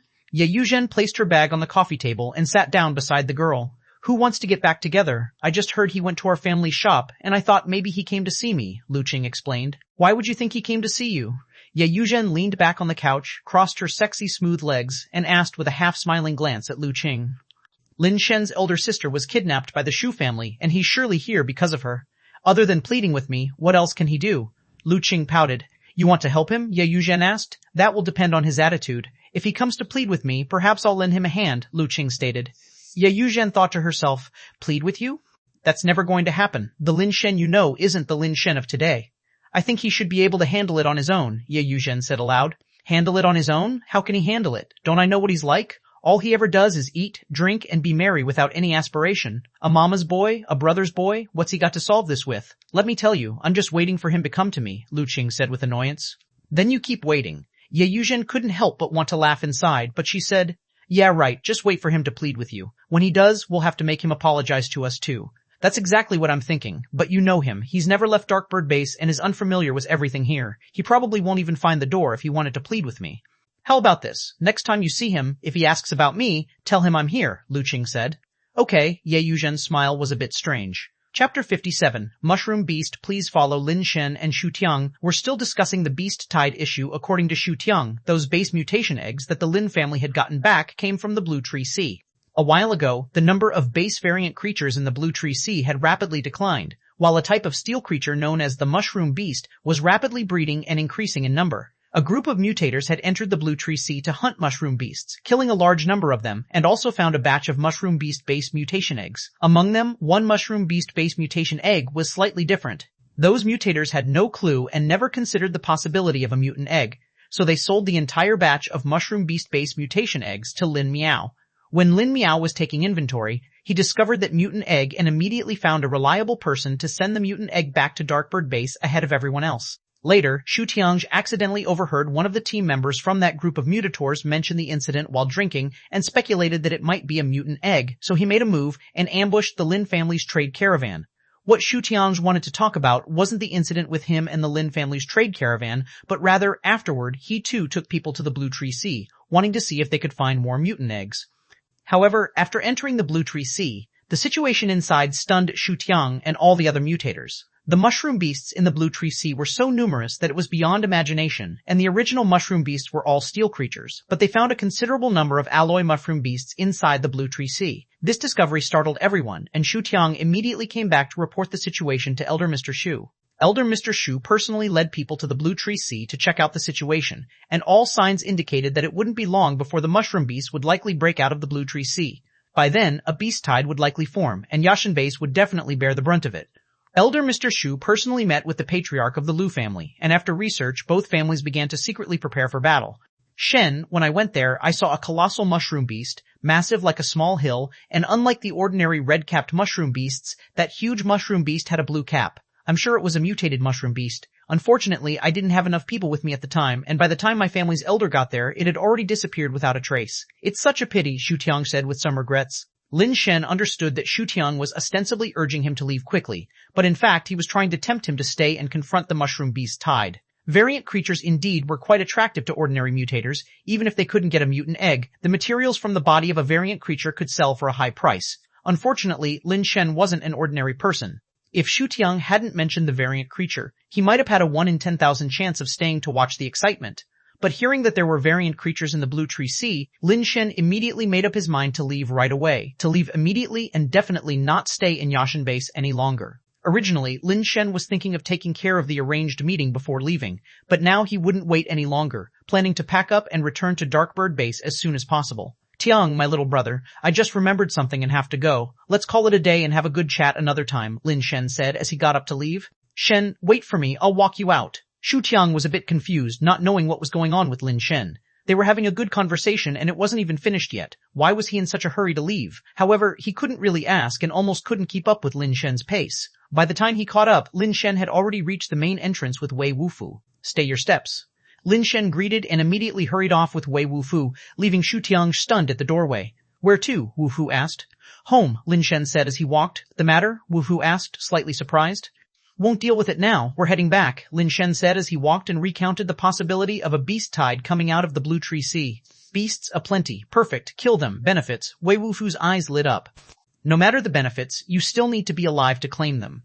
Who knows how many mushroom beasts there are in the Blue Tree Sea, how many alloy creatures, how many mutant creatures, and what if there are crystal-based creatures? Tens of thousands, possibly even hundreds of thousands of base mutation creatures, even if their levels aren't high, could wear us out by sheer number. How long can your alloy carapace last? 3 hours or 4? Fine, let's say 24 hours. Can you exterminate tens of thousands of base mutation creatures in 24 hours? Once your alloy carapace guard is gone, can you guarantee your own survival amidst a swarm of beasts? Lin Shen fiercely lectured Wei Wufu. You're exaggerating. Wei Wufu obviously didn't agree. I might be exaggerating, but who's to say my words won't come true? You only live once.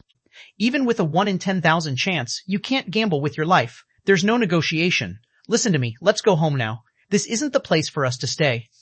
Before the Lin family has a successor, I need to preserve this useful body of mine and avoid any risks. Lin Shen immediately led Wei Wufu out of Yashin Base, summoned their mounts, and left without looking back. Ch1 was stunned upon receiving the news, puzzled as to why Lin Shen just walked away. Didn't the beast swarm I described scare him off? With that gun in his hand, he can easily kill crystal-based creatures. What's there to fear? Could it be something I said wasn't right? That can't be. My storytelling was quite engaging, with proper setup, development, climax, and suspense. It was attractive. How could he just leave? Isn't the lure of the mutant mushroom beast strong enough? Ch1 scratched his head, trying to figure out where his words might have gone wrong. He had wanted to attract Lin Shen and have him help out during the beast wave, but Lin Shen left just as they were getting started. Lin Shen followed the same path back, eager to leave this trouble-filled place swiftly. While galloping away, Wei Wufu ahead suddenly reined in his mount, causing Lin Shen nearly to collide with him. Wei, why did you suddenly stop? Lin Shen barely managed to halt his mount and asked Wei Wufu beside him. Without a word, Wei Wufu just pointed ahead on the road. The road they were on, originally a county road, was now overgrown with various wild grasses. The middle of the road had faint signs of an asphalt path, though it was so damaged it was barely recognizable, full of pits and uneven surfaces. This was still manageable because merchant caravans often traveled here. If not for them, it wouldn't take long for the road to be completely overgrown with wild grass and vines. Right in the middle of the road sat what looked like an overturned black wok, about 10 or 20 meters away from the two of them. A base variant creature? As Lin Shen spoke, he made his mount back up behind Wei Wufu, used base mutation power to form a carapace guard covering his whole body, and drew the angel revolver from his waist. Wei Wufu nodded slightly, drawing an alloy blade from his back as he too used his base mutation power. Perhaps because of the clear attack stance of the two men, the Black Walk seemed to sense their intentions and began rotating left and right. Then, with a bang, it leaped up from the ground. Only then did Lin Shen realize the Black Walk was just a part of the base variant creature, resembling a mushroom cap perched on top of its head. Underneath the black mushroom cap was something that looked like a chibi version of a T-Rex, made of dark metallic gold, like a figurine. Overall, it resembled a half-meter-tall chibi dinosaur metal statue with a mushroom cap on top. A big head atop a small body, disproportionate yet somehow imbued with an oddly adorable harmony. Is this a mushroom beast? Lin Shen frowned slightly. He remembered that normal mushroom beasts usually had red caps with gray-white spots and gray-white ferrous bodies. Even if it were the mutant mushroom beast Ch1 mentioned, it should have a blue cap. How then did this one with a black cap appear?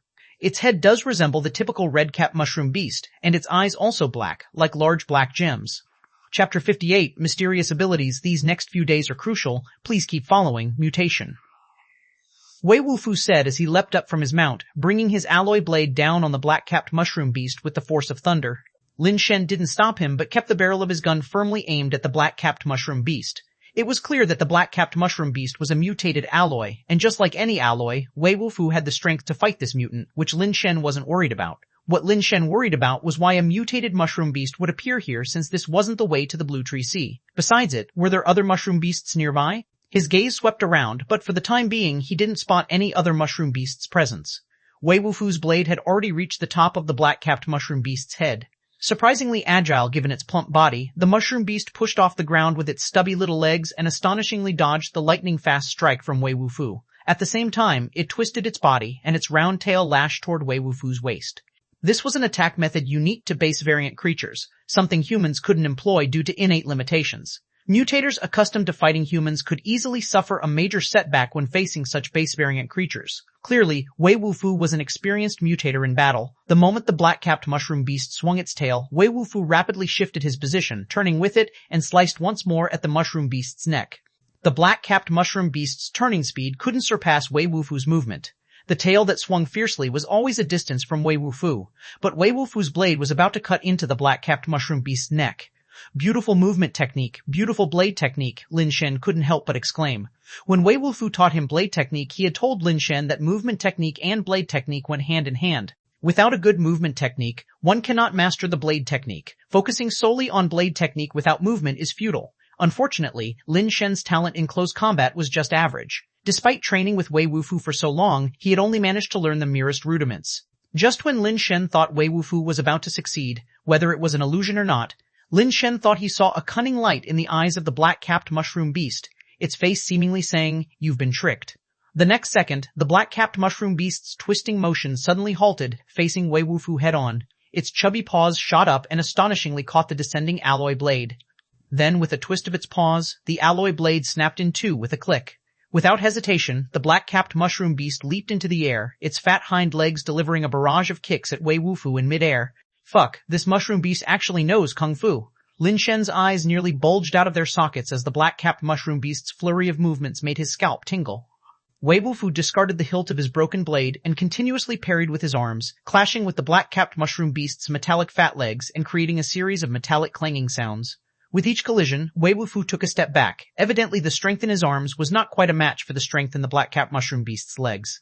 The strength of both the man and the beast was at the pinnacle of the alloy level. Probably not much different from each other. However, having a certain amount of strength doesn't mean one can always exert that level of force. In fact, in actual combat, having a strength of 20 means the limit is 20. One typically can exert only about 10 to a dozen in strength, unless they are trained, use a specific method of exerting force, and are prepared in advance. Otherwise, it's difficult to exert the full strength of 20. Even for someone like Wei Wufu, with top-notch combat skills and exerting techniques, he could only utilize about 70% of his strength amid the fast-paced battle. After the black-capped mushroom beast landed, it swiftly sprawled and flicked its tail like a sweeping leg, a technique from human combat skills, thrashing its tail swiftly towards Wei Wufu's legs, causing Lin Shen to be incredibly nervous. The attack patterns of the black-capped mushroom beast flowed seamlessly, making Lin Shen feel rather disheartened. His own combat skills were not even as good as those of a base variant creature. If he were in the fight, even if his strength and speed were not much different, he would probably have already been knocked down by the black-capped mushroom beast. Wei Wufu seemed like a battle machine devoid of emotions. No matter what surprising attacks the black-capped mushroom beast used, none could elicit even the slightest change in his expression. Wei Wufu remained disturbingly calm and composed, even when the claws of the black-capped mushroom beast barely missed scraping past his eyelids, unable to make him blink. His figure moved swiftly, his actions constantly changing, yet his expression stayed uniformly impassive. Wei Wufu defended against wave after wave of the black-capped mushroom beast's onslaught in the most effective way. Just as the black-capped mushroom beast jumped into the air and made a slight error, Wei Wufu dove under it, grabbed its tail, and with a powerful shoulder throw, slammed it heavily onto the ground. The pupils of the black-capped mushroom beast contracted, and in the next second it became enraged to the extreme, its legs desperately kicking toward Wei Wufu.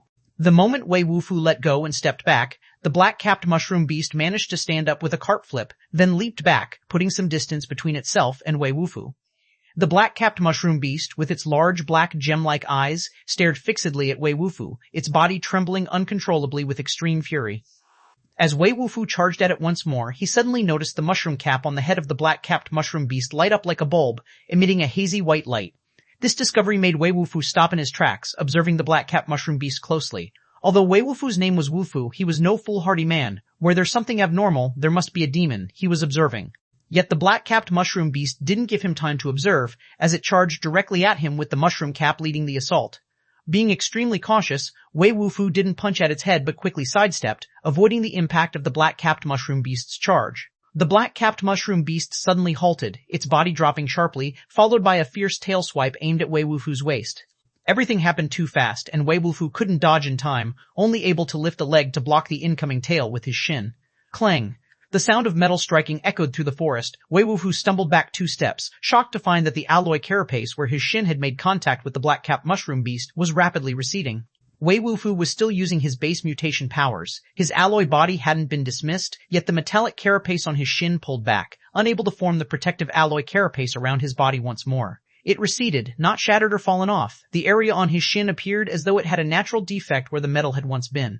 The black-capped mushroom beast continued its relentless attacks without pause, and Wei Wufu evaded when he could or otherwise braced himself for a hard block. Strangely, wherever his body came in contact with the black-capped mushroom beast, the metallic carapace would vanish without a trace, impossible to summon back again. What kind of power is that? Lin Shen wondered, realizing he couldn't just watch the battle any longer. He aimed at the black-capped mushroom beast and pulled the trigger. The pet capsule, transformed from a black armored bee, shot out like a bullet, hitting the white light-emitting mushroom cap of the black-capped mushroom beast with incredible speed. Clang! In midair, the black armored bee, already in combat form, with its tail forward and head back, and speed surpassing that of Crystal Base, its sting harshly struck the bulb-like mushroom cap. Lin Shen surmised that this was the key to the black-capped mushroom beast's miraculous powers. If he could destroy its mushroom cap, perhaps that would break its mysterious ability. Chapter 59, The Beast Horde. The most hardened part of the black armored bee was its stinger at the end of its tail, with a hardness of 19.8 and toughness of 19.6, possessing both hard and tough characteristics. Moreover, with the 44 points of speed enhancement and its innate skill, penetrating sting, the destructive power of the bee's tail had reached an extremely terrifying level. Elder Zhou, who was at the crystal base level, had his head directly pierced through, even though he wasn't using the crystal base form at the time, but it was enough to illustrate the horrifying destructive power that the black armored bee could achieve with the Angel's Wheel. Under normal circumstances, strength of the alloy level could hardly withstand a single hit. In the worst case, both involved would shatter upon collision. Yet, when the black armored bee's stinger forcefully collided with the cap of the black-capped mushroom beast, a bizarre scene occurred. The body of the black armored bee, as if having transformed from an incredibly hard alloy into brittle tofu dregs, twisted and deformed upon impact with the mushroom cap and then scattered into an explosion of fragments, while the mushroom head, shining with a light bulb-like white light, didn't bear a single scratch. Wei, let's go. Lin Shen, upon witnessing such a strange scene, almost instinctively turned his mount around to leave, while also firing a shot at the black-capped mushroom beast, buying Wei Wufu time to escape. Almost the moment Lin Shen's words left his mouth, Wei Wufu had leaped onto his mount and was galloping furiously after Lin Shen. This was no longer an issue of whether they could win or not. Fighting any further before figuring out exactly what the black cap mushroom beast's bizarre abilities were could easily result in gifting away their lives. The black cap mushroom beast's eyes, deep like black gemstones, were fixedly staring at Lin Shen, appearing to have shifted its hatred onto him. It attempted to rush towards Lin Shen but was struck by a second bullet on its body. Although the abilities of the black cap mushroom beast were strange, it was after all still at the alloy level, evidently not fast enough to evade the bullets fired by the angel revolver. The pet capsule shot out and, with a flash in midair, transformed into a cross-horned horse at the alloy level, crashing into the black cap mushroom beast. The cross-horned horse, resembling a horse but like a rhinoceros, had a horn at the front that was shaped like a cross. That creature wasn't particularly hard anywhere else, except for that cross-shaped horn which was very hard, comparable to the black armored bee's stinger. Lin Shen had specifically rummaged for it from his fourth brother's vault and, equipped with the angel revolver, its striking power was equally astonishing. In order to get this pet, he had even broken the lock of his fourth brother's vault. The cross-horned horse's cross-shaped horn collided with the body of the black cap mushroom beast, which Lin Shen saw very clearly. The horn, clearly very hard, seemed to suddenly turn soft upon making contact with the body of the black cap mushroom beast, incredibly bending upon impact. It wasn't just the horn. The entire body of the cross-horned horse seemed to turn soft as well, the powerful impact squashing it like a balloon into a pancake shape, then instantly exploding, turning into a shower of fragments and splashing base mutation fluid. The body of the black cap mushroom beast, however, remained completely intact, merely pushed back a few steps by the strong impact. Boom, boom, boom, boom. Lin Shen, while spurring his mount to sprint, twisted his waist and shot continuously at the black cap mushroom beast, as one pet capsule after another was lightning fast ejected and transformed into base mutation pets that collided with the black cap mushroom beast in midair. Of course, these pets weren't alloy level, but steel capsules that Lin Shen had loaded. Steel pets naturally stood even less of a chance of injuring the black cap mushroom beast, but the speed bestowed upon them by the angel revolver gave them powerful impact force. Every hit on the black cap mushroom beast would push it back a few steps, making it impossible to catch up. After firing all 7 capsules, Lin Shen reached into his pocket, pulling out a few more steel pet capsules to load. With a pull on the stock, the key chamber also opened, with the previous keys having already shattered automatically due to the death of the pets. He loaded the corresponding pet keys into the chamber, the whole motion smooth and fluid, and then fired another volley at the pursuing black cap mushroom beast. The shooting made the black cap mushroom beast leap in fury, but it just couldn't catch up and was quickly shaken off. Just as Lin Shen thought he might successfully escape, he saw the mushroom cap on top of the mushroom beast, which was radiating white light, suddenly intensify its brightness. What was originally a dim light like an energy-saving lamp now shone like a miniature sun, radiating light in all directions. Then Lin Shen heard that strange cry again, indescribable, like the roar of a beast yet akin to insect song, bizarre in every sense.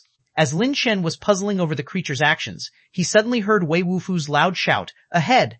Lin Shen withdrew his gaze from the black-capped mushroom beast to look forward, where he discovered a multitude of red mushrooms with white spots, the size of pot lids, sprouting from the previously barren asphalt road.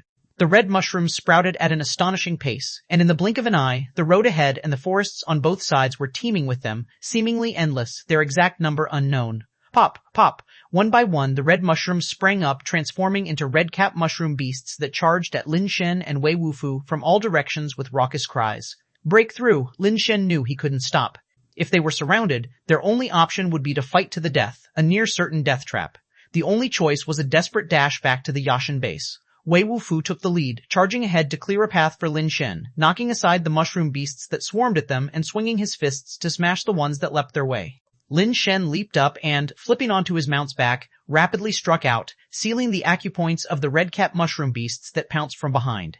Each red-capped mushroom beast that had its acupoint sealed toppled to the ground, only to be trampled over by the others, quickly vanishing without a trace. Boom, boom. The ground started to shake, and then they saw it. A blue-capped mushroom giant beast, its giant blue cap towering above the forest, emerged as colossal as a true Tyrannosaurus rex, perhaps even larger.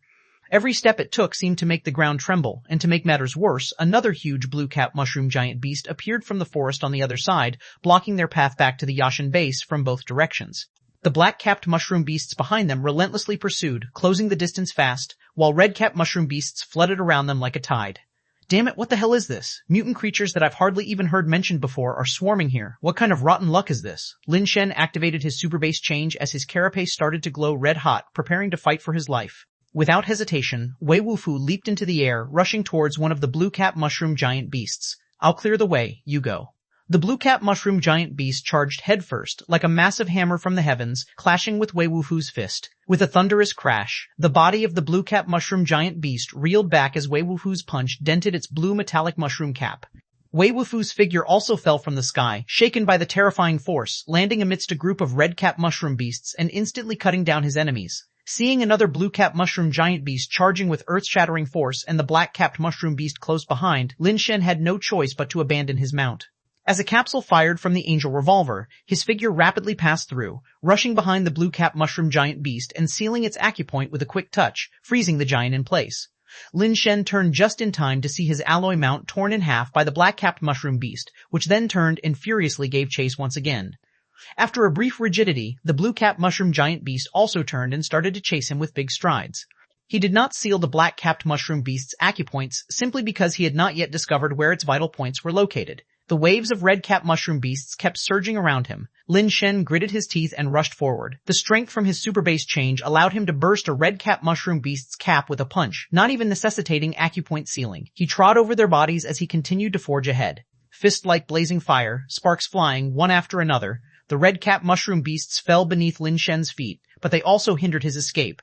As the black-capped mushroom beast and the blue-capped mushroom giant beast caught up again, Lin Shen gritted his teeth, preparing to fire another shot. Suddenly, he felt his backpack move. The fat bird inside, awakened by the jostling, pushed open the lid and jumped out.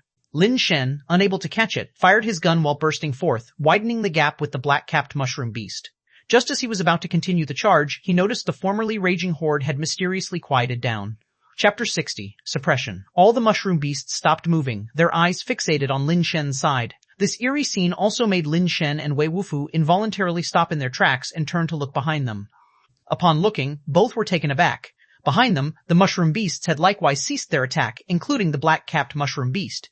The difference was, perched atop its mushroom cap was a pigeon, fat as a snowball. The black-capped mushroom beast stood still, its luminous mushroom cap reverting to its original black. Lin Shen seemed to make out its expression, rigid with the corners of its eyes twitching uncontrollably. Fei Zai, what's going on here? Lin Shen was both shocked and delighted, unable to determine just what his odd white bird, Fei Zai, had done to make the entire mushroom beast horde stop their attack. It was certain that the mushroom beasts hadn't lost their ability to move. They glared furiously at Fei Zai perched atop the black-capped mushroom beast, eyes nearly shooting flames, yet not one charged forward. Coo, coo, Fei Zai emanated pigeon-like coos, and the black-capped mushroom beast under its claws suddenly began to move. Lin Shen and Wei Wufu instinctively retreated, only to realize that the black-capped mushroom beast wasn't charging at them, but was instead stepping forward, its pace not fast. The mushroom beasts in front slowly parted, still glaring at them furiously. What's this supposed to be? Taking a hostage? Lin Shen and the other followed the black-capped mushroom beast as they walked through the mushroom beast crowd. Wherever they went, the mushroom beasts reluctantly parted, forming a path. Even the two blue-capped mushroom giant beasts, after a series of angry roars, shifted their tremendous bodies aside. Under the watchful eyes of countless mushroom beasts, the two followed the seemingly hostage black-capped mushroom beast as they slowly walked forward. Fei Zai stood on the black mushroom cap, occasionally issuing a coo as if warning the mushroom beasts not to act rashly. After traveling several miles, they finally passed through the mushroom beast horde. The beasts behind began to stir, seeming ready to charge again. The black-capped mushroom beast stopped, no longer moving forward, and glared menacingly at Lin Shen and his companion. Coo, coo, Fei Zai called out to Lin Shen a few times as if telling them to go ahead. Lin Shen and Wei Wufu exchanged glances and simultaneously broke into a sprint toward the direction of Yashin base. As they ran, Lin Shen couldn't help but look back at Fei Zai, wondering how it would escape later on. Fei Zai remained on the top of the black-capped mushroom beast, immobile, until Lin Shen and his companion had gotten quite a distance away, then it suddenly vanished in a flash. Lin Shen felt his backpack grow heavier. Somehow, Fei Zai had made its way back inside the backpack. From behind came the strange cries of the black-capped mushroom beast, filled with intense hatred and reluctance, as if warning Lin Shen and his companion to never show themselves again, or else they would be dead for sure. Lin Shen and Wei Wufu ran desperately without looking back. Inside the backpack, Fei Zai's red eyes peered through the gap, coldly watching the black-capped mushroom beast with a chilling ruthlessness, resembling the blood-red eyes from the shadows of dark hell. After running over a dozen miles without the mushroom beast horde catching up, the two finally stopped to catch their breath. The carapace on Lin Shen's body had receded, and he felt as if his body was falling apart with soreness. Taking off the backpack, he opened the lid, took out a base mutation egg and fed it to Fei Zai, saying happily, "Fei Zai, well done." Fei Zai stretched out his chubby head, opened his mouth, and swallowed the tiny base mutation egg. He then adorably nuzzled Lin Shen's palm with his head, looking endearingly dumb and cute. Had it not been witnessed with his own eyes, it would have been difficult to imagine that this cuddly, fleshy pet, Fei Zai, could actually suppress the eerie black-capped mushroom beast. Without it, Lin Shen and Wei Wufu would likely have had a hard time getting out of there unscathed. I just wanted to get away from this place of trouble, but instead I've walked into even bigger problems, Lin Shen said to Wei Wufu after slinging his backpack on again.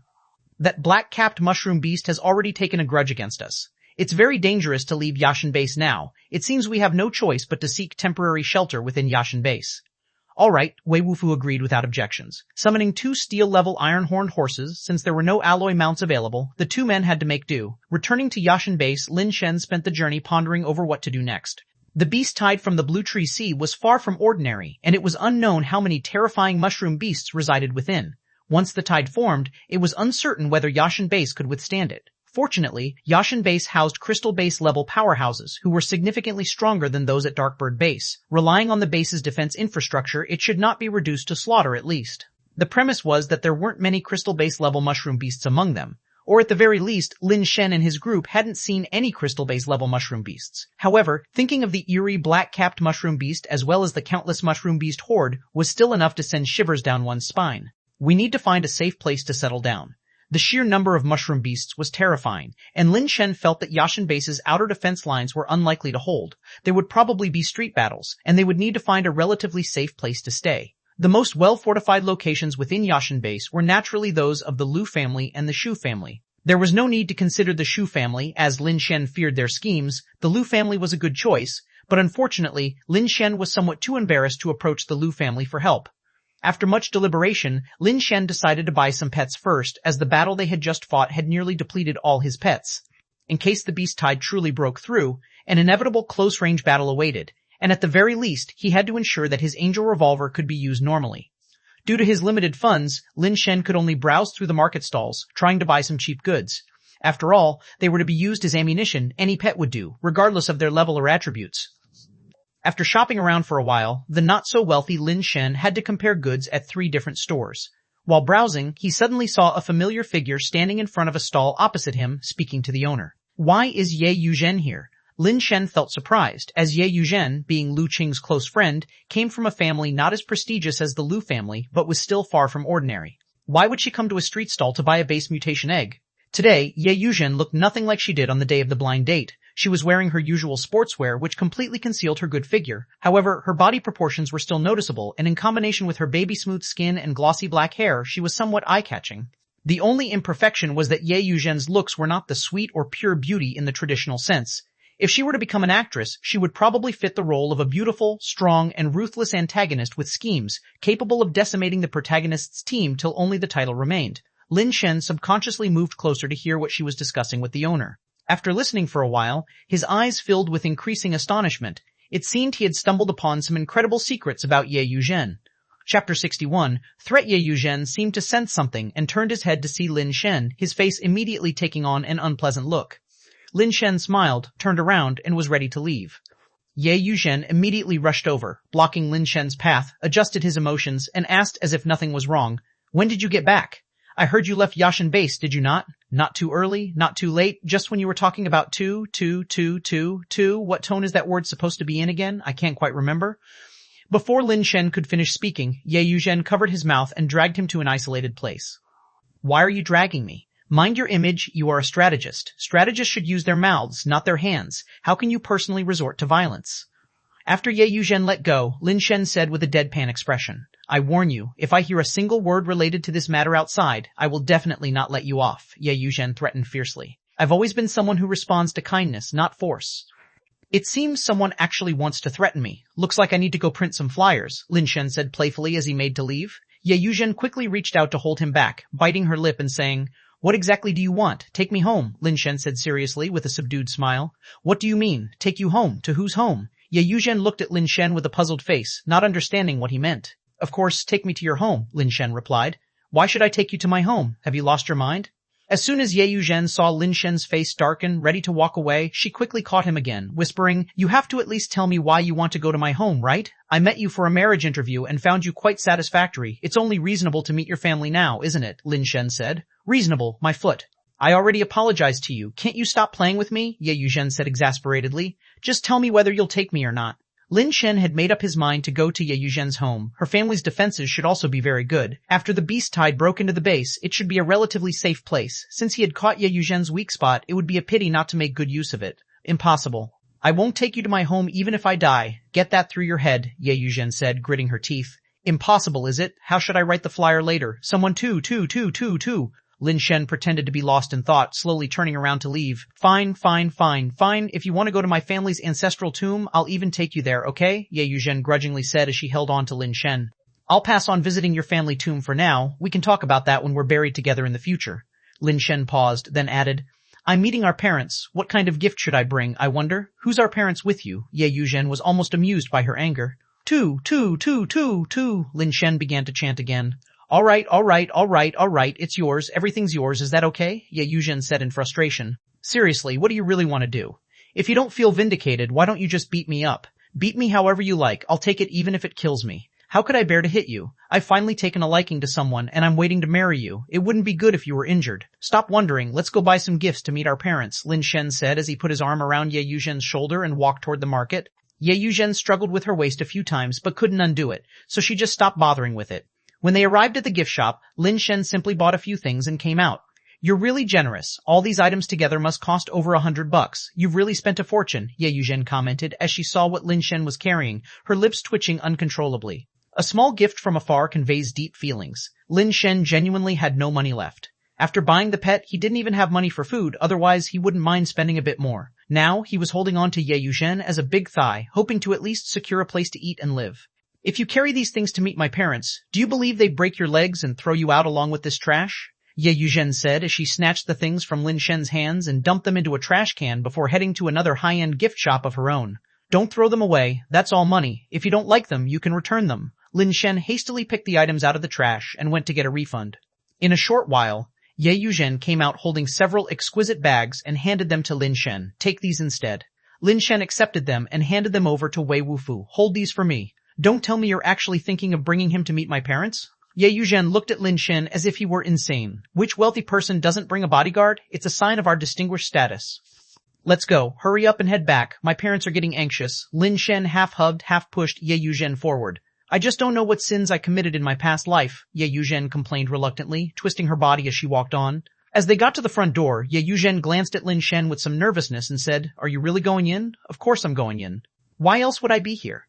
Lin Shen looked at the Yi family's castle-like home and felt particularly satisfied. Fine, you've got guts. Just don't say anything stupid later, Ye Yuzhen said and walked towards the gate, ringing the bell. It wasn't long before someone opened the door from inside. The castle with white walls and a blue roof was like something out of a fairy tale. From the outside, one couldn't tell it was built of base mutation materials, but the door alone was half a meter thick, which showed just how extensive the defense system of the castle was.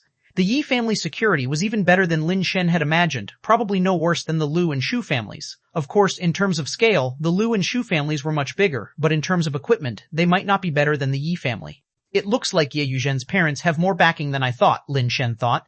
Even though he hadn't been out much, the architectural standards of the castle told him that Ye Yuzhen's parents were not simple. Before Lin Shen and Ye Yuzhen could enter the castle, a beautiful, well-dressed lady, appearing to be only around 30 years old, had already seen the two clearly through surveillance. Is that Lin Yin's youngest brother? The lady asked an old man next to her as she observed the two on the monitor, who seemed somewhat awkward and ambiguously close. Yes, madam. His name is Lin Shen. He is the youngest of the Lin siblings. His reputation at Darkbird Base wasn't very good. However, with the recent attack on the Lin family's caravan and the absence of Mr. Lin Zhongzheng and the fourth child from the base, only Lin Shen could handle the situation. According to the information from our spy in the Shu family, although Mr. Lin Shen's own abilities are not impressive, he possesses a handgun capable of killing crystal base level pets, presumably a pet launcher with an unknown grade, the elder detailed meticulously, even recounting the conversation between Lin Shen and Ye Yuzhen without missing a word. How do you think he compares to Lin Yin from back then? The lady asked after listening. He is far inferior. One is in the heavens, the other on earth, the elder answered without hesitation. A difference between heaven and earth, huh? Not necessarily. I find him quite interesting, the lady said with a meaningful smile. Chapter 61. Threat. Ye Yuzhen seemed to sense something and turned his head to see Lin Shen, his face immediately taking on an unpleasant look. Lin Shen smiled, turned around, and was ready to leave. Ye Yuzhen immediately rushed over, blocking Lin Shen's path, adjusted his emotions, and asked as if nothing was wrong, When did you get back? I heard you left Yashin base, did you not? Not too early, not too late, just when you were talking about two. What tone is that word supposed to be in again? I can't quite remember. Before Lin Shen could finish speaking, Ye Yuzhen covered his mouth and dragged him to an isolated place. Why are you dragging me? Mind your image, you are a strategist. Strategists should use their mouths, not their hands. How can you personally resort to violence? After Ye Yuzhen let go, Lin Shen said with a deadpan expression, I warn you, if I hear a single word related to this matter outside, I will definitely not let you off, Ye Yuzhen threatened fiercely. I've always been someone who responds to kindness, not force. It seems someone actually wants to threaten me. Looks like I need to go print some flyers, Lin Shen said playfully as he made to leave. Ye Yuzhen quickly reached out to hold him back, biting her lip and saying, What exactly do you want? Take me home, Lin Shen said seriously with a subdued smile. What do you mean? Take you home? To whose home? Ye Yuzhen looked at Lin Shen with a puzzled face, not understanding what he meant. Of course, take me to your home, Lin Shen replied. Why should I take you to my home? Have you lost your mind? As soon as Ye Yuzhen saw Lin Shen's face darken, ready to walk away, she quickly caught him again, whispering, You have to at least tell me why you want to go to my home, right? I met you for a marriage interview and found you quite satisfactory. It's only reasonable to meet your family now, isn't it? Lin Shen said. Reasonable, my foot. I already apologized to you. Can't you stop playing with me? Ye Yuzhen said exasperatedly. Just tell me whether you'll take me or not. Lin Shen had made up his mind to go to Ye Yuzhen's home. Her family's defenses should also be very good. After the beast tide broke into the base, it should be a relatively safe place. Since he had caught Ye Yuzhen's weak spot, it would be a pity not to make good use of it. Impossible. I won't take you to my home even if I die. Get that through your head, Ye Yuzhen said, gritting her teeth. Impossible, is it? How should I write the flyer later? Someone two.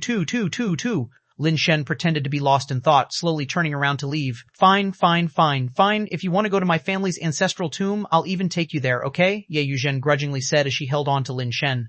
I'll pass on visiting your family tomb for now. We can talk about that when we're buried together in the future. Lin Shen paused, then added, I'm meeting our parents. What kind of gift should I bring, I wonder? Who's our parents with you? Ye Yuzhen was almost amused by her anger. Two. Lin Shen began to chant again. All right, it's yours, everything's yours, is that okay? Ye Yuzhen said in frustration. Seriously, what do you really want to do? If you don't feel vindicated, why don't you just beat me up? Beat me however you like, I'll take it even if it kills me. How could I bear to hit you? I've finally taken a liking to someone, and I'm waiting to marry you. It wouldn't be good if you were injured. Stop wondering, let's go buy some gifts to meet our parents, Lin Shen said as he put his arm around Ye Yuzhen's shoulder and walked toward the market. Ye Yuzhen struggled with her waist a few times, but couldn't undo it, so she just stopped bothering with it. You're really generous. All these items together must cost over $100. You've really spent a fortune, Ye Yuzhen commented as she saw what Lin Shen was carrying, her lips twitching uncontrollably. A small gift from afar conveys deep feelings. Lin Shen genuinely had no money left. After buying the pet, he didn't even have money for food. Otherwise, he wouldn't mind spending a bit more. Now, he was holding on to Ye Yuzhen as a big thigh, hoping to at least secure a place to eat and live. If you carry these things to meet my parents, do you believe they break your legs and throw you out along with this trash? Ye Yuzhen said as she snatched the things from Lin Shen's hands and dumped them into a trash can before heading to another high-end gift shop of her own. Don't throw them away. That's all money. If you don't like them, you can return them. Lin Shen hastily picked the items out of the trash and went to get a refund. In a short while, Ye Yuzhen came out holding several exquisite bags and handed them to Lin Shen. Take these instead. Lin Shen accepted them and handed them over to Wei Wufu. Hold these for me. Don't tell me you're actually thinking of bringing him to meet my parents? Ye Yuzhen looked at Lin Shen as if he were insane. Which wealthy person doesn't bring a bodyguard? It's a sign of our distinguished status. Let's go. Hurry up and head back. My parents are getting anxious. Lin Shen half-hugged, half-pushed Ye Yuzhen forward. I just don't know what sins I committed in my past life, Ye Yuzhen complained reluctantly, twisting her body as she walked on. As they got to the front door, Ye Yuzhen glanced at Lin Shen with some nervousness and said, Are you really going in? Of course I'm going in. Why else would I be here? Lin Shen looked at the Yi family's castle-like home and felt particularly satisfied. Fine, you've got guts. Just don't say anything stupid later, Ye Yuzhen said and walked towards the gate, ringing the bell. It wasn't long before someone opened the door from inside. The castle with white walls and a blue roof was like something out of a fairy tale. From the outside, one couldn't tell it was built of base mutation materials, but the door alone was half a meter thick, which showed just how extensive the defense system of the castle was. The Yi family's security was even better than Lin Shen had imagined, probably no worse than the Liu and Shu families. Of course, in terms of scale, the Liu and Shu families were much bigger, but in terms of equipment, they might not be better than the Yi family. It looks like Ye Yuzhen's parents have more backing than I thought, Lin Shen thought. Even though he hadn't been out much, the architectural standards of the castle told him that Ye Yuzhen's parents were not simple. Before Lin Shen and Ye Yuzhen could enter the castle, a beautiful, well-dressed lady, appearing to be only around 30 years old, had already seen the two clearly through surveillance. Is that Lin Yin's youngest brother? The lady asked an old man next to her as she observed the two on the monitor, who seemed somewhat awkward and ambiguously close. Yes, madam. His name is Lin Shen. He is the youngest of the Lin siblings. His reputation at Darkbird Base wasn't very good. However, with the recent attack on the Lin family's caravan and the absence of Mr. Lin Zhongzheng and the fourth child from the base, only Lin Shen could handle the situation. According to the information from our spy in the Shu family, although Mr. Lin Shen's own abilities are not impressive, he possesses a handgun capable of killing crystal base level pets, presumably a pet launcher with an unknown grade, the elder detailed meticulously, even recounting the conversation between Lin Shen and Ye Yuzhen without missing a word. How do you think he compares to Lin Yin from back then? The lady asked after listening. He is far inferior. One is in the heavens, the other on earth, the elder answered without hesitation. A difference between heaven and earth, huh? Not necessarily. I find him quite interesting, the lady said with a meaningful smile. Chapter 62. Going home, Lin Shen followed Ye Yuzhen into the castle, which was quite compact due to its modest footprint. There was no grand garden or the like. Instead, there were various buildings and defensive structures everywhere, indicating that the castle's owner was a cautious person who planned ahead. In such a compact layout, there were impressive design details to marvel at, like the subtle elegance of a floral pattern in a corner that added warmth and beauty to this steel fortress. A meticulous male host and a tender female host, a tiger and a rose together, make a perfect match. The iron walls and decorative greenery gave Lin Shen a favorable impression of the castle's owner before even meeting them. He always preferred places that were both safe and comfortable. There were hardly any servants or maids in sight within the castle, only mutators coming and going, each dressed in a carefully tailored uniform. On the left breast of the deep blue uniforms these people wore, Lin Shen noticed a very special flower emblem, although he couldn't recognize what type of flower it was. Ye Yuzhen led Lin Shen to a building at the very center of the castle. Ye Yuzhen glanced at Lin Shen and took a deep breath before pushing the door open and entering. Inside was a retro-styled living room where a woman in her 30s, looking every bit the lady of the house, sat on a sofa holding a sleek black cat, her fingers gently stroking its ears. Lin Shen, let me introduce you to, Ye Yuzhen started to introduce Lin Shen to the lady, but was cut off by him. Is an introduction necessary? You both look so similar and beautiful, it's obvious you must be Yuzhen's sister, right? My name is Lin Shen, and I'm Yuzhen's boyfriend, Lin Shen preempted. The lady just smiled, not saying a word, while Ye Yuzhen, annoyed, chided, Sister, your big head, this is my mom. Sorry, I really didn't notice. I can't believe you're so young and actually Yuzhen's mom, Lin Shen quickly apologized. Yuzhen, your boyfriend is quite interesting. Why don't you stay for dinner tonight? The lady suggested with a smile.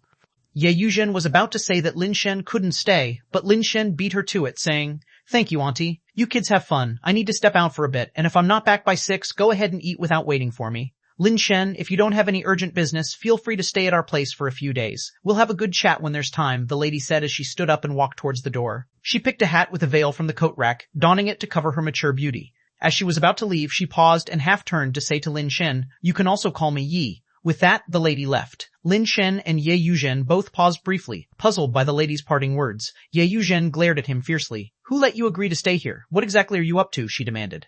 Yi asked me to stay. Go ask her, Lin Shen said, sinking into the sofa with a tired expression.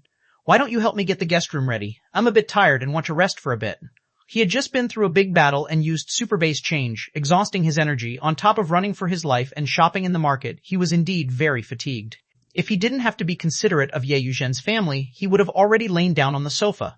Don't even think about it. Get out of here, Ye Yuzhen retorted, grabbing a pillow and hurling it towards Lin Shen angrily. What was that? What's it called again? Lin Shen feigned forgetting. Don't you know anything else to say? Ye Yuzhen was on the verge of biting her lip through.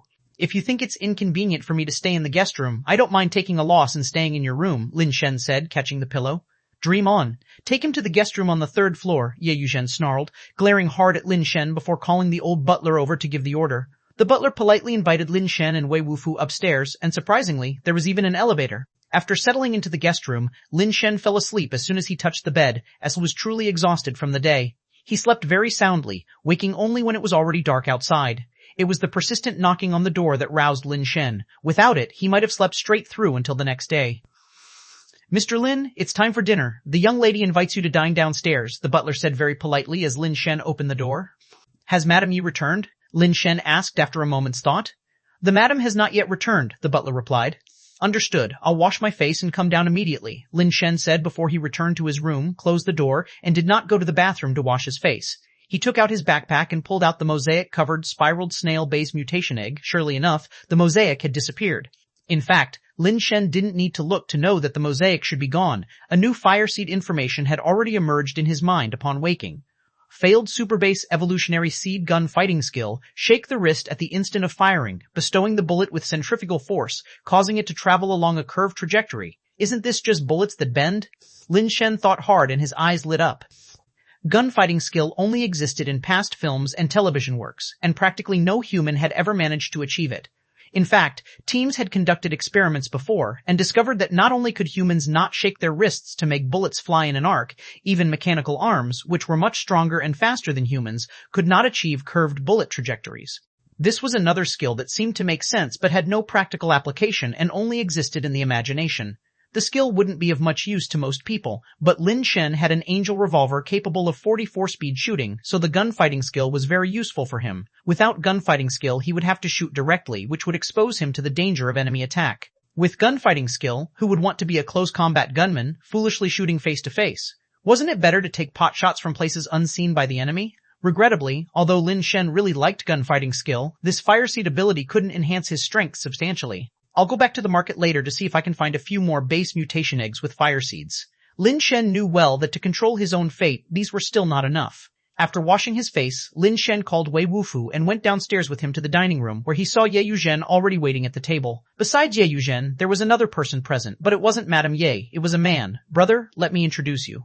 This is my boyfriend Lin Shen. He's really amazing. Ye Yuzhen suddenly acted as if she had become a different person, coming over to warmly cling to Lin Shen's arm, her face expressing happiness as she cozied up next to Lin Shen, looking like they were truly a couple in love. Lin Shen felt his arms sinking into something soft and elastic, warm and comfortable. Yet he couldn't help but frown and think, something's wrong. Ye Yuzhen is up to something. There must be a scheme. Lin Shen, right? You've got guts, I like that. But let's get one thing straight. Although I admire you, I took an oath that anyone who dares to have designs on my sister must get past me first. I cannot break that oath. You came prepared, didn't you? The man said with a smile as he approached Lin Shen.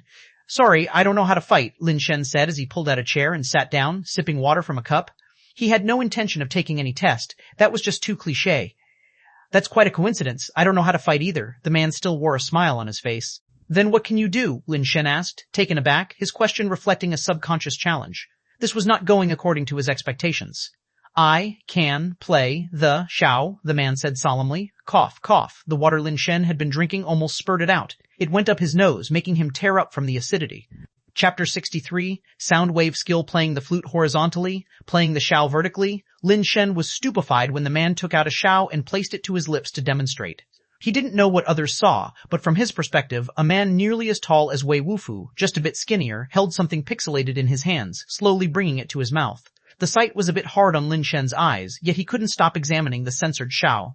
A Ch1 with the fire seed on it, this surprised Lin Shen greatly. It was a pity that he couldn't see what the Ch1 actually looked like. Have you ever played the Ch1? The man asked, fiddling with the Ch1. No, Lin Shen hurriedly shook his head repeatedly. No matter, I'll teach you if there's a chance in the future, the man said indifferently. The rule is simple. You sit there and listen to me play the Ch1. After the tune is finished, if you can still sit there, you will have passed my challenge. Can I not listen? If someone had said this to Lin Shen before he saw that Ch1, he would have definitely considered them insane. But there was a fire seed on that Ch1. It must not be simple. Better to be cautious. Sure, leave immediately and never show up before my sister again, the man said indifferently. Lin Shen could possibly stay away from Ye Yuzhen, but leaving was absolutely not an option for him. How could he willingly leave such a safe place to survive the beast tide? Since you can't bear to leave my sister, listen to my tune, the man assumed. Lin Shen couldn't bear to part with Ye Yuzhen and was willing to risk listening to his tune. He nodded silently and placed the Ch1 to his lips. Ye Yuzhen's eyes brightened upon seeing Lin Shen's actions. I didn't agree yet. Lin Shen couldn't get the words out in time because the man's Ch1 had already begun emitting a deep and melodious sound. The very moment the Ch1 sound started, Lin Shen felt all his pores tremble suddenly. His heart also gave a fierce throb. What is this sorcery? Lin Shen was secretly shocked. He knew music could affect people's emotions, but how could the sound of the man's Ch1 cause physical reactions in his body? It's not an illusion. The sound of the Ch1 is really affecting my body. As the sound of the Ch1 continued to resonate, Lin Shen could clearly feel the changes in his body. Vibration. Lin Shen felt like every cell in his body was vibrating, giving him the sensation of being a piece of glass about to shatter. Does something like the sound wave skill really exist in the world? Could the fire seed on that Ch1 actually be the sound wave skill? The more Lin Shen thought about it, the more likely it seemed. If he could obtain that Ch1 and its fire seed, would he be able to kill silently in any place his music could reach? That would be safer and more effective than firing a gun. Unfortunately, now was not the time to think about these things. Lin Shen's head buzzed from the vibrations. If they continued, even if his body could endure, his brain would get shaken into a concussion. Just as Lin Shen was preparing to undergo base mutation and combat the sound wave's vibrations with his steel carapace, the evolution theory within him started circulating his inner strength on its own. That power flowed with the rhythm of the tune and vibrated at the same frequency, the resonance making the vibrations within Lin Shen's body even more intense.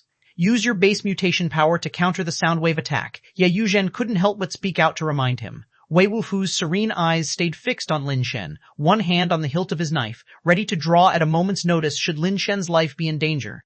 Even though they were in the same room, Ye Yuzhen and Wei Wufu were not affected by the sound waves at all. Lin Shen, who had not undergone base mutation, initially experienced increased shaking of his body, which surprisingly began to lessen after a while. Evolution theory, in its unexpected and profound nature, utilized the power of the sound wave oscillations to refine his body, gradually allowing Lin Shen to adapt to those vibrations. Under the vibrations of the inner power's baptism, Lin Shen felt as if tiny impurities were being expelled from his body, making his flesh and blood purer and increasingly capable of withstanding the sound wave's oscillations. His body was actually mutating to adapt to the sound wave's vibrations rather than eliminating them. Suddenly, a bizarre idea emerged in Lin Shen's mind. The evolution theory he practiced was a base mutation art, and apart from this particular base mutation art called evolution theory, there was once another famous theory with the same name. Lin Shen roughly knew that the evolution theory discussed adaptation to nature, survival of the fittest, and the forced mutation and evolution of life. Lin Shen only had a rough understanding, which might not be accurate, and there were also controversies surrounding evolution theory itself. But that was not the point. The point was that the base mutation art of evolution theory he cultivated seemed to coincide with the principles of that other evolution theory. Amidst the oscillations of the sound waves, evolution theory harnessed the power of those waves to refine his flesh and blood, enabling him to gradually withstand the vibrations, which actually somewhat resembled the theory of the other evolution theory. However, as far as Lin Shen knew, evolution theory, as one of the 5 classic base mutation arts, had a very wide dissemination, and there were many people who practiced it. He had never heard of such an effect before. Could it be that this flawed version of evolution theory I'm practicing is actually yielding results? Lin Shen wondered in amazement. As the power vibrated and flowed within, continuously refining his body, Lin Shen felt his flesh and blood growing significantly stronger. Every time mutators underwent base mutation, their flesh and blood became stronger, but the primary enhancement was in the outer layer of carapace. The limits of hardness and toughness were mainly represented by that outer carapace. The flesh and blood itself couldn't reach the upper limits of hardness and toughness. With the refining of the vibrations, Lin Shen distinctly felt his flesh and blood becoming stronger, especially his resistance to sound wave oscillations. The man was surprised to see that Lin Shen didn't undergo base mutation and was resisting his sound wave attacks with only his flesh and blood. The sound wave attacks produced by this man's Ch1 were very special. The Ch1 itself did not possess any destructive power but transformed the man's own strength into the power of sound wave oscillations. The stronger the man's own strength, the stronger the sound wave oscillations he could produce. Thus the Ch1 served as a power converter. Although the man only used 30% of his strength, he was a top-tier crystal base, with strength values reaching 40. Even just 30% of that strength was not something ordinary steel mutators could withstand, and that was assuming the steel mutators used their base mutation power to counter with a steel body. Having already obtained certain information about Lin Shen from Ye Yuzhen, the man knew that Lin Shen had not undergone base mutation before the age of 20 and at best was now a steel mutator, which is why he had controlled his playing of the Ch1. Unexpectedly, Lin Shen's performance took him by surprise, withstanding his sound wave attacks at 30% strength with just flesh and blood, and he seemed quite unaffected. This kid isn't exactly like what Yuzhen described, the man thought to himself as he played the Ch1 and observed Lin Shen, inwardly marveling. Ye Yuzhen's gaze towards Lin Shen also became somewhat complicated. Lin Shen was becoming more and more of a stranger to her. Chapter 64. The Wonderful Uses of Evolution Theory. At this moment, Lin Shen's feelings were quite complicated. The evolution theory base mutation technique gave him a sense of déjà vu that could be described as, the harsher the environment, the more comfortable I feel, and the harder the fight, the more thrilling it is. Isn't this just a masochistic base mutation technique? Lin Shen was someone who had not really suffered much, and he did not like to put himself through hardship. If one could enjoy life, why find suffering for oneself? Moreover, the harsher the environment, the more dangerous it becomes, and the likelihood of losing one's life increases. If possible, Lin Shen felt that it was necessary for him to change to a different technique. The problem was that apart from this flawed version of evolution theory, he couldn't master any other technique. It looks like I'll need to try out several base mutation techniques. If I can't find any on this planet, then I'll have to search on other planets, Lin Shen thought to himself. He might have thought so, but Lin Shen had to admit that this masochistic base mutation technique was indeed very useful. Even though his body was still shaking, it didn't feel bad at all. Under the refinement of evolution theory, his body had truly adapted to the shaking brought about by the sonic waves. This made Lin Shen wonder if he fell into the sea. Would evolution theory grant him the ability to breathe underwater? If I went to a planet with no oxygen, could evolution theory adapt my body to an environment without oxygen? Lin Shen wondered to himself. Seeing Lin Shen remain indifferent, the man changed his mind and decided not to limit his strength to 30%, but instead increase the output of his sonic wave attacks. Clearly, evolution theory was not almighty. It could help Lin Shen adapt to sonic wave attacks, but if the power of the sonic waves exceeded the limits his body could bear, then there was nothing it could do. When the man increased the power of his sonic wave attack to 40%, which was roughly equivalent to a strength of 16 points, Lin Shen felt his body struggle to bear it and he experienced intense pain. Left with no choice, Lin Shen had to use his base mutation strength, and like a mirror, a steel carapace wrapped around his entire body, making him feel much better. With the steel carapace and his own resistance to sonic vibrations, he was able to withstand a 16-point sonic wave attack, despite only having a hardness and toughness of 11 points. The man was even more surprised when he realized that Lin Shen was indeed just a steel mutator. He had begun to doubt whether Lin Shen was really the steel mutator Ye Yuzhen had mentioned, or if he had already advanced to alloy level. Otherwise, how could he withstand his 40% power sonic wave attack? Yet, to his surprise, Lin Shen was truly just a steel mutator. He wondered how Lin Shen had managed to withstand his 40% power sonic attack with just his steel body. It didn't make sense even to him. How much more can he endure? Lin Shen's resilience piqued the man's curiosity and competitive spirit, prompting him to add another 10% to his power. Immediately, Lin Shen's body began to shake violently. He could no longer bear such power and almost instinctively stood up. He wanted to stay to save his life, not to throw it away. Continuing at this rate would kill him, so there would be no point in staying. Seeing Lin Shen about to stand up, the man quickly lowered the power of his sonic wave attacks and stretched out a hand to hold Lin Shen down, preventing him from getting up. It was a joke. Ye Yuzhen had asked him to help with an act, not to really drive Lin Shen away. If he actually drove Lin Shen away, there would be no way to wrap things up and no way to explain to Ye Yuzhen. If it caused any injuries, Ye Yuzhen would undoubtedly have a falling out with him. Just as Lin Shen was about to stand up, he suddenly felt a hand pressing down on his shoulder and his face changed color, thinking the man wanted to harm him. Just as he was about to pull out a gun, he realized that the power of the sonic wave attack had greatly diminished, leaving him utterly confused. Indeed, the new waves in the Yangtze River push forward the old ones. Each generation is stronger than the last. Yuzhen, your judgment is not bad. Lin Shen is not only handsome, but also gifted with exceptional talent. His strength is unfathomable, much stronger than me. I was being quite reckless just now. The man, afraid of hurting Lin Shen and having Yuzhen turn against him, hastily concluded after a cursory round and immediately started compensating wildly. Lin Shen looked at the man with suspicion. The man's strength was clearly much stronger than his own, so why did he suddenly hold back his power, letting him pass and then say such things? After a moment of thought, Lin Shen seemed to understand something and looked at Ye Yuzhen with a curious gaze. Are you all right? Ye Yuzhen was clearly not so easily fooled. She had already seen through the trickery, gave the man a glare, and walked quickly to Lin Shen's side. While checking his condition, she asked with concern. I'm fine. I should even thank your brother for showing mercy. Lin Shen deactivated his base mutation and said with a smile, I've passed this round, so does this mean our matter is settled? Our matter? What matter? Ye Yuzhen asked puzzledly. Getting married, of course. Lin Shen thought it would be nice to marry Ye Yuzhen, considering that if anything happened to him in the future with such a family on her side, nobody could bully her or the kids she'd be taking care of. It seems the lesson I gave you just now wasn't harsh enough. Ye Yuzhen glared at him with annoyance, the corners of her eyes flickering with 3 parts thin anger and 7 parts coquettish irritation, presenting a captivating allure. I think it's a deal. Lin Shen is a really sincere guy, a responsible man. The man chuckled from the sidelines. If it's settled for you, why don't you marry him? Ye Yuzhen sharply glared at the man. The fierceness in her eyes was real, completely different from when she had glared at Lin Shen before. Cough, cough. The man pretended to cough and dared not speak further. This is my elder brother Ye Tianzhen. Seeing that Lin Shen was indeed all right, Ye Yuzhen finally relaxed and introduced the man to him. In the future, we're all family, so you can call me Tianzhen or brother, Ye Tianzhen said with a smile. Tianzhen, it's incredible that you can use sonic wave attacks, Lin Shen murmured, thinking about how to invite Xiao over for a sleep, and he climbed onto the topic of conversation. It's not that I'm strong, it's that this flute is powerful. It transforms my strength into sonic wave power that can harm people, Ye Tianzhen said somewhat proudly. Is there really such a magical artifact in the world? Where did you find such a treasure, Tianzhen?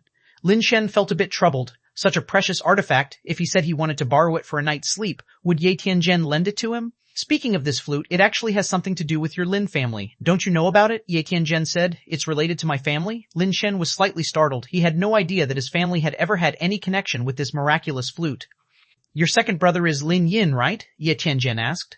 Right. Lin Shen nodded. Then there's no mistake. This flute originally belonged to your second brother, Lin Yin. Later he lost a bet to my family, and the flute has been with the Ye family ever since. Ye Tianzhen shared the story behind the artifact. This flute was originally my second brother's? Lin Shen's confusion deepened. He had never heard anything about it from his family.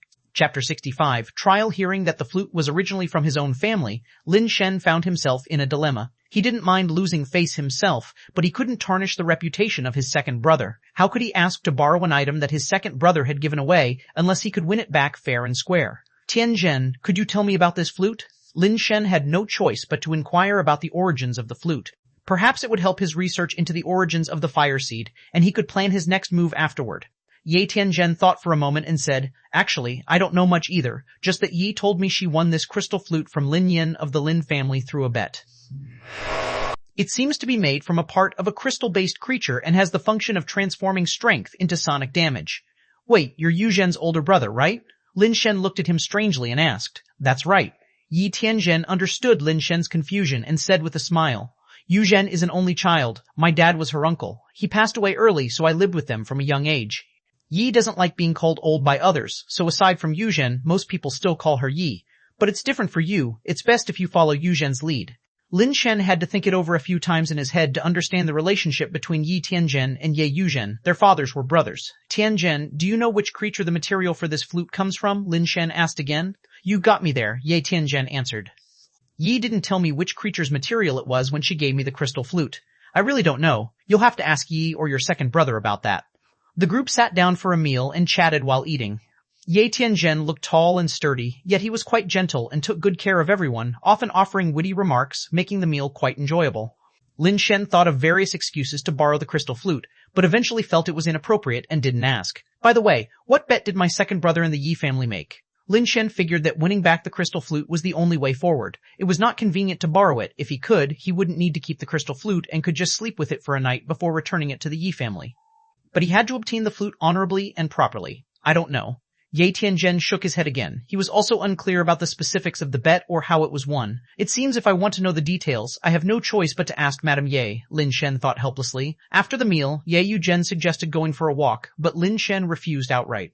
He was in no mood for a stroll, as he wanted to understand whether his interpretation of evolution theory was correct.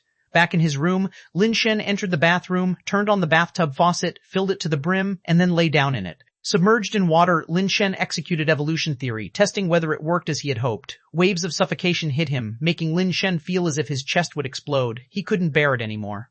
Evolution theory continued to run, but unfortunately, it did not evolve the ability to breathe underwater as he had hoped. Splash! Lin Shen suddenly sat up in the bathtub, splashing the water off his face and gasping for air. Any later, and he felt he might have suffocated. It's not working? Could I be wrong? Lin Shen still refused to give up. After getting out of the bathtub, he suddenly thought of a new tactic. The process of drowning is too slow, and the stimulation isn't strong enough. Maybe it requires an extreme stimulus to activate the mutation and evolution effects of evolution theory. Lin Shen found an iron rod, and then he heated one end until it was red hot. He rolled up his sleeves, revealing his pampered, delicate arms. With determination, he pressed the red-hot end of the iron rod against his arm. Just as the iron rod was about to touch his skin, Lin Shen's hand stopped. He just couldn't bring himself to hate himself enough to do it. What should I do? Lin Shen clenched his teeth and tried several times, but he simply couldn't bring himself to be ruthless to himself. Forget it, I'm just an ordinary person. I can't do something like self-mutilation. After thinking for a while, Lin Shen called Wei Wufu over. Wei, take this. Lin Shen handed the red-hot iron rod to him. Wei looked at him with a puzzled face, not understanding what he meant. Wei, like this, you take the iron rod and burn my arm. As Lin Shen rolled up his sleeve to reveal his delicate arm, words barely leaving his mouth, Wei Wufu immediately pressed the red-hot end of the iron rod against it. A sizzling sound was heard, accompanied by the smell of charred flesh and Lin Shen's screams of pain. Lin Shen shook off the iron rod and frantically swung his arm, which had been burnt to a crisp. It was still intensely hot and painful. He ran into the bathroom and plunged his arm into the bathtub. The water he had previously prepared was not wasted. Luckily, he still had some potions in his bag. He took out a bottle and poured it on the wound, and the charred, blistered skin gradually began to improve. Looking at the shocking burn on his arm, Lin Shen said with frustration, Wei, I wasn't ready yet. How could you be so quick? If it's not good, why call me? What for? Wei Wufu said. Alright, let's not talk about that for now. Just put down the rod. Lin Shen felt this method wouldn't work. It was too painful. He couldn't endure it a second time. Moreover, it seemed that the burn had not triggered the evolutionary mutation effect of evolution theory either. This attempt was still not successful. Too slow doesn't work, and too fast seems to fail as well. Does it have to be a sustained stimulus, like a sonic attack, to be effective? It needs to be both stimulating and enduring, but what kind of method would work? Lin Shen pondered deeply, then suddenly his eyes lit up. He thought of a training method he had heard of before. In the past, people who didn't have base mutation powers would enhance their body's resistance to impacts by having someone strike their body with suitable implements. After some consideration, Lin Shen felt this method might work. Ordinary humans could enhance their resistance to impacts with this method, so as a mutator, with evolution theory within him, surely there should be some effect. This time, Lin Shen was smarter. He said, "Don't act yet. Listen to me first. Wait until I say start, then you can do it." Okay, Wei Wufu nodded. Lin Shen took off his shirt, revealing his muscular upper body. The only downside was that due to rarely going outside, his skin was rather pale. Wei, you hit me with the iron rod, but remember, not too hard. I need to be able to withstand it without getting injured. Also, not too lightly, too light, and it won't be effective. Lin Shen adopted a horse stance, held his breath, tensed his muscles, gritted his teeth, and after some mental preparation, closed his eyes and bravely said to Wei Wufu, "Come on, hit me." Chapter 66. Flexibility. Lin Shen waited for a while, but Wei Wufu didn't strike as expected. Opening his eyes, Lin Shen saw Wei Wufu standing motionless and couldn't help asking in confusion, "Why aren't you hitting? You didn't say, begin." Wei Wufu said seriously, my bad." Lin Shen tried to say something, but seeing Wei Wufu's face, he felt powerless to argue and could only say, "Okay, let's start over." Thump. No sooner had Lin Shen finished speaking than Wei Wufu's iron rod swung onto his body, causing Lin Shen to grimace in pain, his face silently contorting as he clenched his hands into fists, hopping in place and turning circles. "I didn't say begin yet. Why did you start?" Lin Shen asked Wei Wufu once he felt better. "Adaptation," Wei Wufu replied. "Bro, I'm begging you. We don't need adaptation. Someone as principled as you should stick to your principles and not be led astray by those without principles or discipline. Can we agree to start only after we say begin, okay?" Lin Shen pleaded with teary eyes. "Okay." Wei Wufu nodded earnestly, holding the iron rod. "Also, Wei, when you hit me next time, could you go a little lighter? It's not that you're not doing well, it's just that your brother here hasn't been resting well lately, so my stamina's fallen a little bit," Lin Shen said, gesturing with his hands. "Understood," Wei Wufu said with an I got it expression. "Then let's begin," Lin Shen said, readying himself before shouting. Wei Wufu wound up his iron rod and smashed it onto Lin Shen's chest muscles, making Lin Shen grit his teeth and let out a subdued grunt. This wasn't the grunt of injury, but the sound of breath forcefully expelled as the muscles burst with power in resistance to the external force. Wei Wufu's control over the strength of his blows could only be described as perfect, and his grasp of physical anatomy was incredibly subtle as well. With this strike, the muscles bore the brunt of the force, ensuring no harm to the internal organs or bones. Again, Lin Shen felt the force was manageable. Aside from muscular pain, there wasn't much of an impact elsewhere. Blow after blow, although Wei Wufu didn't understand what Lin Shen was trying to achieve, he continued as instructed. From within the backpack on the bed, Fatty's little head stuck out, his eyes curiously watching Lin Shen being hit, seemingly puzzled about what he was doing. Switch spots. Don't just hit one area. Lin Shen seemed to sense some effect. The force of the blows caused evolution theory to react, with strength flowing towards the damaged muscles, which began to warm up as if undergoing some sort of baptism. Wei Wufu complied with Lin Shen's request, striking him all over his body with the iron rod. There's certainly a reaction now. Lin Shen could clearly feel the warm current inside him cleansing the struck parts of his body, causing slight changes. But these changes were too minor, and no significant effect was visible for the time being. "That's enough, Wei. Let's stop here for today." Lin Shen decided to call a halt, first because it was too painful and he couldn't take it any longer, and second because he felt the results weren't that good and he needed to find another method. Through this session of beating, Lin Shen had confirmed that the defective evolution theory was indeed a masochistic base mutation technique, as it allowed his body to mutate and strengthen when it was subjected to harsh external factors. However, this mutation and strengthening had its limits. For example, if the stimulus was too strong and Lin Shen's body couldn't withstand the force, evolution theory was useless. If the stimulus was too weak, it also failed to activate evolution theory. It required the right amount of external force for evolution theory to be effective. It was a process of long-continued endurance. Of course, this is just Lin Shen's current research. Whether this is all that evolution theory has to offer or just the tip of the iceberg, he can't quite say at the moment. After realizing the unexpected usefulness of evolution theory, Lin Shen started to consider whether he should continue cultivating based on evolution theory. Now, practicing evolution theory has two drawbacks. First, the flawed version of evolution theory only includes the base mutation part and lacks the later content. In the future, when advancing to higher levels, it's unclear whether the latter part of the official evolution theory is compatible with the flawed version.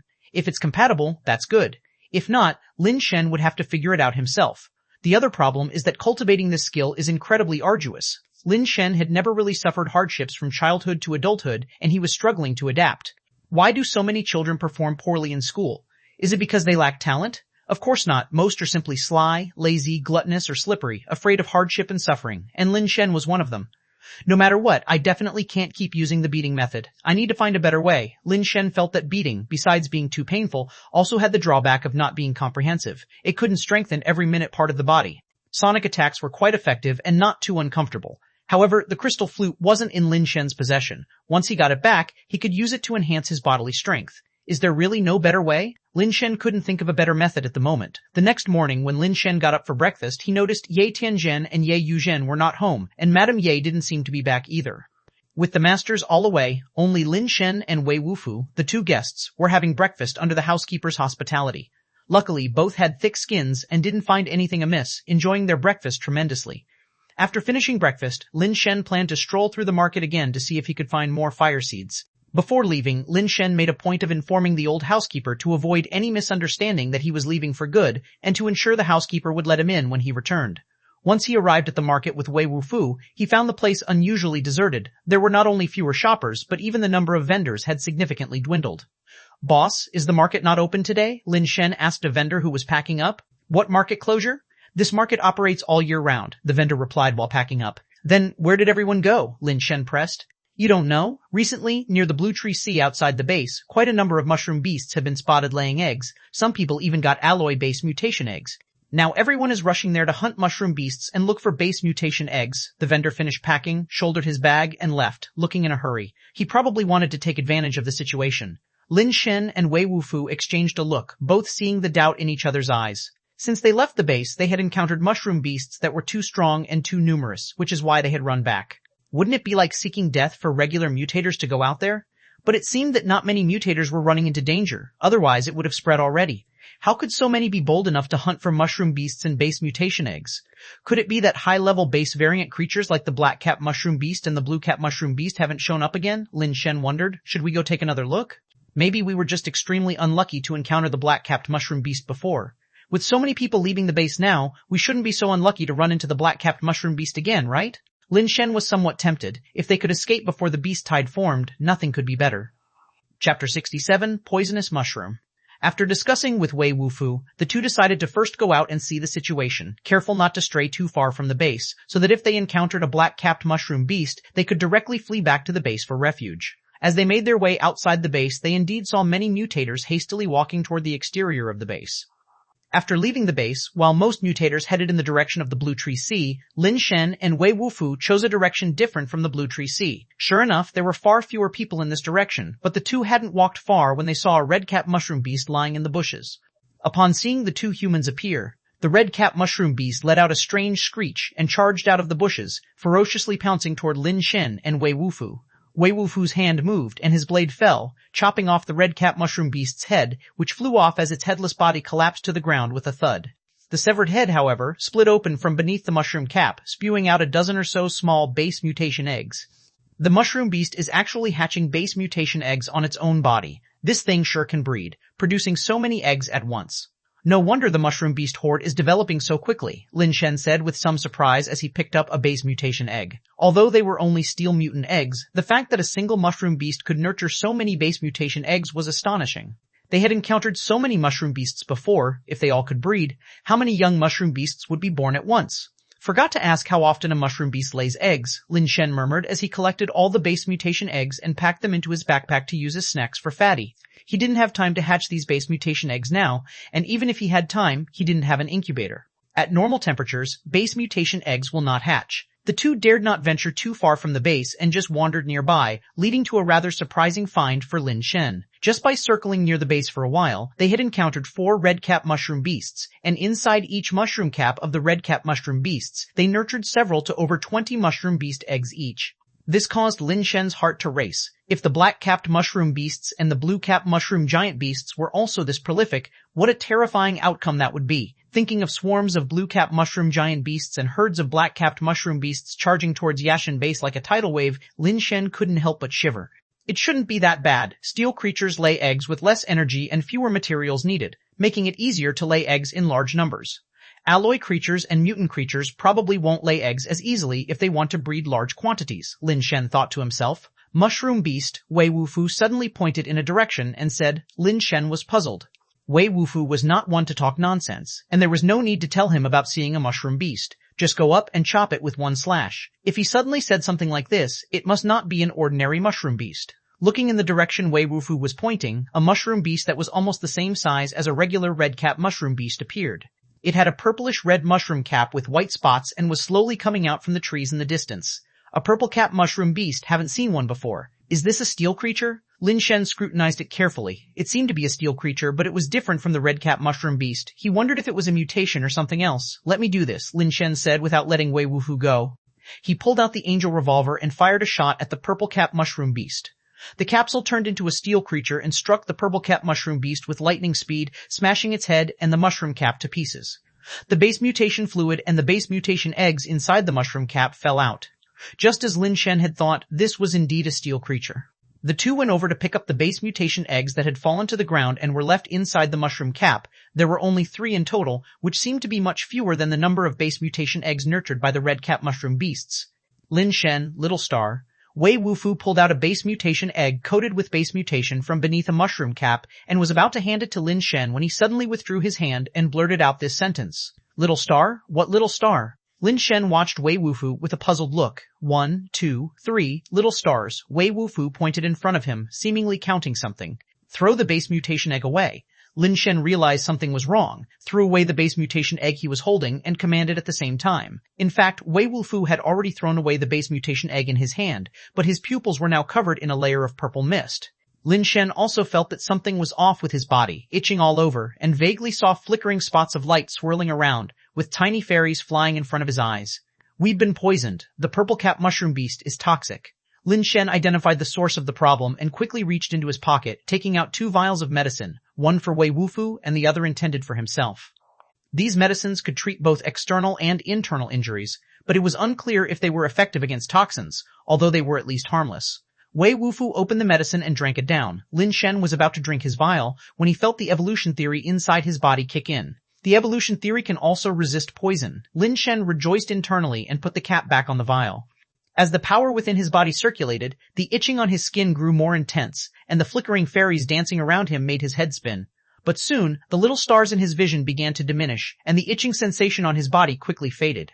Under the toxin's influence, Lin Shen felt his body undergoing some changes but swiftly returned to normal. Wei Wufu was still counting stars, clearly unaffected by the medicine's purgative effects. Fortunately, the toxin was not potent and only induced hallucinations and an itching sensation. Just as Lin Shen was about to pull Wei Wufu back to the city, Wei Wufu's symptoms from the toxin began to lessen, and after a while, he recovered considerably. Although the effects of the toxin were not very strong, if it struck during a beast wave, even the short span of time affected could prove deadly. Lin Shen told Wei Wufu to take some rest while he carefully picked up another base mutation egg and didn't get poisoned again. He also touched a bit of base mutation fluid with his finger, this time feeling a bit itchy but without any further hallucinations. The evolution theory took effect again, and soon the itching sensation vanished. When Lin Shen came into contact with the toxin-laden base mutation fluid of the purple-cap mushroom again, he felt almost nothing, suggesting his body had evolved to withstand the mushroom's poison. To make sure it was the evolution theory working, Lin Shen let Wei Wufu, who had recovered, try touching the toxic base mutation fluid again. As a result, Wei Wufu fell victim to the poison once more, experiencing brief hallucinations, showing no resistance built from the previous exposure, at least not as strong as Lin Shen's. The toxin's effect on Wei Wufu, an alloy mutator, was not severe, inducing only some hallucinations, which were short-lived. Wei Wufu's visions faded quickly. Lin Shen, however, was excited at the prospect. He could use toxins to strengthen himself in the future and could also develop a resistance to poison. While fantasizing about becoming immune to all poisons, Fei Zai, the creature in his backpack, suddenly jumped out on its own and stood on Lin Shen's shoulder, staring sharply in a direction within the forest. Chapter 68, Chance encountered Lin Shen, looked over warily and saw a dark figure standing behind a large tree in the forest, revealing half of its body and watching him with a cold gaze. It's that black-capped mushroom beast. Lin Shen recognized it immediately, his heart tightening. The creature was secretly watching him, apparently holding a grudge. This made Lin Shen realize his plan to leave before the beast tide was now completely foiled. After being spotted by Fei Zai, the black-capped mushroom beast stared intently at Lin Shen before slowly receding into the forest and vanishing from sight. From the way it looked at him as it left, Lin Shen knew that if he didn't deal with it, it would surely be the first to seek him out for retribution when the beast tide arrived. So you think I'm easy to bully? Lin Shen frowned slightly, contemplating how he could take it down the next time they met. Go back? Wei Wufu asked, looking at Lin Shen. No need. It's quite intelligent and knows it can't handle us now. As long as we don't stray too far from the base, it probably won't attack us, Lin Shen said after some thought. He still wanted to see if there were other types of poison mushroom beasts and collect some base mutation fluid with toxins to strengthen himself, which would definitely be a great help with the impending beast tide. Lin Shen took out a water skin and collected all the residual base mutation fluid from the poison mushroom beast's body. Such base mutation fluid could not be directly consumed by most mutators, but for Lin Shen it couldn't be a better supplement. Lin Shen found the erroneous evolution theory increasingly useful. With its power, he could directly consume various base mutation fluids without worrying that untreated base mutation fluids might harm his body.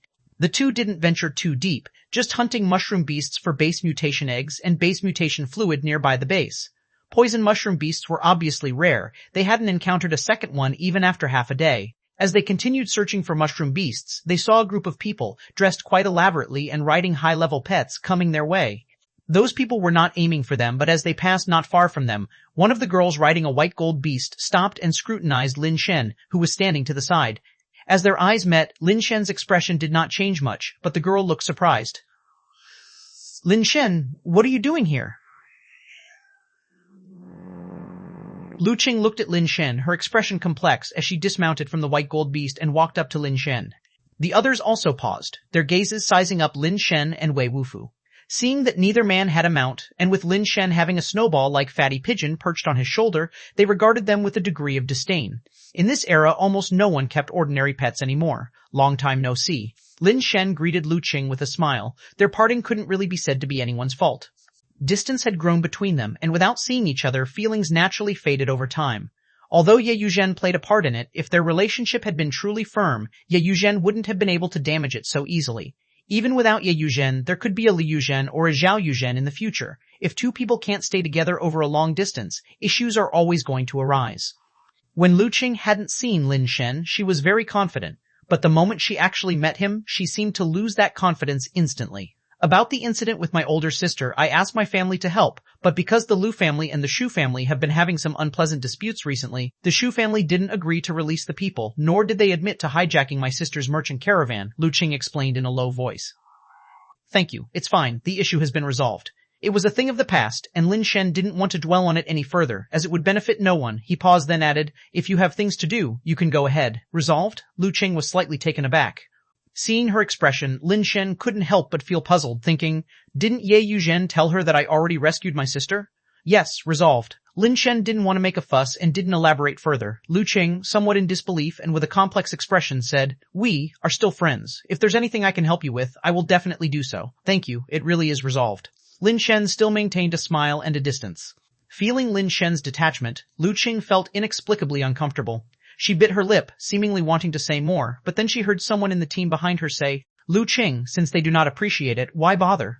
Maybe they have ways to reach the heavens, and the Shu family was perhaps begging for forgiveness and sent the people back already. The speaker was a young man about the same age as Lin Shen, obviously aware of the incident with the Lin family caravan, his words laden with a hint of sarcasm. Zheng Yan, this is my business. You don't have to interfere. Lu Qing glared at the man, then turned to Lin Shen and sighed. I had Yuzhen pass a message to you previously. She said you had left Yashin base and gone back. I didn't expect to find you still here. If there's anything I can help with, come find me at With You store number 3. I'm usually there. I'm a bit busy today, but I should be able to return by tomorrow at the latest, Lu Qing added. All right, I will definitely come to you if there's anything. Lin Shen sighed inwardly and said. Lu Qing was actually quite nice, and when they were together in the past, they indeed had a good relationship, but the past was the past, and Lin Shen didn't want to have anything to do with her anymore. Lu Qing, we should prioritize important matters. Let's not let the Shu family get ahead, Zheng Yan urged. Lu Qing wanted to say something, but seeing that Lin Shen seemed to have no desire to continue the conversation, she bit her lip and said nothing more, only bidding farewell before mounting the white gold beast, ready to leave. Just then, the sound of hoofbeats came from behind. Everyone turned to look, only to see another group riding high-level pets approaching them. From a distance, Lin Shen could see Ch1 leading the way at the front, and he thought to himself, what are both the Lu and Shu families doing here? This isn't the way to the Blue Tree Sea. Almost instinctively, Lu Qing controlled her mount to block in front of Lin Shen, worried that Ch1 would cause trouble for him. The possibility she feared seemingly became reality, as Ch1 really did come their way, heading directly toward Lin Shen. Ch1, what do you want? Lu Qing asked coldly as Ch1, who had already arrived in front of her, approached. Miss Lu, I'm not here for you. Why so nervous? Ch1 dismounted and, bypassing Lu Qing, walked toward Lin Shen. Lu Qing tried to stop him again, but was held back by Zhang Yan. He doesn't appreciate your concern. Why bother like this? Let's wait and see what happens. When he gets into trouble, he'll naturally come to you.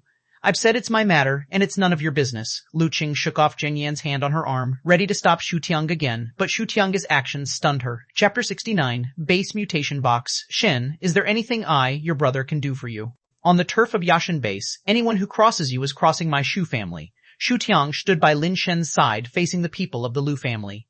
The mutators brought by Ch1 also swarmed behind the two men, confronting the mutators of the Lu family. Lu Qing and the others were somewhat dumbfounded, at a loss as to what was happening. How had it suddenly become as if they were trying to bully Lin Shen, and Ch1 had come to help Lin Shen stand up to them?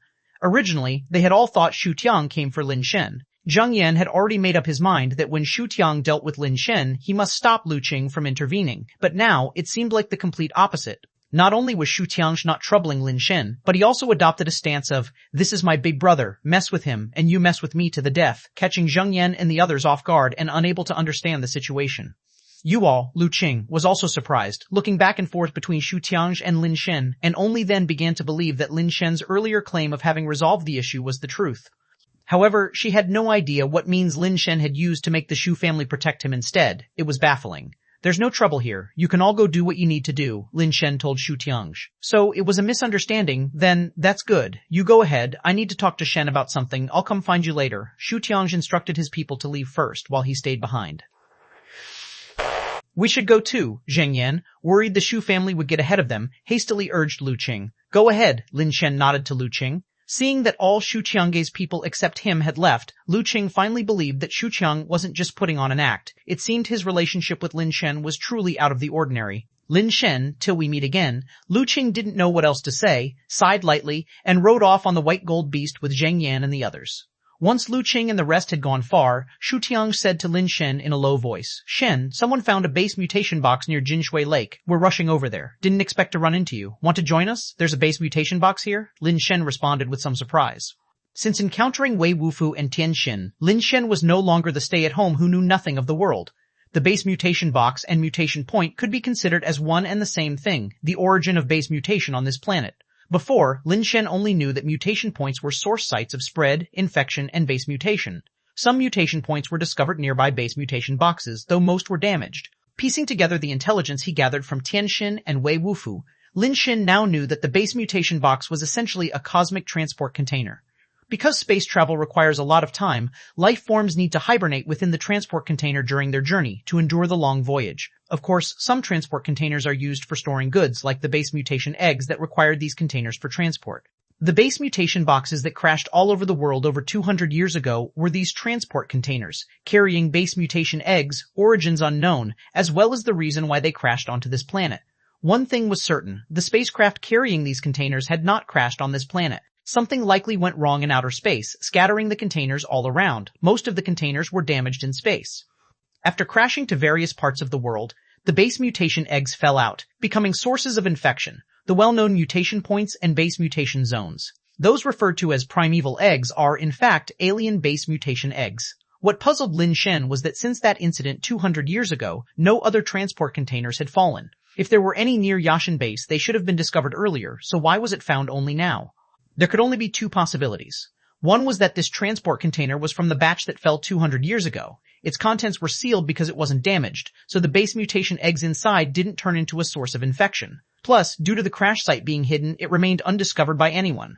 There was another possibility, that this transport cargo had fallen recently and wasn't from the same batch as those over 200 years ago. The mushroom beasts in the Blue Tree Sea are rampant. Could it be related to that transport cargo? Lin Shen wondered, but then felt something was off, as the Blue Tree Sea and Jinshui Lake were in two opposite directions.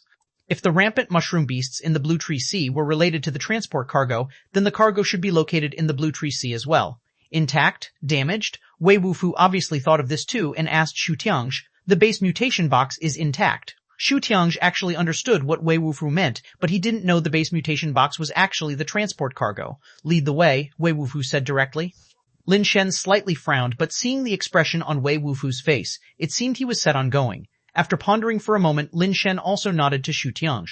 With Shen and elder brother Wei involved, those bastards from the Lu family don't stand a chance. The base mutation box will definitely be ours. If there are primeval eggs inside, how about I purchase them at a high price, Shu Tiange said.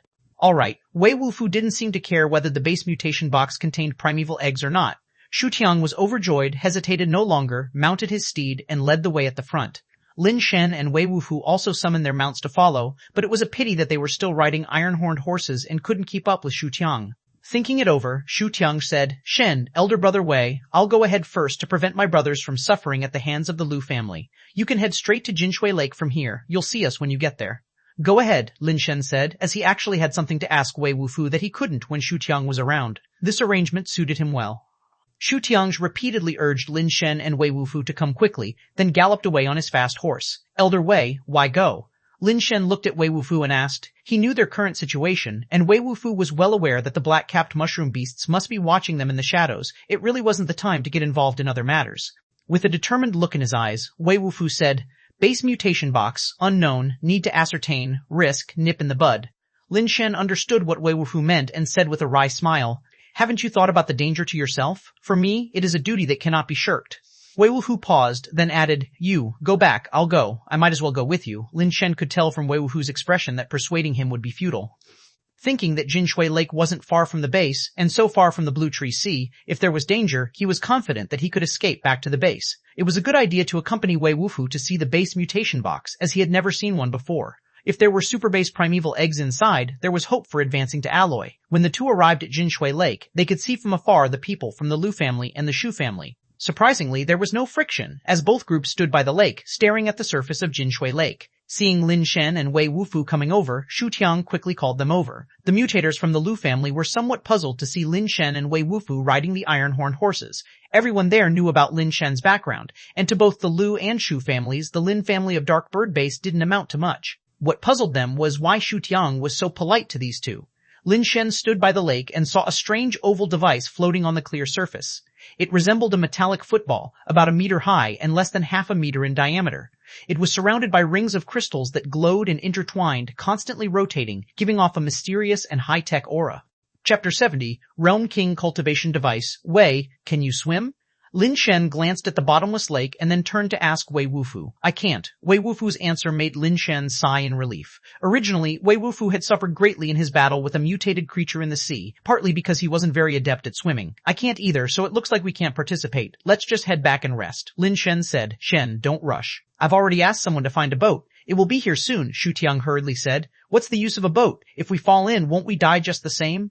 I'm definitely not getting on that boat, Lin Shen said, pulling Wei Wufu, ready to leave. Lin Shen was surprised. Wei Wufu, who was usually quite single-minded, just let himself be pulled away so easily, which was unexpected and made Lin Shen take a second look at him. It's not a transport pod, Wei Wufu said. If it's not a transport pod, then what the hell is that? Lin Shen was stunned. He had never seen a real transport pod and had only heard the name mentioned by Tian Xin and Wei Wufu. When he saw it just now, he thought that was what the transport pods of spaceships looked like. Having never seen it, the people from the Shu family and Lu family probably had not seen it either. They all thought it was a base mutation crate, waiting for the boat to come to open their mysterious boxes. I don't know. Wei Wufu didn't know what it was either. Lin Shen felt that it was even more important to stay away from things they didn't recognize. After all, if that thing was a bomb sent by aliens, the closer you were, the sooner you'd die. Just as Lin Shen was wondering if it might be an alien super bomb, he suddenly heard a humming sound and instantly pulled Wei Wufu to the ground. Both lay prone and quickly activated their base mutation strength, soon enveloping their bodies with metallic carapaces. Unfortunately, that wasn't the prelude to a bomb exploding. The people of Lu family looked at the two men lying on the ground with eyes as if they were staring at fools, full of contempt. Even though they were startled too, at least they hadn't been scared to the ground like those two. Naturally, they felt they had the right to mock them. Lu Qing and Shu Tiange both wanted to help Lin Shen up, but after taking a few steps, they were distracted by the strange sound that started up again and turned to look at the hovering object above the lake. Lin Shen and Wei Wufu got up. They didn't feel there was anything embarrassing about their reaction.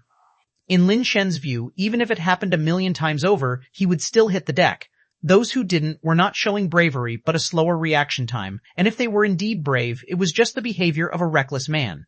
After getting up, Lin Shen glanced at the object above the water and saw that on the exterior of the rugby ball-like machine, circles of crystals were rapidly spinning. Moreover, the speed was still accelerating. The crystals themselves were no longer visible, only their afterimages flowing, seeming to form a strange light tunnel. "Let's go," Lin Shen called to Wei Wufu, urging him to quickly move away from the object. Unfortunately, he was still a bit slow. As he ran desperately, he suddenly heard an emotionless, cold voice from behind. "Number 0114. Realm King training device, self-check complete. All systems are safe. Device starting up safely. Hum." Lin Shen's head buzzed, causing him to instinctively cover his head with his hands. His body was dragged backwards by a huge force, and his vision instantly blurred into a tunnel of time racing backwards. Thud. Lin Shen landed hard on the ground, feeling like he was severely seasick. He lay there, retching a few times, but nothing came out. Hearing the same sound beside him, Lin Shen turned his head and saw that Ch1 was also lying on the ground, vomiting. Wei Wufu had just stood up and was brushing the sand off his body. Not far away, Lu Qing sat on the beach, holding her chest with her hands, also looking uncomfortable. Wait, the beach, it looks so familiar, and this gravity. Lin Shen was fully awake now and immediately stood up to look around.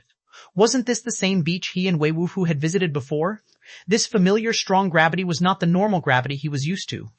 Thinking of something, Lin Shen looked down and sure enough, he saw an extra watch-like device on his wrist. The model was slightly different from last time and was white in color. The previous one should have been black, and he didn't know what the difference was between the two devices. Looking around, he saw that Wei Wufu, Ch1, and Lu Qing all had the same white teleporters on their wrists. Lin Shen glanced at the numbers displayed on the watch, 71,005,9004. Like the black teleporter, it was a 72-hour countdown, meaning they should be able to activate the teleporter and return after 72 hours. What place is this? How did we end up here? What about the others? Ch1 finally came around and cried out in horror. Where are we? Lu Qing's face also looked terrible. She got up and staggered over to Lin Shen's side and sat down beside him with a thud, obviously still not used to the gravity here. Don't worry. Do you see the watch on your hand? Once that countdown ends, we'll be able to go back, Lin Shen reassured the bewildered Lu Qing. Shen, do you know where we are?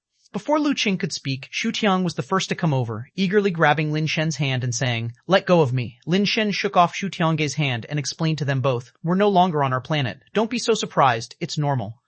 Humanity has long entered the interstellar age. Interstellar teleportation is common, it's just that you weren't aware of it." Lin Shen spoke as if he had experienced countless interstellar teleportations, as casually as eating or sleeping. Only Wei Wufu knew that, including this time, Lin Shen had only teleported twice and was as much of a novice as anyone else.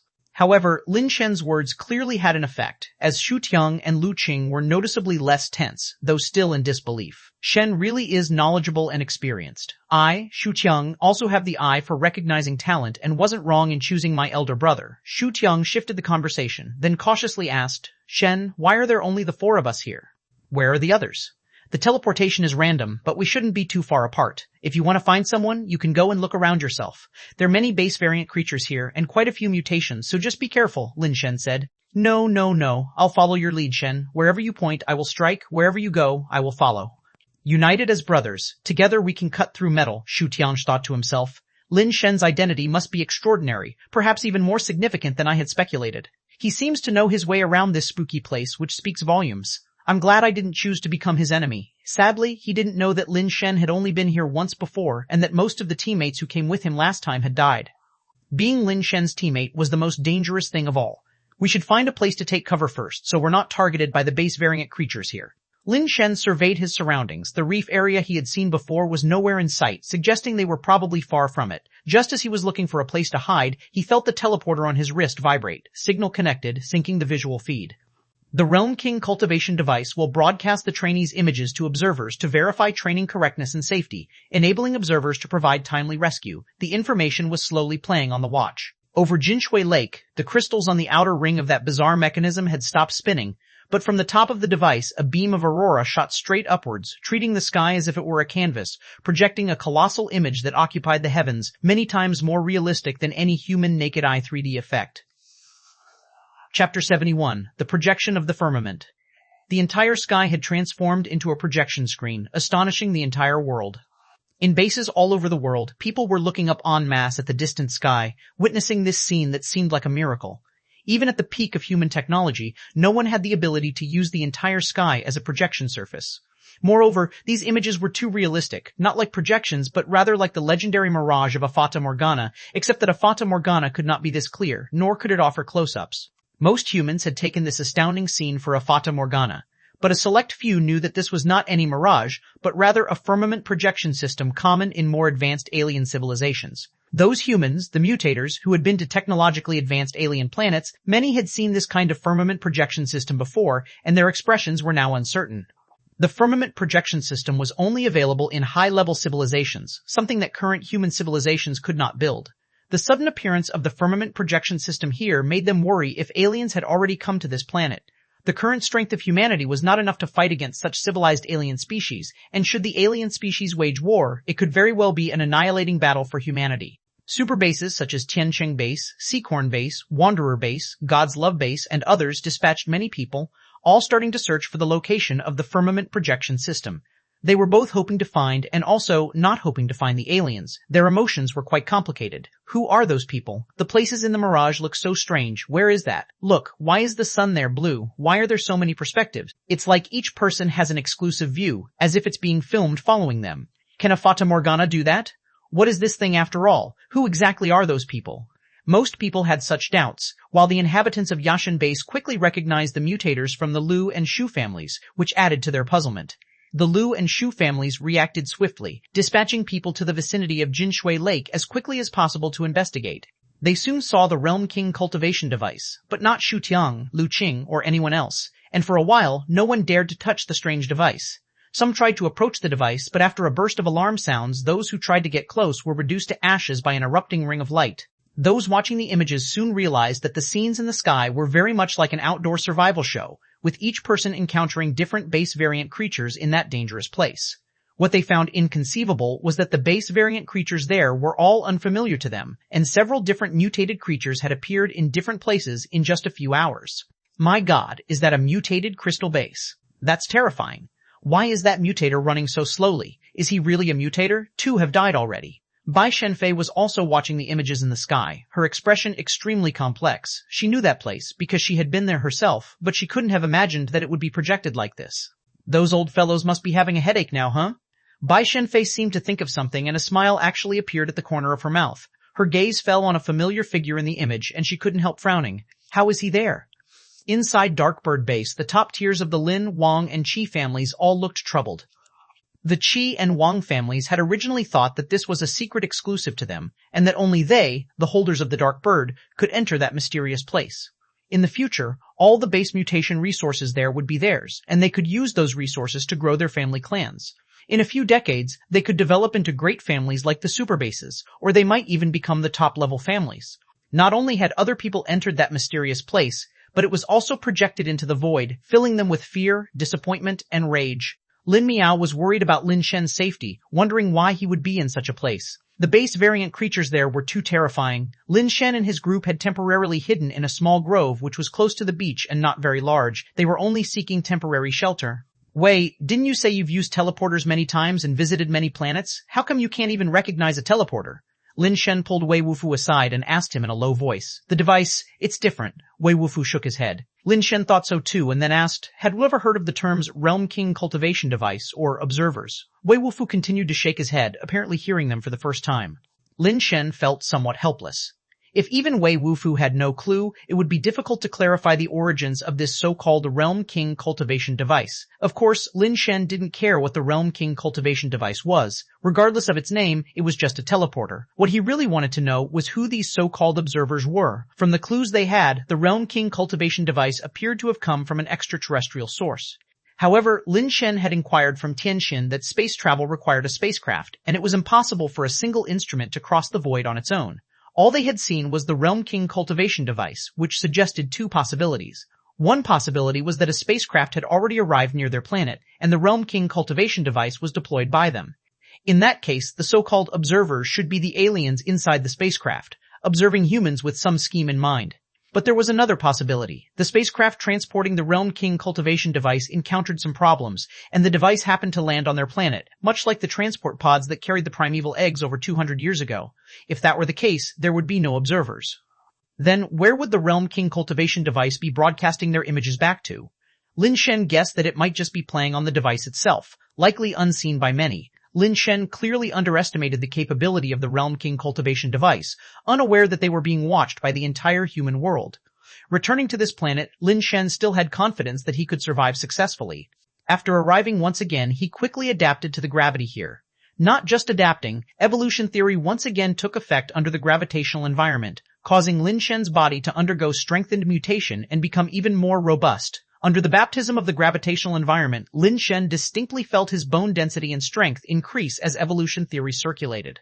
Of course, the 3 instances of sensing the sacrifice +1 notification also informed Lin Shen that 3 of the people who were teleported with them had probably died by now. With the experience from last time, Lin Shen already knew how to use the sacrifice to heaven ability, hiding the aura gained after offering the sacrifices. Certainly, his most formidable trump card was Fei Zai Fatty, who was sleeping the sweetest sleep in his backpack. Now, Lin Shen's ability to survive was considerably stronger than the last time he was here. Ch1 and Lu Qing were both alloy level, and they each had crystal base level pets with them, but in such a place they still decided to follow Lin Shen, looking to him as their leader. Shen, a base variant creature, has come out from the sea, whispered Ch1, who was on watch, as he stealthily slipped back and spoke in a hushed voice. The group moved towards the edge of the grove, hiding in the underbrush and looking toward the beach. Indeed, they saw a base variant creature emerging from the sea. Damn, what kind of base variant creature is that? Chapter 72, Encirclement. Many people who were watching the images had been attracted to this side. In fact, since the beginning of the projection of the images from the sky, quite a few people had been drawn to Lin Shen's 4-person team. There were handsome men, beautiful women, and tough guys who wouldn't want to watch. Unfortunately, this half-day had passed, and the 4 of them only hid in the small woods without going anywhere, timid as a nest of mice, with nothing worth watching. In contrast, several other temporary teams had erupted into fights with base variant creatures several times, some with casualties, which was even more eye-catching. The number of people originally watching Lin Shen's side had dwindled a lot, but after that base variant creature walked out from the sea, it immediately caught the attention of many people, and a crowd turned their gaze this way. The base variant creature that emerged from the sea was clad in magnificent golden armor, holding a golden trident in its hand, resembling a statue of a golden deity. Without mentioning anything else, the appearance of this base variant creature was simply too eye-catching, all shining golden, reflecting dazzling glints of gold under the sunlight. Over 2 meters tall, robust like a deity from Greek mythology donning golden armor, anyone who saw it would be dazzled. This base variant creature looks so strong, it must be an alloy creature, right? The sneaky small team of 4 is finally going to fight against a base variant creature? The 4 of them look young. I wonder if they've advanced to alloy level. Will they dare to make a move? They absolutely have to fight. Fight what? They'd better run. Those 4 have been hiding all along, certainly at lower levels, probably all steel level rookies. Facing it head-on would be like delivering themselves on a plate. Such a dazzling base variant creature, and it's humanoid too, it would be great if it could be turned into a pet. Stop dreaming. Adult base variant creatures almost never offer up their keys to become pets. At this moment, people seem to suddenly rediscover the thrill those humans had over 200 years ago when watching videos and live streams, except now the whole world was watching a grand live show together. Do we have a pet? Send one to test the waters. Seeing the base variant creature approaching them, likely having discovered them, Lin Shen said to Ch1.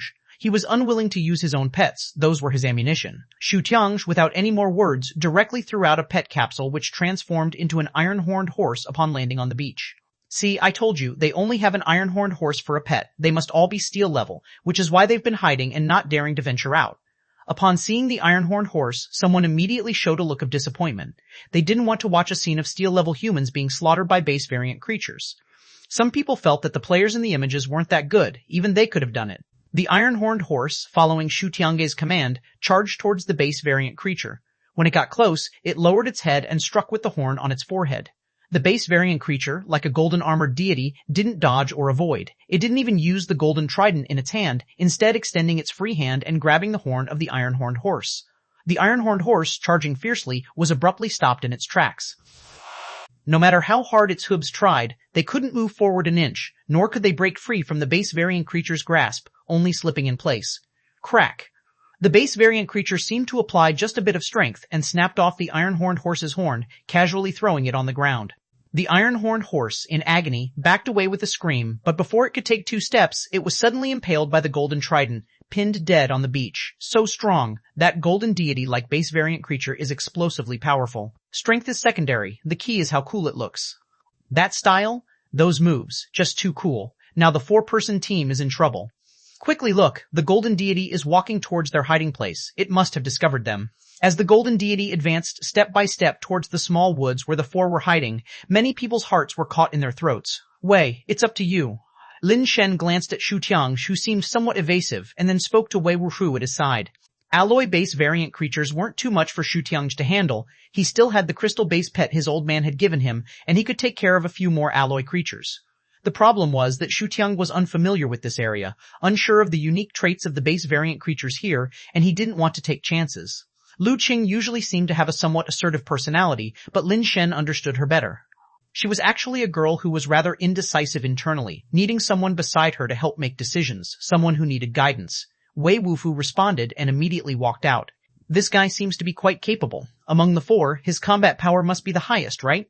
I suppose he could be alloy level, otherwise why would he dare to fight while the other three are hiding and not showing themselves? As people discussed, Wei Wufu suddenly exerted his strength and sprinted towards the base variant creature, which also charged at Wei Wufu. During the charge, a purple alloy carapace had already appeared on Wei Wufu's body. Clang. The instant the two shadows swiftly intersected, a crisp metallic impact sounded. Before the audience could see clearly what had happened, Wei Wufu and the base variant creature had already passed by each other and dashed forward, only stopping 7 or 8 meters later, back to back. Wei Wufu now had an alloy blade in his hand, pointing towards the sky. Without even turning back, the blade slowly lowered, letting the base mutation fluid drip to the ground. The base variant creature behind him suddenly fell to the ground, and during the fall, its head parted from its body. Holy smokes, that was powerful. Who is this guy? With such strength, why hide? Go kill those base variant creatures. That blade, so fast. People were amazed by Wei Wufu's swift blade, but soon someone screamed as from within the waves one after another golden-hued base variant creatures resembling golden deities emerged from the sea. 1, 2, 3, 7, 10, 13. In just a moment, more than a dozen golden deity-like base variant creatures were walking upon the beach from the sea, with more appearing behind them from the waves. Shen, should we flee or fight? Ch1 looked to Lin Shen for his opinion. Retreat, Lin Shen answered without hesitation, planning to call Wei Wufu to retreat together. However, he looked to another side of the grove and saw several golden-hued base variant creatures resembling golden deities encircling from that direction as well. Looking in other directions, the same base variant creatures surrounded them. Unbeknownst to them, these creatures had already besieged the grove. Repair the bridge in daylight, cross the river under cover of night. The previous base variant creature was just a distraction. Those creatures are actually utilizing military tactics. So many alloy creatures, can they really make it out alive? I doubt it, unless the other three are as strong as the guy with the blade. Seeing they were surrounded, Lin Shen said to Ch1 and Lu Qing, try to use pets in combat as much as possible. Don't get involved personally unless absolutely necessary. Conserve your strength. Having said that, he himself completed his base mutation, his entire body enveloped by a mirror-like steel carapace. Ch1 and Lu Qing answered. They too completed their base mutations, and alloy carapaces appeared on their bodies. Damn, out of those 4 young people, there are actually 3 alloys. What the hell were they hiding from before? Wait a minute, why do I feel like those 3 alloy mutators are all listening to the steel mutator? Must be some big family's young master, right? Those 3 alloy mutators are his bodyguards? These big family kids really know how to live it up. A steel with 3 alloy bodyguards, and there's even a female bodyguard among them. Pretty chic. With so many alloy creatures, can the 3 alloys protect him? Chapter 73. Playboy, please subscribe. Charge out. Lin Shen chose a direction, and Wei Wufu charged out first. He didn't have any high-level pets to use, so he had to charge out on his own. Lin Shen followed behind Wei Wufu, with Lu Qing and Ch1 flanking him on the left and right respectively. Almost simultaneously, each tossed out 2 pet capsules that transformed into alloy creatures, protecting their rear. Wei Wufu was really fierce, charging at the forefront alone. His swift movements allowed him to avoid being surrounded, while he swung his blade toward an alloy creature. The alloy creature raised its harpoon to meet the attack, but it was a step too late, as Wei Wufu's blade severed its arm. Wei Wufu took on 4 opponents, still with ease to spare. Other alloy creatures rushed over, but they were blocked by 4 alloy creatures, and for the moment, they couldn't break through.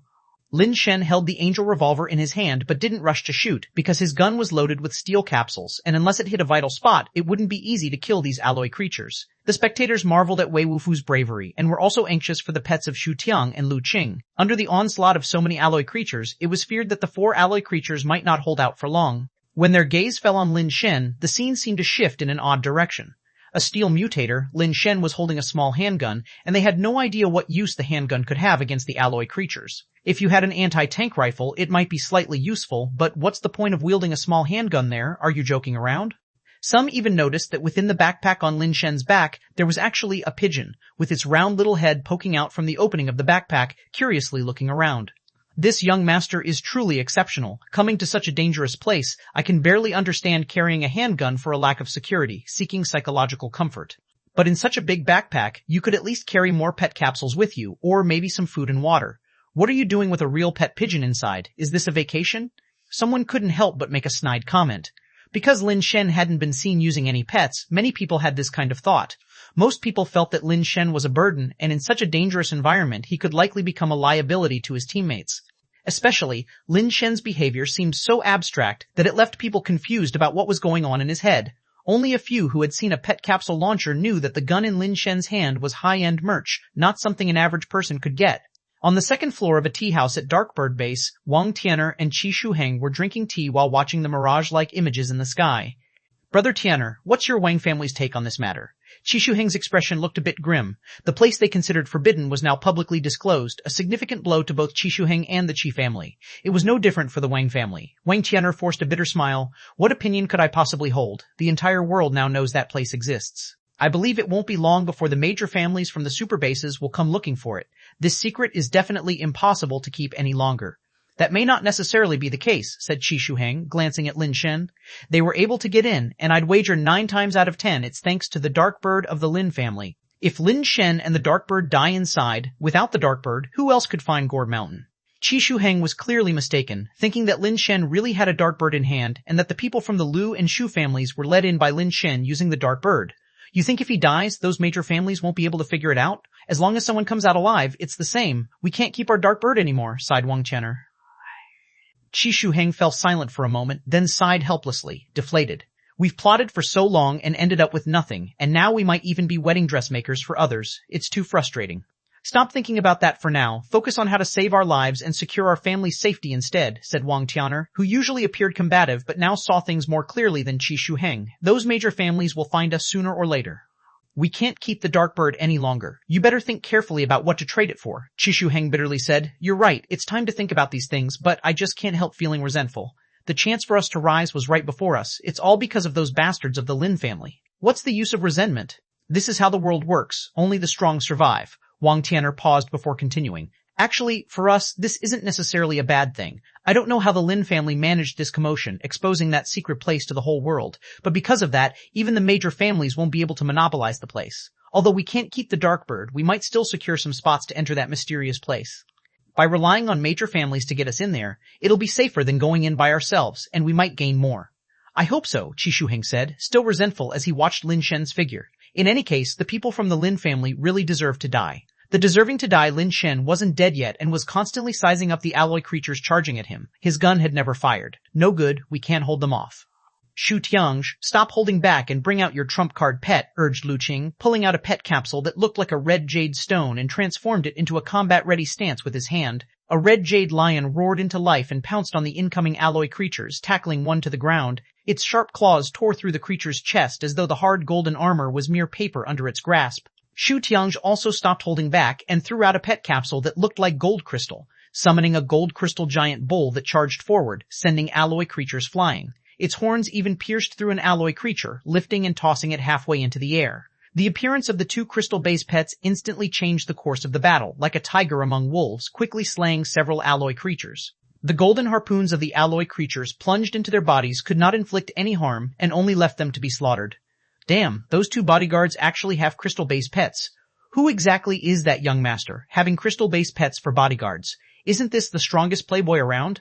No wonder he dared to venture into such a dangerous place with only a steel mutator, a pigeon, and a small handgun. As the 2 crystal-based pets displayed their might, more people were drawn to watch, and increasingly many eyes turned towards the images of Lin Shen and his companions. Chapter 74, Mutated Crystal Base, Second Update. Please subscribe. In a moment, the 2 crystal-based pets had slain 7 or 8 base variant creatures, causing the others, who no longer dared to besiege them, to turn tail and flee towards the sea. The red jade lion and the gold crystal horned cow pursued and killed several more base variant creatures, and the rest escaped back into the ocean. Clean up the battlefield, Lin Shen said as he took out a water pouch to collect the base mutation fluid from the bodies of the base variant creatures. Alloy-level base mutation fluid was still worth some money. For Lin Shen, who was now penniless, this base mutation fluid was a considerable fortune. Zhu Tiang and Lu Qing were somewhat taken aback, as they hadn't brought anything to collect base mutation fluid when they set out. They had only planned to look for the base mutation box. Who could have expected to end up in such a place, totally unprepared?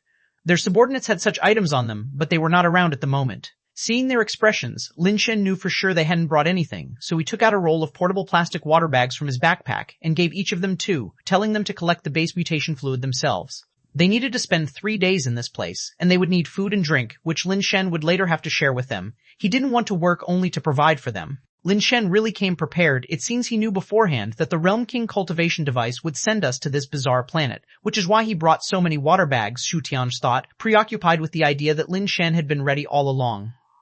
Lin Shen did not ask Wei Wufu to collect the base mutation fluid, but tasked him with keeping watch by the shore. In case the base variant creatures made a comeback, he could sound an alarm immediately. While collecting the base mutation fluid, a surprised cry came from Lu Qing, "There's a base mutation egg." Lin Shen and Shu Tiang quickly made their way over, only to see that within the torn chest plate of a base variant creature, killed by the red jade lion, there lay a golden base mutation egg. "Check the other base variant creatures to see if there are any eggs inside their chests," Lin Shen said as he walked over to the body of another base variant creature, which unfortunately had its chest intact, making it impossible to see if there were any eggs inside. "I'll help you open it," Lu Qing volunteered, commanding the red jade lion to come and tear open the chest plate of the creature. Unfortunately, there were no base mutation eggs inside. "I've found one too," Shu Tiang called from nearby, his luck serving him well as he too had discovered a base mutation egg.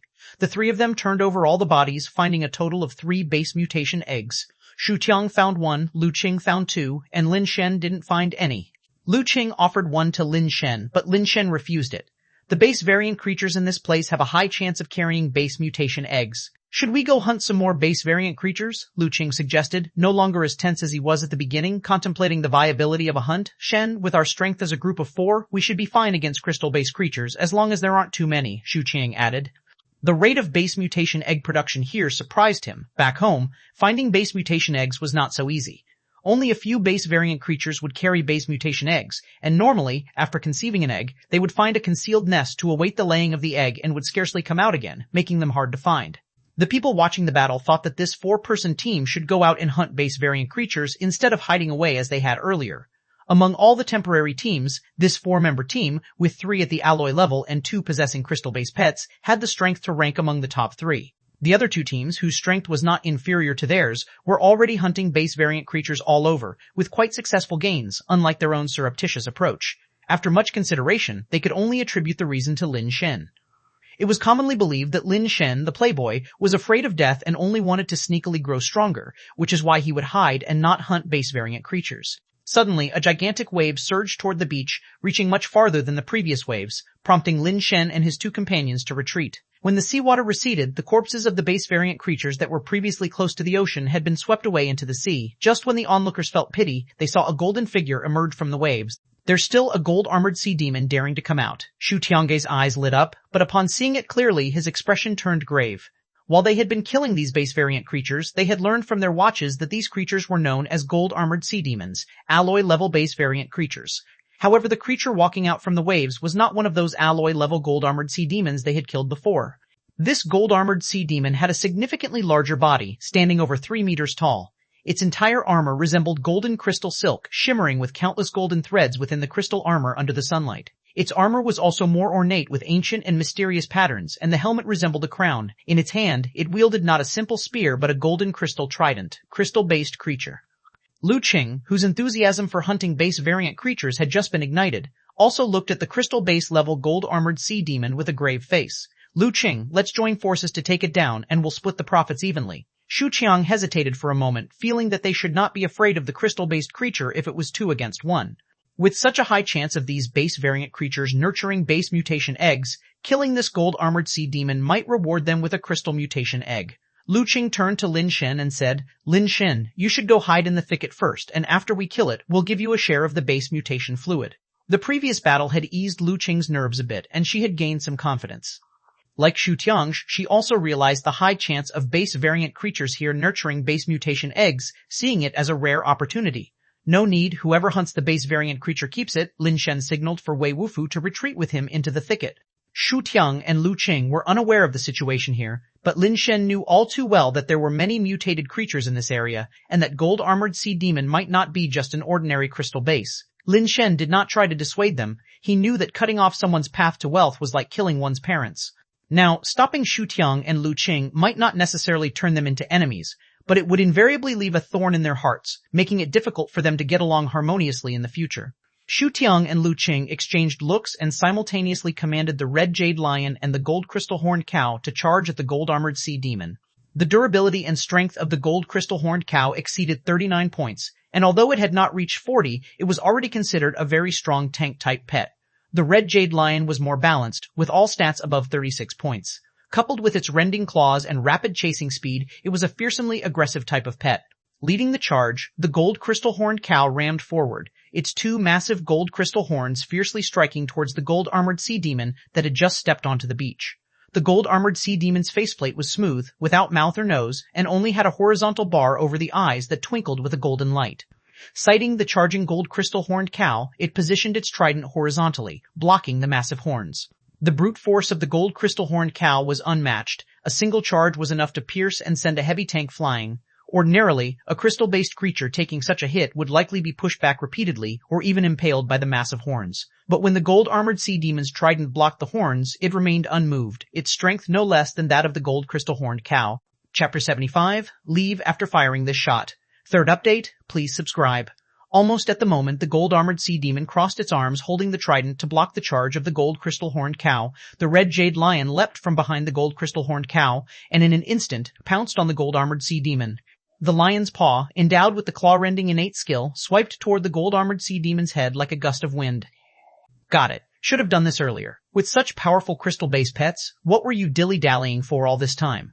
The red jade lion and the gold crystal horned cow are among the top pets in the crystal base level, one an attacker, the other a tank. They were always a perfect match. People watching from around the world seem to have already visualized the scene of the gold-armored sea demon's head being torn apart. With the restraint from the gold crystal horned cow, the gold-armored sea demon no longer had the spare energy or means to fend off the red jade lion's assault. Not good, said Wei Wufu, who was watching the battle with Lin Shen in a grove of trees. Inside the Ye family's castle, Ye Yuzhen, also watching the battle, slightly shook his head. Lu Qing is still too impatient. A flash of golden light in the gold-armored sea demon's eyes, and its legs split apart, rooting into the sand like two immovable sea stakes. The hands clutching the trident suddenly burst forth with terrifying strength. With a frightened bellow from the cow, the trident, forked against the cow's horns, forcefully flipped them over. The blades of the trident, now standing upright, stabbed into the underbelly of the red jade lion as it pounced down. The red jade lion, pouncing violently down, essentially rammed its belly onto the blades. More than half of the foot-long blade penetrated through.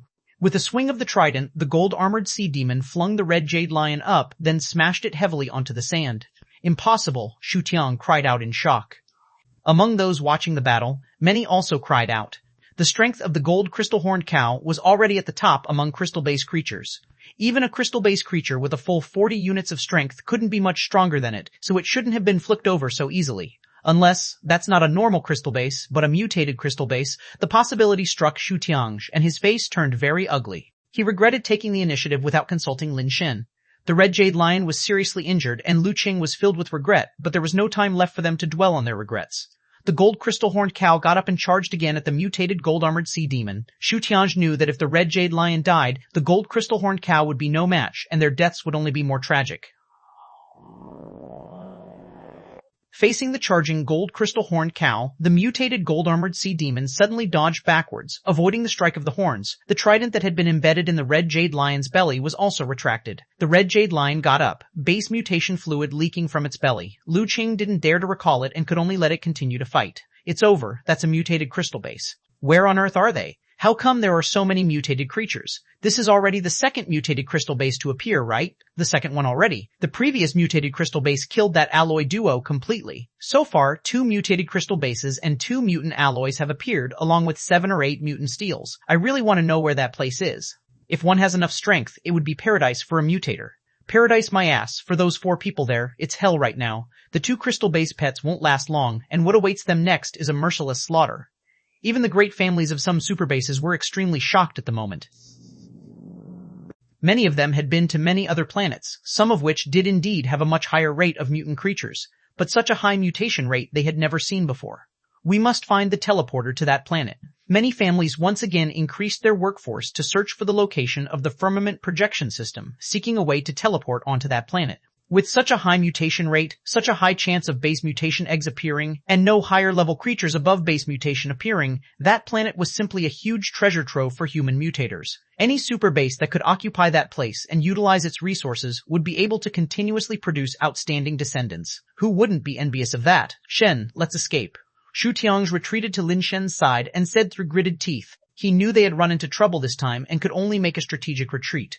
While the gold crystal horned cow and the red jade lion were still capable of fighting and could hold off the mutated gold armored sea demon, they would have a chance to escape. If their crystal-based pets were killed, they wouldn't even have a chance to run. Luqing also fell back, saying helplessly, they won't last much longer. Don't rush, let's watch a little longer. Lin Shen wasn't in a hurry to leave, his eyes fixed on the mutated gold armored sea demon in battle. He had been observing the gold-armored sea demons previously, the ordinary ones having more than a dozen acupoints. When he was collecting base mutation fluid earlier, he tested with Leafblade and found that these acupoints were indeed weak points on the gold-armored sea demons. The mutated gold-armored sea demon had fewer acupoints, only 3 in total, 2 not very conspicuous, and 1 relatively noticeable. That location was also the weakest spot on the ordinary gold-armored sea demons.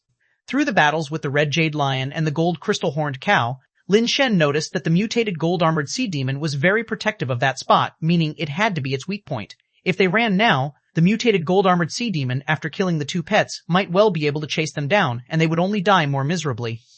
The speed of a mutated crystal-based creature was not something they could match. Instead of betting on whether the mutated gold-armored sea demon would chase after them, it was better to take it down now. Lin Shen, while keeping an eye on the mutated gold-armored sea demon, popped out the cylinder of the Angel revolver and replaced one of the capsules. The Angel revolver was loaded with steel capsules, and even with a .44 caliber enhancement, it was estimated that it would be difficult to pierce through the weak points of a mutated crystal-based creature. To penetrate its weak spot now, a stronger bullet was needed. The only capsule that Lin Shen had which could penetrate the weak point of the mutated gold-armored sea demon was the evolving death powder. You're in the middle of evolving, aren't you? You ignore everything else, take the benefits and evolve on your own, don't you? If you don't help me out, I'll use you as a bullet, Lin Shen thought maliciously as he loaded the pet capsule with death powder and a key into the revolver. His hand movements were discreet, and others only saw him manipulating the gun, thinking he was loading bullets, unaware of what he actually inserted. Not running now and waiting to be wiped out? Damn, why is he loading bullets? He can't seriously think of using that small gun against a mutated crystal-based creature. He's gone crazy. He must be terrified out of his mind to even consider using a handgun against a mutated crystal-based creature.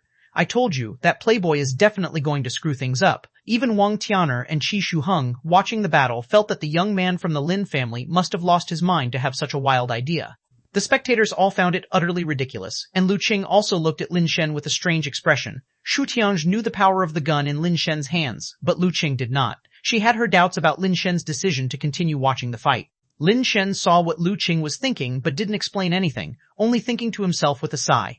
Trust is key for 2 people to walk together. Clearly, the trust between me and Luqing isn't strong enough to keep us together forever. After I fire this shot, we'll leave, Lin Shen said softly to Luqing. Chapter 76, A Bullet with Soul, 4 more chapters for subscription.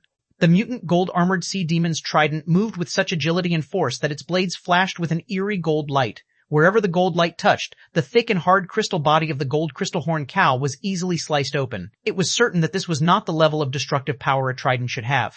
The upper limit of hardness for a mutated crystal base is merely 41, which is only a little harder than that of the gold crystal-horned cow, but to say that one could leave deep gashes in the cow's hefty body as if cutting through wood was somewhat far-fetched. It's like if you made a thick shield out of 5 chrome steel, which is less hard compared to 9 chrome or 10 chrome steels, and then crafted a knife out of the harder 9 chrome steel. When using the knife to hack at the shield, it wouldn't just easily pierce through. If the blade were slightly thinner, it might even chip or break first. The edge of the trident was not thin, yet it shouldn't be so capable of leaving such deep wounds on the gold crystal-horned cow. There was only one explanation. The mutant gold-armored sea demon possessed a special innate skill that enhanced its trident's destructive force to such an extent. Similar to the red jade lion's ripping claws, which also bolster their effect, except the mutant gold-armored sea demon's skill had a much stronger impact. The gold crystal-horned cow and the red jade lion had already been killed, covered in numerous wounds, deep enough to reveal the crystal bones, with base mutation fluid constantly dripping from the injuries. Lin Shen seemed oblivious to all this, silently standing behind a tree resembling a coconut palm made of steel, aiming his pistol stealthily at the mutant gold-armored sea demon that was demonstrating its might. Big brother, time to pack up your divine powers and stop your tricks. Better run while you can. Bro, what you're holding in your hand is a pistol, not a laser gun. Let's just stop this, okay? I can understand having money to burn, but I've never seen someone be this reckless. Bro, you better take your lady bodyguard and run. Such a beautiful woman, it would be such a pity if she died. Bang, the sound of a gunshot echoed. A small pet capsule shot out at a speed invisible to the naked eye, like lightning. Unlike the pet capsules Lin Shen had fired before, this one did not turn into a pet upon leaving the launcher. It still retained its capsule form. The mutant gold-armored sea demon, busy thrusting its trident into the gold crystal horn cow's belly, failed to notice the incoming pet capsule. By the time it sensed it, it was too late. The distance was too close, the speed too fast, and even with the sea demon's agility, it was too late to dodge. There was a strange clang, and the mutant gold-armored sea demon, attempting to pull out its trident, suddenly froze. Time seemed to freeze as well, with everyone's gaze glued to the rigid figure of the mutant gold-armored sea demon. Between the eyes of the mutant gold-armored sea demon, a bullet hole emerged, with gold-colored base mutation fluid slowly oozing from the wound. Accompanied by the slowly leaking base mutation fluid, the mutant gold-armored sea demon released its trident, staggered a few steps back, then fell heavily onto the beach sand, lifeless.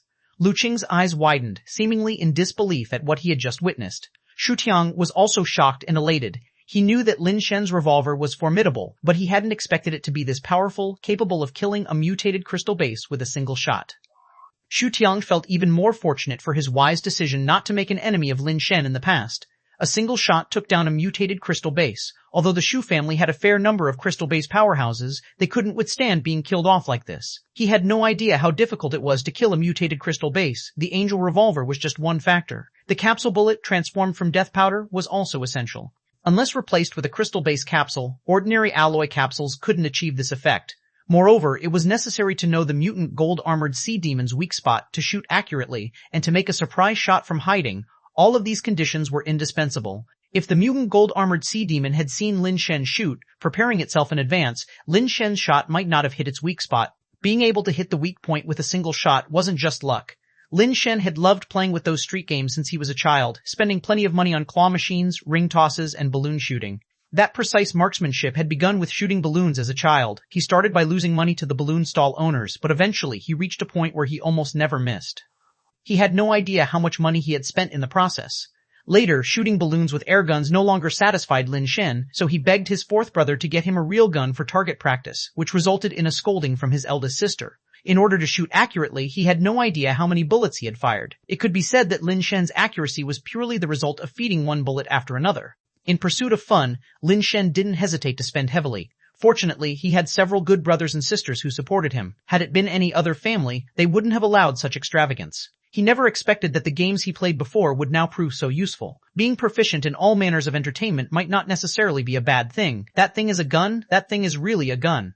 A pistol can take down a mutated crystal base? Have I gone mad, or has the world gone mad? Fake? It must be fake. Those images must be from a variety show, right? It's all scripted, everything's scripted.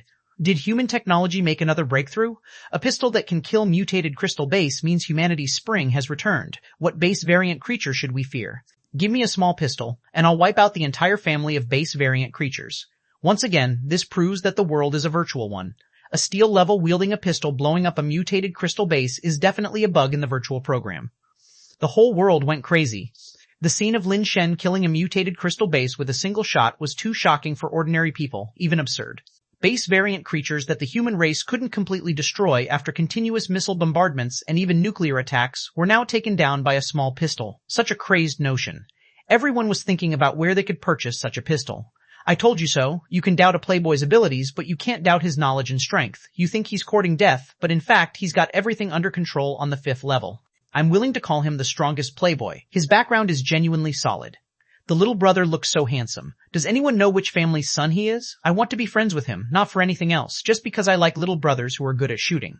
Had Lin Shen known he was being mistaken for a playboy from a well-grounded family, he would probably have been unable to stop feeling inferior. His capacity for squandering money conversely signaled a background far insufficient compared to real playboys. At best, he was just a slightly wealthy second-generation rich kid, hardly daring to claim any significant ancestry. Killing the mutated crystal-based creature, mutant sea demon god general, the message of slaying a base variant creature popped up on his watch. The gold-armored sea demons were killed by others, so Lin Shen's watch had not signaled any alerts.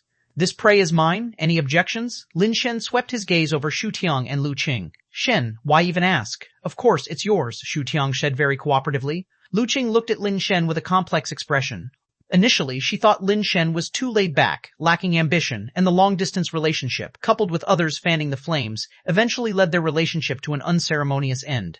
But seeing Lin Shen now, she felt as though he had changed from the person he used to be. Seeing Lu Qing nod without objection, Lin Shen walked over to the corpse of the Sea Demon God General and began collecting base mutation fluid with a water bag.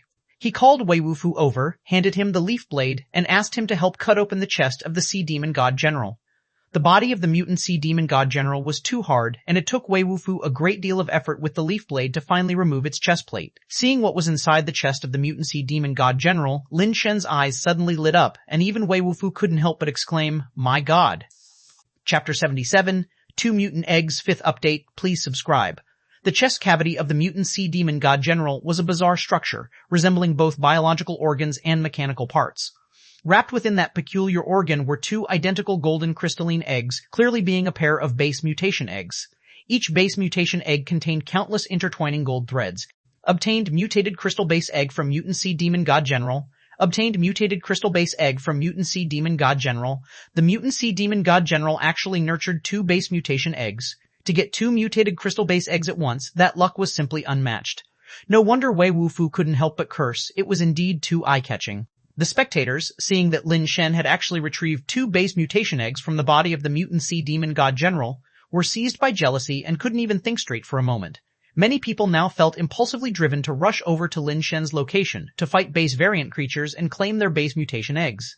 Even some more extreme individuals wanted to kill Lin Shen directly and steal the pair of mutated crystal base eggs from his hands. Lin Shen's team immediately became the focus of all the temporary teams in the world, with everyone discussing Lin Shen's Angel Revolver and the 2 mutated crystal base eggs.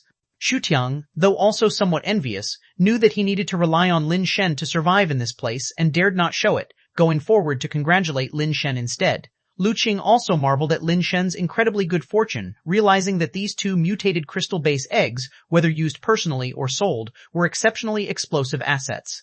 That bastard is quite lucky. Ye Yuzhen felt a tinge of joy when she saw Lin Shen obtain 2 mutated eggs. However, seeing Lu Qing approach and say something to Lin Shen, Yuzhen's mood suddenly soured. Wei Wufu grasped the trident in his hand, swiping it through the air a few times with what seemed like satisfaction, and immediately strapped it onto his back.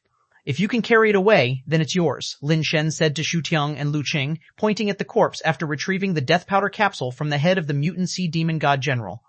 Mutated crystal-based materials were also quite valuable, but Lin Shen had already had his fill of the spoils. It was only fair to let them have some soup. The main issue was that carrying such things wasn't convenient. In a place with such strong gravity, steel pets would likely be unable to drag it, and he didn't have a higher-class pet to use, which significantly impeded his escape speed. Lin Shen had no intention of staying in that place any longer. Who knew what kind of creatures would emerge from the sea next? If a few more formidable beings appeared, they would be troublesome to deal with. He also had no idea how far he'd have to travel to find a place to hide, and he didn't want to waste time on the road. Ch1 was very pleased upon hearing this. This was mutated crystal-based material, although it wasn't as valuable as the 2 mutated eggs in Lin Shen's hands, nor comparable to the trident in Wei Wufu's hands, it still held significant value. A flicker of disappointment crossed through Lu Qing's eyes, as it seemed that Lin Shen had put her and Ch1 in the same category, robbing her of the joy of obtaining high-grade mutated materials. "Let's drag it away first, then we can discuss how to divide it up later," Ch1 said to Lu Qing after some deliberation. Then they brought an alloy-level Mighty Kong elephant to drag the body of the mutant Sea Demon God General. The red jade lion and the gold crystal horned cow had both been called back. The 2 pets were severely injured and would likely take some time to recover. After some discussion, the group decided to move away from the beach and find a safer place to settle down. The 4 of them walked on and off, moving slowly and not encountering any base variant creatures. It seemed rather dull. However, the discussions about them never ceased. Lin Shen was offhandedly labeled a playboy, and the uninformed even mistook Wei Wufu and the others as his bodyguards. At this time, another team quietly surpassed Lin Shen and his 3 companions. Zheng Yan and 6 other alloy-based mutators had formed a temporary squad. Since they were all base mutators from the Lu family and very familiar with each other, having often operated together in the past, their cooperation was exceptionally smooth. Under Zheng Yan's leadership, the 7 of them had killed a number of base variant creatures in the vicinity and had even luckily encountered a mutated alloy, but unfortunately, they did not find any mutant eggs. Not long after Lin Shen and his team had killed the mutant sea demon god general, Zheng Yan's great opportunity also arrived. In a valley, they actually discovered a nest of crystal mutation eggs. The nest of crystal mutation eggs was located in a stone pit within the valley, lined with some fine metallic branches, covered by a few large metallic leaves. Accidentally venturing into the stone pit and lifting the leaves, everyone in the team was astounded. Inside, there were 3 crystal mutation eggs that looked like jade, with 2 of them green, resembling imperial green jade, and the other one a bluish-green color. This made them even more overjoyed, as the bluish-green crystal mutation egg was very likely a mutant egg. Let's collect them first and divide them up when we get back. Zheng Yan's eyes flashed with a trace of greed. However, reason still triumphed over greed. In order not to let the squad fall apart and turn on each other, Zheng Yan repeatedly assured that they would fairly share their spoils after returning. This steadied the other 6 alloy-based mutators in the squad. The spectators were admiring their fortune. Lin Shen and his group had to fight a tough battle with the mutant sea demon god general to gain their rewards. These people had simply stumbled upon 3 crystal mutation eggs, one of which might even be a mutant. Zheng Yan first collected the 3 crystal mutation eggs. Just as they were preparing to leave, they heard an angry roar echoing through the entire valley. A crystal-based creature, covered in green crystal scales and resembling a huge dragon without wings but standing upright like a lizard, charged down from above the valley. The nearly vertical cliff face was like flat ground under the creature's feet. It reached the bottom of the valley in just a few bounds. With such speed, Zheng Yan and his team had no chance to escape, and a fierce battle erupted in an instant. The mutators summoned their alloy pets, but they were no match for the crystal-based creature. In just one encounter, one of the alloy pets was torn in half by the creature's bare hands. Its claws, which were like emerald daggers, tore through the body of the alloy pet as if it were tearing through paper. The group was shocked. They were no match for the creature. It was only with the summoning of a crystal-based level red jade lion by Zheng Yan that they managed to stabilize the situation. The red jade lions of Zheng Yan and Lu Qing both came from the same place, a major resource area controlled by the Lu family. Even with the red jade lions' participation, they could only barely maintain the situation. The crystal-based creature was faster than the red jade lion and highly intelligent. It didn't fight the red jade lion head-on but adopted hit-and-run tactics, striking Zheng Yan and his team repeatedly and quickly killing several alloy pets. The red jade lion could only chase after the creature, always one step behind, watching helplessly as the crystal-based creature darted to and fro. One alloy-based mutator, who was slightly inattentive and retreated too slowly, was pierced through the heart by the crystal-based creature's tongue, which was like a soft sword after it broke through the pet's defense line. Zheng Yan was also at his wit's end. This crystal-based creature was smarter than any others he had ever seen. It refused to engage directly with the red jade lion, putting him in a very passive position. If it continued like this, they probably would all be killed by this crystal-based creature, and the red jade lion would be of no use. Zheng Yan clenched his teeth, about to order everyone to split up and run, when he suddenly saw an unbelievable figure appear in the sky above the valley. God, what am I seeing? Someone exclaimed in shock. Chapter 78, Robbing the Angel, 6 Update, please subscribe. The immaculate wings shone with a sacred halo under the sunlight, and the head of dazzling golden curls was truly eye-catching. The white robes and the handsome features, unlike those of any human, made him resemble the kind and benevolent angel of legend, the one who descends to save humanity from worldly concerns. Upon seeing this creature, reminiscent of an angel, the faces of people from several major families drastically changed.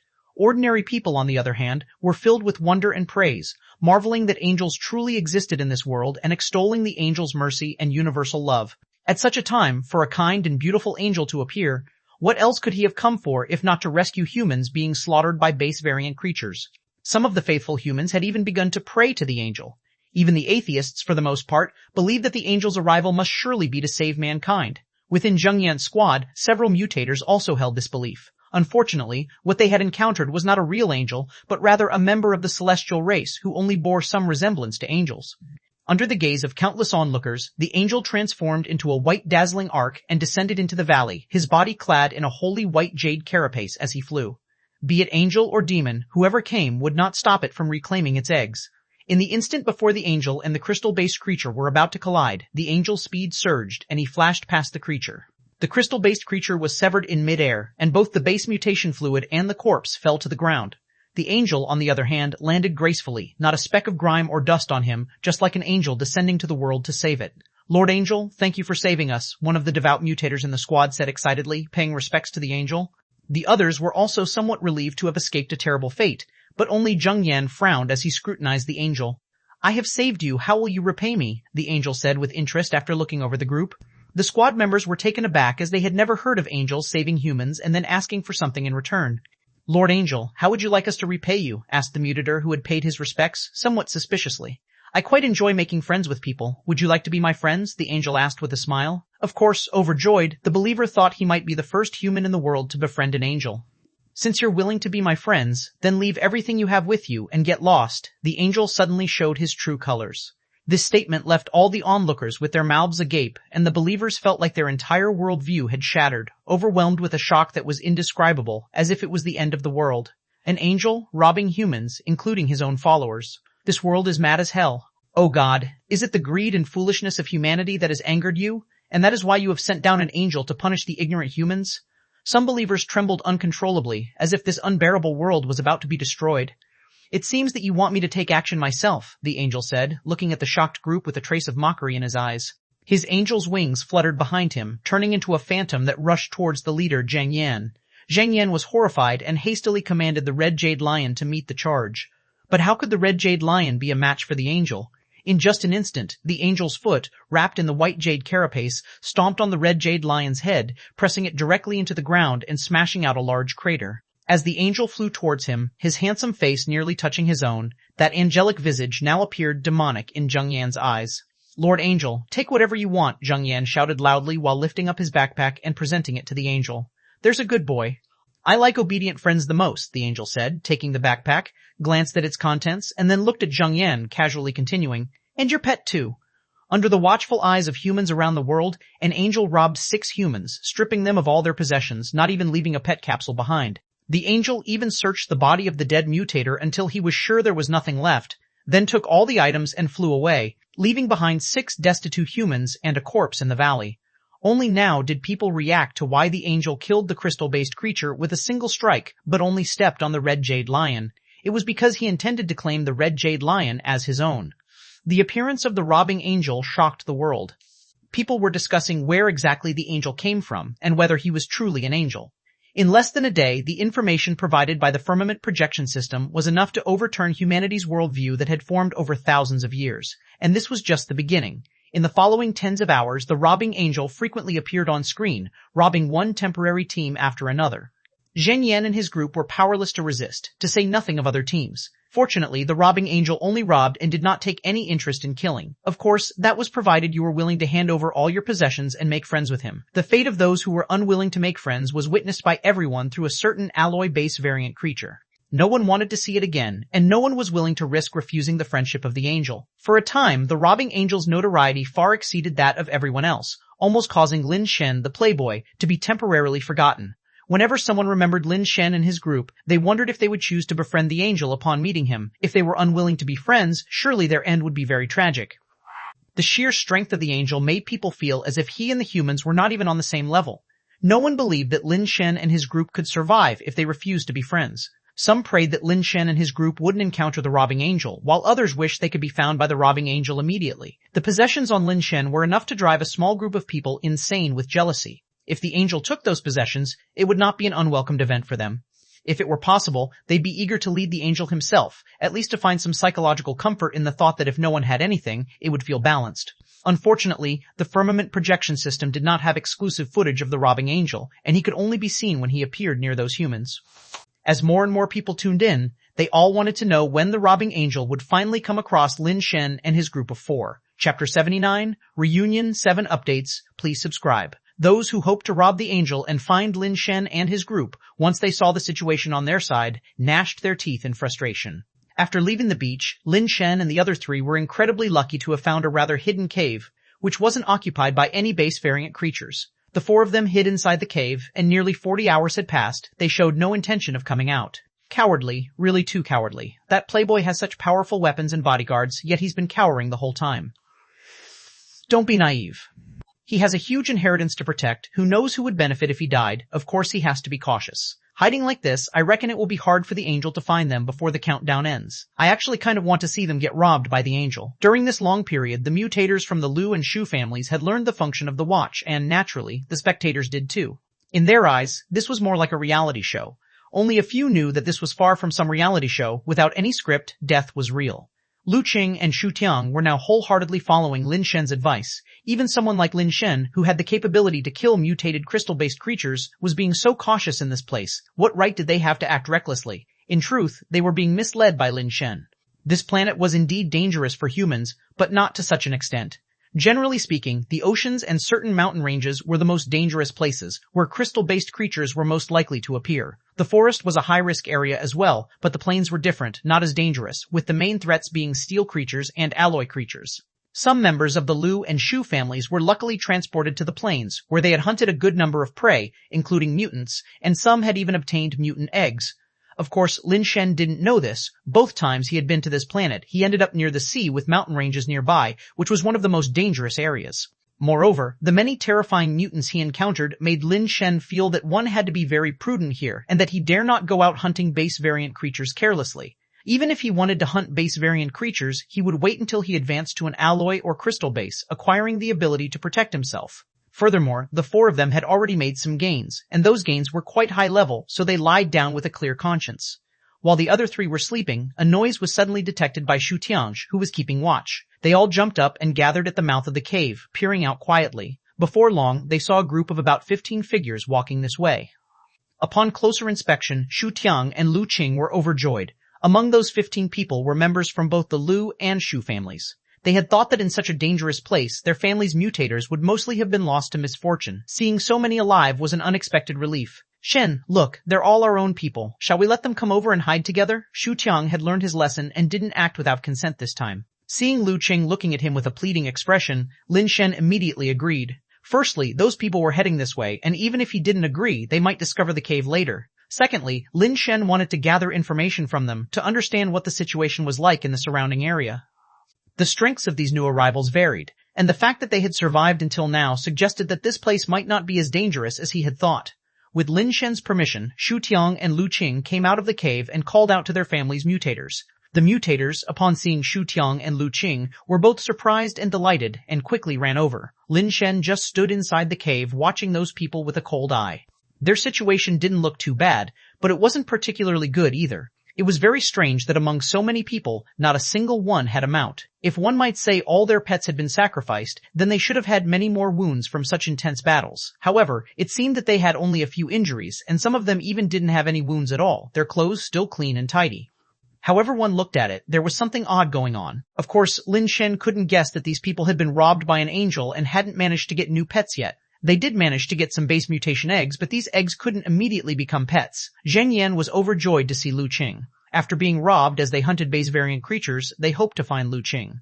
They did encounter some people, but unfortunately, none was Lu Qing. Zheng Yan was very worried about Lu Qing's safety, knowing that if anything really happened to Lu Qing, he would have a hard time explaining upon returning. Moreover, he didn't want anything to happen to Lu Qing. He was planning on leveraging her to enter the core circle of the Lu family. Seeing that Lu Qing was unharmed, Zheng Yan was very happy, but when he saw Lin Shen standing in the cave, his brows furrowed again. Shu Tiang and Lu Qing led everyone into the cave, and when Zheng Yan and the others saw the body of the mutant sea demon god general, they were slightly surprised, but they didn't say anything. They even thought it was just an ordinary crystal-based creature. Shu Tiang and Lu Qing asked about their situation while Lin Shen silently listened on the side. As Lin Shen had thought, aside from the seas and the mountains being relatively dangerous, other places didn't actually have that many crystal-based creatures. These people were relatively lucky, not being transported to particularly dangerous areas. Except for Zheng Yan's group, they had basically not encountered any crystal-based creatures. Therefore, their perception of danger was quite low, and they had actually managed to reach the mountainside.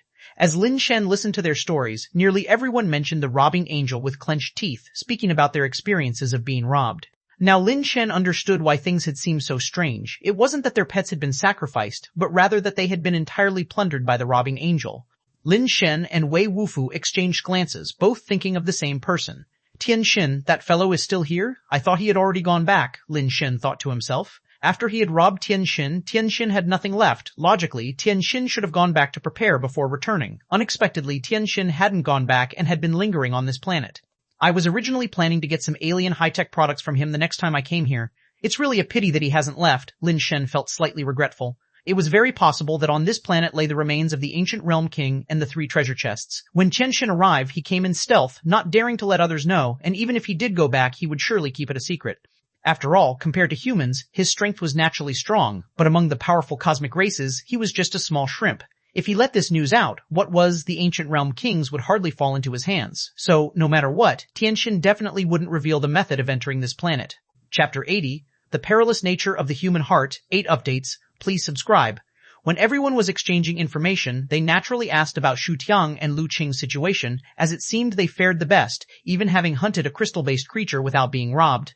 Ch1 was clever, not mentioning the mutated crystal-based egg that Lin Shen had gotten, only talking about their combined efforts to repel the gold-armored sea demon and hunting the mutant sea demon god general. This is mutated crystal base. Only then did everyone realize that the corpse was actually that of a mutated crystal base, and they couldn't help but marvel.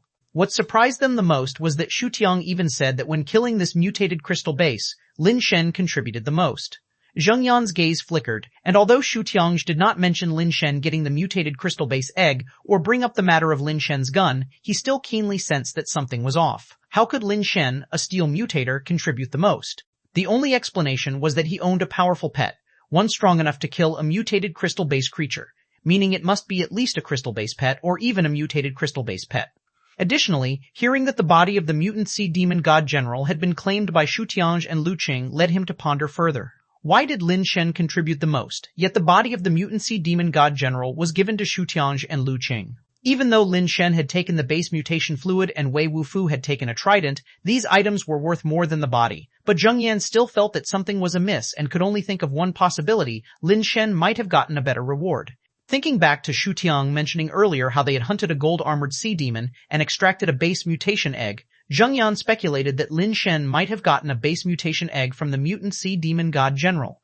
The thought that he had had the chance to get a mutated crystal base egg but ended up being robbed by the angel, while Lin Shen had gotten a mutated crystal base egg and might even safely last until the countdown ended and return home, made Zheng Yan very annoyed. After exchanging information, most people decided to return to the plains and continue hunting base variant creatures.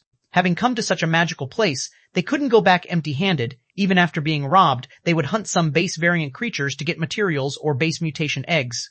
With so many mutant creatures here, if luck was on their side, they could get a mutant egg, even just a mutant steel egg. All their losses would be recovered, and they would make a fortune. As for the robber angel, they weren't overly worried. As usually, the angel would rob but not kill. At worst, they would simply get robbed again since they had little left to lose anyway. Upon hearing this, Lin Shen also felt tempted. Since the plains were not that dangerous, he too wanted to gain some benefits. After all, he was in desperate need of money, and now he regretted giving the body of the mutant sea demon god general to Ch1 and Lu Qing. If he had known it wasn't that dangerous here, he could have just slowly dragged the body to the plains and slept without worries. He could have spent more time dragging the body over. But then again, if dragging it took too long and something unexpected happened on the way, it would be more loss than gain. After resting for a while, everyone set off and left the cave together. Lin Shen and Wei Wufu rode on iron-horned horses, swaying leisurely at the back of the group. Before arriving, it was their mounts that were the crappiest, but now that only 4 people were left with mounts, it seemed their mounts became somewhat conspicuous. How come the playboy's mount is so crappy? With all his money, couldn't he get a better one? You know nothing. This is called not flaunting wealth. The richer the person, the more low-key they are. Before the playboy made a move, didn't you also think he was just trash? But then with a single shot, he killed the mutant sea demon god general. So, that's how it is. Those who witnessed the situation all thought that Lin Shen was being low-key. If Lin Shen knew about this, he probably couldn't help but laugh until his back ached. He, with his money and high-level pets, who would bother riding such a shabby iron-horned horse? Those are both slow and horribly uncomfortable. The other mutators felt quite bitter, feeling even more resentment towards the person who robbed Angel. If it hadn't been for the robbery, they wouldn't have had to walk on 2 legs. Regrettably, since the one who robbed Angel was too powerful, they could only curse in their hearts, as nobody dared to actually seek revenge. The location that Lin Shen and his group were at was initially an entrance to a mountain path leading from the seaside to the plains, not far from the plains now. Safely reaching the plains just as they said, there were many alloy creatures there. One could see from afar herds of creatures resembling sheep grazing on metallic grass.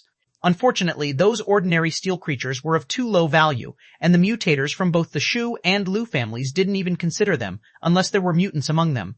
They had wanted to head toward the mountains earlier, aiming to find some high-level base variant creatures.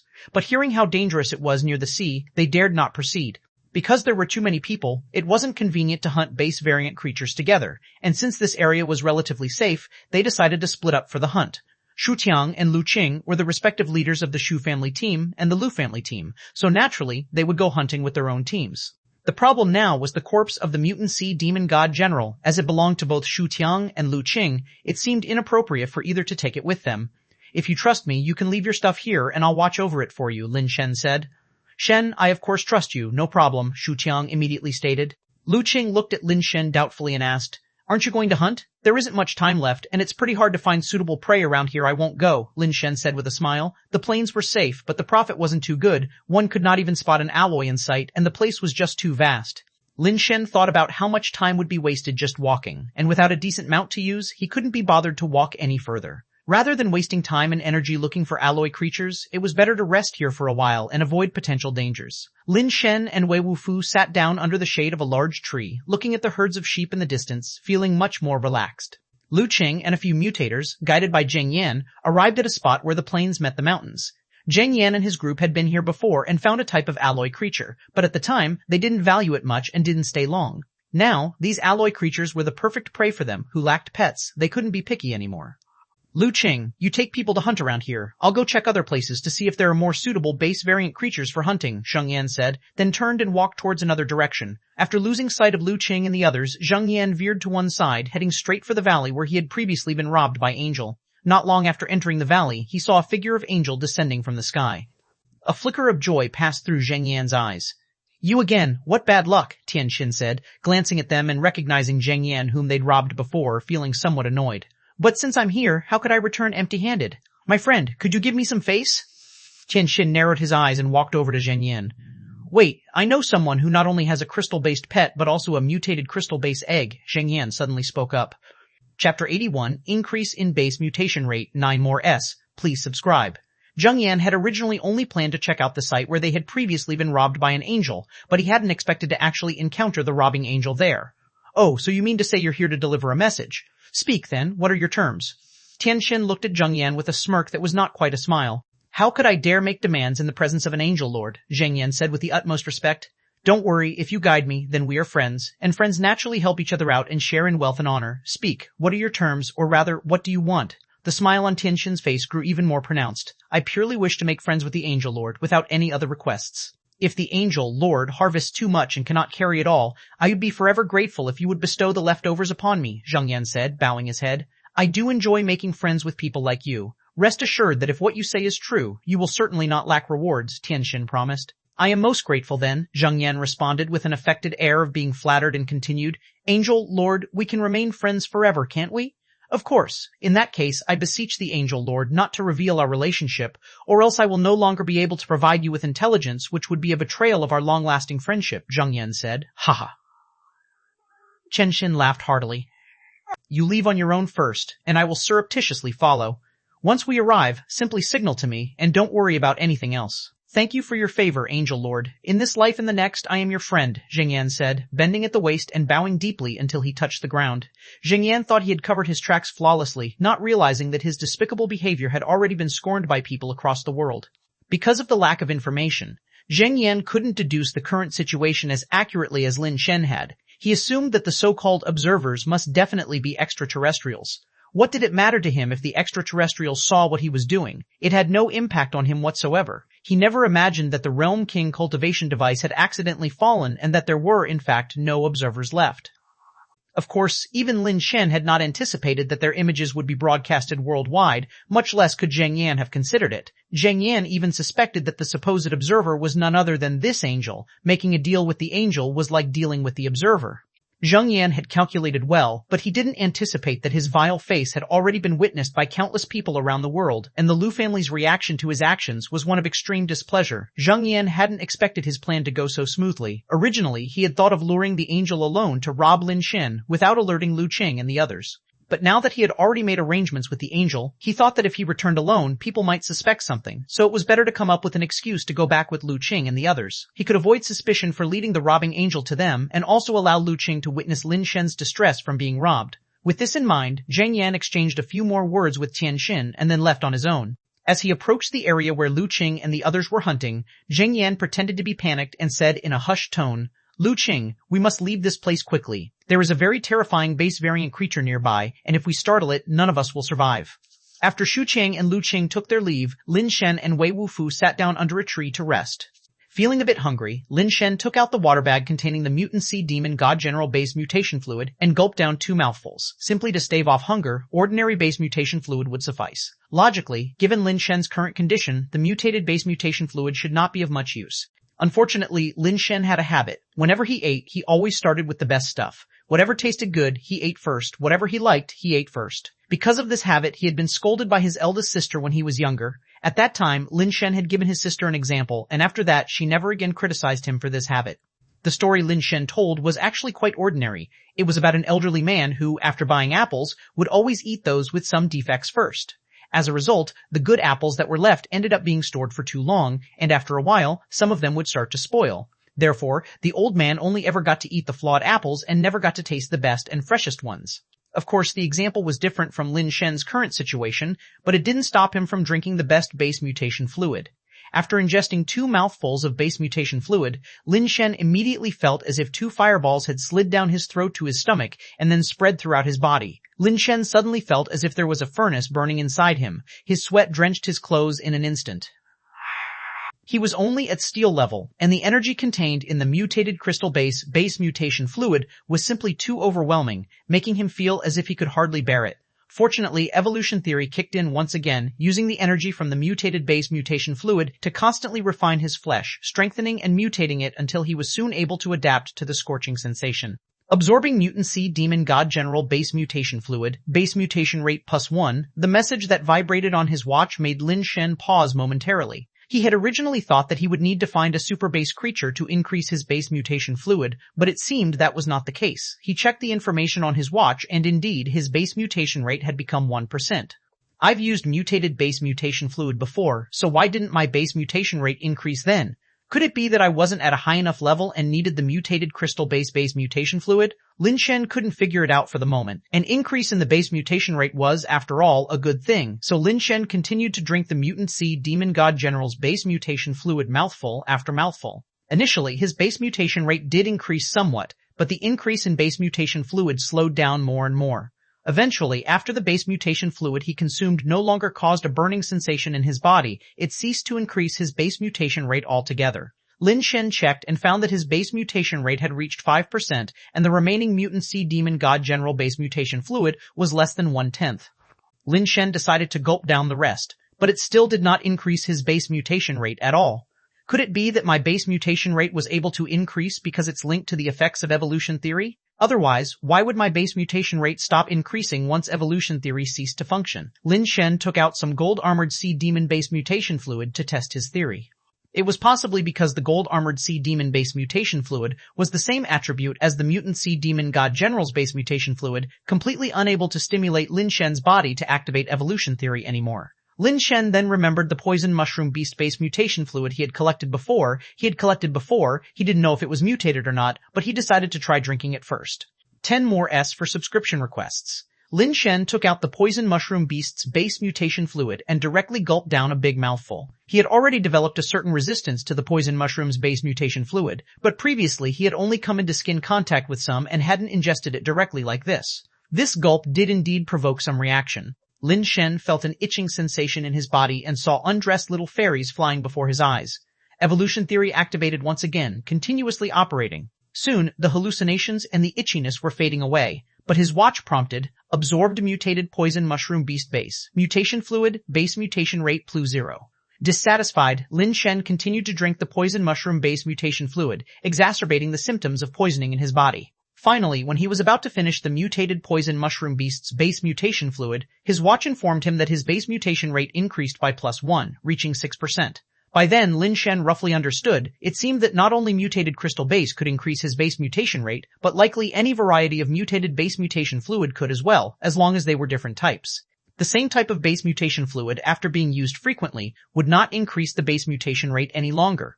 The key lay in evolution theory. Without evolution theory, using mutated base mutation fluid would not increase the base mutation rate. That was the main point. With this discovery, Lin Shen was greatly excited. He could finally increase his base mutation rate, and his advancement to alloy level was within reach. Although it was slightly more difficult, as he needed to find different types of mutated base mutation fluid to increase his base mutation rate, this was still better than no progress at all.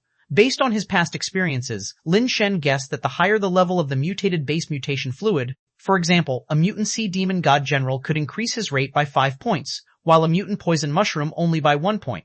By this logic, if he could find 19 more types of mutated crystal-based creatures, he would be able to reach a 100% base mutation rate. If it were mutant steel creatures, then he would need 94 different species. Considering this, it really wasn't easy.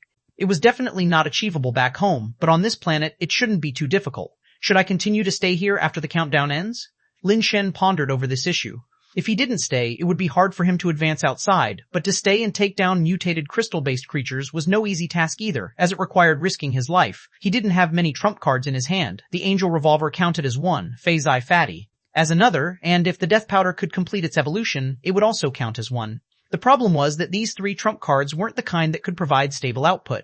The angel revolver needed high-level capsules to function, which Lin Shen currently didn't have. He only had 1 bullet made of death powder. It was uncertain how strong Phase-I really was. If it wasn't strong, how could it suppress the black-cap mushroom beast? Yet, if it was strong, why hadn't it killed the black-cap mushroom beast?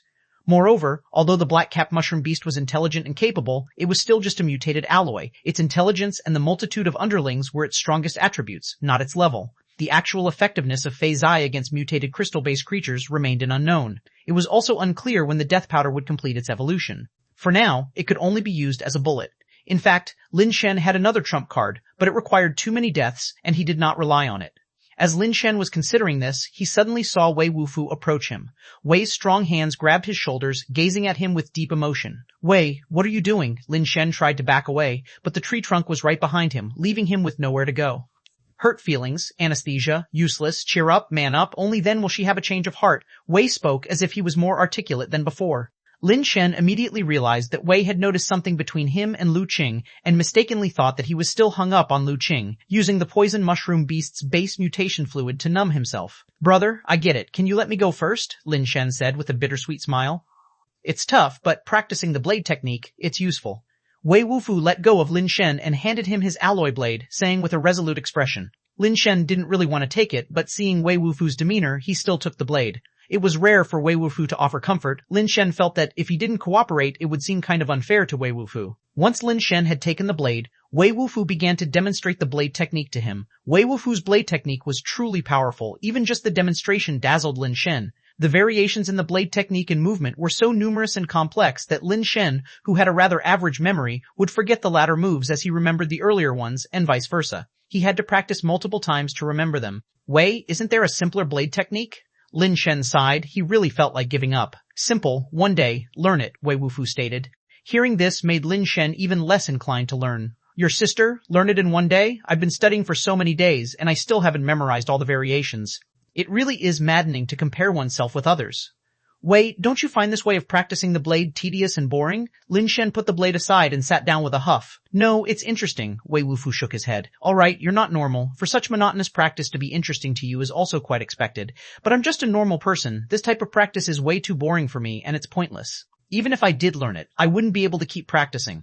Without practice, I can't perfect it, and imperfection leads to flaws. Flaws make it easy for someone to kill me." "Get to the point," Wei Wufu interrupted Lin Shen. "Have you ever thought about teaching me in a different way?" Lin Shen squinted his eyes and proposed. "Change? The way?" Wei Wufu asked, puzzled. "Look, for example." Lin Shen got excited, stood up, and, with both hands, picked up the heavy golden crystal trident beside Wei Wufu, walking over to a large tree. Then, using the trident, he etched one circle after another into the tree, big circles encapsulating small circles, much like tree rings.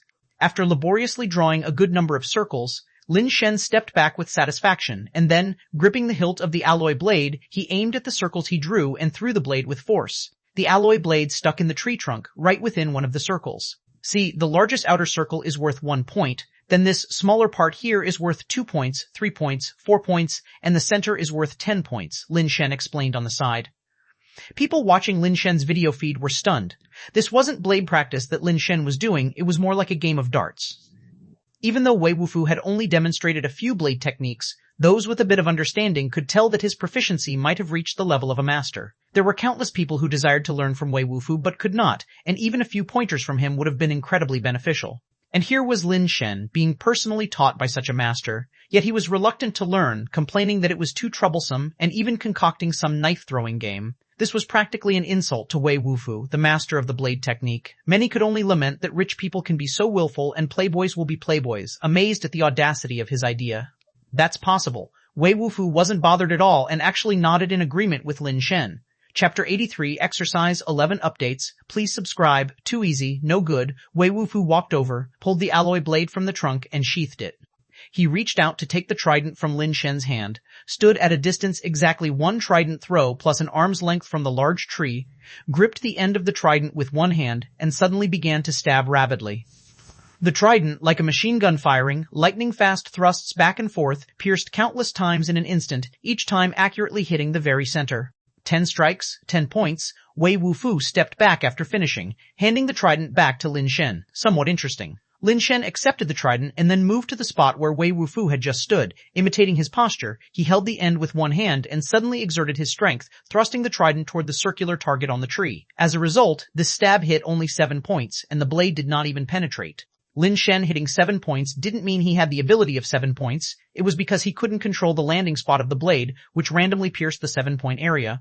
For Lin Shen, this trident was too heavy, and with the strong gravity of this planet, he could manage wielding the trident with both hands, barely cope with holding the middle, but holding the end like this was a bit beyond his control and strength. That stab was already down to an explosive release of strength, not to mention control. Whether he could strike 10 times in a row like Wei Wufu was not something Lin Shen could guarantee, let alone with such speed and accuracy. This is really interesting. Lin Shen tried to stab a few more times but couldn't control where the blade fell at all. One time he used too much force and slid off to one side, not only failing to score but also missing the tree entirely. Lin Shen's performance had the crowd outside laughing. Everyone thought that someone like Lin Shen, who couldn't endure hardship, would probably give up soon, and later they would see what excuse he would come up with for not practicing. Indeed, it wasn't long before Lin Shen set the trident aside and sat down, ceasing to practice. Contrary to what they thought, he wasn't lacking in patience and didn't want to practice. Rather, his wrist and arm were so sore that he couldn't exert any more effort and couldn't continue practicing. Although he was no longer practicing, Lin Shen didn't say he wouldn't practice anymore as he had done in the past. Instead, he was thinking in his heart about how he could control the trident. What he most lacked now was definitely strength.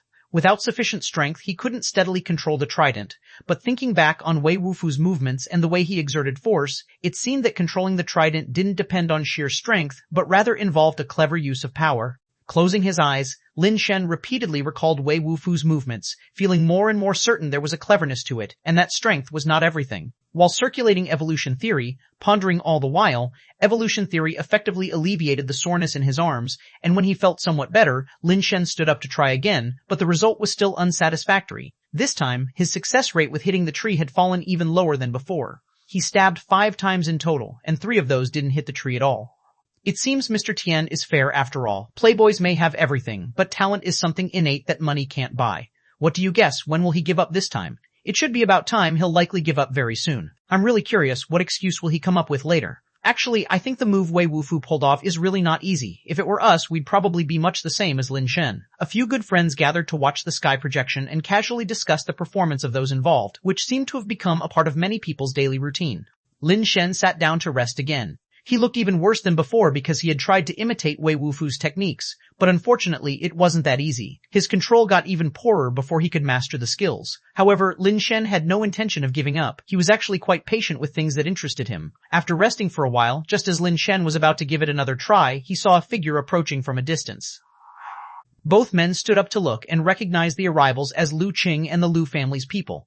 Wei Wufu and Lin Shen both felt it was strange. They had left only a few hours ago, so why had they returned so quickly? Could something have happened? What happened? Lin Shen asked, noting their condition and the lack of any wounds, which didn't suggest an attack. We encountered a crystal-based creature that looked very strong on the other side. We were afraid of disturbing it, so we came back first, Zheng Yan explained hastily. Very strong? How strong? Lin Shen frowned as he asked. Zheng Yan's description seemed odd to him. It was tremendously huge, Zheng Yan said offhandedly. As Zheng Yan's explanation was hazy, Lin Shen wanted to inquire more when suddenly he saw a figure flying in from the sky in the distance. Realizing that Lin Shen and Wei Wufu's expressions were off, Everyone turned to look and immediately saw a blurry figure in the far sky speeding towards them. Because of the distance, they couldn't make out the features of the figure, but from the pair of angel's wings and the white robe, they could already confirm his identity. A robber angel, someone called out, trembling, likely recalling the fear of being dominated by such a robber angel. By then, people all over the world watching were in uproar, and many hot-tempered ones were cursing Ch1 for his shamelessness. Having been robbed by an angel himself, he couldn't stand to see others fare well and went so far as to betray his own teammates, a true scumbag in disgrace. Ye Yuzhen watched with a clenched heart, her palms sweaty from gripping tightly. Most people were unaware of what a Ch Shen was, but Ye Yuzhen knew that Ch Shen wasn't an angel at all, but a rather famous member of the celestial race in the universe. Celestials are born of crystal base, and even without ascending, the combat prowess of an adult member of the celestial race is incomparable to that of a regular crystal-based creature. Lin Shen's pet capsule launcher was also something Ye Yuzhen recognized. From her perspective, it was indeed a good piece.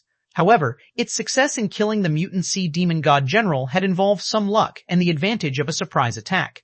To use that pet capsule launcher to kill an adult celestial would be much more difficult than killing the mutant sea demon god general.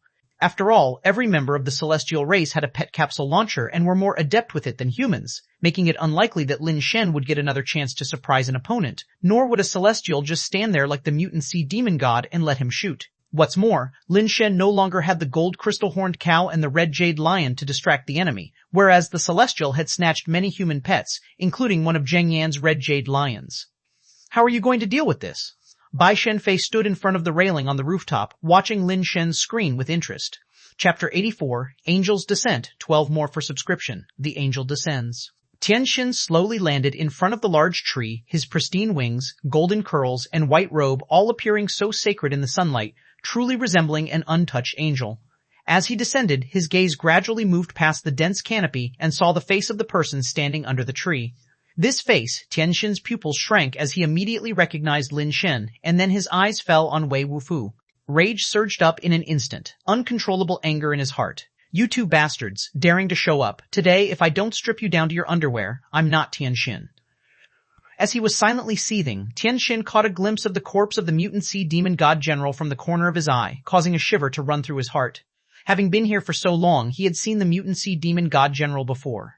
He had wanted to hunt the mutant sea demon god general, but unfortunately he couldn't take advantage in the sea. The battle capabilities of the mutant sea demon god general in the sea were not inferior to those of the giant sea python he had killed before, and it could even be said to be more difficult to deal with. Ch Shen didn't know whether Lin Shen and his group had killed him after the mutant sea demon god general had come ashore, and he immediately felt conflicted. Looking at the hole in the head of the mutant sea demon god general, his heart skipped a beat again. It was clear that aside from the forehead, there were no other injuries on the body of the mutant sea demon god general, indicating that it was killed by a single blow. The strength required to kill the mutant sea demon god general in one hit was, of course, greatly feared by Ch Shen. No matter what, he was still at the crystal-based level. Although he was among the top in this level, stronger than most mutated crystal-based creatures, he was not strong enough to completely overpower them, nor was it possible to kill the mutant sea demon god general with a single strike. As his eyes returned to Lin Shen, Ch Shen recalled Lin Shen's bizarre ability to immobilize him with a casual flick, and his mind was again ruled by fear. Lin Shen's image seemed to grow taller, shrouded in a vague mist. In a daze, he thought he saw a faint smile playing at the corner of Lin Shen's mouth. This guy is no ordinary human, he didn't kill me before, and now he's returned, surely he is fully prepared. The mutant sea demon god general was killed in a single blow, which shows how vicious the method he prepared must be. Maybe he's just waiting for me to deliver myself to him for another robbery. Upon this realization, Ch Shen suddenly saw the light, his mind coming to an understanding. No wonder that damned human betrayed his companions to tip me off. How could there be such a person? This must all be a conspiracy. Those two bastards still want to rob me. Ch Shen gave Ch1 a cold glance, cursing his ancestors in his heart and swearing to make him wish for death if he ever got the chance. Robbing an angel, split up and escape. Lu Qing, you go first, I'll cover the rear. Ch1's acting was truly exceptional, his face a picture of terror as he grabbed Lu Qing and ran, not forgetting to shout and remind his companions. Those watching from the outside couldn't help but praise Ch1's acting skills, sensing just how sly this person truly was. If it weren't for seeing Ch1's actions from a god's eye view, perhaps they would have been moved by him now. This guy really is shameless to the core. Even Wang Tianer couldn't help but exclaim, that person is indeed very boring, but if it means we can get rid of Lin Shen, it might not be such a bad thing, said Qi Shuheng. It all depends on whether Lin Shen will obediently let himself be robbed. Although his handgun is formidable, It's probably no match for robbing an angel. Based on the angel's performance, if Lin Shen becomes arrogant enough to refuse the robbery, then he's as good as dead. Wang Tian'er looked at Ch1, his expression complex, and said, Lin Shen's death might not be to our advantage. Do you really think he's a threat to us? Asked Wang Tian'er. Why wouldn't he be? Ch1 felt that Wang Tian'er was speaking strangely today. Let's put it this way. Among the Qi, Wang, and Lin families, why have our two families gotten along better? Wang Tian'er sighed before Ch1 could speak, continued. Although we are reluctant to admit it, we know deep down that we can't beat those brothers from the Lin family. We couldn't beat them when Mr. Lin Zongjong was around, and even now that he's gone, we still can't. Because we know in our hearts that the Lin family has the capability to annihilate us, we subconsciously want to stick together for warmth. We couldn't handle the third and fourth brothers before, and now the fifth brother is quickly becoming a threat. But so what? If the fifth brother dies, are we suddenly going to be able to beat the Lin family? Have you forgotten about the person we met at Giant Mountain? Ch1 fell silent after this speech. Although he didn't want to admit it, he knew Wang Tian'er was right. Now the secret of Gourd Mountain can't be kept any longer, and it's only a matter of time before people from the big families arrive. At this point, our three families should really be on the same side, comrades in arms. If the three families unite, we have a better chance of gaining the most benefits from those big families. After all, having lived together in one base for so many years, we both know well what kind of people the Lin family is. They're not the type to completely eradicate others. Otherwise, our two families wouldn't be in the situation we are now, continued Wang Tian'er. After a long silence, Ch1 sighed lightly and said, I was hoping that place could be our big opportunity, but now it's all gone. Above the alien world, those who had been robbed from the Lu family scattered and fled in all directions, with no one wanting to be robbed again. They had just managed to save up a little property, and if it were taken away again, they would really have nothing left. Go, urged Lu Qing, gritting her teeth. She didn't flee, but rather shook off Zheng Yan's hand and ran to Lin Shen's side instead. Zheng Yan's face turned ugly, but in such a moment he couldn't say much. Lin Shen looked at Lu Qing in surprise, not expecting her to do this. Seeing Lin Shen looking at her, Lu Qing tried to appear nonchalant and said, Don't get me wrong, I just figured I couldn't escape anyway, so I didn't want to waste the effort. Lin Shen looked at Lu Qing, thinking to himself, Lu Qing is really a good person, it's just that fate is too difficult to fathom. Lu Qing turned her head away, unable to meet Lin Shen's gaze, and looked at the angel who had landed on the ground opposite them, thinking that if she was going to be robbed, she didn't want to leave Lin Shen alone again. All eyes were focused on the angel, waiting for his familiar opener, waiting for him to utter the phrase, let's be friends.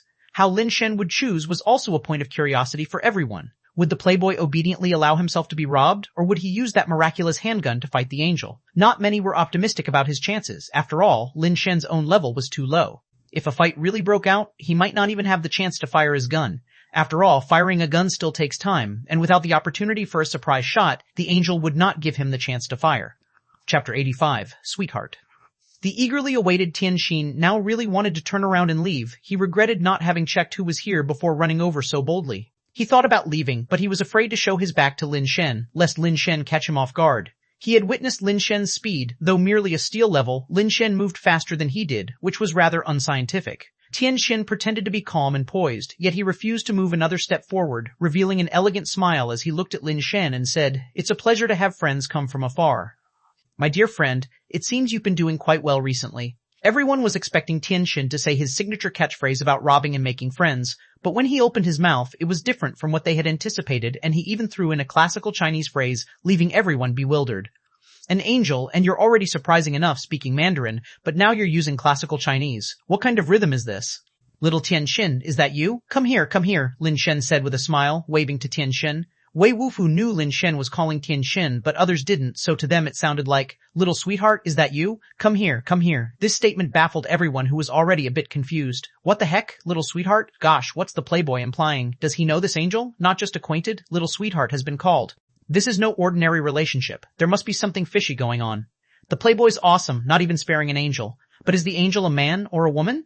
Lin Shen's words had confused everyone in the world, and even Lu Qing beside him was wide-eyed, looking back and forth between Lin Shen and Tianxin. She also wondered, this angel looks totally male, right? What did Lin Shen just call him? It hasn't been long since they separated. How did Lin Shen acquire this? Preference? Ugh, what am I thinking? It's definitely not like that. Seeing Lin Shen's behavior only made Tianxin more convinced that Lin Shen was setting him up. He wouldn't dare go closer, and would hate not to have an extra pair of wings to double his flying speed and leave this place. Friend, I still have important matters to attend to today, so I won't catch up with you right now.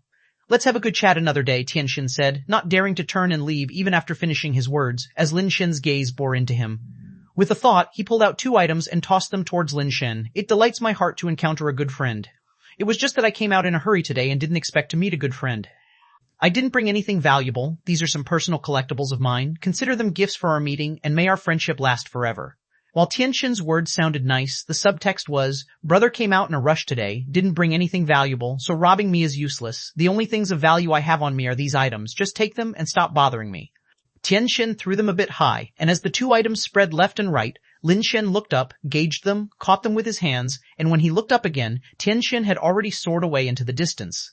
Seeing Tianxin far off, Lin Shen looked down at the items in his hands, which turned out to be a pet capsule resembling a red jade and a key made of the same material, similar to the red jade lion he had seen with Lu Qing.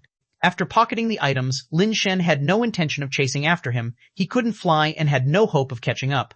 The celestial race's advantage of being able to fly is really too great. Not having gone far, Zheng Yan, who had been waiting in the distance and expecting Lin Shen to be robbed, saw what had happened. It felt as if he had received a powerful blow to the chest. A black tiger steals heart, and his heart hurt as if it would almost stop.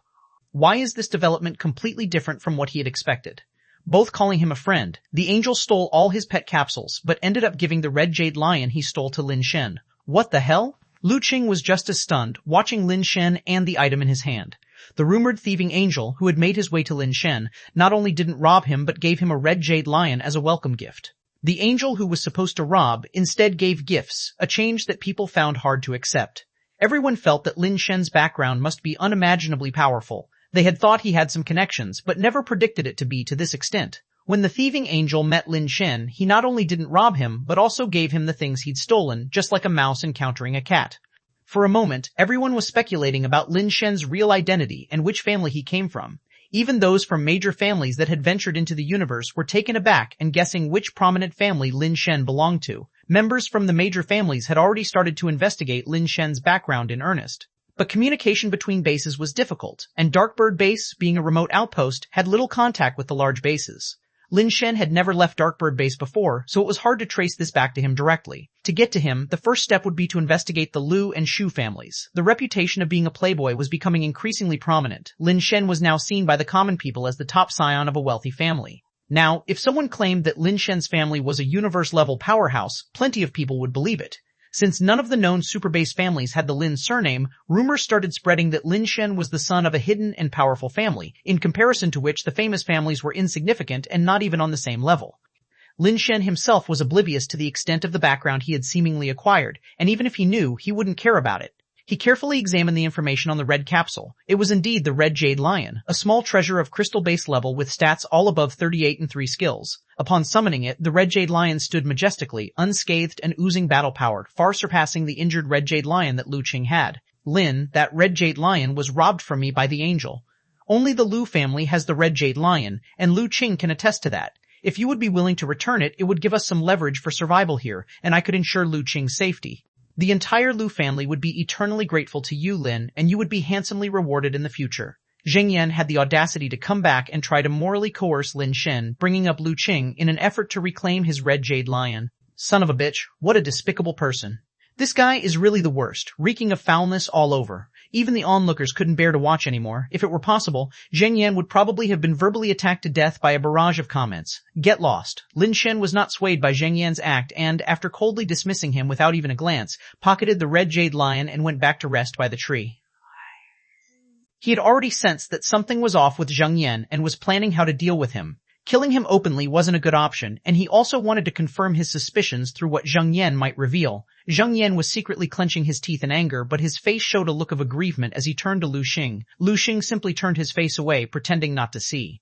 Chapter 86. Countdown over. After Tianxin left, the mutators of the Lu family ran back one after another and decided to wait here for the countdown to end. They were not Lin Shen. If they encountered Tianxin again, they would only be able to offer gifts upon meeting. They didn't want the base mutation eggs and materials they had just harvested to be stolen again, so they decided to stay on Lin Shen's side. Of course, this was also partly due to Zheng Yan stirring the pot, for he feared the angel would come looking for trouble after he left. Although he didn't know why the angel not only refrained from robbing Lin Shen but instead gave him a red jade lion, it was clearly not a good sign and was very disadvantageous to him. Lin Shen merely watched coldly and said nothing. He had already decided to go out and search for mutant creatures, but since he had promised to help guard the body of the sea demon god general and Ch1 had not yet returned, it was inconvenient for him to leave now. Luckily, there were not many hours left until the countdown ended, and Ch1 should be back soon. Lin Shen didn't mind the wait, and after the countdown he didn't plan to return just yet. Since the planes here were relatively safe, and after the countdown ended he could teleport back at will, there was nothing to worry about. Safe hunting of mutants to obtain base mutation rates was what Lin Shen needed to do at the moment. At steel level, he was still too weak, currently relying on external forces to resolve battles. If he didn't enhance his own strength, it would ultimately remain unsafe. After resting for a few hours, Ch1 finally returned with his group. Their harvest was quite impressive, and they even obtained 2 mutated steel eggs, something previously unimaginable. Some people live their whole lives without ever seeing a mutant creature, let alone mutant eggs. In a place like this, the more information one knew, the better. Lin Shen planned to wait until Lu Qing and Ch1 and their group left before going to search for mutant creatures. Time passed quickly, and at the moment the countdown ended, something unexpected happened. Previously, the black wristwatch teleporter allowed for a choice to return or not. But this white wristwatch teleporter had no options and, without their consent, teleported them back as soon as the countdown ended. Lin Shen only felt a severe spinning sensation, and by the time he came to his senses, he was already submerged in water. I can't swim. Lin Shen immediately held his breath and desperately flailed his arms and legs, trying to make himself float. After all these years, he had never gone into the water and had no idea how to swim. Without moving his limbs, it was fine, but as soon as he started flailing, he sank even further down. Wei, hurry and save me. Lin Shen could only hope for Wei to rescue him, but then he realized that Wei probably wasn't much of a swimmer either. Wei was doing a little better than Lin Shen, if not by much. He knew a bit of doggy paddle, but was still unskilled and was struggling desperately in the water, trying to reach Lin Shen. He churned the water into waves over a meter high, but his body just wouldn't move forward. At the critical moment, a figure came swimming over like a mermaid, reached Lin Shen's side, and pulled him upwards. Before long, the two surfaced. Lin Shen gasped for air. He had almost suffocated. Don't rush. I'm here. Breathe slowly. Stay still. Stay relaxed and leave the rest to me. A familiar voice sounded in his ear. Lin Shen knew it was Lu Qing. Without saying a word, he did as she suggested, staying relaxed and letting her swim with him. There were boats on the lake surface, and people from both the Lu family and Shu family came over for the rescue, pulling everyone onto the boats. After being pulled onto the boat, Lin Shen looked at Lu Qing sitting beside him, drenched from head to toe, and said, "Thank you." Lu Qing gave him a sidelong glance and chided, "What kind of relationship do we have that you're still being so formal with me?" Having said that, she realized it didn't sound right, and her cheeks turned slightly red as she hastily explained, "When we were on that planet, you took care of me the whole time, so now we're even." Okay, Lin Shen nodded slightly. People from both the Lu and Shu families were unusually polite to Lin Shen, which puzzled Lu Qing and the others. Zheng Yan's expression was not too good, as if he thought of something, yet he wasn't sure about it. From the way the people of the Lu family looked at him, he realized something was amiss. He glanced in the direction of the Realm King cultivation device and found that it was the same as when it was first discovered, without the slightest bit of activity. After they teleported out, the projection of the Realm King cultivation device had already ended, so Lin Shen and the others didn't see the projection.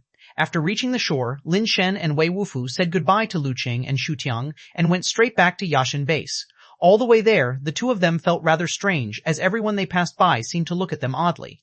Young ladies and wives smiled at them, which Lin Shen could understand who wouldn't if you looked pale, clean-cut, and decent. But what was with those grown men grinning foolishly at them? That left Lin Shen somewhat speechless. Lin Shen roughly guessed what was going on and hurried towards the Yi family's castle. Lin Shen, Mr. Lin Shen, you still know to come back, huh? Lin Shen hadn't yet reached the castle gates when he saw Ye Yuzhen standing at the entrance, smiling somewhat maliciously. Why wouldn't I know to come back? Lin Shen asked, blinking. Hero saves the beauty protects the hero, mutual feelings, reignited passion. I thought you decided to go back home with your old flame, Ye Yuzhen said, her words dripping with a tinge of sourness. Lin Shen thought to himself, sure enough, our image from the inside must have been seen by others. It seems the Realm King cultivation device's broadcast must have been played nearby. Hasn't everyone at Yashin Base seen it? How could that be? A good horse doesn't eat the grass behind it. Besides, I'm related to the grass. We're both meant to be eaten, Lin Shen said with a sly smile as he stepped forward and lightly hugged Ye Yuzhen's slender waist. What kind of grass are you? Ye Yuzhen dodged Lin Shen's hands with a twist of her waist and asked curiously, I'm not grass, I'm cabbage, your exclusive cabbage. I won't let anybody else turn the soil but you, Lin Shen said with a serious face. Cabbage. Ye Yuzhen was taken aback at first, then quickly caught on and went to pinch him. Who are you calling a pig? You're the pig. Back in the castle, Lin Shen asked Ye Yuzhen for an update on the situation, and after she gave him a brief overview, Lin Shen was dumbfounded. A projection of the void? Doesn't that mean every move we made was seen by the whole world? Lin Shen said with a strange expression. That's probably the case. That projection was really odd. I heard on the channels that the image, just like the atmosphere, enveloped the entire planet. It could be seen from anywhere, Ye Yuzhen said with a laugh. You guys are now famous figures throughout the world. What kind of title? Lin Shen asked curiously. Wei Wufu is revered as war god Wei, and as for you, you're now everyone's most respected, strongest, playboy, Ye Yuzhen said, grinning. Chapter 87, Death Powder Evolution. Complete Lin Shen was indifferent to his nickname of being a playboy. How others viewed him had no impact on him whatsoever. The whole world knew about Zheng Yan's actions, which made Lin Shen very curious about how the Lu family would deal with him. However, that wasn't very important. Whether the Lu family dealt with Zheng Yan or not, he wouldn't give Zheng Yan a second chance. Even if the Lu family protected him, he would still take Zheng Yan's life. What concerned Lin Shen now was the increasing number of mushroom beasts in the Blue Tree Sea. Even near the Yashin base, mushroom beasts could be seen everywhere. Scouts sent by the Lu and Shu families had discovered a huge purple crystal mushroom beast, large as a small hill and emanating purple poisonous gas, probably of the crystal base level. Many people had obtained base mutation eggs from the mushroom beasts, and quite a few had hatched them.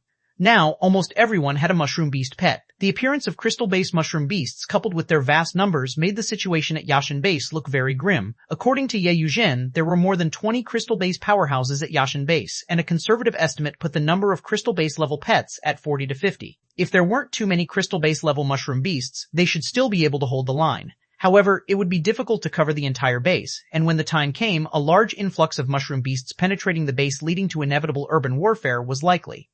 If there were too many crystal-based level mushroom beasts, then there would be real trouble. Why not take the initiative to attack? Don't give those mushroom beasts a chance to breed and just charge into the Blue Tree Sea to annihilate them, Lin Shen asked with some doubt. You think the Lu and Shu families don't want to do that?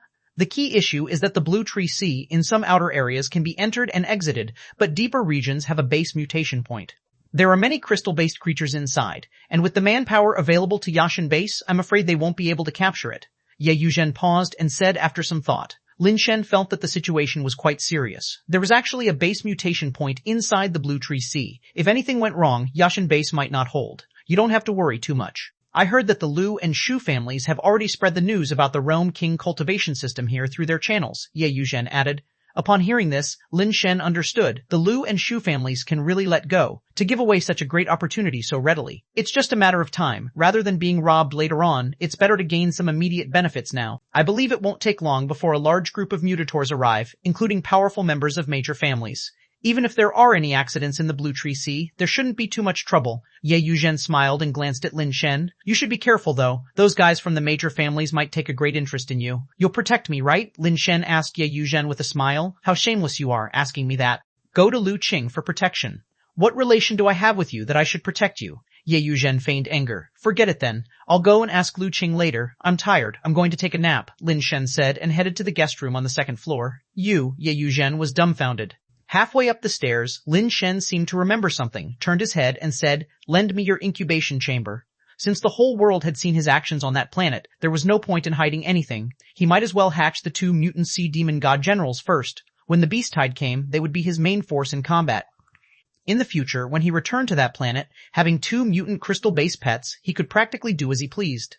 Ye Yuzhen guessed he wanted to hatch the mutant sea demon god generals and didn't say much, leading him to her private incubation chamber. Lin Shen placed the 2 mutant sea demon god generals and mushroom beast eggs inside, hoping they would hatch soon. Ye Yuzhen's hatching chamber was quite obviously a high-end model, much more advanced than Lin Shen's. I'd bet the hatching time can be significantly reduced as well. Don't worry, this hatching chamber is only used by me. Apart from me, nobody else can get in here, so you don't have to worry, Ye Yuzhen made a point to say. What's there to worry about? What's mine is yours, and what's yours is mine. If you want to use it, just take it. We're family after all. It doesn't matter whose place it is, Lin Shen said with a laugh. He didn't have much choice either. He couldn't wait until after the beast tide to start hatching, could he?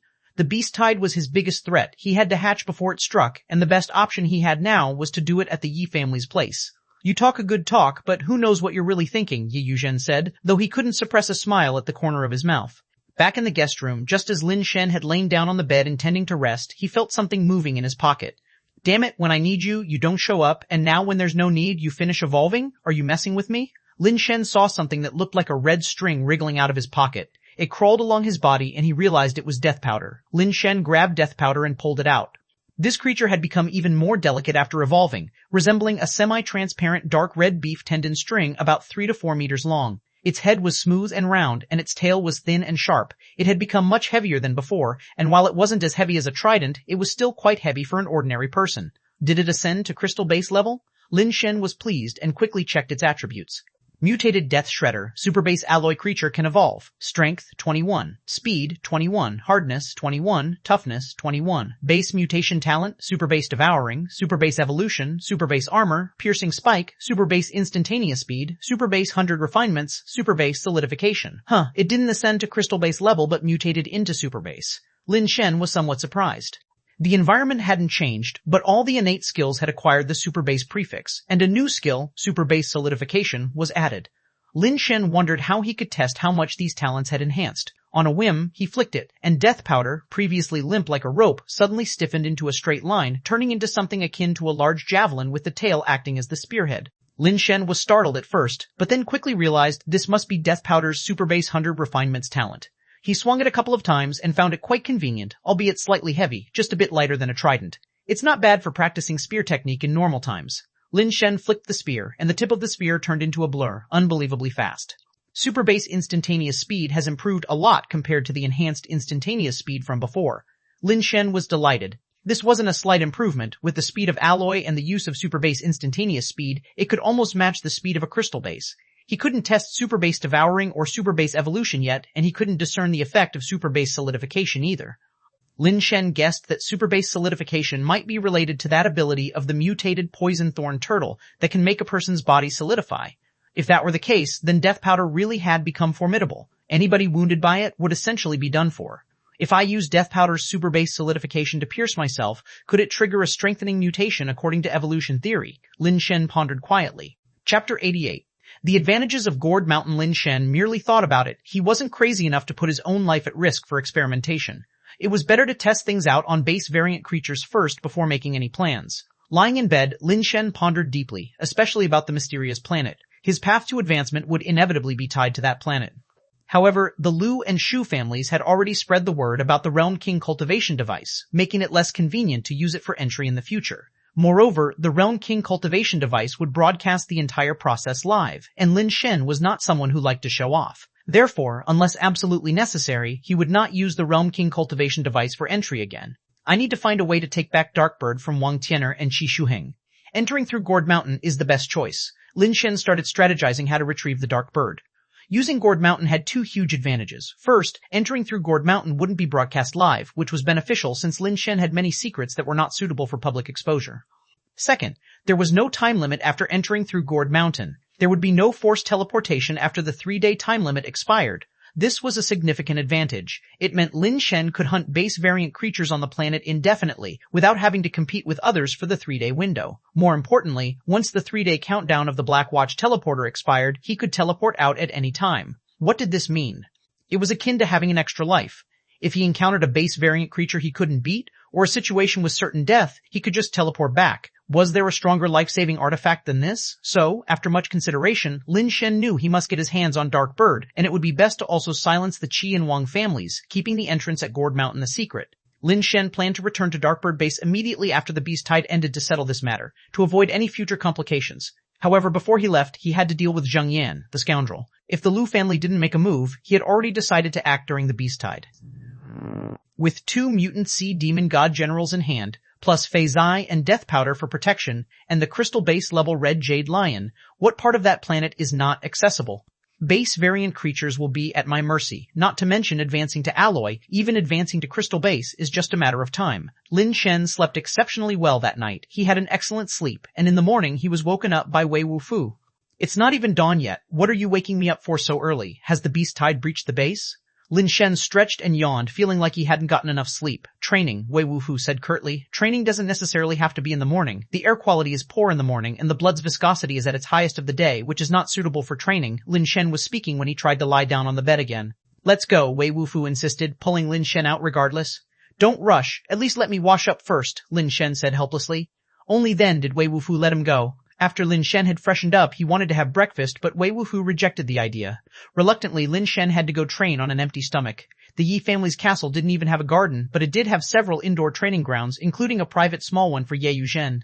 Lin Shen and Wei Wufu used this small training ground. When they arrived, Ye Yuzhen had already started her practice.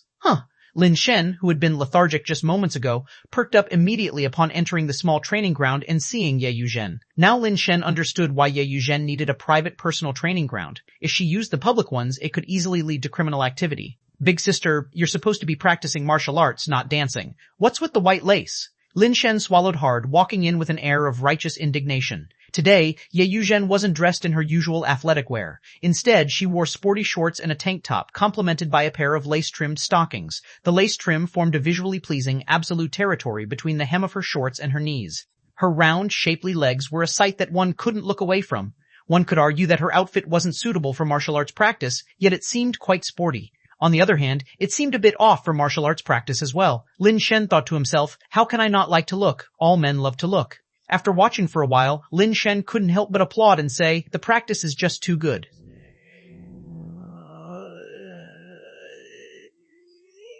I've never seen such stunning boxing. May I ask, what is the name of this style? Heroin. Beat the pervert fist, Ye Yuzhen replied as she swung a hook punch in Lin Shen's direction. Lin Shen stepped back to dodge, thinking, that should be called the thug excitement fist, actually. Practice. Wei Wufu brought over a target and pulled Lin Shen over by his collar. Lin Shen was full of resignation, internally complaining, what matters more than finding a partner in life? You're ruining my chances of continuing the family line. Wei Wufu dragged Lin Shen in front of the target and tossed the trident to him. Lin Shen caught it with both hands, but then tossed the trident back to Wei Wufu, saying with a smile, I'll use my own. Too light, useless. Wei Wufu wanted to say that ordinary weapons were too light to be of much use in practice. Not light, Lin Shen said, taking out a death powder capsule and directly transforming it into its pet state in his hand. Useful? Wei Wufu looked at the limp rope in Lin Shen's hand, frowning in disbelief. Ye Yuzhen was also curious as she looked at the death powder in Lin Shen's hand. She wondered what Lin Shen was doing with such a pet, as they were supposed to be practicing stabbing techniques. How could a rope-like pet be used for stabbing practice? Of course, it's useful. Why would I bring it out if it wasn't? Lin Shen flicked his wrist casually, and the formerly limp death powder instantly became rigid. Lin Shen initially wanted to swing it around a bit, but he found that the death powder seemed much heavier than the day before. What felt significantly lighter than the trident now seemed almost as heavy. What is that thing? It was so soft a moment ago. How did it suddenly become so hard? Ye Yuzhen, having seen much in her time, was nonetheless unfamiliar with such a pet. I won't tell you. This is my secret weapon, Lin Shen said, with the serious demeanor of guarding a state secret. Who cares? Ye Yuzhen said dismissively, turning away to continue practicing her boxing technique. Heavy enough? Wei Wufu asked again. Try it yourself, Lin Shen tossed the death powder to Wei Wufu. Wei Wufu caught it and weighed it in his hands. It felt quite hefty, not much lighter than the trident, and he was quite satisfied. He threw the death powder back to Lin Shen. Practice. Lin Shen caught the death powder and started practicing the stab, a skill Wei Wufu had taught him. It was a simple stab move, but it was the essence of cold weapon techniques. Chapter 89, Strength Beyond Levels 5 More S. Please subscribe. The saying goes, the shorter the weapon, the greater the danger, and ancient assassins most commonly used stabbing techniques, even naming them after such moves. In close combat, the effect of stabbing or thrusting is far greater than that of slashing or chopping, which might look fierce. And indeed, the longer, the stronger. Among ancient military units, spearmen were the most famous and practical. With just a little training and learning a stabbing technique, spearmen could go to battle. By using their length and the advantage of group fighting, enemies with swords and other weapons couldn't even get close, and a chaotic barrage of spears would turn them into a hornet's nest. Even in the early stages of firearms, there was the bayonet, a weapon combining the advantages of both daggers and guns. Hence, stabbing techniques are the most practical and the most ruthless skills. This skill is not difficult to pick up, but very difficult to master. Lin Shen tried over and over again, but his success rate was not high. Fortunately, the targets provided by Wei Wufu were marked with scoring lines like a dartboard, and Lin Shen treated the practice like a game, never finding it boring. As he kept practicing, Lin Shen began to feel something strange. Previously, the more he practiced, the heavier it felt, and soon his arms would become so sore that he couldn't lift them. But today was different. He felt as if it was getting lighter with more practice. The formerly heavy death powder now felt like it was decreasing in weight in his hands, becoming lighter and making his training easier. Is the death powder causing this? At first, Lin Shen thought it was an issue with the death powder, but he soon realized that wasn't the case. Lin Shen suddenly remembered that the boundless strength contract he signed was with the death powder. As long as he had the death powder with him, his strength would increase as the weight of the death powder increased. That explains it. Lin Shen realized the boundless strength contract was taking effect. The weight of the death powder had increased, so his own strength had also improved. That's why the death powder felt lighter in his hands, and it wasn't behaving oddly. To test his theory, Lin Shen reached for Wei Wufu's trident. The weight of the trident was similar to that of the death powder, maybe a bit heavier but not much. Now holding the trident, Lin Shen felt much more at ease than before. It didn't feel so heavy. He easily lifted it with one hand gripping the end of the death powder. This boundless strength contract is great. Exactly how much strength did it add? Definitely more than 11 points, right? Lin Shen was thrilled. If the death powder could keep increasing in weight, then his strength could also keep increasing indefinitely. Maybe by the time he reached steel level, he could possess strength comparable to a crystal-based creature. Just thinking about being at steel level and crushing the skulls of crystal-based creatures with a punch filled Lin Shen with exhilaration. Of course, that was just Lin Shen's imagination, and he had no idea if the death powder could continue to grow and increase its weight.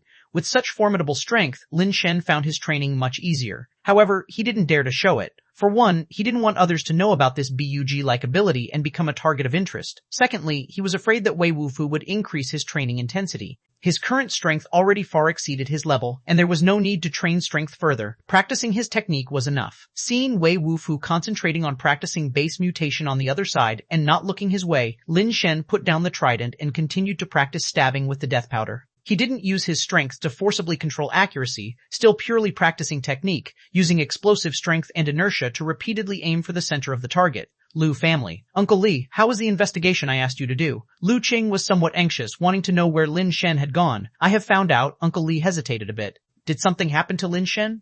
Seeing Uncle Li's expression, Lu Qing's first thought was that something had happened to Lin Shen, and she felt uneasy. No, Lin Shen is fine. He's right here in our base, Uncle Li said. Where is he staying now? Lu Qing asked impatiently. He's currently living at the Yi family, Li sighed. The Yi family? Which Ye family? Lu Qing didn't immediately grasp what he was saying because it had never crossed her mind that Lin Shen would be staying at Ye Yuzhen's home. It's Miss Ye's house. Miss Ye? You mean Ye Yuzhen? Lu Qing found it hard to believe and couldn't help but widen her eyes. Yes, how is that possible? How could Lin Shen possibly be staying at Ye Yuzhen's house? Why would he be there? Lu Qing still found it unbelievable. Li sighed. I've already had someone check, and it's confirmed that Lin Shen is indeed living at the Yi family's place, and it's not just recently. Before you went to that planet, he had already been living at the Yi family's house. Some people even saw him and Miss Ye getting quite close. Their relationship seems to be rather unusual. Lin Shen, Ye Yuzhen, Lu Qing could only feel her mind exploding with the force of a thunderclap, leaving her dazed for a long while. Scenes from the past flashed through Lu Qing's mind like scenes in a movie. What's so good about Lin Shen? He's over 20 and hasn't even completed his base mutation. You won't have to protect him in the future, will you? Look at him, idling his life away with eating, drinking, and merrymaking, neglecting proper endeavors. Do you really want to spend your lifetime with someone like that? Even if you're willing, would your family agree? He hasn't come to see you since you've been back for so long, has he? Don't be foolish. If he cared about you, how could he not have come to find you after such a long time? Thinking of the things Ye Yuzhen used to say, Lu Qing felt her blood rushing to her head, causing a dizzy spell. The nerve of you, Ye Yuzhen. I treated you as my best friend, and you did this to me. Are you even human? Lu Qing felt like she was about to explode with rage. She couldn't stand Ye Yuzhen's betrayal and was even more unable to accept that she had been deceived so thoroughly. Miss, are you all right? Li, seeing that Lu Qing had turned extremely pale and appeared somewhat out of it, asked worriedly. I'm fine, Uncle Li. Please go back. I need to go out for a bit. Grinding her teeth, Lu Qing dashed out. She had to find Ye Yuzhen and ask why she had done this to her, where she had gone wrong. In the small martial arts training yard, after having finished her boxing practice, Ye Yuzhen was drinking water and resting on the side, yet her eyes frequently glanced towards Lin Shen. She had met Lin Shen at the same time as Lu Qing when they went to Dark Bird Base together, and her impression of him was now very different from what it was back then.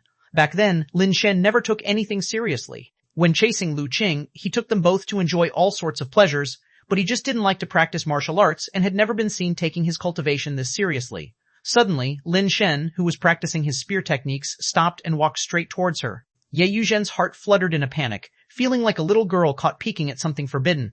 Unable to meet Lin Shen's eyes, she averted her gaze to the side and pretended to drink water. But Lin Shen kept walking until he was right in front of Ye Yuzhen, almost face to face, and yet showed no sign of stopping. What are you doing? Ye Yuzhen used her hand to press against Lin Shen's chest to stop him from getting closer, her voice a mixture of panic and confusion. However, Lin Shen brought his lips close to her ear and said with a teasing smile, If you keep looking at me like that, you'll make me think you're already so infatuated with me that you can't extricate yourself and you can't fit anyone else in your eyes but me. Fuffed. Infatuated with you? Don't flatter yourself, Ye Yuzhen, flustered and annoyed, tried to push Lin Shen away. but she felt a tightening around her waist as strong arms wrapped around it, forcing her body to lean forward and bringing their bodies intimately close. Face to face, they could clearly feel each other's breath, their gazes intimately communicating, the atmosphere becoming charged with an unusual sense of intimacy. Ye Yuzhen's heart raced, her cheeks flushed with color, and her breathing became rapid and uneasy. Bang! The doors to the training yard suddenly swung open with a loud crash. Lu Qing stormed in, glaring angrily at the two, her beautiful eyes nearly shooting flames. Chapter 90. What's wrong with me supporting you? Ye Yuzhen, I really never expected you to be this kind of person. Lu Qing gritted her teeth. She hadn't even been this angry when she and Lin Shen broke up. Lu Qing, it's not what you think. Ye Yuzhen hastily pushed Lin Shen away, wanting to explain to Lu Qing. You've already gone this far. What's there to explain? I must have been blind to have treated you like a sister. When I was with Lin Shen, did I make you so jealous? You did everything you could to ruin our relationship. How many bad things about Lin Shen did you say to my face, all the while scheming to break us up, and now you've finally gotten your wish to climb up the ladder. Congratulations to you. Lu Qing said coldly. The words meant as much for Ye Yuzhen as they were for Lin Shen. She wanted to make Lin Shen realize that Ye Yuzhen was no good person and that their breakup was all because of Ye Yuzhen. Ye Yuzhen, who was originally intending to explain, became angry upon hearing what Lu Qing said. Lu Qing, if that's what you think, then let's talk things out right now. What bad things did I say about Lin Shen? Tell me clearly, one by one. Ye Yuzhen was also fired up. You don't know the bad things you said. Do I have to spell them out for you? I really don't know. Tell me. All right, I'll tell you. You said Lin Shen was all about eating, drinking, and having fun, and not serious about life. That was what you said, wasn't it? That was what I said. You said he was over 20 and still hadn't gone through base mutation. What future could he have? Do you admit it? I admit it. You said he came from a low background, and my family would definitely not approve of him. You said that too, didn't you? Yes, I said it. Lin Shen and Wei Wufu watched the two women, locked in a fierce confrontation, the tension so palpable it was almost explosive, they didn't dare interrupt, only watching from the side. The war between women was even more terrifying than the battles fought by men. Even Wufu felt helpless. Lin Shen, you've heard everything. Now you see her true face clearly. Now you know what kind of woman she is, right? After saying this, Lu Qing turned to Lin Shen. Lin Shen certainly knew. In fact, he had known all along. But what did that matter? He only wanted to find a suitable woman to carry on the Lin family line, and Ye Yuzhen was the most suitable choice right now. Lin Shen was about to say something, but Ye Yuzhen spoke first. Yes, I did say Lin Shen was only interested in indulging himself and not serious about his affairs. I said he lacked ambition. I said his background was humble and that your family would definitely not agree to you two being together. I said all of those things, but who told me about them? How many times have I met Lin Shen before? Why would I know what kind of person he is? Who told me these things? Lu Qing, you think you're noble and you're the good person. You don't want to say the words yourself, so you made me say them, made me be the villain. Now you're turning it around and blaming me for breaking you two up. Fine, I'm the bad person. I'm despicable and shameless. I don't deserve to be your sister. From now on, you take your sunshine path and I'll cross my log bridge. We will have nothing to do with each other anymore. As she spoke, Ye Yuzhen walked to the door, opened it, and said, Leave, you're not welcome here. Damn, the counterattack. Lin Shen and Wei Wufu were both stunned. The showdown between the two women was even more dazzling than a duel between martial artists. The back and forth was just too damn spectacular. For a moment, Lu Qing was at a loss for words, seemingly completely defeated. Please, Ye Yuzhen said coolly, making a gesture for Lu Qing to leave. Lin Shen, do you believe me or her? Lu Qing still hadn't given up and looked at Lin Shen to ask. Let bygones be bygones. Lu Qing was not a bad person, but Lin Shen was not a bad person, but Lin Shen was not one to retrace his steps. From the moment they broke up, it became impossible for him to have any relationship with Lu Qing again. Lu Qing's spirits plummeted, and without saying anything more, he left the training ground in a daze, feeling blocked and uncomfortable inside. After Lu Qing left, Ye Yuzhen turned to face Lin Shen. Now you know what kind of person I am. Why are you still standing here? Ye Yuzhen, there's something I'm really curious about. Lin Shen's gaze was fixed on Ye Yuzhen, his expression somewhat complex. What is it? Just say it. It's all out in the open now. There's nothing that can't be said. I'll tell you whatever you want to know. Ye Yuzhen started to act recklessly. Back at the market, I could hear your secret. You did that on purpose, didn't you? Lin Shen asked. Yes, it was arranged by me on purpose. What about the matchmaking? That too was my arrangement. I knew you were going to the matchmaking event, so I went to find the chubby proprietress. What can I say? I'm just that kind of scheming, green tea bitch. Are you satisfied now? Then I don't understand. You know my situation very well, only interested in eating, drinking, and merrymaking without any real work, with no ambition. To others, I might be considered a rich second generation, but compared to your family background, my little fortune really doesn't amount to much. Standing next to you, it wouldn't be too much to call me underprivileged. Why would you go to such lengths for someone like me? Lin Shen was genuinely curious about what Ye Yuzhen was thinking. Did she simply want to snatch her best friend's boyfriend? Did she have that kind of hobby? Ye Yuzhen hesitated for a moment, but given the state of things, her emotions at a peak, she blurted out carelessly, "You might be irresponsible and lack ambition, and your family might be average, and you're never serious about anything, but so what? I'm just cheap and I like someone like you. Is it wrong for me to want to have you? Those issues might be problems for others, but they are not problems for me. You have nothing. I have everything. You like to play, then play, do whatever you love. I come from a wealthy family. What's wrong with me supporting you?" Lin Shen stared at Ye Yuzhen, momentarily at a loss for words, only able to think this woman was incredibly audacious. "But let's make one thing clear. When you were with Lu Qing, I never did anything to betray him. Is it my fault if she doesn't want you and I do? Now that you seem better off, you want to go back. Why should I give him up?" Ye Yuzhen was completely throwing caution to the wind today. Before Ye Yuzhen could finish speaking, she was suddenly wrapped in Lin Shen's strong arms. Lin Shen's lips kissed Ye Yuzhen's forehead, feeling that this woman was not like what he had previously thought, and he actually, genuinely started to like her a little bit. Could it be that I'm also a scoundrel? Or why else would I find a scheming woman somewhat cute? Indecent? Ignore. Wei Wufu turned his head away silently. Ye Yuzhen trembled all over, her cheeks flushed, her mind a blank, and it took a long time before she regained enough sanity to push Lin Shen away. "Do you really not mind?" Ye Yuzhen looked up at Lin Shen, her eyes and eyebrows softened like a spring breeze. "Mind what?" Lin Shen asked knowingly. "I really didn't mean to belittle you. None of those things are faults to me. I didn't mean to insult you either. Before, I thought your lack of ambition was no problem. I could support you. But now I see that you don't need me at all. No, don't think that way. I have a sensitive stomach," the doctor said. "I can't eat food that's too hard. I have to eat something soft." Lin Shen hurriedly interrupted Ye Yuzhen, scared of being misunderstood. Chapter 91 Ascenders the Lu family's council hall. Lu Mingchuan looked at Zheng Yan, who had been shackled but still maintained an unchanged expression and showed no sign of regret, and said coldly, "Zheng Yan, do you realize what you've done wrong?" "Zheng Yan doesn't know. Please enlighten me, family head," Zheng Yan said expressionlessly. "I don't care about your scheming against Lin Shen, but you shouldn't have dragged my daughter Lu Qing into this." A flash of anger crossed the depths of Lu Mingchuan's eyes. He was very dissatisfied with Zheng Yan's attitude. "I didn't involve Lu Qing." Zheng Yan still had that indifferent attitude. "Didn't you? You took the angel to where Lu Qing was. How could you be sure the angel wouldn't harm Lu Qing? When you were incapable of controlling the situation, you did something out of your control and placed my daughter's fate in the hands of someone else. That's enough reason for you to deserve death 10,000 times over," Lu Mingchuan said angrily. "Family head, what's the use of talking to someone like him? This sort of scum should be chopped up and fed to dogs directly, to avoid tarnishing the name of our Lu family." Most of the Lu family members also looked down on Zheng Yan's actions and requested that Zheng Yan be executed directly.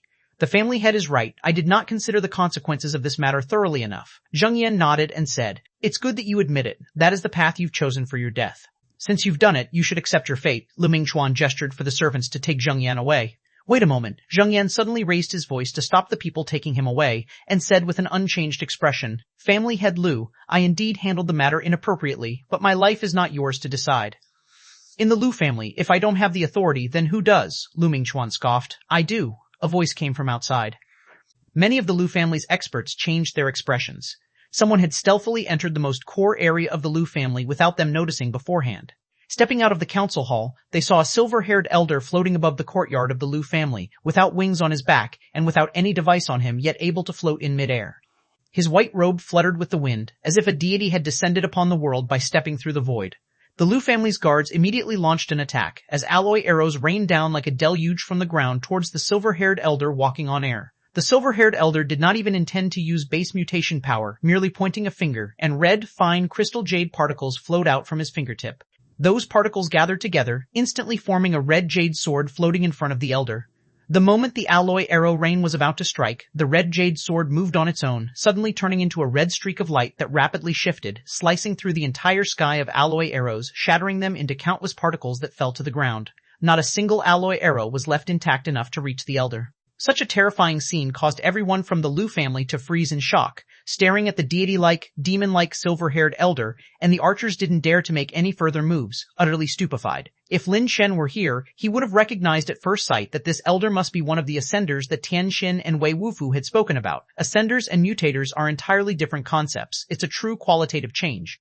Steel, alloy, and crystal base all belong to the base mutation level, while ascension is a level above base mutation, a significant leap. Base mutation is merely the transformation of the human body, while ascension is a genuine rebirth, like an ordinary person achieving an immortal's body through a daytime ascension. Of course, ascenders are not literally ascending during the day to become deities, but they do possess stronger physiques and survival abilities. The primary ability of an ascender is flight. In cosmic battles, without the ability to fly, one wouldn't even qualify to participate in the fight. Even the constraints of planets could not be escaped, leaving them only to be slaughtered at will. Ascenders' bodies were even more powerful, capable of surviving in the vacuum of space without the need for spacesuits or oxygen supplies. Moreover, the most essential foundation of an ascender, known as life base, was also referred to by some as spirit base or blade of the heart. The life base was formed from the base mutation elements condensed within a mutator's body. During the upgrade to ascension level, a life base would also come into existence. The life base could freely merge with the body, and once separated, it could autonomously fly and slay enemies. It could be controlled at will, even from afar. Though not an extremity, it was superior to one, which is why some also called it the fifth limb. In interstellar wars, the life base was the most crucial combat tool. In aerial battles, there were seldom opportunities for close combat, so a long-range weapon like the Blade of the Heart was the main force in warfare. Depending on the evolution skill practiced, the individual's inherent talent, and even the type of base mutation fluid absorbed, different kinds of life bases could form during ascension. Generally, most life bases resembled weapons, which is why they were called Blade of the Heart. For mutators, ascenders were super powerful beings with overwhelming strength. Yashin Base was much larger than Darkbird Base, yet it was still just a small outpost on the fringe. Few in the Lu family had ever seen an ascension-level powerhouse. Upon seeing the Elder, they thought they had encountered a legendary deity. An ascension-level expert graces our Lu family. May I ask, what guidance do you have for us? Ch1 obviously recognized the ascender, felt a sense of foreboding, yet still maintained his composure as he addressed the silver-haired Elder. My surname is Jing, from Wanderer Base. The silver-haired Elder stood in the courtyard with his hands clasped behind his back, the red jade sword artifact floating beside him, exuding an air of someone who was out of this world. Wanderer Base's Jing family? Ch1's expression shifted subtly as he involuntarily glanced at Zhen Yan. He also bore the surname Jing. If Ch1 couldn't guess what was going on now, he wouldn't be the family head of the Lu family. Indeed.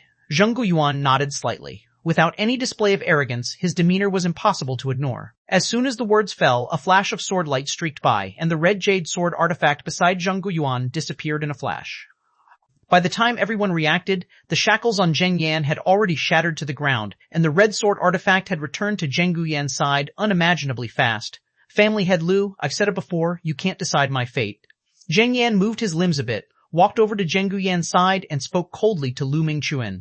Our Lu family has never had grievances with the Jing family of Wanderer Base. What is the meaning of this? Lu Mingchuan still spoke with neither servility nor overbearance. Family head Lu need not worry. My nephew has been training in your Lu family, and I came to check on him on my way. Zheng Guiyuan said with a smile. I once adventured through an alien world with Lu Xianer from Ch1 Base, so in a sense, you're also my juniors. Lu Mingchuan, hearing Zheng Guiyuan say this, although still vigilant, knew that Zheng Guiyuan was unlikely to trouble their Lu family any further. Lu Xianer was an ascender who emerged from the Lu family. Although she had long since left, since Zheng Guiyuan knew her, he was unlikely to harm any of the Lu family under the watch of so many eyes. Moreover, he had already sent the news about the Realm King cultivation device to Ch1 Base, trusting that someone from there would arrive soon. If that's the case, I'll leave Zheng Yan to your care. Lu Mingchuan was helpless, knowing that Zheng Guiyuan's rapid arrival was because he knew Zheng Yan and anticipated what Zheng Yan would encounter after his arrival. He had hastened here early on, certainly not to let them hurt Zheng Yan. Wanderer Base was much farther from here than Ch1 Base. The fact that he arrived here first spoke volumes. Then I thank family head Lu, Zheng Guiyuan said, and then, with narrowed eyes, he continued, there's one more thing I need the help of family head Lu with. Lord Zheng jests. The Lu family, being merely a house of mutators, what could we possibly aid someone like you with? Lu Mingchuan frowned as he spoke. Family head Lu worries too much. Considering my connection with the Lu family, how could I ask you to do anything troubling? I simply wish to know the current whereabouts of Lin Shen. Zheng Guiyuan said, looking at Lu Mingchuan intently. Chapter 92, ran away? I don't believe you one bit, you sly old fox. If you had no designs on my Lu family, why would you let Zheng Yan go undercover in my Lu family as an enforcer? Now that his identity has been revealed, you're telling me about some deep connection. What a load of nonsense. That's what Lu Mingchuan was thinking, but he didn't show it on his face. Instead, he said with a smile, what you've said is true. Given the connection between you and our Lu family, it is only right that we should help with such a trivial matter. Unfortunately, Lin Shen is not one of our Lu family. Where he is gone, we have no way of knowing. How about this? I'll send word out now to inquire, and as soon as we have his whereabouts, I'll notify you at once. How does that sound to you? This is your Yashin Base, Lin Shen's location. Do you really need to inquire about that? Zheng Guiyuan was clearly dissatisfied. Lu Mingchuan sighed, impotently saying, aside from our Lu family, there's also the Shu family at Yashin Base. Lin Shen's relationship with the Shu family is quite special. There's nothing I can do. Zheng Guiyuan frowned secretly. This Lu Mingchuan was really slippery, like a non-stick pan, making it impossible for him to get a grip. He couldn't really do anything to the Lu family either. If, as an ascender, without any valid reason, he attacked the younger members of the Lu family, then Lu Xianer would dare to massacre the younger members of his Zheng family. If he truly let Lu Mingchuan inquire about Lin Shen's news, he was afraid that Lu Mingchuan might tip someone off. After all, this was Yashen base, not Wanderer base. Without any eyes or hands to use, he didn't have many good options. If it weren't for worrying about Zheng Yan's safety and some other reasons, he wouldn't have come over alone in advance. If he had brought more people along, it wouldn't have been so troublesome. Lin Shen really isn't with the Lu family. After coming out of the Realm King cultivation device, he and Wei Wufu left together, but I reckon they should still be in Yashen base. It won't be hard to find them. I'll take care of this matter, Zheng Yan offered. At that time, he watched as Lin Shen and Wei Wufu left, and realizing that Zheng Guiyuan probably wouldn't be able to get anything from Lu Mingchuan, he voluntarily spoke up to prevent Zheng Guiyuan from losing face. Fine, you handle it. I'm a bit thirsty. A cup of tea wouldn't be an issue for the family head of the Lu family, right? Zheng Guiyuan wasn't really in the mood for tea. This was a warning to the people of the Lu family not to think about sending any messages. Zheng Yan turned and left. He had been in Yashen base for several years and naturally had his own ways. Finding someone in Yashen base wasn't hard for him. Please, come inside. Lu Mingchuan invited Zheng Guiyuan in without any change in his composure. Zheng Yan overestimated himself and underestimated Yashen base. In fact, as soon as Zheng Guiyuan dropped in on the Lu family unannounced, the Ye family had already received the news. Madam Yi requests your presence. It's an important matter. The Yi family's old butler came to the small training arena and said to Ye Yuzhen, who was in an ambiguous position with Lin Shen. Ye Yuzhen was slightly shocked. If it weren't something extremely important, the old butler wouldn't have used such a tone to summon her. I'll see what it is. I'll be back soon. Wait for me here, Ye Yuzhen said to Lin Shen with a smile. I'll wait for your return, Lin Shen nodded. Ye Yuzhen followed the old butler out of the training arena, casually asking, What's the matter that you're in such a hurry for me to go? It's not that mushroom beasts are attacking the base, is it? No, an ascender has arrived at the Lu family specifically for Zheng Yan, said to be an uncle of his. Right now, they are looking for young Master Lin. Madam Ye asked for you to discuss this matter, the old butler explained. Is that so? Zheng Yan has ascension-level elders? Ye Yuzhen was also taken aback, and she hastened her steps to find Madam Ye. This is bad. Zheng Yan, elders, ascenders, we're in trouble, Wei Wufu said quietly to Lin Shen. Lin Shen was momentarily stunned and asked uncertainly, You mean that scoundrel Zheng Yan? He has an ascension-level elder in his family, and now they've come to trouble us? Yes. Wei Wufu nodded. Lin Shen walked to the door and peered outside. Ye Yuzhen had gone far. After contemplating for a moment, he said to Wei Wufu, Wei, let's go. Where to? Wei Wufu asked while walking along. First, leave the Ye family. No, leave Yashen base, Lin Shen muttered as he walked. Ascenders were enormously powerful, which he had never seen, but he knew that a place like Yashen base had neither ascenders nor beings who could contend with ascenders. If he continued to stay with the Yi family and Zheng Yan and ascenders came knocking, then it would just put Ye Yuzhen and the Yi family in a difficult position. If they didn't hand over Lin Shen, that would mean offending an ascender, possibly bringing disaster upon their entire clan. If they handed over Lin Shen, that would put Ye Yuzhen in a tough spot. Lin Shen didn't want to make things difficult for Ye Yuzhen, and he had no desire to test human nature, so his only option was to leave. Before that, Ascender found him. Leaving Yashen base and plunging into the vast wilderness might offer him a glimmer of hope for survival. Wei, if the two of us were to fight desperately, could we kill an Ascender? Lin Shen asked Wei Wufu in a grave tone, looking back at the gate of the base after the two of them quickly left Yashen base. We, dead, was Wei Wufu's response, which completely snuffed out Lin Shen's wild hope. Then let's hurry. Lin Shen summoned the Red Jade Lion and rode off into the forest trail with Wei Wufu. Lin Shen was afraid of a beast tide, but an Ascender was far more terrifying. Soon after the two of them had fled Yashen base, Zheng Yan had received the news and rushed back to the Lu family as fast as he could, bringing the news of their departure with him. Run? Where can they run to? In the ends of the earth, death is the only escape, Zheng Guiyuan snorted coldly, rising to his feet and walking out. Uncle, let me go with you. I want to chop off Lin Shen's head with my own hands, Zheng Yan said through gritted teeth. He had been humiliated in front of the entire world, and he blamed all of it on Lin Shen, determined to kill him. All right, Zheng Guiyuan said, pulling Zheng Yan by the hand and flying away through the sky. In the Yi family's living room, Madame Ye lounged on the sofa, idly playing with a black cat's ears. Mom, do you know who Zheng Yan's Ascender Elder is? Asked Ye Yuzhen as she entered, worried. He's not here for you, so why are you so anxious? Said Madame Ye with a bemused smile, seemingly unconcerned. Mom, Ye Yuzhen went behind Madame Ye, massaging her shoulders while coquettishly saying, You'll help him, right? Him? Which him? Madame Ye asked, smiling. Mom, stop teasing me. You know who, Ye Yuzhen said as she shook Madame Yi playfully. All right, stop shaking me. You're gonna break my neck, madam, you laughed. So, you're saying yes? Ye Yuzhen's face brightened with hope. Even if I said yes, it wouldn't matter. That young man has probably already left Yashin base by now, Madame Yi remarked. What do you mean? Ye Yuzhen, as clever as she was, immediately understood upon posing the question and incredulously looked at Madame Ye. I was wondering why the old butler was so straightforward this time, telling me the reason. Turns out he did it deliberately for Lin Shen to hear. Mom, why would you do that? Is Zheng Yan's elder really that formidable? Even you have to resort to such measures to drive Lin Shen away? An ascender, whether formidable or not, what's the difference? I didn't drive Lin Shen away, he chose to leave on his own. Should I have tried to stop him? Madame Ye said with a serene smile. If there's anyone to blame, it's him. The Lin family are all the same, always running from trouble. His older brother did the same, and so does he. This is infuriating, Ye Yuzhen said, unsure who to blame at the moment. Blame Madame Ye? She truly hadn't driven Lin Shen away. It was Lin Shen who, upon hearing an ascender was looking for him, ran away without even speaking a word. Chapter 93, Blue Tree Sea. Lin Shen had no idea how powerful Ye Yuzhen's background really was. It was beyond anyone's normal expectation that somebody inside the Yashin base could stand against an ascender. If he had known that when Ye Yuzhen claimed she was from a wealthy family, there was not even a hint of exaggeration, that she truly came from an ultra-powerful family capable of dealing with ascenders, he would not have left the Ye family for anything, not even if it meant breaking his legs. With such a powerful backer to rely on, who would want to risk their life running around outside? After leaving the Yashin base, Lin Shen and Wei Wufu didn't head towards the Dark Bird base. They knew they couldn't outrun an ascender, not even with a crystal base mount. Running back to the Dark Bird base now would only bring trouble to the entire Lin family, and it might even lead the Zheng family's ascender to discover the secrets of the Dark Bird. So, from the start, the two of them had been running towards the Blue Tree Sea.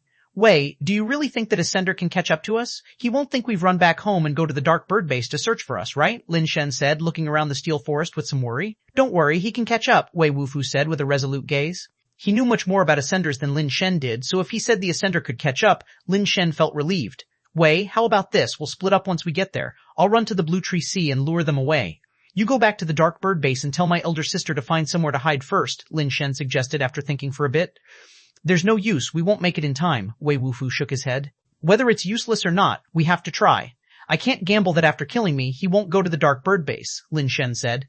Wei Wufu stared at Lin Shen for a long while and then, with a fiery look in his eyes, gazed into the depths of the steel forest and said, Let's take a gamble. Maybe there's a sliver of a chance. Where's the chance? Lin Shen asked, noticing that Wei Wufu was speaking much more fluently than before.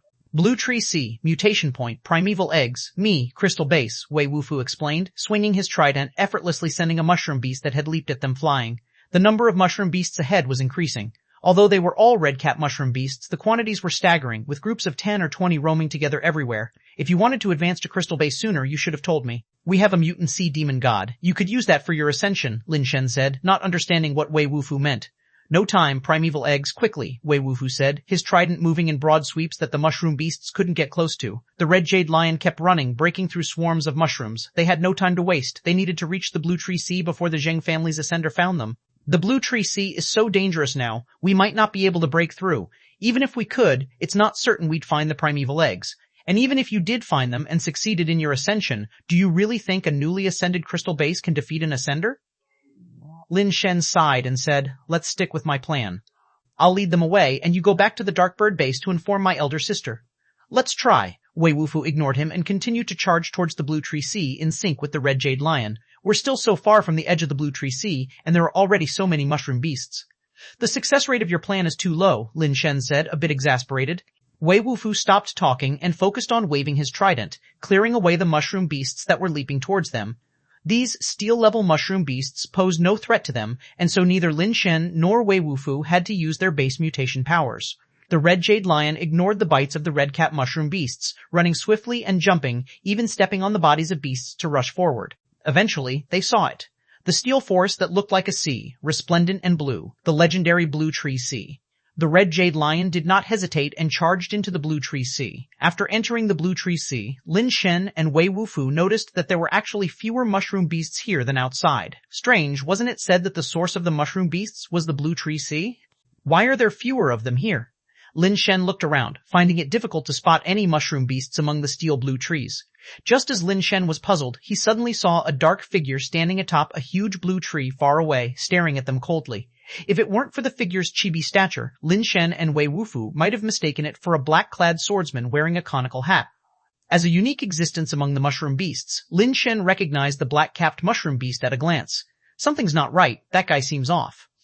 As they drew closer, Lin Shen noticed that the black-capped mushroom beast standing on the treetop had a body that appeared different from before. Where it had been pitch-black metal before, it was now a luminous, translucent black, as if carved from black crystal. It has actually ascended to crystal base. Lin Shen felt a headache coming on. A black-capped mushroom beast at the alloy level had already been troublesome enough, but now that it had ascended to crystal base, the threat was even greater. Lin Shen had originally thought that with the crystal base level red jade lion, they could at least make the black-capped mushroom beast wary, but it seemed he had been too optimistic. The black-capped mushroom beast remained unmoving on the treetop, staring at them coldly. Lin Shen could even see the sneer and mockery at the corner of its mouth. Boom! The ground shook as if hit by an earthquake, and then they saw blue-capped mushroom beasts rising from the ground, surrounding Lin Shen and the others from all sides. Crap, why are there so many alloy-level blue-capped mushroom beasts? As Lin Shen saw the massive figures emerging around them in the Blue Tree Sea, he was shocked by their number, which must have surpassed 100. Last time, he had only encountered 2 blue-capped mushroom beasts, but this time, 100 had appeared all at once. These creatures were reproducing way too quickly. Base mutation. Wei Wufu was already using his mutation power as he spoke, his body enveloped in purple carapace. Without any hesitation, Lin Shen also activated his mutation power, and his mirrored steel carapace transformed into armor to protect his body. Both of them understood that a fierce battle was inevitable. If they failed to break out soon, they would be trapped by the swarm of blue-capped mushroom beasts, even with the crystal base mount. The red jade lion could fight continuously, but their base mutation power couldn't be used indefinitely. Once their strength was overly depleted and they couldn't maintain the mutation state, they would be highly vulnerable without the metallic carapace's protection and would struggle to survive amidst the horde of beasts.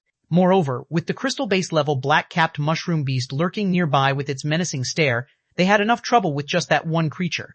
To make matters worse, they were being pursued by deadly ascenders. It was truly a case of being caught between a rock and a hard place. Just as they were preparing to desperately fight their way out through the blue-capped mushroom beasts, a red streak of lightning suddenly crossed the sky.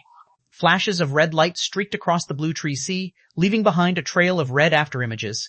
In an instant, all the blue-capped mushroom beasts ceased moving, as if they had been struck by acupoint ceiling. Boom. The next second, Lin Shen and Wei Wufu saw the heads of all the blue-capped mushroom beasts simultaneously burst open. The creatures fell thunderously, none spared. The ground trembled, steel branches rattled, and dust rose up into the air. 2 figures arrived, breaking through the air as if they were celestial beings. One of them was none other than Zheng Yan, whom Lin Shen and Wei Wufu were very familiar with.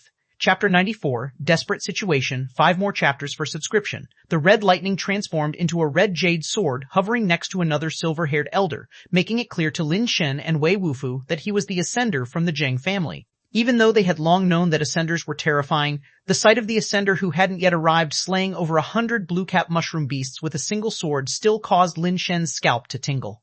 For a moment, Lin Shen didn't know how to fight this battle. The speed of the red jade sword was faster than the bullets he fired with his angel revolver. Just the speed alone was enough to make one despair. Boom. The 2 figures in the sky, like having activated a speed booster, instantly landed on the ground, and the terrifying strength caused the stone ground harder than granite beneath the silver-haired elder's feet to crack like a spiderweb. Ascenders are too terrifying, Lin Shen frowned slightly. If the opponent were crystal base level, even a top-level crystal base, he still might stand a chance with his current strength and trump cards. But facing an ascender, Lin Shen saw no possibility of victory. Wei Wufu jumped down from the back of the red jade lion, a trident in hand, and stared intently at Zheng Guyuan. You're called Wei Wufu, right? From the Wei family of Tiancheng? Zheng Guyuan squinted his eyes as he sized up Wei Wufu. If you want to fight, then let's fight. Less talk, less bullshit, Wei Wufu said emotionlessly, standing in front of Lin Shen. The Wei family of Tiancheng, guarding a city for 100 years, is the hardest backbone of humankind.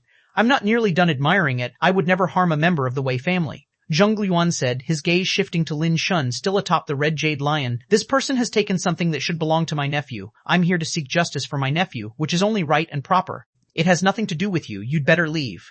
Lin Shen sneered inwardly. His words were pleasant to hear, but it was nothing more than fear of the Wei family's reputation, not wanting to kill Wei Wufu and invite trouble.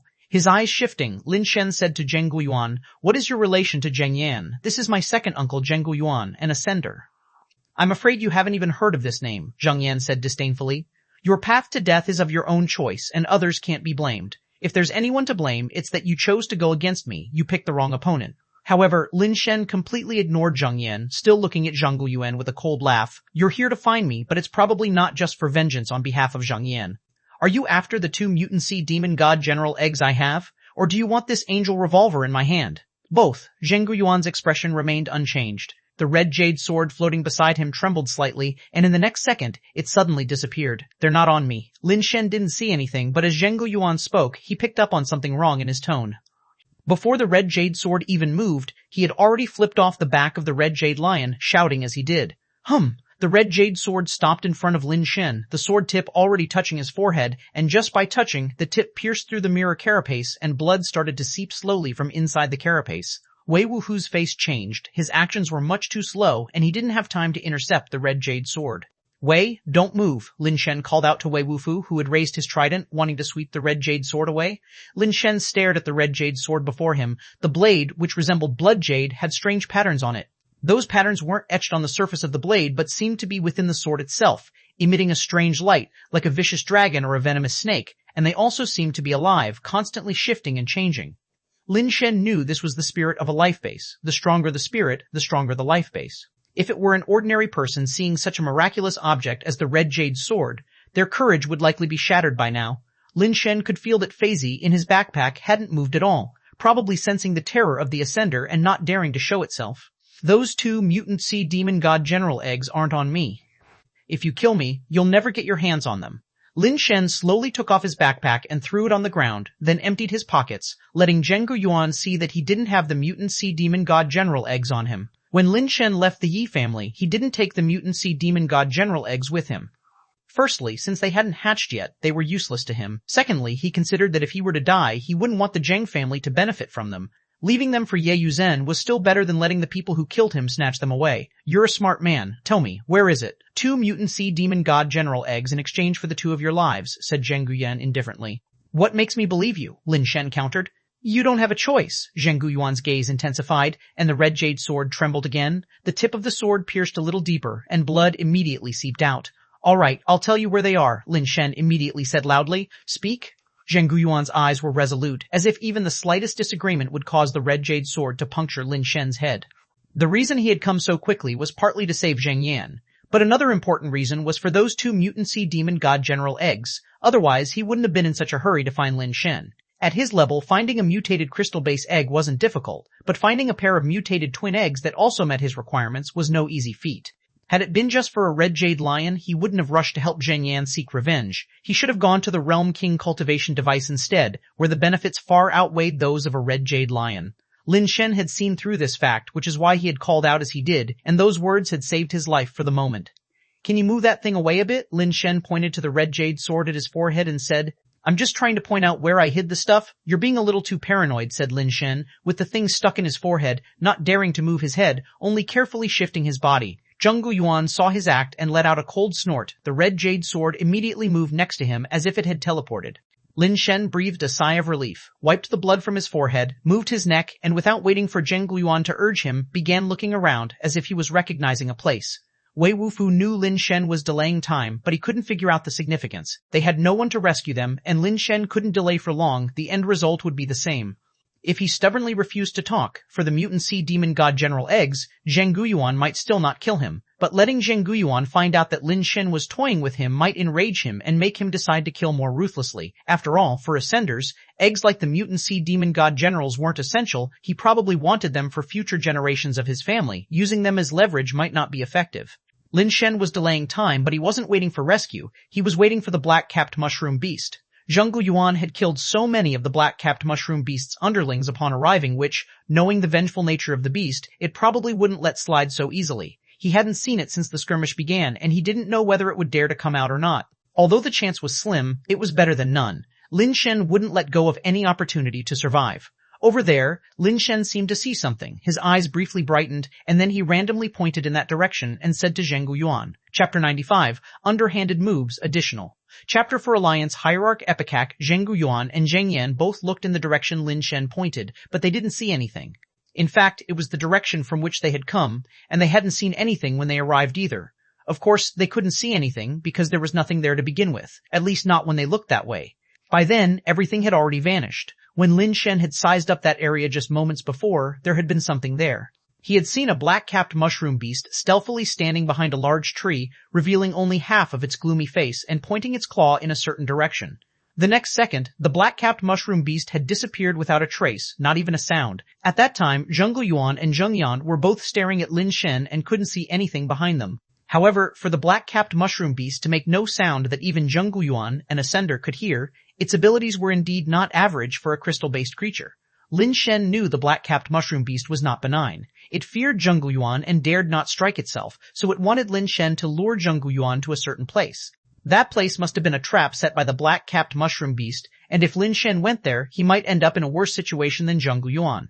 However, Lin Shen had no other choice at this point. If he went, there might still be a slim chance of survival. If he didn't, it would truly be a certain death. Lin Shen, don't think you can get off just by randomly pointing in a direction. Lead the way in front.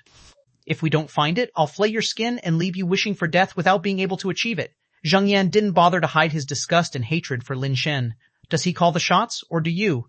If he does, it's all the same to me. Just kill me now. Lin Shen ignored Zheng Yan, turning to speak to Zheng Guyuan. Zheng Guyuan locked eyes with Lin Shen and, seeing that Lin Shen was unshaken as if resolved to death, said indifferently, "You transact with me. Naturally, I call the shots." "Fine, you're a big shot. Your word is as good as 9 tripods, I believe you," Lin Shen said, then started to gather his possessions. "Don't move." Zheng Yan stopped him and took Lin Shen's belongings himself. "Damn, here I thought you were some tough guy. Turns out you're just a deadbeat." Zheng Yan rifled through Lin Shen's belongings. Apart from the angel revolver and his red jade lion pet, which were of some value, the rest was junk. As for pets like the iron-horned horse, Zheng Yan just threw them on the ground, not even bothering to pick them up. The backpack and the fatty inside were also tossed on the ground by Zheng Yan, who even kicked it, cursing. Birds of a feather flocked together. Only trash would keep such trashy pets. Lin Shen kept silent, crouching down to pick up the pet capsules that Zheng Yan had thrown on the ground and deemed unworthy. Crack! Zheng Yan stomped down, crushing the pet capsule that Lin Shen was about to pick up into pieces. Wei Wufu, holding a trident, was about to rush forward, but Lin Shen, who was crouching down, looked up and stopped Wei Wufu, saying calmly, "Under someone's roof, one must bow their head. Old Wei, endure it for now. Let's focus on staying alive."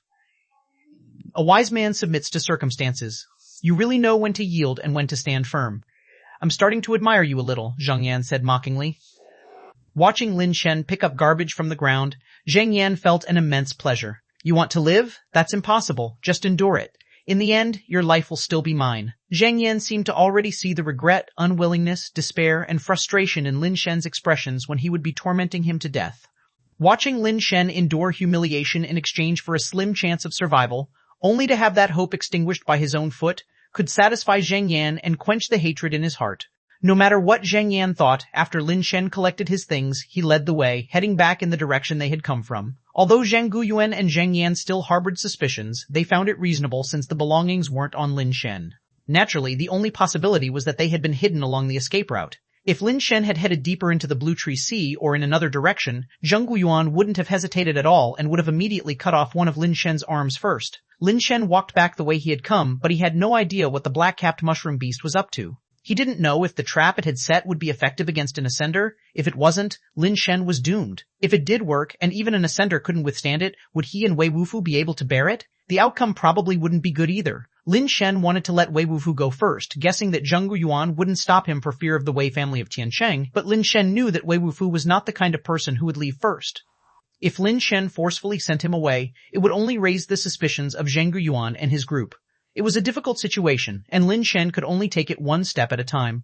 "How much farther is it? Stop dragging your feet. Every minute you delay, I'll let you live one more day when it comes time to flay you," Zheng Yan urged Lin Shen to hurry. "Give me the red jade lion to ride, and naturally, I can go faster," Lin Shen said calmly. Just as Zheng Yan was about to say something, he suddenly felt the ground shake, and the surrounding trees began to violently sway. The ground within a diameter of more than 10 meters where they stood suddenly rose up, and a huge purple crystal mushroom beast emerged from below. Zheng Guyan grabbed Zheng Yan, and in an instant they flew up into mid-air, while Lin Shen and Wei Wufu were not so lucky. As the colossal purple crystal mushroom burst out, both were tossed about and fell down. As a mountain-like purple crystal mushroom beast erupted from the ground and opened its mouth to swallow Zheng Guyuan and Zheng Yan in mid-air, a glimmer of hope rose in Lin Shen's heart. Such a massive crystal-based creature must have incredible strength. Perhaps it could match an ascender, at least for a while, which could mean a chance for them to escape. Boom. Lin Shen's hope was shattered with a loud bang as Zheng Guyuan's jade sword flashed by, piercing through the head of the purple crystal mushroom beast. Watching the head and cap of the purple crystal mushroom beast explode together, Lin Shen's mood plummeted. An ascender's power was outrageously strong, far beyond anything a base variant creature could contend with. The designs of the black-capped mushroom beast were utterly useless. It wasn't just one purple crystal mushroom beast. Even if there were 10 or 100 more, Zheng Guyuan could easily kill them all with a single sweep of his sword. In the face of absolute power, all scheming and deception seemed like a joke. Is this all there is to the black-capped mushroom beast's design? Lin Shen watched as the purple crystal mushroom beast fell with a thunderous crash, kicking up a cloud of dust and shattered metal branches, his heart filled with doubt. Given the black-capped mushroom beast's vicious and cunning nature, Lin Shen would expect it to produce several purple crystal mushroom beasts. The fact that only one appeared, as if deliberately served up on a platter, made him suspicious. Could there be another move? Lin Shen's thoughts raced. It was only after Zheng Guyuan was sure that the purple crystal mushroom beast was dead that he descended with Zheng Yan. Unaware of the existence of a treacherous and cunning creature like the black-capped mushroom beast, he simply thought it was an ambush by a crystal-based creature and wasn't concerned. Zheng Yan was even a bit excited. The purple crystal mushroom beast was clearly a mutant, and if it happened to be carrying a mutant egg, that would be a huge windfall. As Lin Shen watched Zheng Yan approach the corpse of the purple crystal mushroom beast to see if there were any base mutation eggs within the shattered cap, a thought suddenly struck him. Could it be poison? No, not poison. It must be something more advanced. Otherwise, it wouldn't fool Zheng Guyuan. Lin Shen seemed to have guessed something. But before he could act, he suddenly felt as if the scenery in front of him became dreamlike, as if reality had turned into something out of a comic book, with little sprites whirling before his eyes. Chapter 96. Terrible Illusion. Lin Shen only felt as if the world before his eyes had become the bizarre creation of an abstract painter, filled with indescribable, strange, and erratic phenomena. The trees seemed to have come to life, turning into monsters that uprooted themselves from the ground. They didn't attack Lin Shen, rather they started wiggling and dancing like they were performing a driving test maneuver, the main feature of which was absurdity. The white clouds in the sky dripped down like milk. Upon closer inspection, it wasn't milk at all, but rather bubbles from a bathtub, in which a beautiful woman was having a bubble bath in the sky. Those bubbles are really in your sister's place. Lin Shen's mind was exceptionally excited as he saw a rope extending all the way to the sky, connected to the bathtub. Lin Shen dashed towards the rope and started climbing up. "Beauty, wait for me. I'm coming to have kids with you." Meanwhile, Wei Wufu was lying on the ground, his arms and legs thrashing fiercely, first doing the breaststroke, then the butterfly, followed by the backstroke, all the while muttering to himself, "Swimming, easy, everyone can, don't be afraid." Seeing the abnormal behavior of Lin Shen and Wei Wufu, his first reaction was to grab Zheng Yan by the collar and fly straight up into the sky, reaching high altitudes in an instant. With Lin Shen in such a state, no one would suspect that it was Lin Shen who had lured him into a trap. Of course, at this time, Zheng Guyuan had no idea that this was a trap, thinking that the appearance of the purple crystal mushroom beast was a mere fluke. After all, he didn't know that such a sinister black-capped mushroom beast was plotting against him, so he didn't immediately feel the urge to kill Lin Shen. Zheng Guyuan felt his mind was somewhat off. The view before him seemed hazy. Just as he was about to do something, he suddenly felt that Zheng Yan, whom he was holding, seemed a bit off. Looking down, he saw Zheng Yan hugging his legs and licking them wildly with his tongue, a perverted smile on his face, saying as he licked, "Delicious, truly delicious." Zheng Guyuan gritted his teeth, threw Zheng Yan down, and turned his head to search for Lin Shen in the forest, intending to kill him first to prevent any problems. But as he turned his head, what he saw before him was no longer a forest, but a giant spirit-based sea. Various spirit bases were piled up together like an ocean, each shining brightly and seemingly with spirit patterns flowing within them. Spirit bases, so many spirit bases, an illusion, no, the spirit bases are all mine. Zheng Guyuan at first still had some willpower, wanting to escape far away, even cutting himself with his sword in an attempt to stay lucid, but in vain, as he was slowly overcome. If the steel-level poison mushroom beast could induce hallucinations in Wei Wufu, then the hallucinogenic ability of this mutated purple crystal mushroom beast was obviously many times more potent, to the extent that even ascenders couldn't escape it. With no one controlling it, Zheng Guyuan's red jade sword fell crookedly and stuck into the forest soil. Zheng Guyuan's mouth split into a grin, drooling as he dropped his backpack and belongings, falling down like an idiot, reaching out to grab branches from the trees. "Mine, all mine, I will become the strongest ascender." All were plunged into madness, and at this moment, a black figure appeared in the forest in the distance, like a killer wearing a conical hat, coldly observing the few who were trapped in illusions. Instead of approaching Lin Shen and the others, it went to the carcass of the purple crystal mushroom beast, leapt up, and delivered a beautiful spin kick, bursting the damaged cap of the purple crystal mushroom beast. Countless purple dust particles, hard to see with the naked eye, burst out, gathering together to envelop a large area nearby like smoke and mist. Looking over at Lin Shen and the others shrouded in the purple haze, the black-capped mushroom beast revealed a sinister smile at the corner of its mouth. The next second, the black-capped mushroom beast suddenly leaped in front of Zheng Yuan, launching a barrage of silky smooth combos, its foreclaws and hindclaws raining down on Zheng Yuan with the ferocity of a tempest, beating him back repeatedly like a savagely battered heavy bag. Yet on his face remained a satisfied smile as he kept saying, "They're all mine, boom." Finally, Zheng Yuan's body crashed into a large tree, breaking the steel-thick trunk, his clothes torn into shreds hanging like tatters. The exposed skin and muscles were a bruised array of blues and purples, looking quite terrible, yet the black-capped mushroom beast seemed to size him up with some uncertainty. Without the protection of the carapace guard, the crystal-base level black-capped mushroom beast, even with all its strength, could only leave him bruised, unable to inflict a fatal wound. Such physical resilience was indeed terrifying. The eyes of the black-capped mushroom beast spun, as if it had thought of something, and it turned to run towards another place. Lin Shen was hugging a sapling, thick as a fist, climbing and climbing as if trying to ascend to the heavens, yet unable to make it no matter how hard he tried. Suddenly, Lin Shen jolted, the bizarre scene before him growing even more absurd, the entire world seeming about to twist out of shape. Afterward, the distortion in his vision slowly corrected itself, and Lin Shen could gradually feel the power inside him flowing in accordance with evolution theory. It was only now that Lin Shen realized he had been influenced by a hallucination, but evolution theory had saved him, pulling him out of the illusion. It wasn't just a simple extraction, evolution theory was enhancing and mutating his body, granting him a certain resistance to the root cause of the hallucinations. This was an ongoing process. Lin Shen's world of distortions hadn't fully stabilized, and evolution theory hadn't stopped operating, indicating that his enhancement and mutation weren't finished. After a while, Lin Shen felt that the twisted world before him had almost returned to normal, at least he could clearly see what was in front of him now. Not far from him, Wei Wufu was continuously changing postures as if swimming, and in another place, Zheng Yan was hugging a branch, licking and kissing it with a perverted smile. God only knew what he was doing in his hallucination. Even Zheng Yuan seemed crazy, plucking at the nearby steel grass and branches, muttering something to himself. Such formidable hallucinatory power, can even ascenders not escape unscathed? Lin Shen was both shocked and delighted in his heart. He was shocked at the ability of the purple crystal mushroom beast, but delighted that evolution theory could allow him to withstand it, a power that even ascenders couldn't resist. Suddenly, Lin Shen heard some noise, as if something was being dragged through the steel forest, and he quickly hugged the sapling again to continue his performance. During the lull in the performance, Lin Shen sneaked a peek and saw the black-capped mushroom beast dragging a red jade sword over. This red jade sword was only 3 to 4 feet in length and as wide as 3 fingers, which for an ordinary human was considered fairly large, but for a crystal-based creature, how heavy could such a large sword be? It was clear to see that the sword must be truly heavy, as the crystal-based level black-capped mushroom beast was dragging it over. Lin Shen instantly recognized the red jade sword as Zheng Yuan's blade of the heart, his heart stirring. Whether it was life base, spirit base, or blade of the heart, in essence, they were all the same thing, a tool condensed by ascenders. While an ascender lived, the life base was one with them, but if an ascender died, the life base could be preserved for others to use, at which point it became known as a spirit base. Because the blade of the heart inherently had spirit, it could exist independently, not perishing alongside the ascender. In the battles of ascenders, it was very common to plunder the blades of the heart of other creatures for their own use.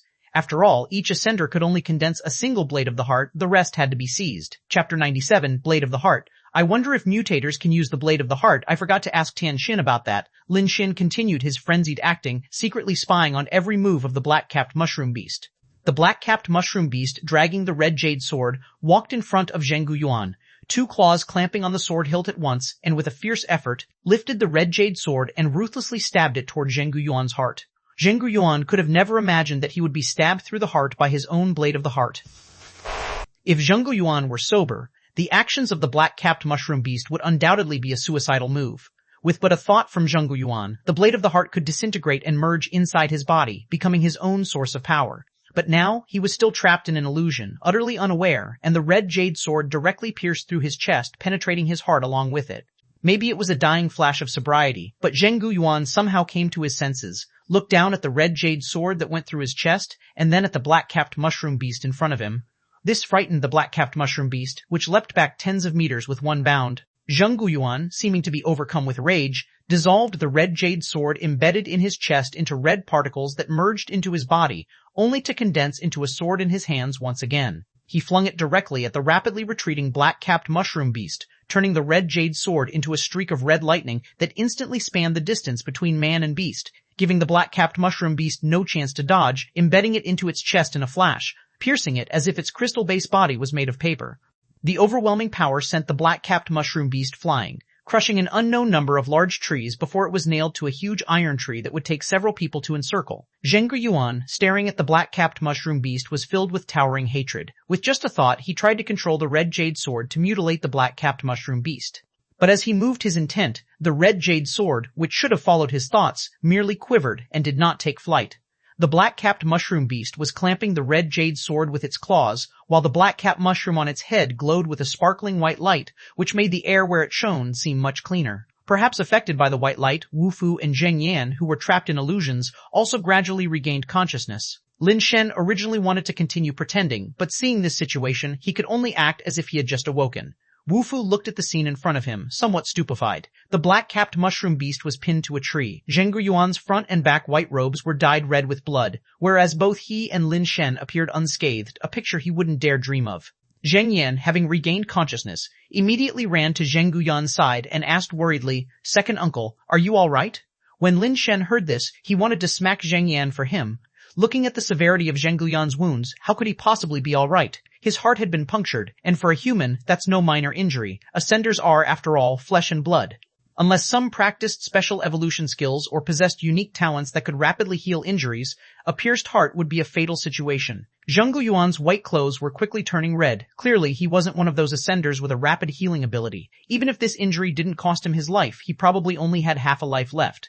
Zheng Yuan paid no attention to Zheng Yan, taking steps towards the black-capped mushroom beast as a red jade-like carapace surfaced on his body. With Zheng Yuan's approach, the red jade sword stuck in the black-capped mushroom beast trembled more and more violently, as if it could fly out at any moment.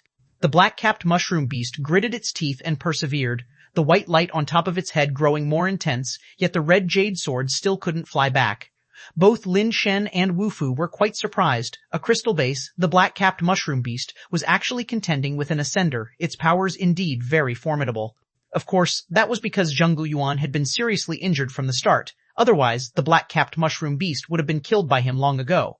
Although his body was protected by the carapace guard, making his injuries invisible to others, Zheng Yuan was acutely aware of the blood flowing from the wound in his heart, pooling inside his body. He didn't have much longer to live, and he was determined to take the black-capped mushroom beast along with Lin Shen and the others with him before he died. He cursed his carelessness, for as someone who had fought for years in the alien world, he had never considered that he would die on his home planet. In his view, only the mysterious base mutation zones on his home planet contained beings that could harm him. To him, base variant creatures elsewhere were hardly worth mentioning. If he had been more cautious and used carapace guard from the beginning, he wouldn't have met this fate. Having survived many great storms, it was in this insignificant trickle of a problem that he capsized. Zheng Yuan's hatred could not be adequately expressed in words. He forcefully stimulated his life base. But in doing so with too much strength, the blood in his heart burst even more fiercely. If it were not for the carapace wrapping around him, the blood might have already spurted out, causing Zheng Yuan, who was already unable to exert his full strength, to stagger. Lin Shen, who had originally planned to seize the opportunity to escape with Wei Wufu, saw this situation and exchanged a look with him. Both silently took out their weapons. Wei Wufu gripped his trident tightly while Lin Shen also pulled out the death powder coiled around his body. With a flick of the wrist, the death powder transformed from a string into a long spear. "There's a pet launcher in my backpack. Use the pet inside to kill Lin Shen," Zheng Yuan said as he noticed his backpack that had fallen in the distance. He communicated to Zheng Yan at his side. Realizing he had no chance left to live and no longer hoping for Lin Shen to go after the mutant sea demon god general, he must make sure Lin Shen was killed. Zheng Yan hastily ran over to pick up the backpack from the ground, rummaging through it to pull out an antique design pistol-style pet launcher and aimed it directly at Lin Shen. Seeing Zheng Yan aiming the pet launcher at him, Lin Shen was not alarmed but rather pleased. There were indeed people who could kill him with that device, but Zheng Yan definitely wasn't one of them. "That pet launcher is of Ascension level. You haven't activated its power yet. Take out the crystal base capsules inside. The first 3 are Ascension pets, which you cannot use. The next 5 are mutated crystal base pets. Activate them directly or load them into the Angel Revolver. Using them should be enough to kill Lin Shen," Zheng Yuan advised Zheng Yan while grappling with the black-capped mushroom beast. Upon hearing the instructions, Zheng Yan immediately opened the chamber, taking out the crystal base capsules and the key. After a moment's hesitation, he chose not to activate the mutated crystal base pets directly, but instead loaded them into the Angel Revolver, aiming the barrel at Lin Shen. "Lin Shen, when you strutted around that stellar body relying on the power of this Angel Revolver, Did you ever imagine that one day you would die at its muzzle? Zheng Yan said coldly, the gun pointed at Lin Shen. Don't you still want the mutant sea demon god general? Lin Shen said while charging forward, still trying to confuse Zheng Yan with his words. I do, but I want to kill you even more, Zheng Yan said and pulled the trigger without hesitation. Cold light flashed in Wei Wufu's eyes like a fierce tiger. He rushed towards Zheng Yan. Lin Shen also charged forward while throwing the death powder in his hand as if it were a javelin, aimed directly at Zheng Yan. The death powder turned into a dark red streak of light, flying towards Zheng Yan, who was about to open fire. Zheng Yan's eyes revealed a disdainful look as he shot at the death powder in the air. In his opinion, it was simply an alloy-level weapon, merely a dead object. The mutated crystal-based pet he fired could obliterate the death powder on impact. The gun fired. The mutated crystal-based capsule shot out at a speed of 44, turning into a mutated black-armored centipede upon leaving the barrel, charging towards the death powder. Chapter 98. A Desperate Fight. Just as the mutated black-armored centipede was about to collide with death powder, whose body was originally straight as a rod, it coiled into a spring shape, allowing the centipede to pass through it. Death powder then straightened out and, at an unimaginable speed, shot towards Zheng Yan's forehead. The speed unleashed by Superbase Instantaneous Speed was so fast that Zheng Yan, also at alloy level, couldn't react in time and could only watch helplessly as death powder pierced towards him, filled with utter terror. Meanwhile, Wei Wufu's purple carapace suddenly swelled, transforming the once thin shell into thick armor. With his formidable physique, Wei Wufu now resembled a humanoid mecha warrior. Wei Wufu thrust his trident wildly, meeting the mutated black-armored centipede head-on. Sparks flew everywhere, and the powerful impact forced Wei Wufu backwards, his legs plowing 2 deep furrows into the ground, while the centipede was deflected onto the earth beside him. The mutated crystal-based creature was surprisingly not gaining much of an advantage over Wei Wufu. Almost simultaneously, a hand encased in a red jade carapace grabbed death powder that was thrusting towards Zheng Yan's face. It was Zheng Guiyuan who had intervened, seizing death powder. Zheng Guiyuan tried to crush death powder with a squeeze but found the hard tip suddenly as pliable as boneless, like squeezing cotton, offering no resistance, and he couldn't crush it instantly. Death powder took the opportunity to coil upwards, entwining around Zheng Guiyuan's arm as if it were silk winding around a finger. Fire, kill them, Zheng Guiyuan ordered, almost roaring. As he dealt with the black-capped mushroom beast, he still found a way to block death powder for Zheng Yan. Distracted, his control over the blade of the heart weakened even further. The rumbling sound of something monumental began to surround them, as if the earth and mountains were shaking. A large group of mushroom beasts was rushing their way. Only then did Zheng Yan come to his senses, lifting his gun to aim at Lin Shen once more. Lin Shen's carapace had become as red-hot as iron, making him look like a metal man who had just climbed out of a high-temperature furnace, furiously charging at Zheng Yan. Die! Zheng Yan screamed, his face twisted in a ferocious snarl as he pulled the trigger. Too late. Lin Shen, who was now less than 5 meters away from Zheng Yan, suddenly accelerated to an inconceivable speed. Before Zheng Yan's finger could fully press down, Lin Shen, glowing with a brilliant light, was already in front of him, snatching the angel revolver from one hand, while pointing the other hand at Zheng Yan. Zheng Yan's eyes bulged in disbelief. He couldn't understand how someone at steel level could burst forth with such speed. Even someone at crystal base level wouldn't have that speed, right? Zheng Guiyuan too noticed this unbelievable scene and was profoundly shocked. He abandoned his struggle with the black-capped mushroom beast for the blade of the heart, pulling Zheng Yan behind him with his other hand, causing Lin Shen's pointing attack to miss. You must die. Zheng Guiyuan suddenly realized that if Lin Shen couldn't be killed today, this young man could potentially become the Zheng family's greatest nightmare. Therefore, he was willing to abandon the killing blow against the black-capped mushroom beast, which had put him in a life-threatening situation, to eliminate Lin Shen and prevent future threats. Zheng Guiyuan, like a phantom, appeared in front of Lin Shen. His other hand, not entangled by death powder, reached out like blood-red jade claws, aiming for Lin Shen's chest. It was too fast. It was just too fast. Lin Shen didn't even have time to fire a shot empowered by the 7 steps of conflict before Zheng Guiyuan's hand was already at his chest. This grab threatened to tear his chest open and rip out his heart. Wei Wufu was preoccupied with the mutated black-armored centipede and couldn't come to Lin Shen's aid in time. Even without the centipede, Wei Wufu's speed would not have been fast enough to rescue Lin Shen. Even in a weakened state, an ascender was still an ascender, far beyond the capabilities of an alloy. As Lin Shen was on the verge of having his chest pierced through, anticipation of seeing Lin Shen cut open was a light in Zheng Yan's eyes, eagerly awaiting the gruesome scene. Zheng Guiyuan was also full of madness. This was the strike he delivered with the last vestiges of his life force, seeking only to kill Lin Shen in one blow. Consequences be damned. Although his chest was flooding with blood, it couldn't stop Zheng Guiyuan's resolute intent to crush Lin Shen's heart. Lin Shen desperately tried to retreat, but compared to Zheng Guiyuan's speed, his own was like that of a snail's crawl. In a critical moment, a small white figure suddenly appeared out of nowhere in front of Lin Shen, landing on the back of Zhang Guiyuan's hand that was reaching out to grab him. Zhang Guiyuan's hand, flashing towards Lin Shen like lightning, came to a sudden halt. This momentary pause gave Lin Shen a slim chance at survival. A gunshot rang out, and Lin Shen's figure madly shifted to the left, evading the hand that Zhang Guiyuan had reached out to grab. The small white figure on Zhang Guiyuan's hand also took flight, perching on Lin Shen's shoulder as if it had teleported. Everyone stared at the white dove on Lin Shen's shoulder, their expressions one of incredulous shock. Even Zhang Guiyuan was stunned for a full second. He couldn't believe that an ordinary-looking dove, apparently flesh and blood, could pause his attack for an instant, completely beyond his comprehension. Zhang Yan found it even harder to accept. A pet that looked utterly ordinary, not even a base variant creature, could actually interrupt an Ascender's attack.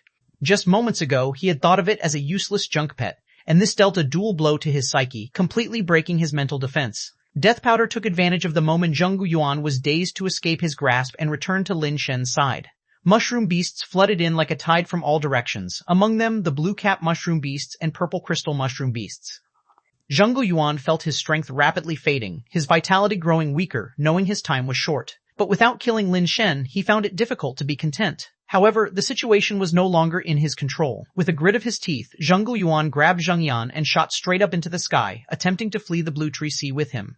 But his current speed was far from what it used to be, not even matching the top speed of speed-type crystal-based creatures. It was clear he didn't lack the will to kill Lin Shen, but even with all his might, he could no longer do so. The earlier strike was his last desperate attempt, consuming his last bit of vitality. Zhang Guiyuan, now barely clinging to life, only wanted to use the flight advantage that remained to an ascender to flee the Blue Tree Sea with Zhang Yan before his death, to allow Zhang Yan to return to the Wanderer base and inform the Zhang family of Lin Shen's existence so they could prepare early.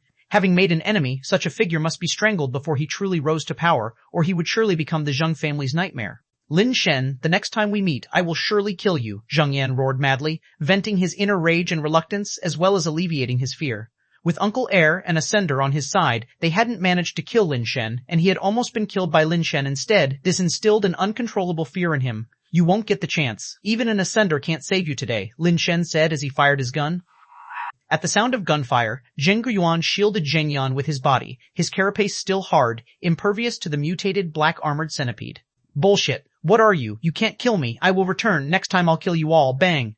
Zhang Yan's crazed bellowing hadn't finished when his head was penetrated by a mutated black-armored centipede, his eyes bulging to the extreme, dying without understanding how Lin Shen's shot had bypassed Zhang Guiyuan to hit him.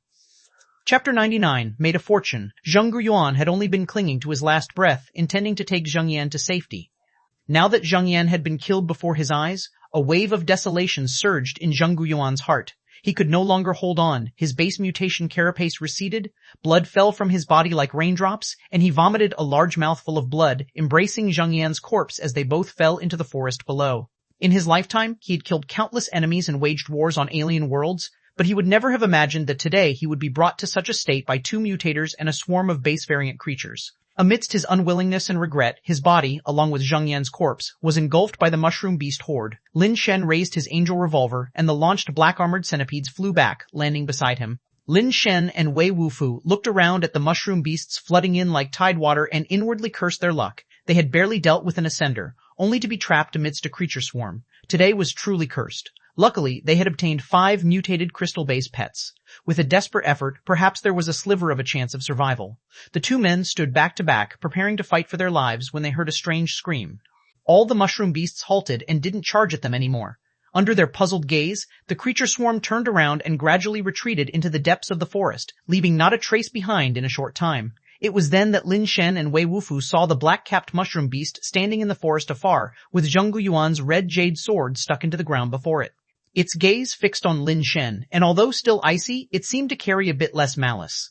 After locking eyes with Lin Shen for a moment, the black-capped mushroom beast slowly retreated behind the trees and gradually disappeared from view. Is it letting us off the hook? Lin Shen said with a wry smile. Yes, replied Wei Wufu, pointing at the blade of the heart still stuck in the ground. Not taken away? For us? Seems like it, Lin Shen said, not entirely sure. Wei Wufu walked over and pulled out the blade of the heart. With his strength, he found it surprisingly heavy, unable to lift it with both hands, dragging it across the ground instead. Lin Shen actually wanted to search for Zhang Yan's body, where an Ascension-level pet launcher and 3 Ascension pet capsules remained. Unfortunately, glancing at where Zhang Guiyuan and Zhang Yan had fallen, he saw nothing but bloodstains. The mushroom beasts likely took everything. His gaze shifted. Lin Shen noticed a backpack that Zhang Guyuan had dropped on the ground, ran over, and rifled through it, finding only a pet egg and some worthless trinkets inside. "This is," Lin Shen and Wei Wufu exclaimed in shock, their reasons for surprise different. Lin Shen's shock was due to the mosaic on the pet egg, while Wei Wufu's shock was because it was an ascension egg. Lin Shen packed away both the backpack and the ascension egg. This really was a huge win. Wei Wufu, clutching the red jade sword, pondered why the black-capped mushroom beast didn't take the red jade sword, but took Zheng Guyuan's pet launcher and 3 ascension pet capsules. Can a base variant creature even use a pet launcher and pet capsules? Lin Shen wondered to himself. Had it been any other base variant creature, Lin Shen would be certain they couldn't use a pet launcher and pet capsules, but that particular black-capped mushroom beast was another story. After discussing with Wei Wufu, the two decided to first return to Darkbird Base. Without the black-capped mushroom beast blocking their way, their return to Darkbird Base was straightforward. However, the issue with the Zheng family wasn't so easily resolved. Zheng Yan's death might be tolerated by the Zheng family, but the death of an ascender outside was something the Zheng family might not let go of easily. Even if Zheng Guyuan wasn't killed by Lin Shen and his companions, everyone at Yashin Base knew that Zheng Guyuan had come after Lin Shen. In the end, the Zheng family would still find them accountable. Let's hope the Zheng family doesn't find out so quickly that Zheng Guyuan and Zheng Yan are dead. Lin Shen had no other solution for now, only to return to Darkbird Base to consult with his eldest sister and see if there was a way to resolve this. "Old Wei, do you think that black-capped mushroom beast left us Zheng Guyuan's Blade of the Heart because it was also afraid of Zheng Guyuan's companions causing it trouble? By leaving the Blade of the Heart with us, it is as if it has passed the trouble on to us?" Lin Shen suddenly thought of this problem. "It's very clever," Wei Wufu said after a long reflection. "Let's stash the item for now." Lin Shen found himself without options, and even if it was as he suspected, there was no reason not to take it. "Wei, give it to me straight. Are you really from Chen Sheng's Wei family?" Lin Shen couldn't help but ask. Before deciding to keep Wei Wufu by his side, Lin Shen had spoken to him once. At that time, Wei Wufu said it was his elder brother who asked him to look after Lin Shen, but Lin Shen had been somewhat skeptical then. After spending such a long time together, Lin Shen had come to truly believe him because, from what he had come to know about Wei Wufu over these past few days, Wei Wufu simply wasn't capable of lying. However, Lin Shen knew nothing about Wei Wufu's background or origins. Yes, Wei Wufu acknowledged readily, that makes things easier. If all else fails, how about our Lin family moves to Tiancheng and follows your lead? Lin Shen naturally didn't wish to rely on others if there was another way, but in a situation with no alternatives, relying on others was certainly better than death.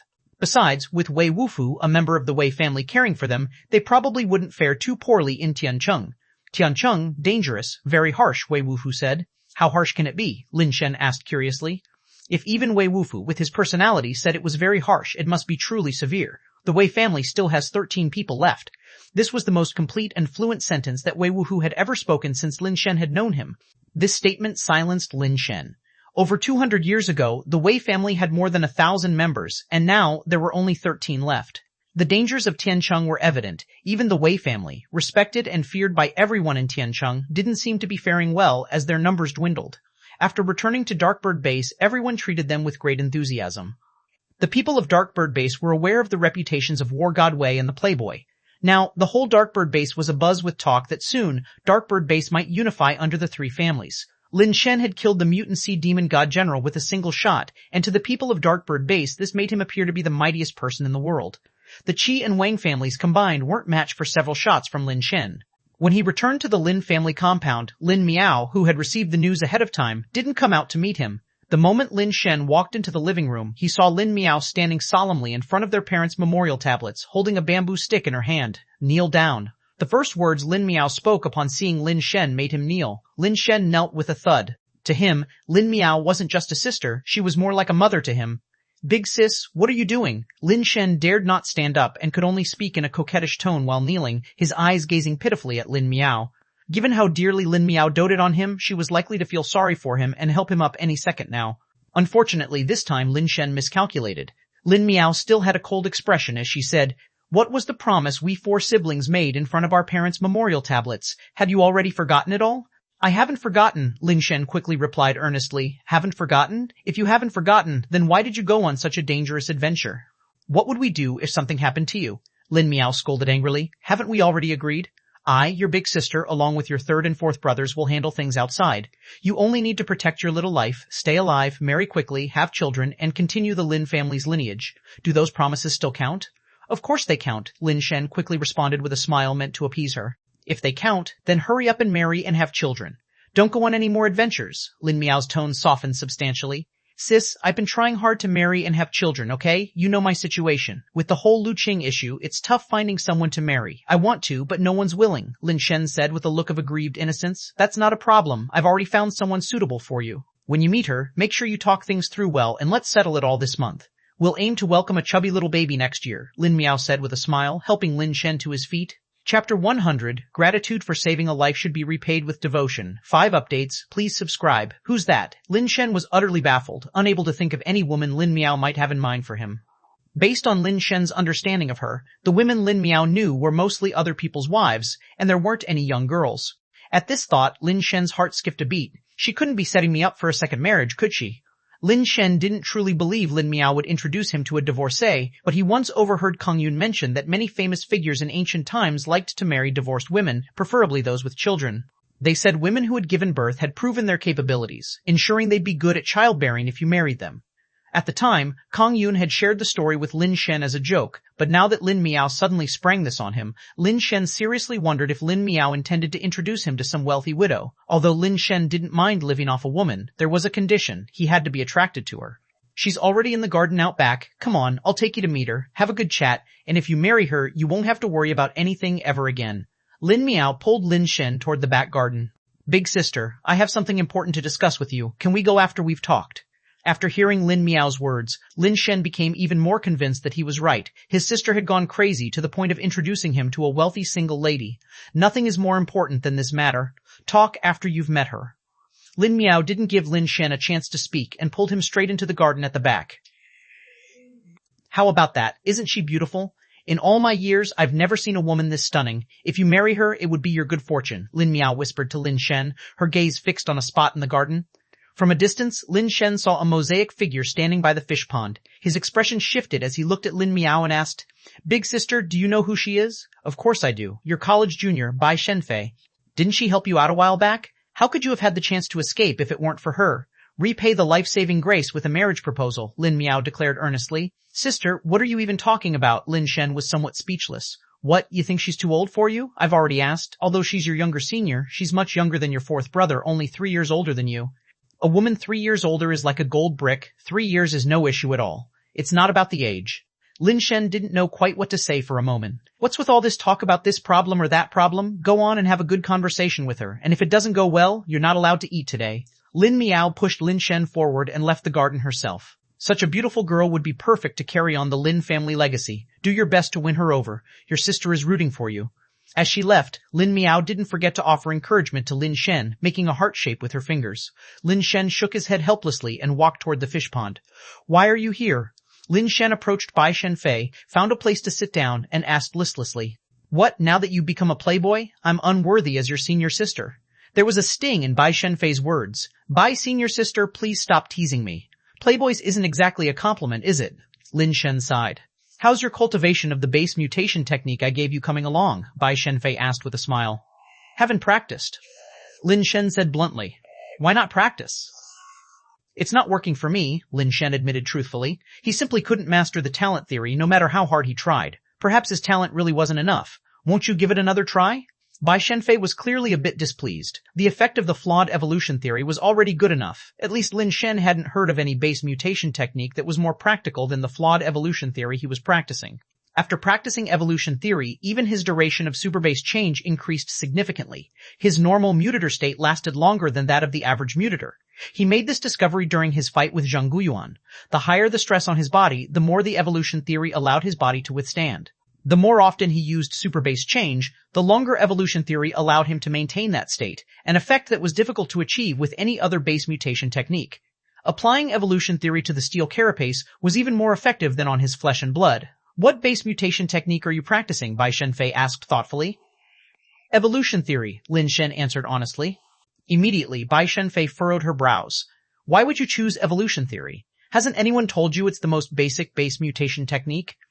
Basic doesn't necessarily mean bad. I think evolution theory is quite good, Lin Shen asked curiously. Why are you suddenly interested in what base mutation technique I'm cultivating? Didn't you say you wanted to be my boyfriend? I thought you had been diligently cultivating gift theory recently.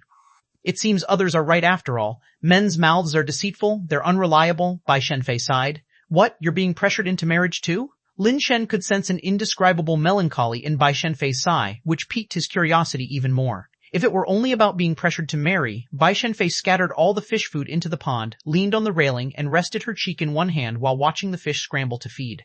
Then, what is it for? The more Bai Shenfei withheld, the more curious Lin Shen became. He could barely keep his gossipy soul in check.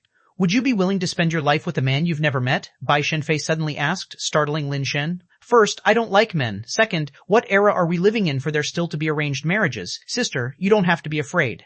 You should boldly stand up against old thoughts and traditions. Bai Shenfei interrupted Lin Shen's impassioned speech with a glare. What are you talking about? No one is forcing me. Mr. Tian has chosen the person for me. No, sister, what do you mean? What do you mean? Mr. Tian has chosen for you. You haven't been conned by a fortune teller, have you? Lin Shen was growing more incredulous.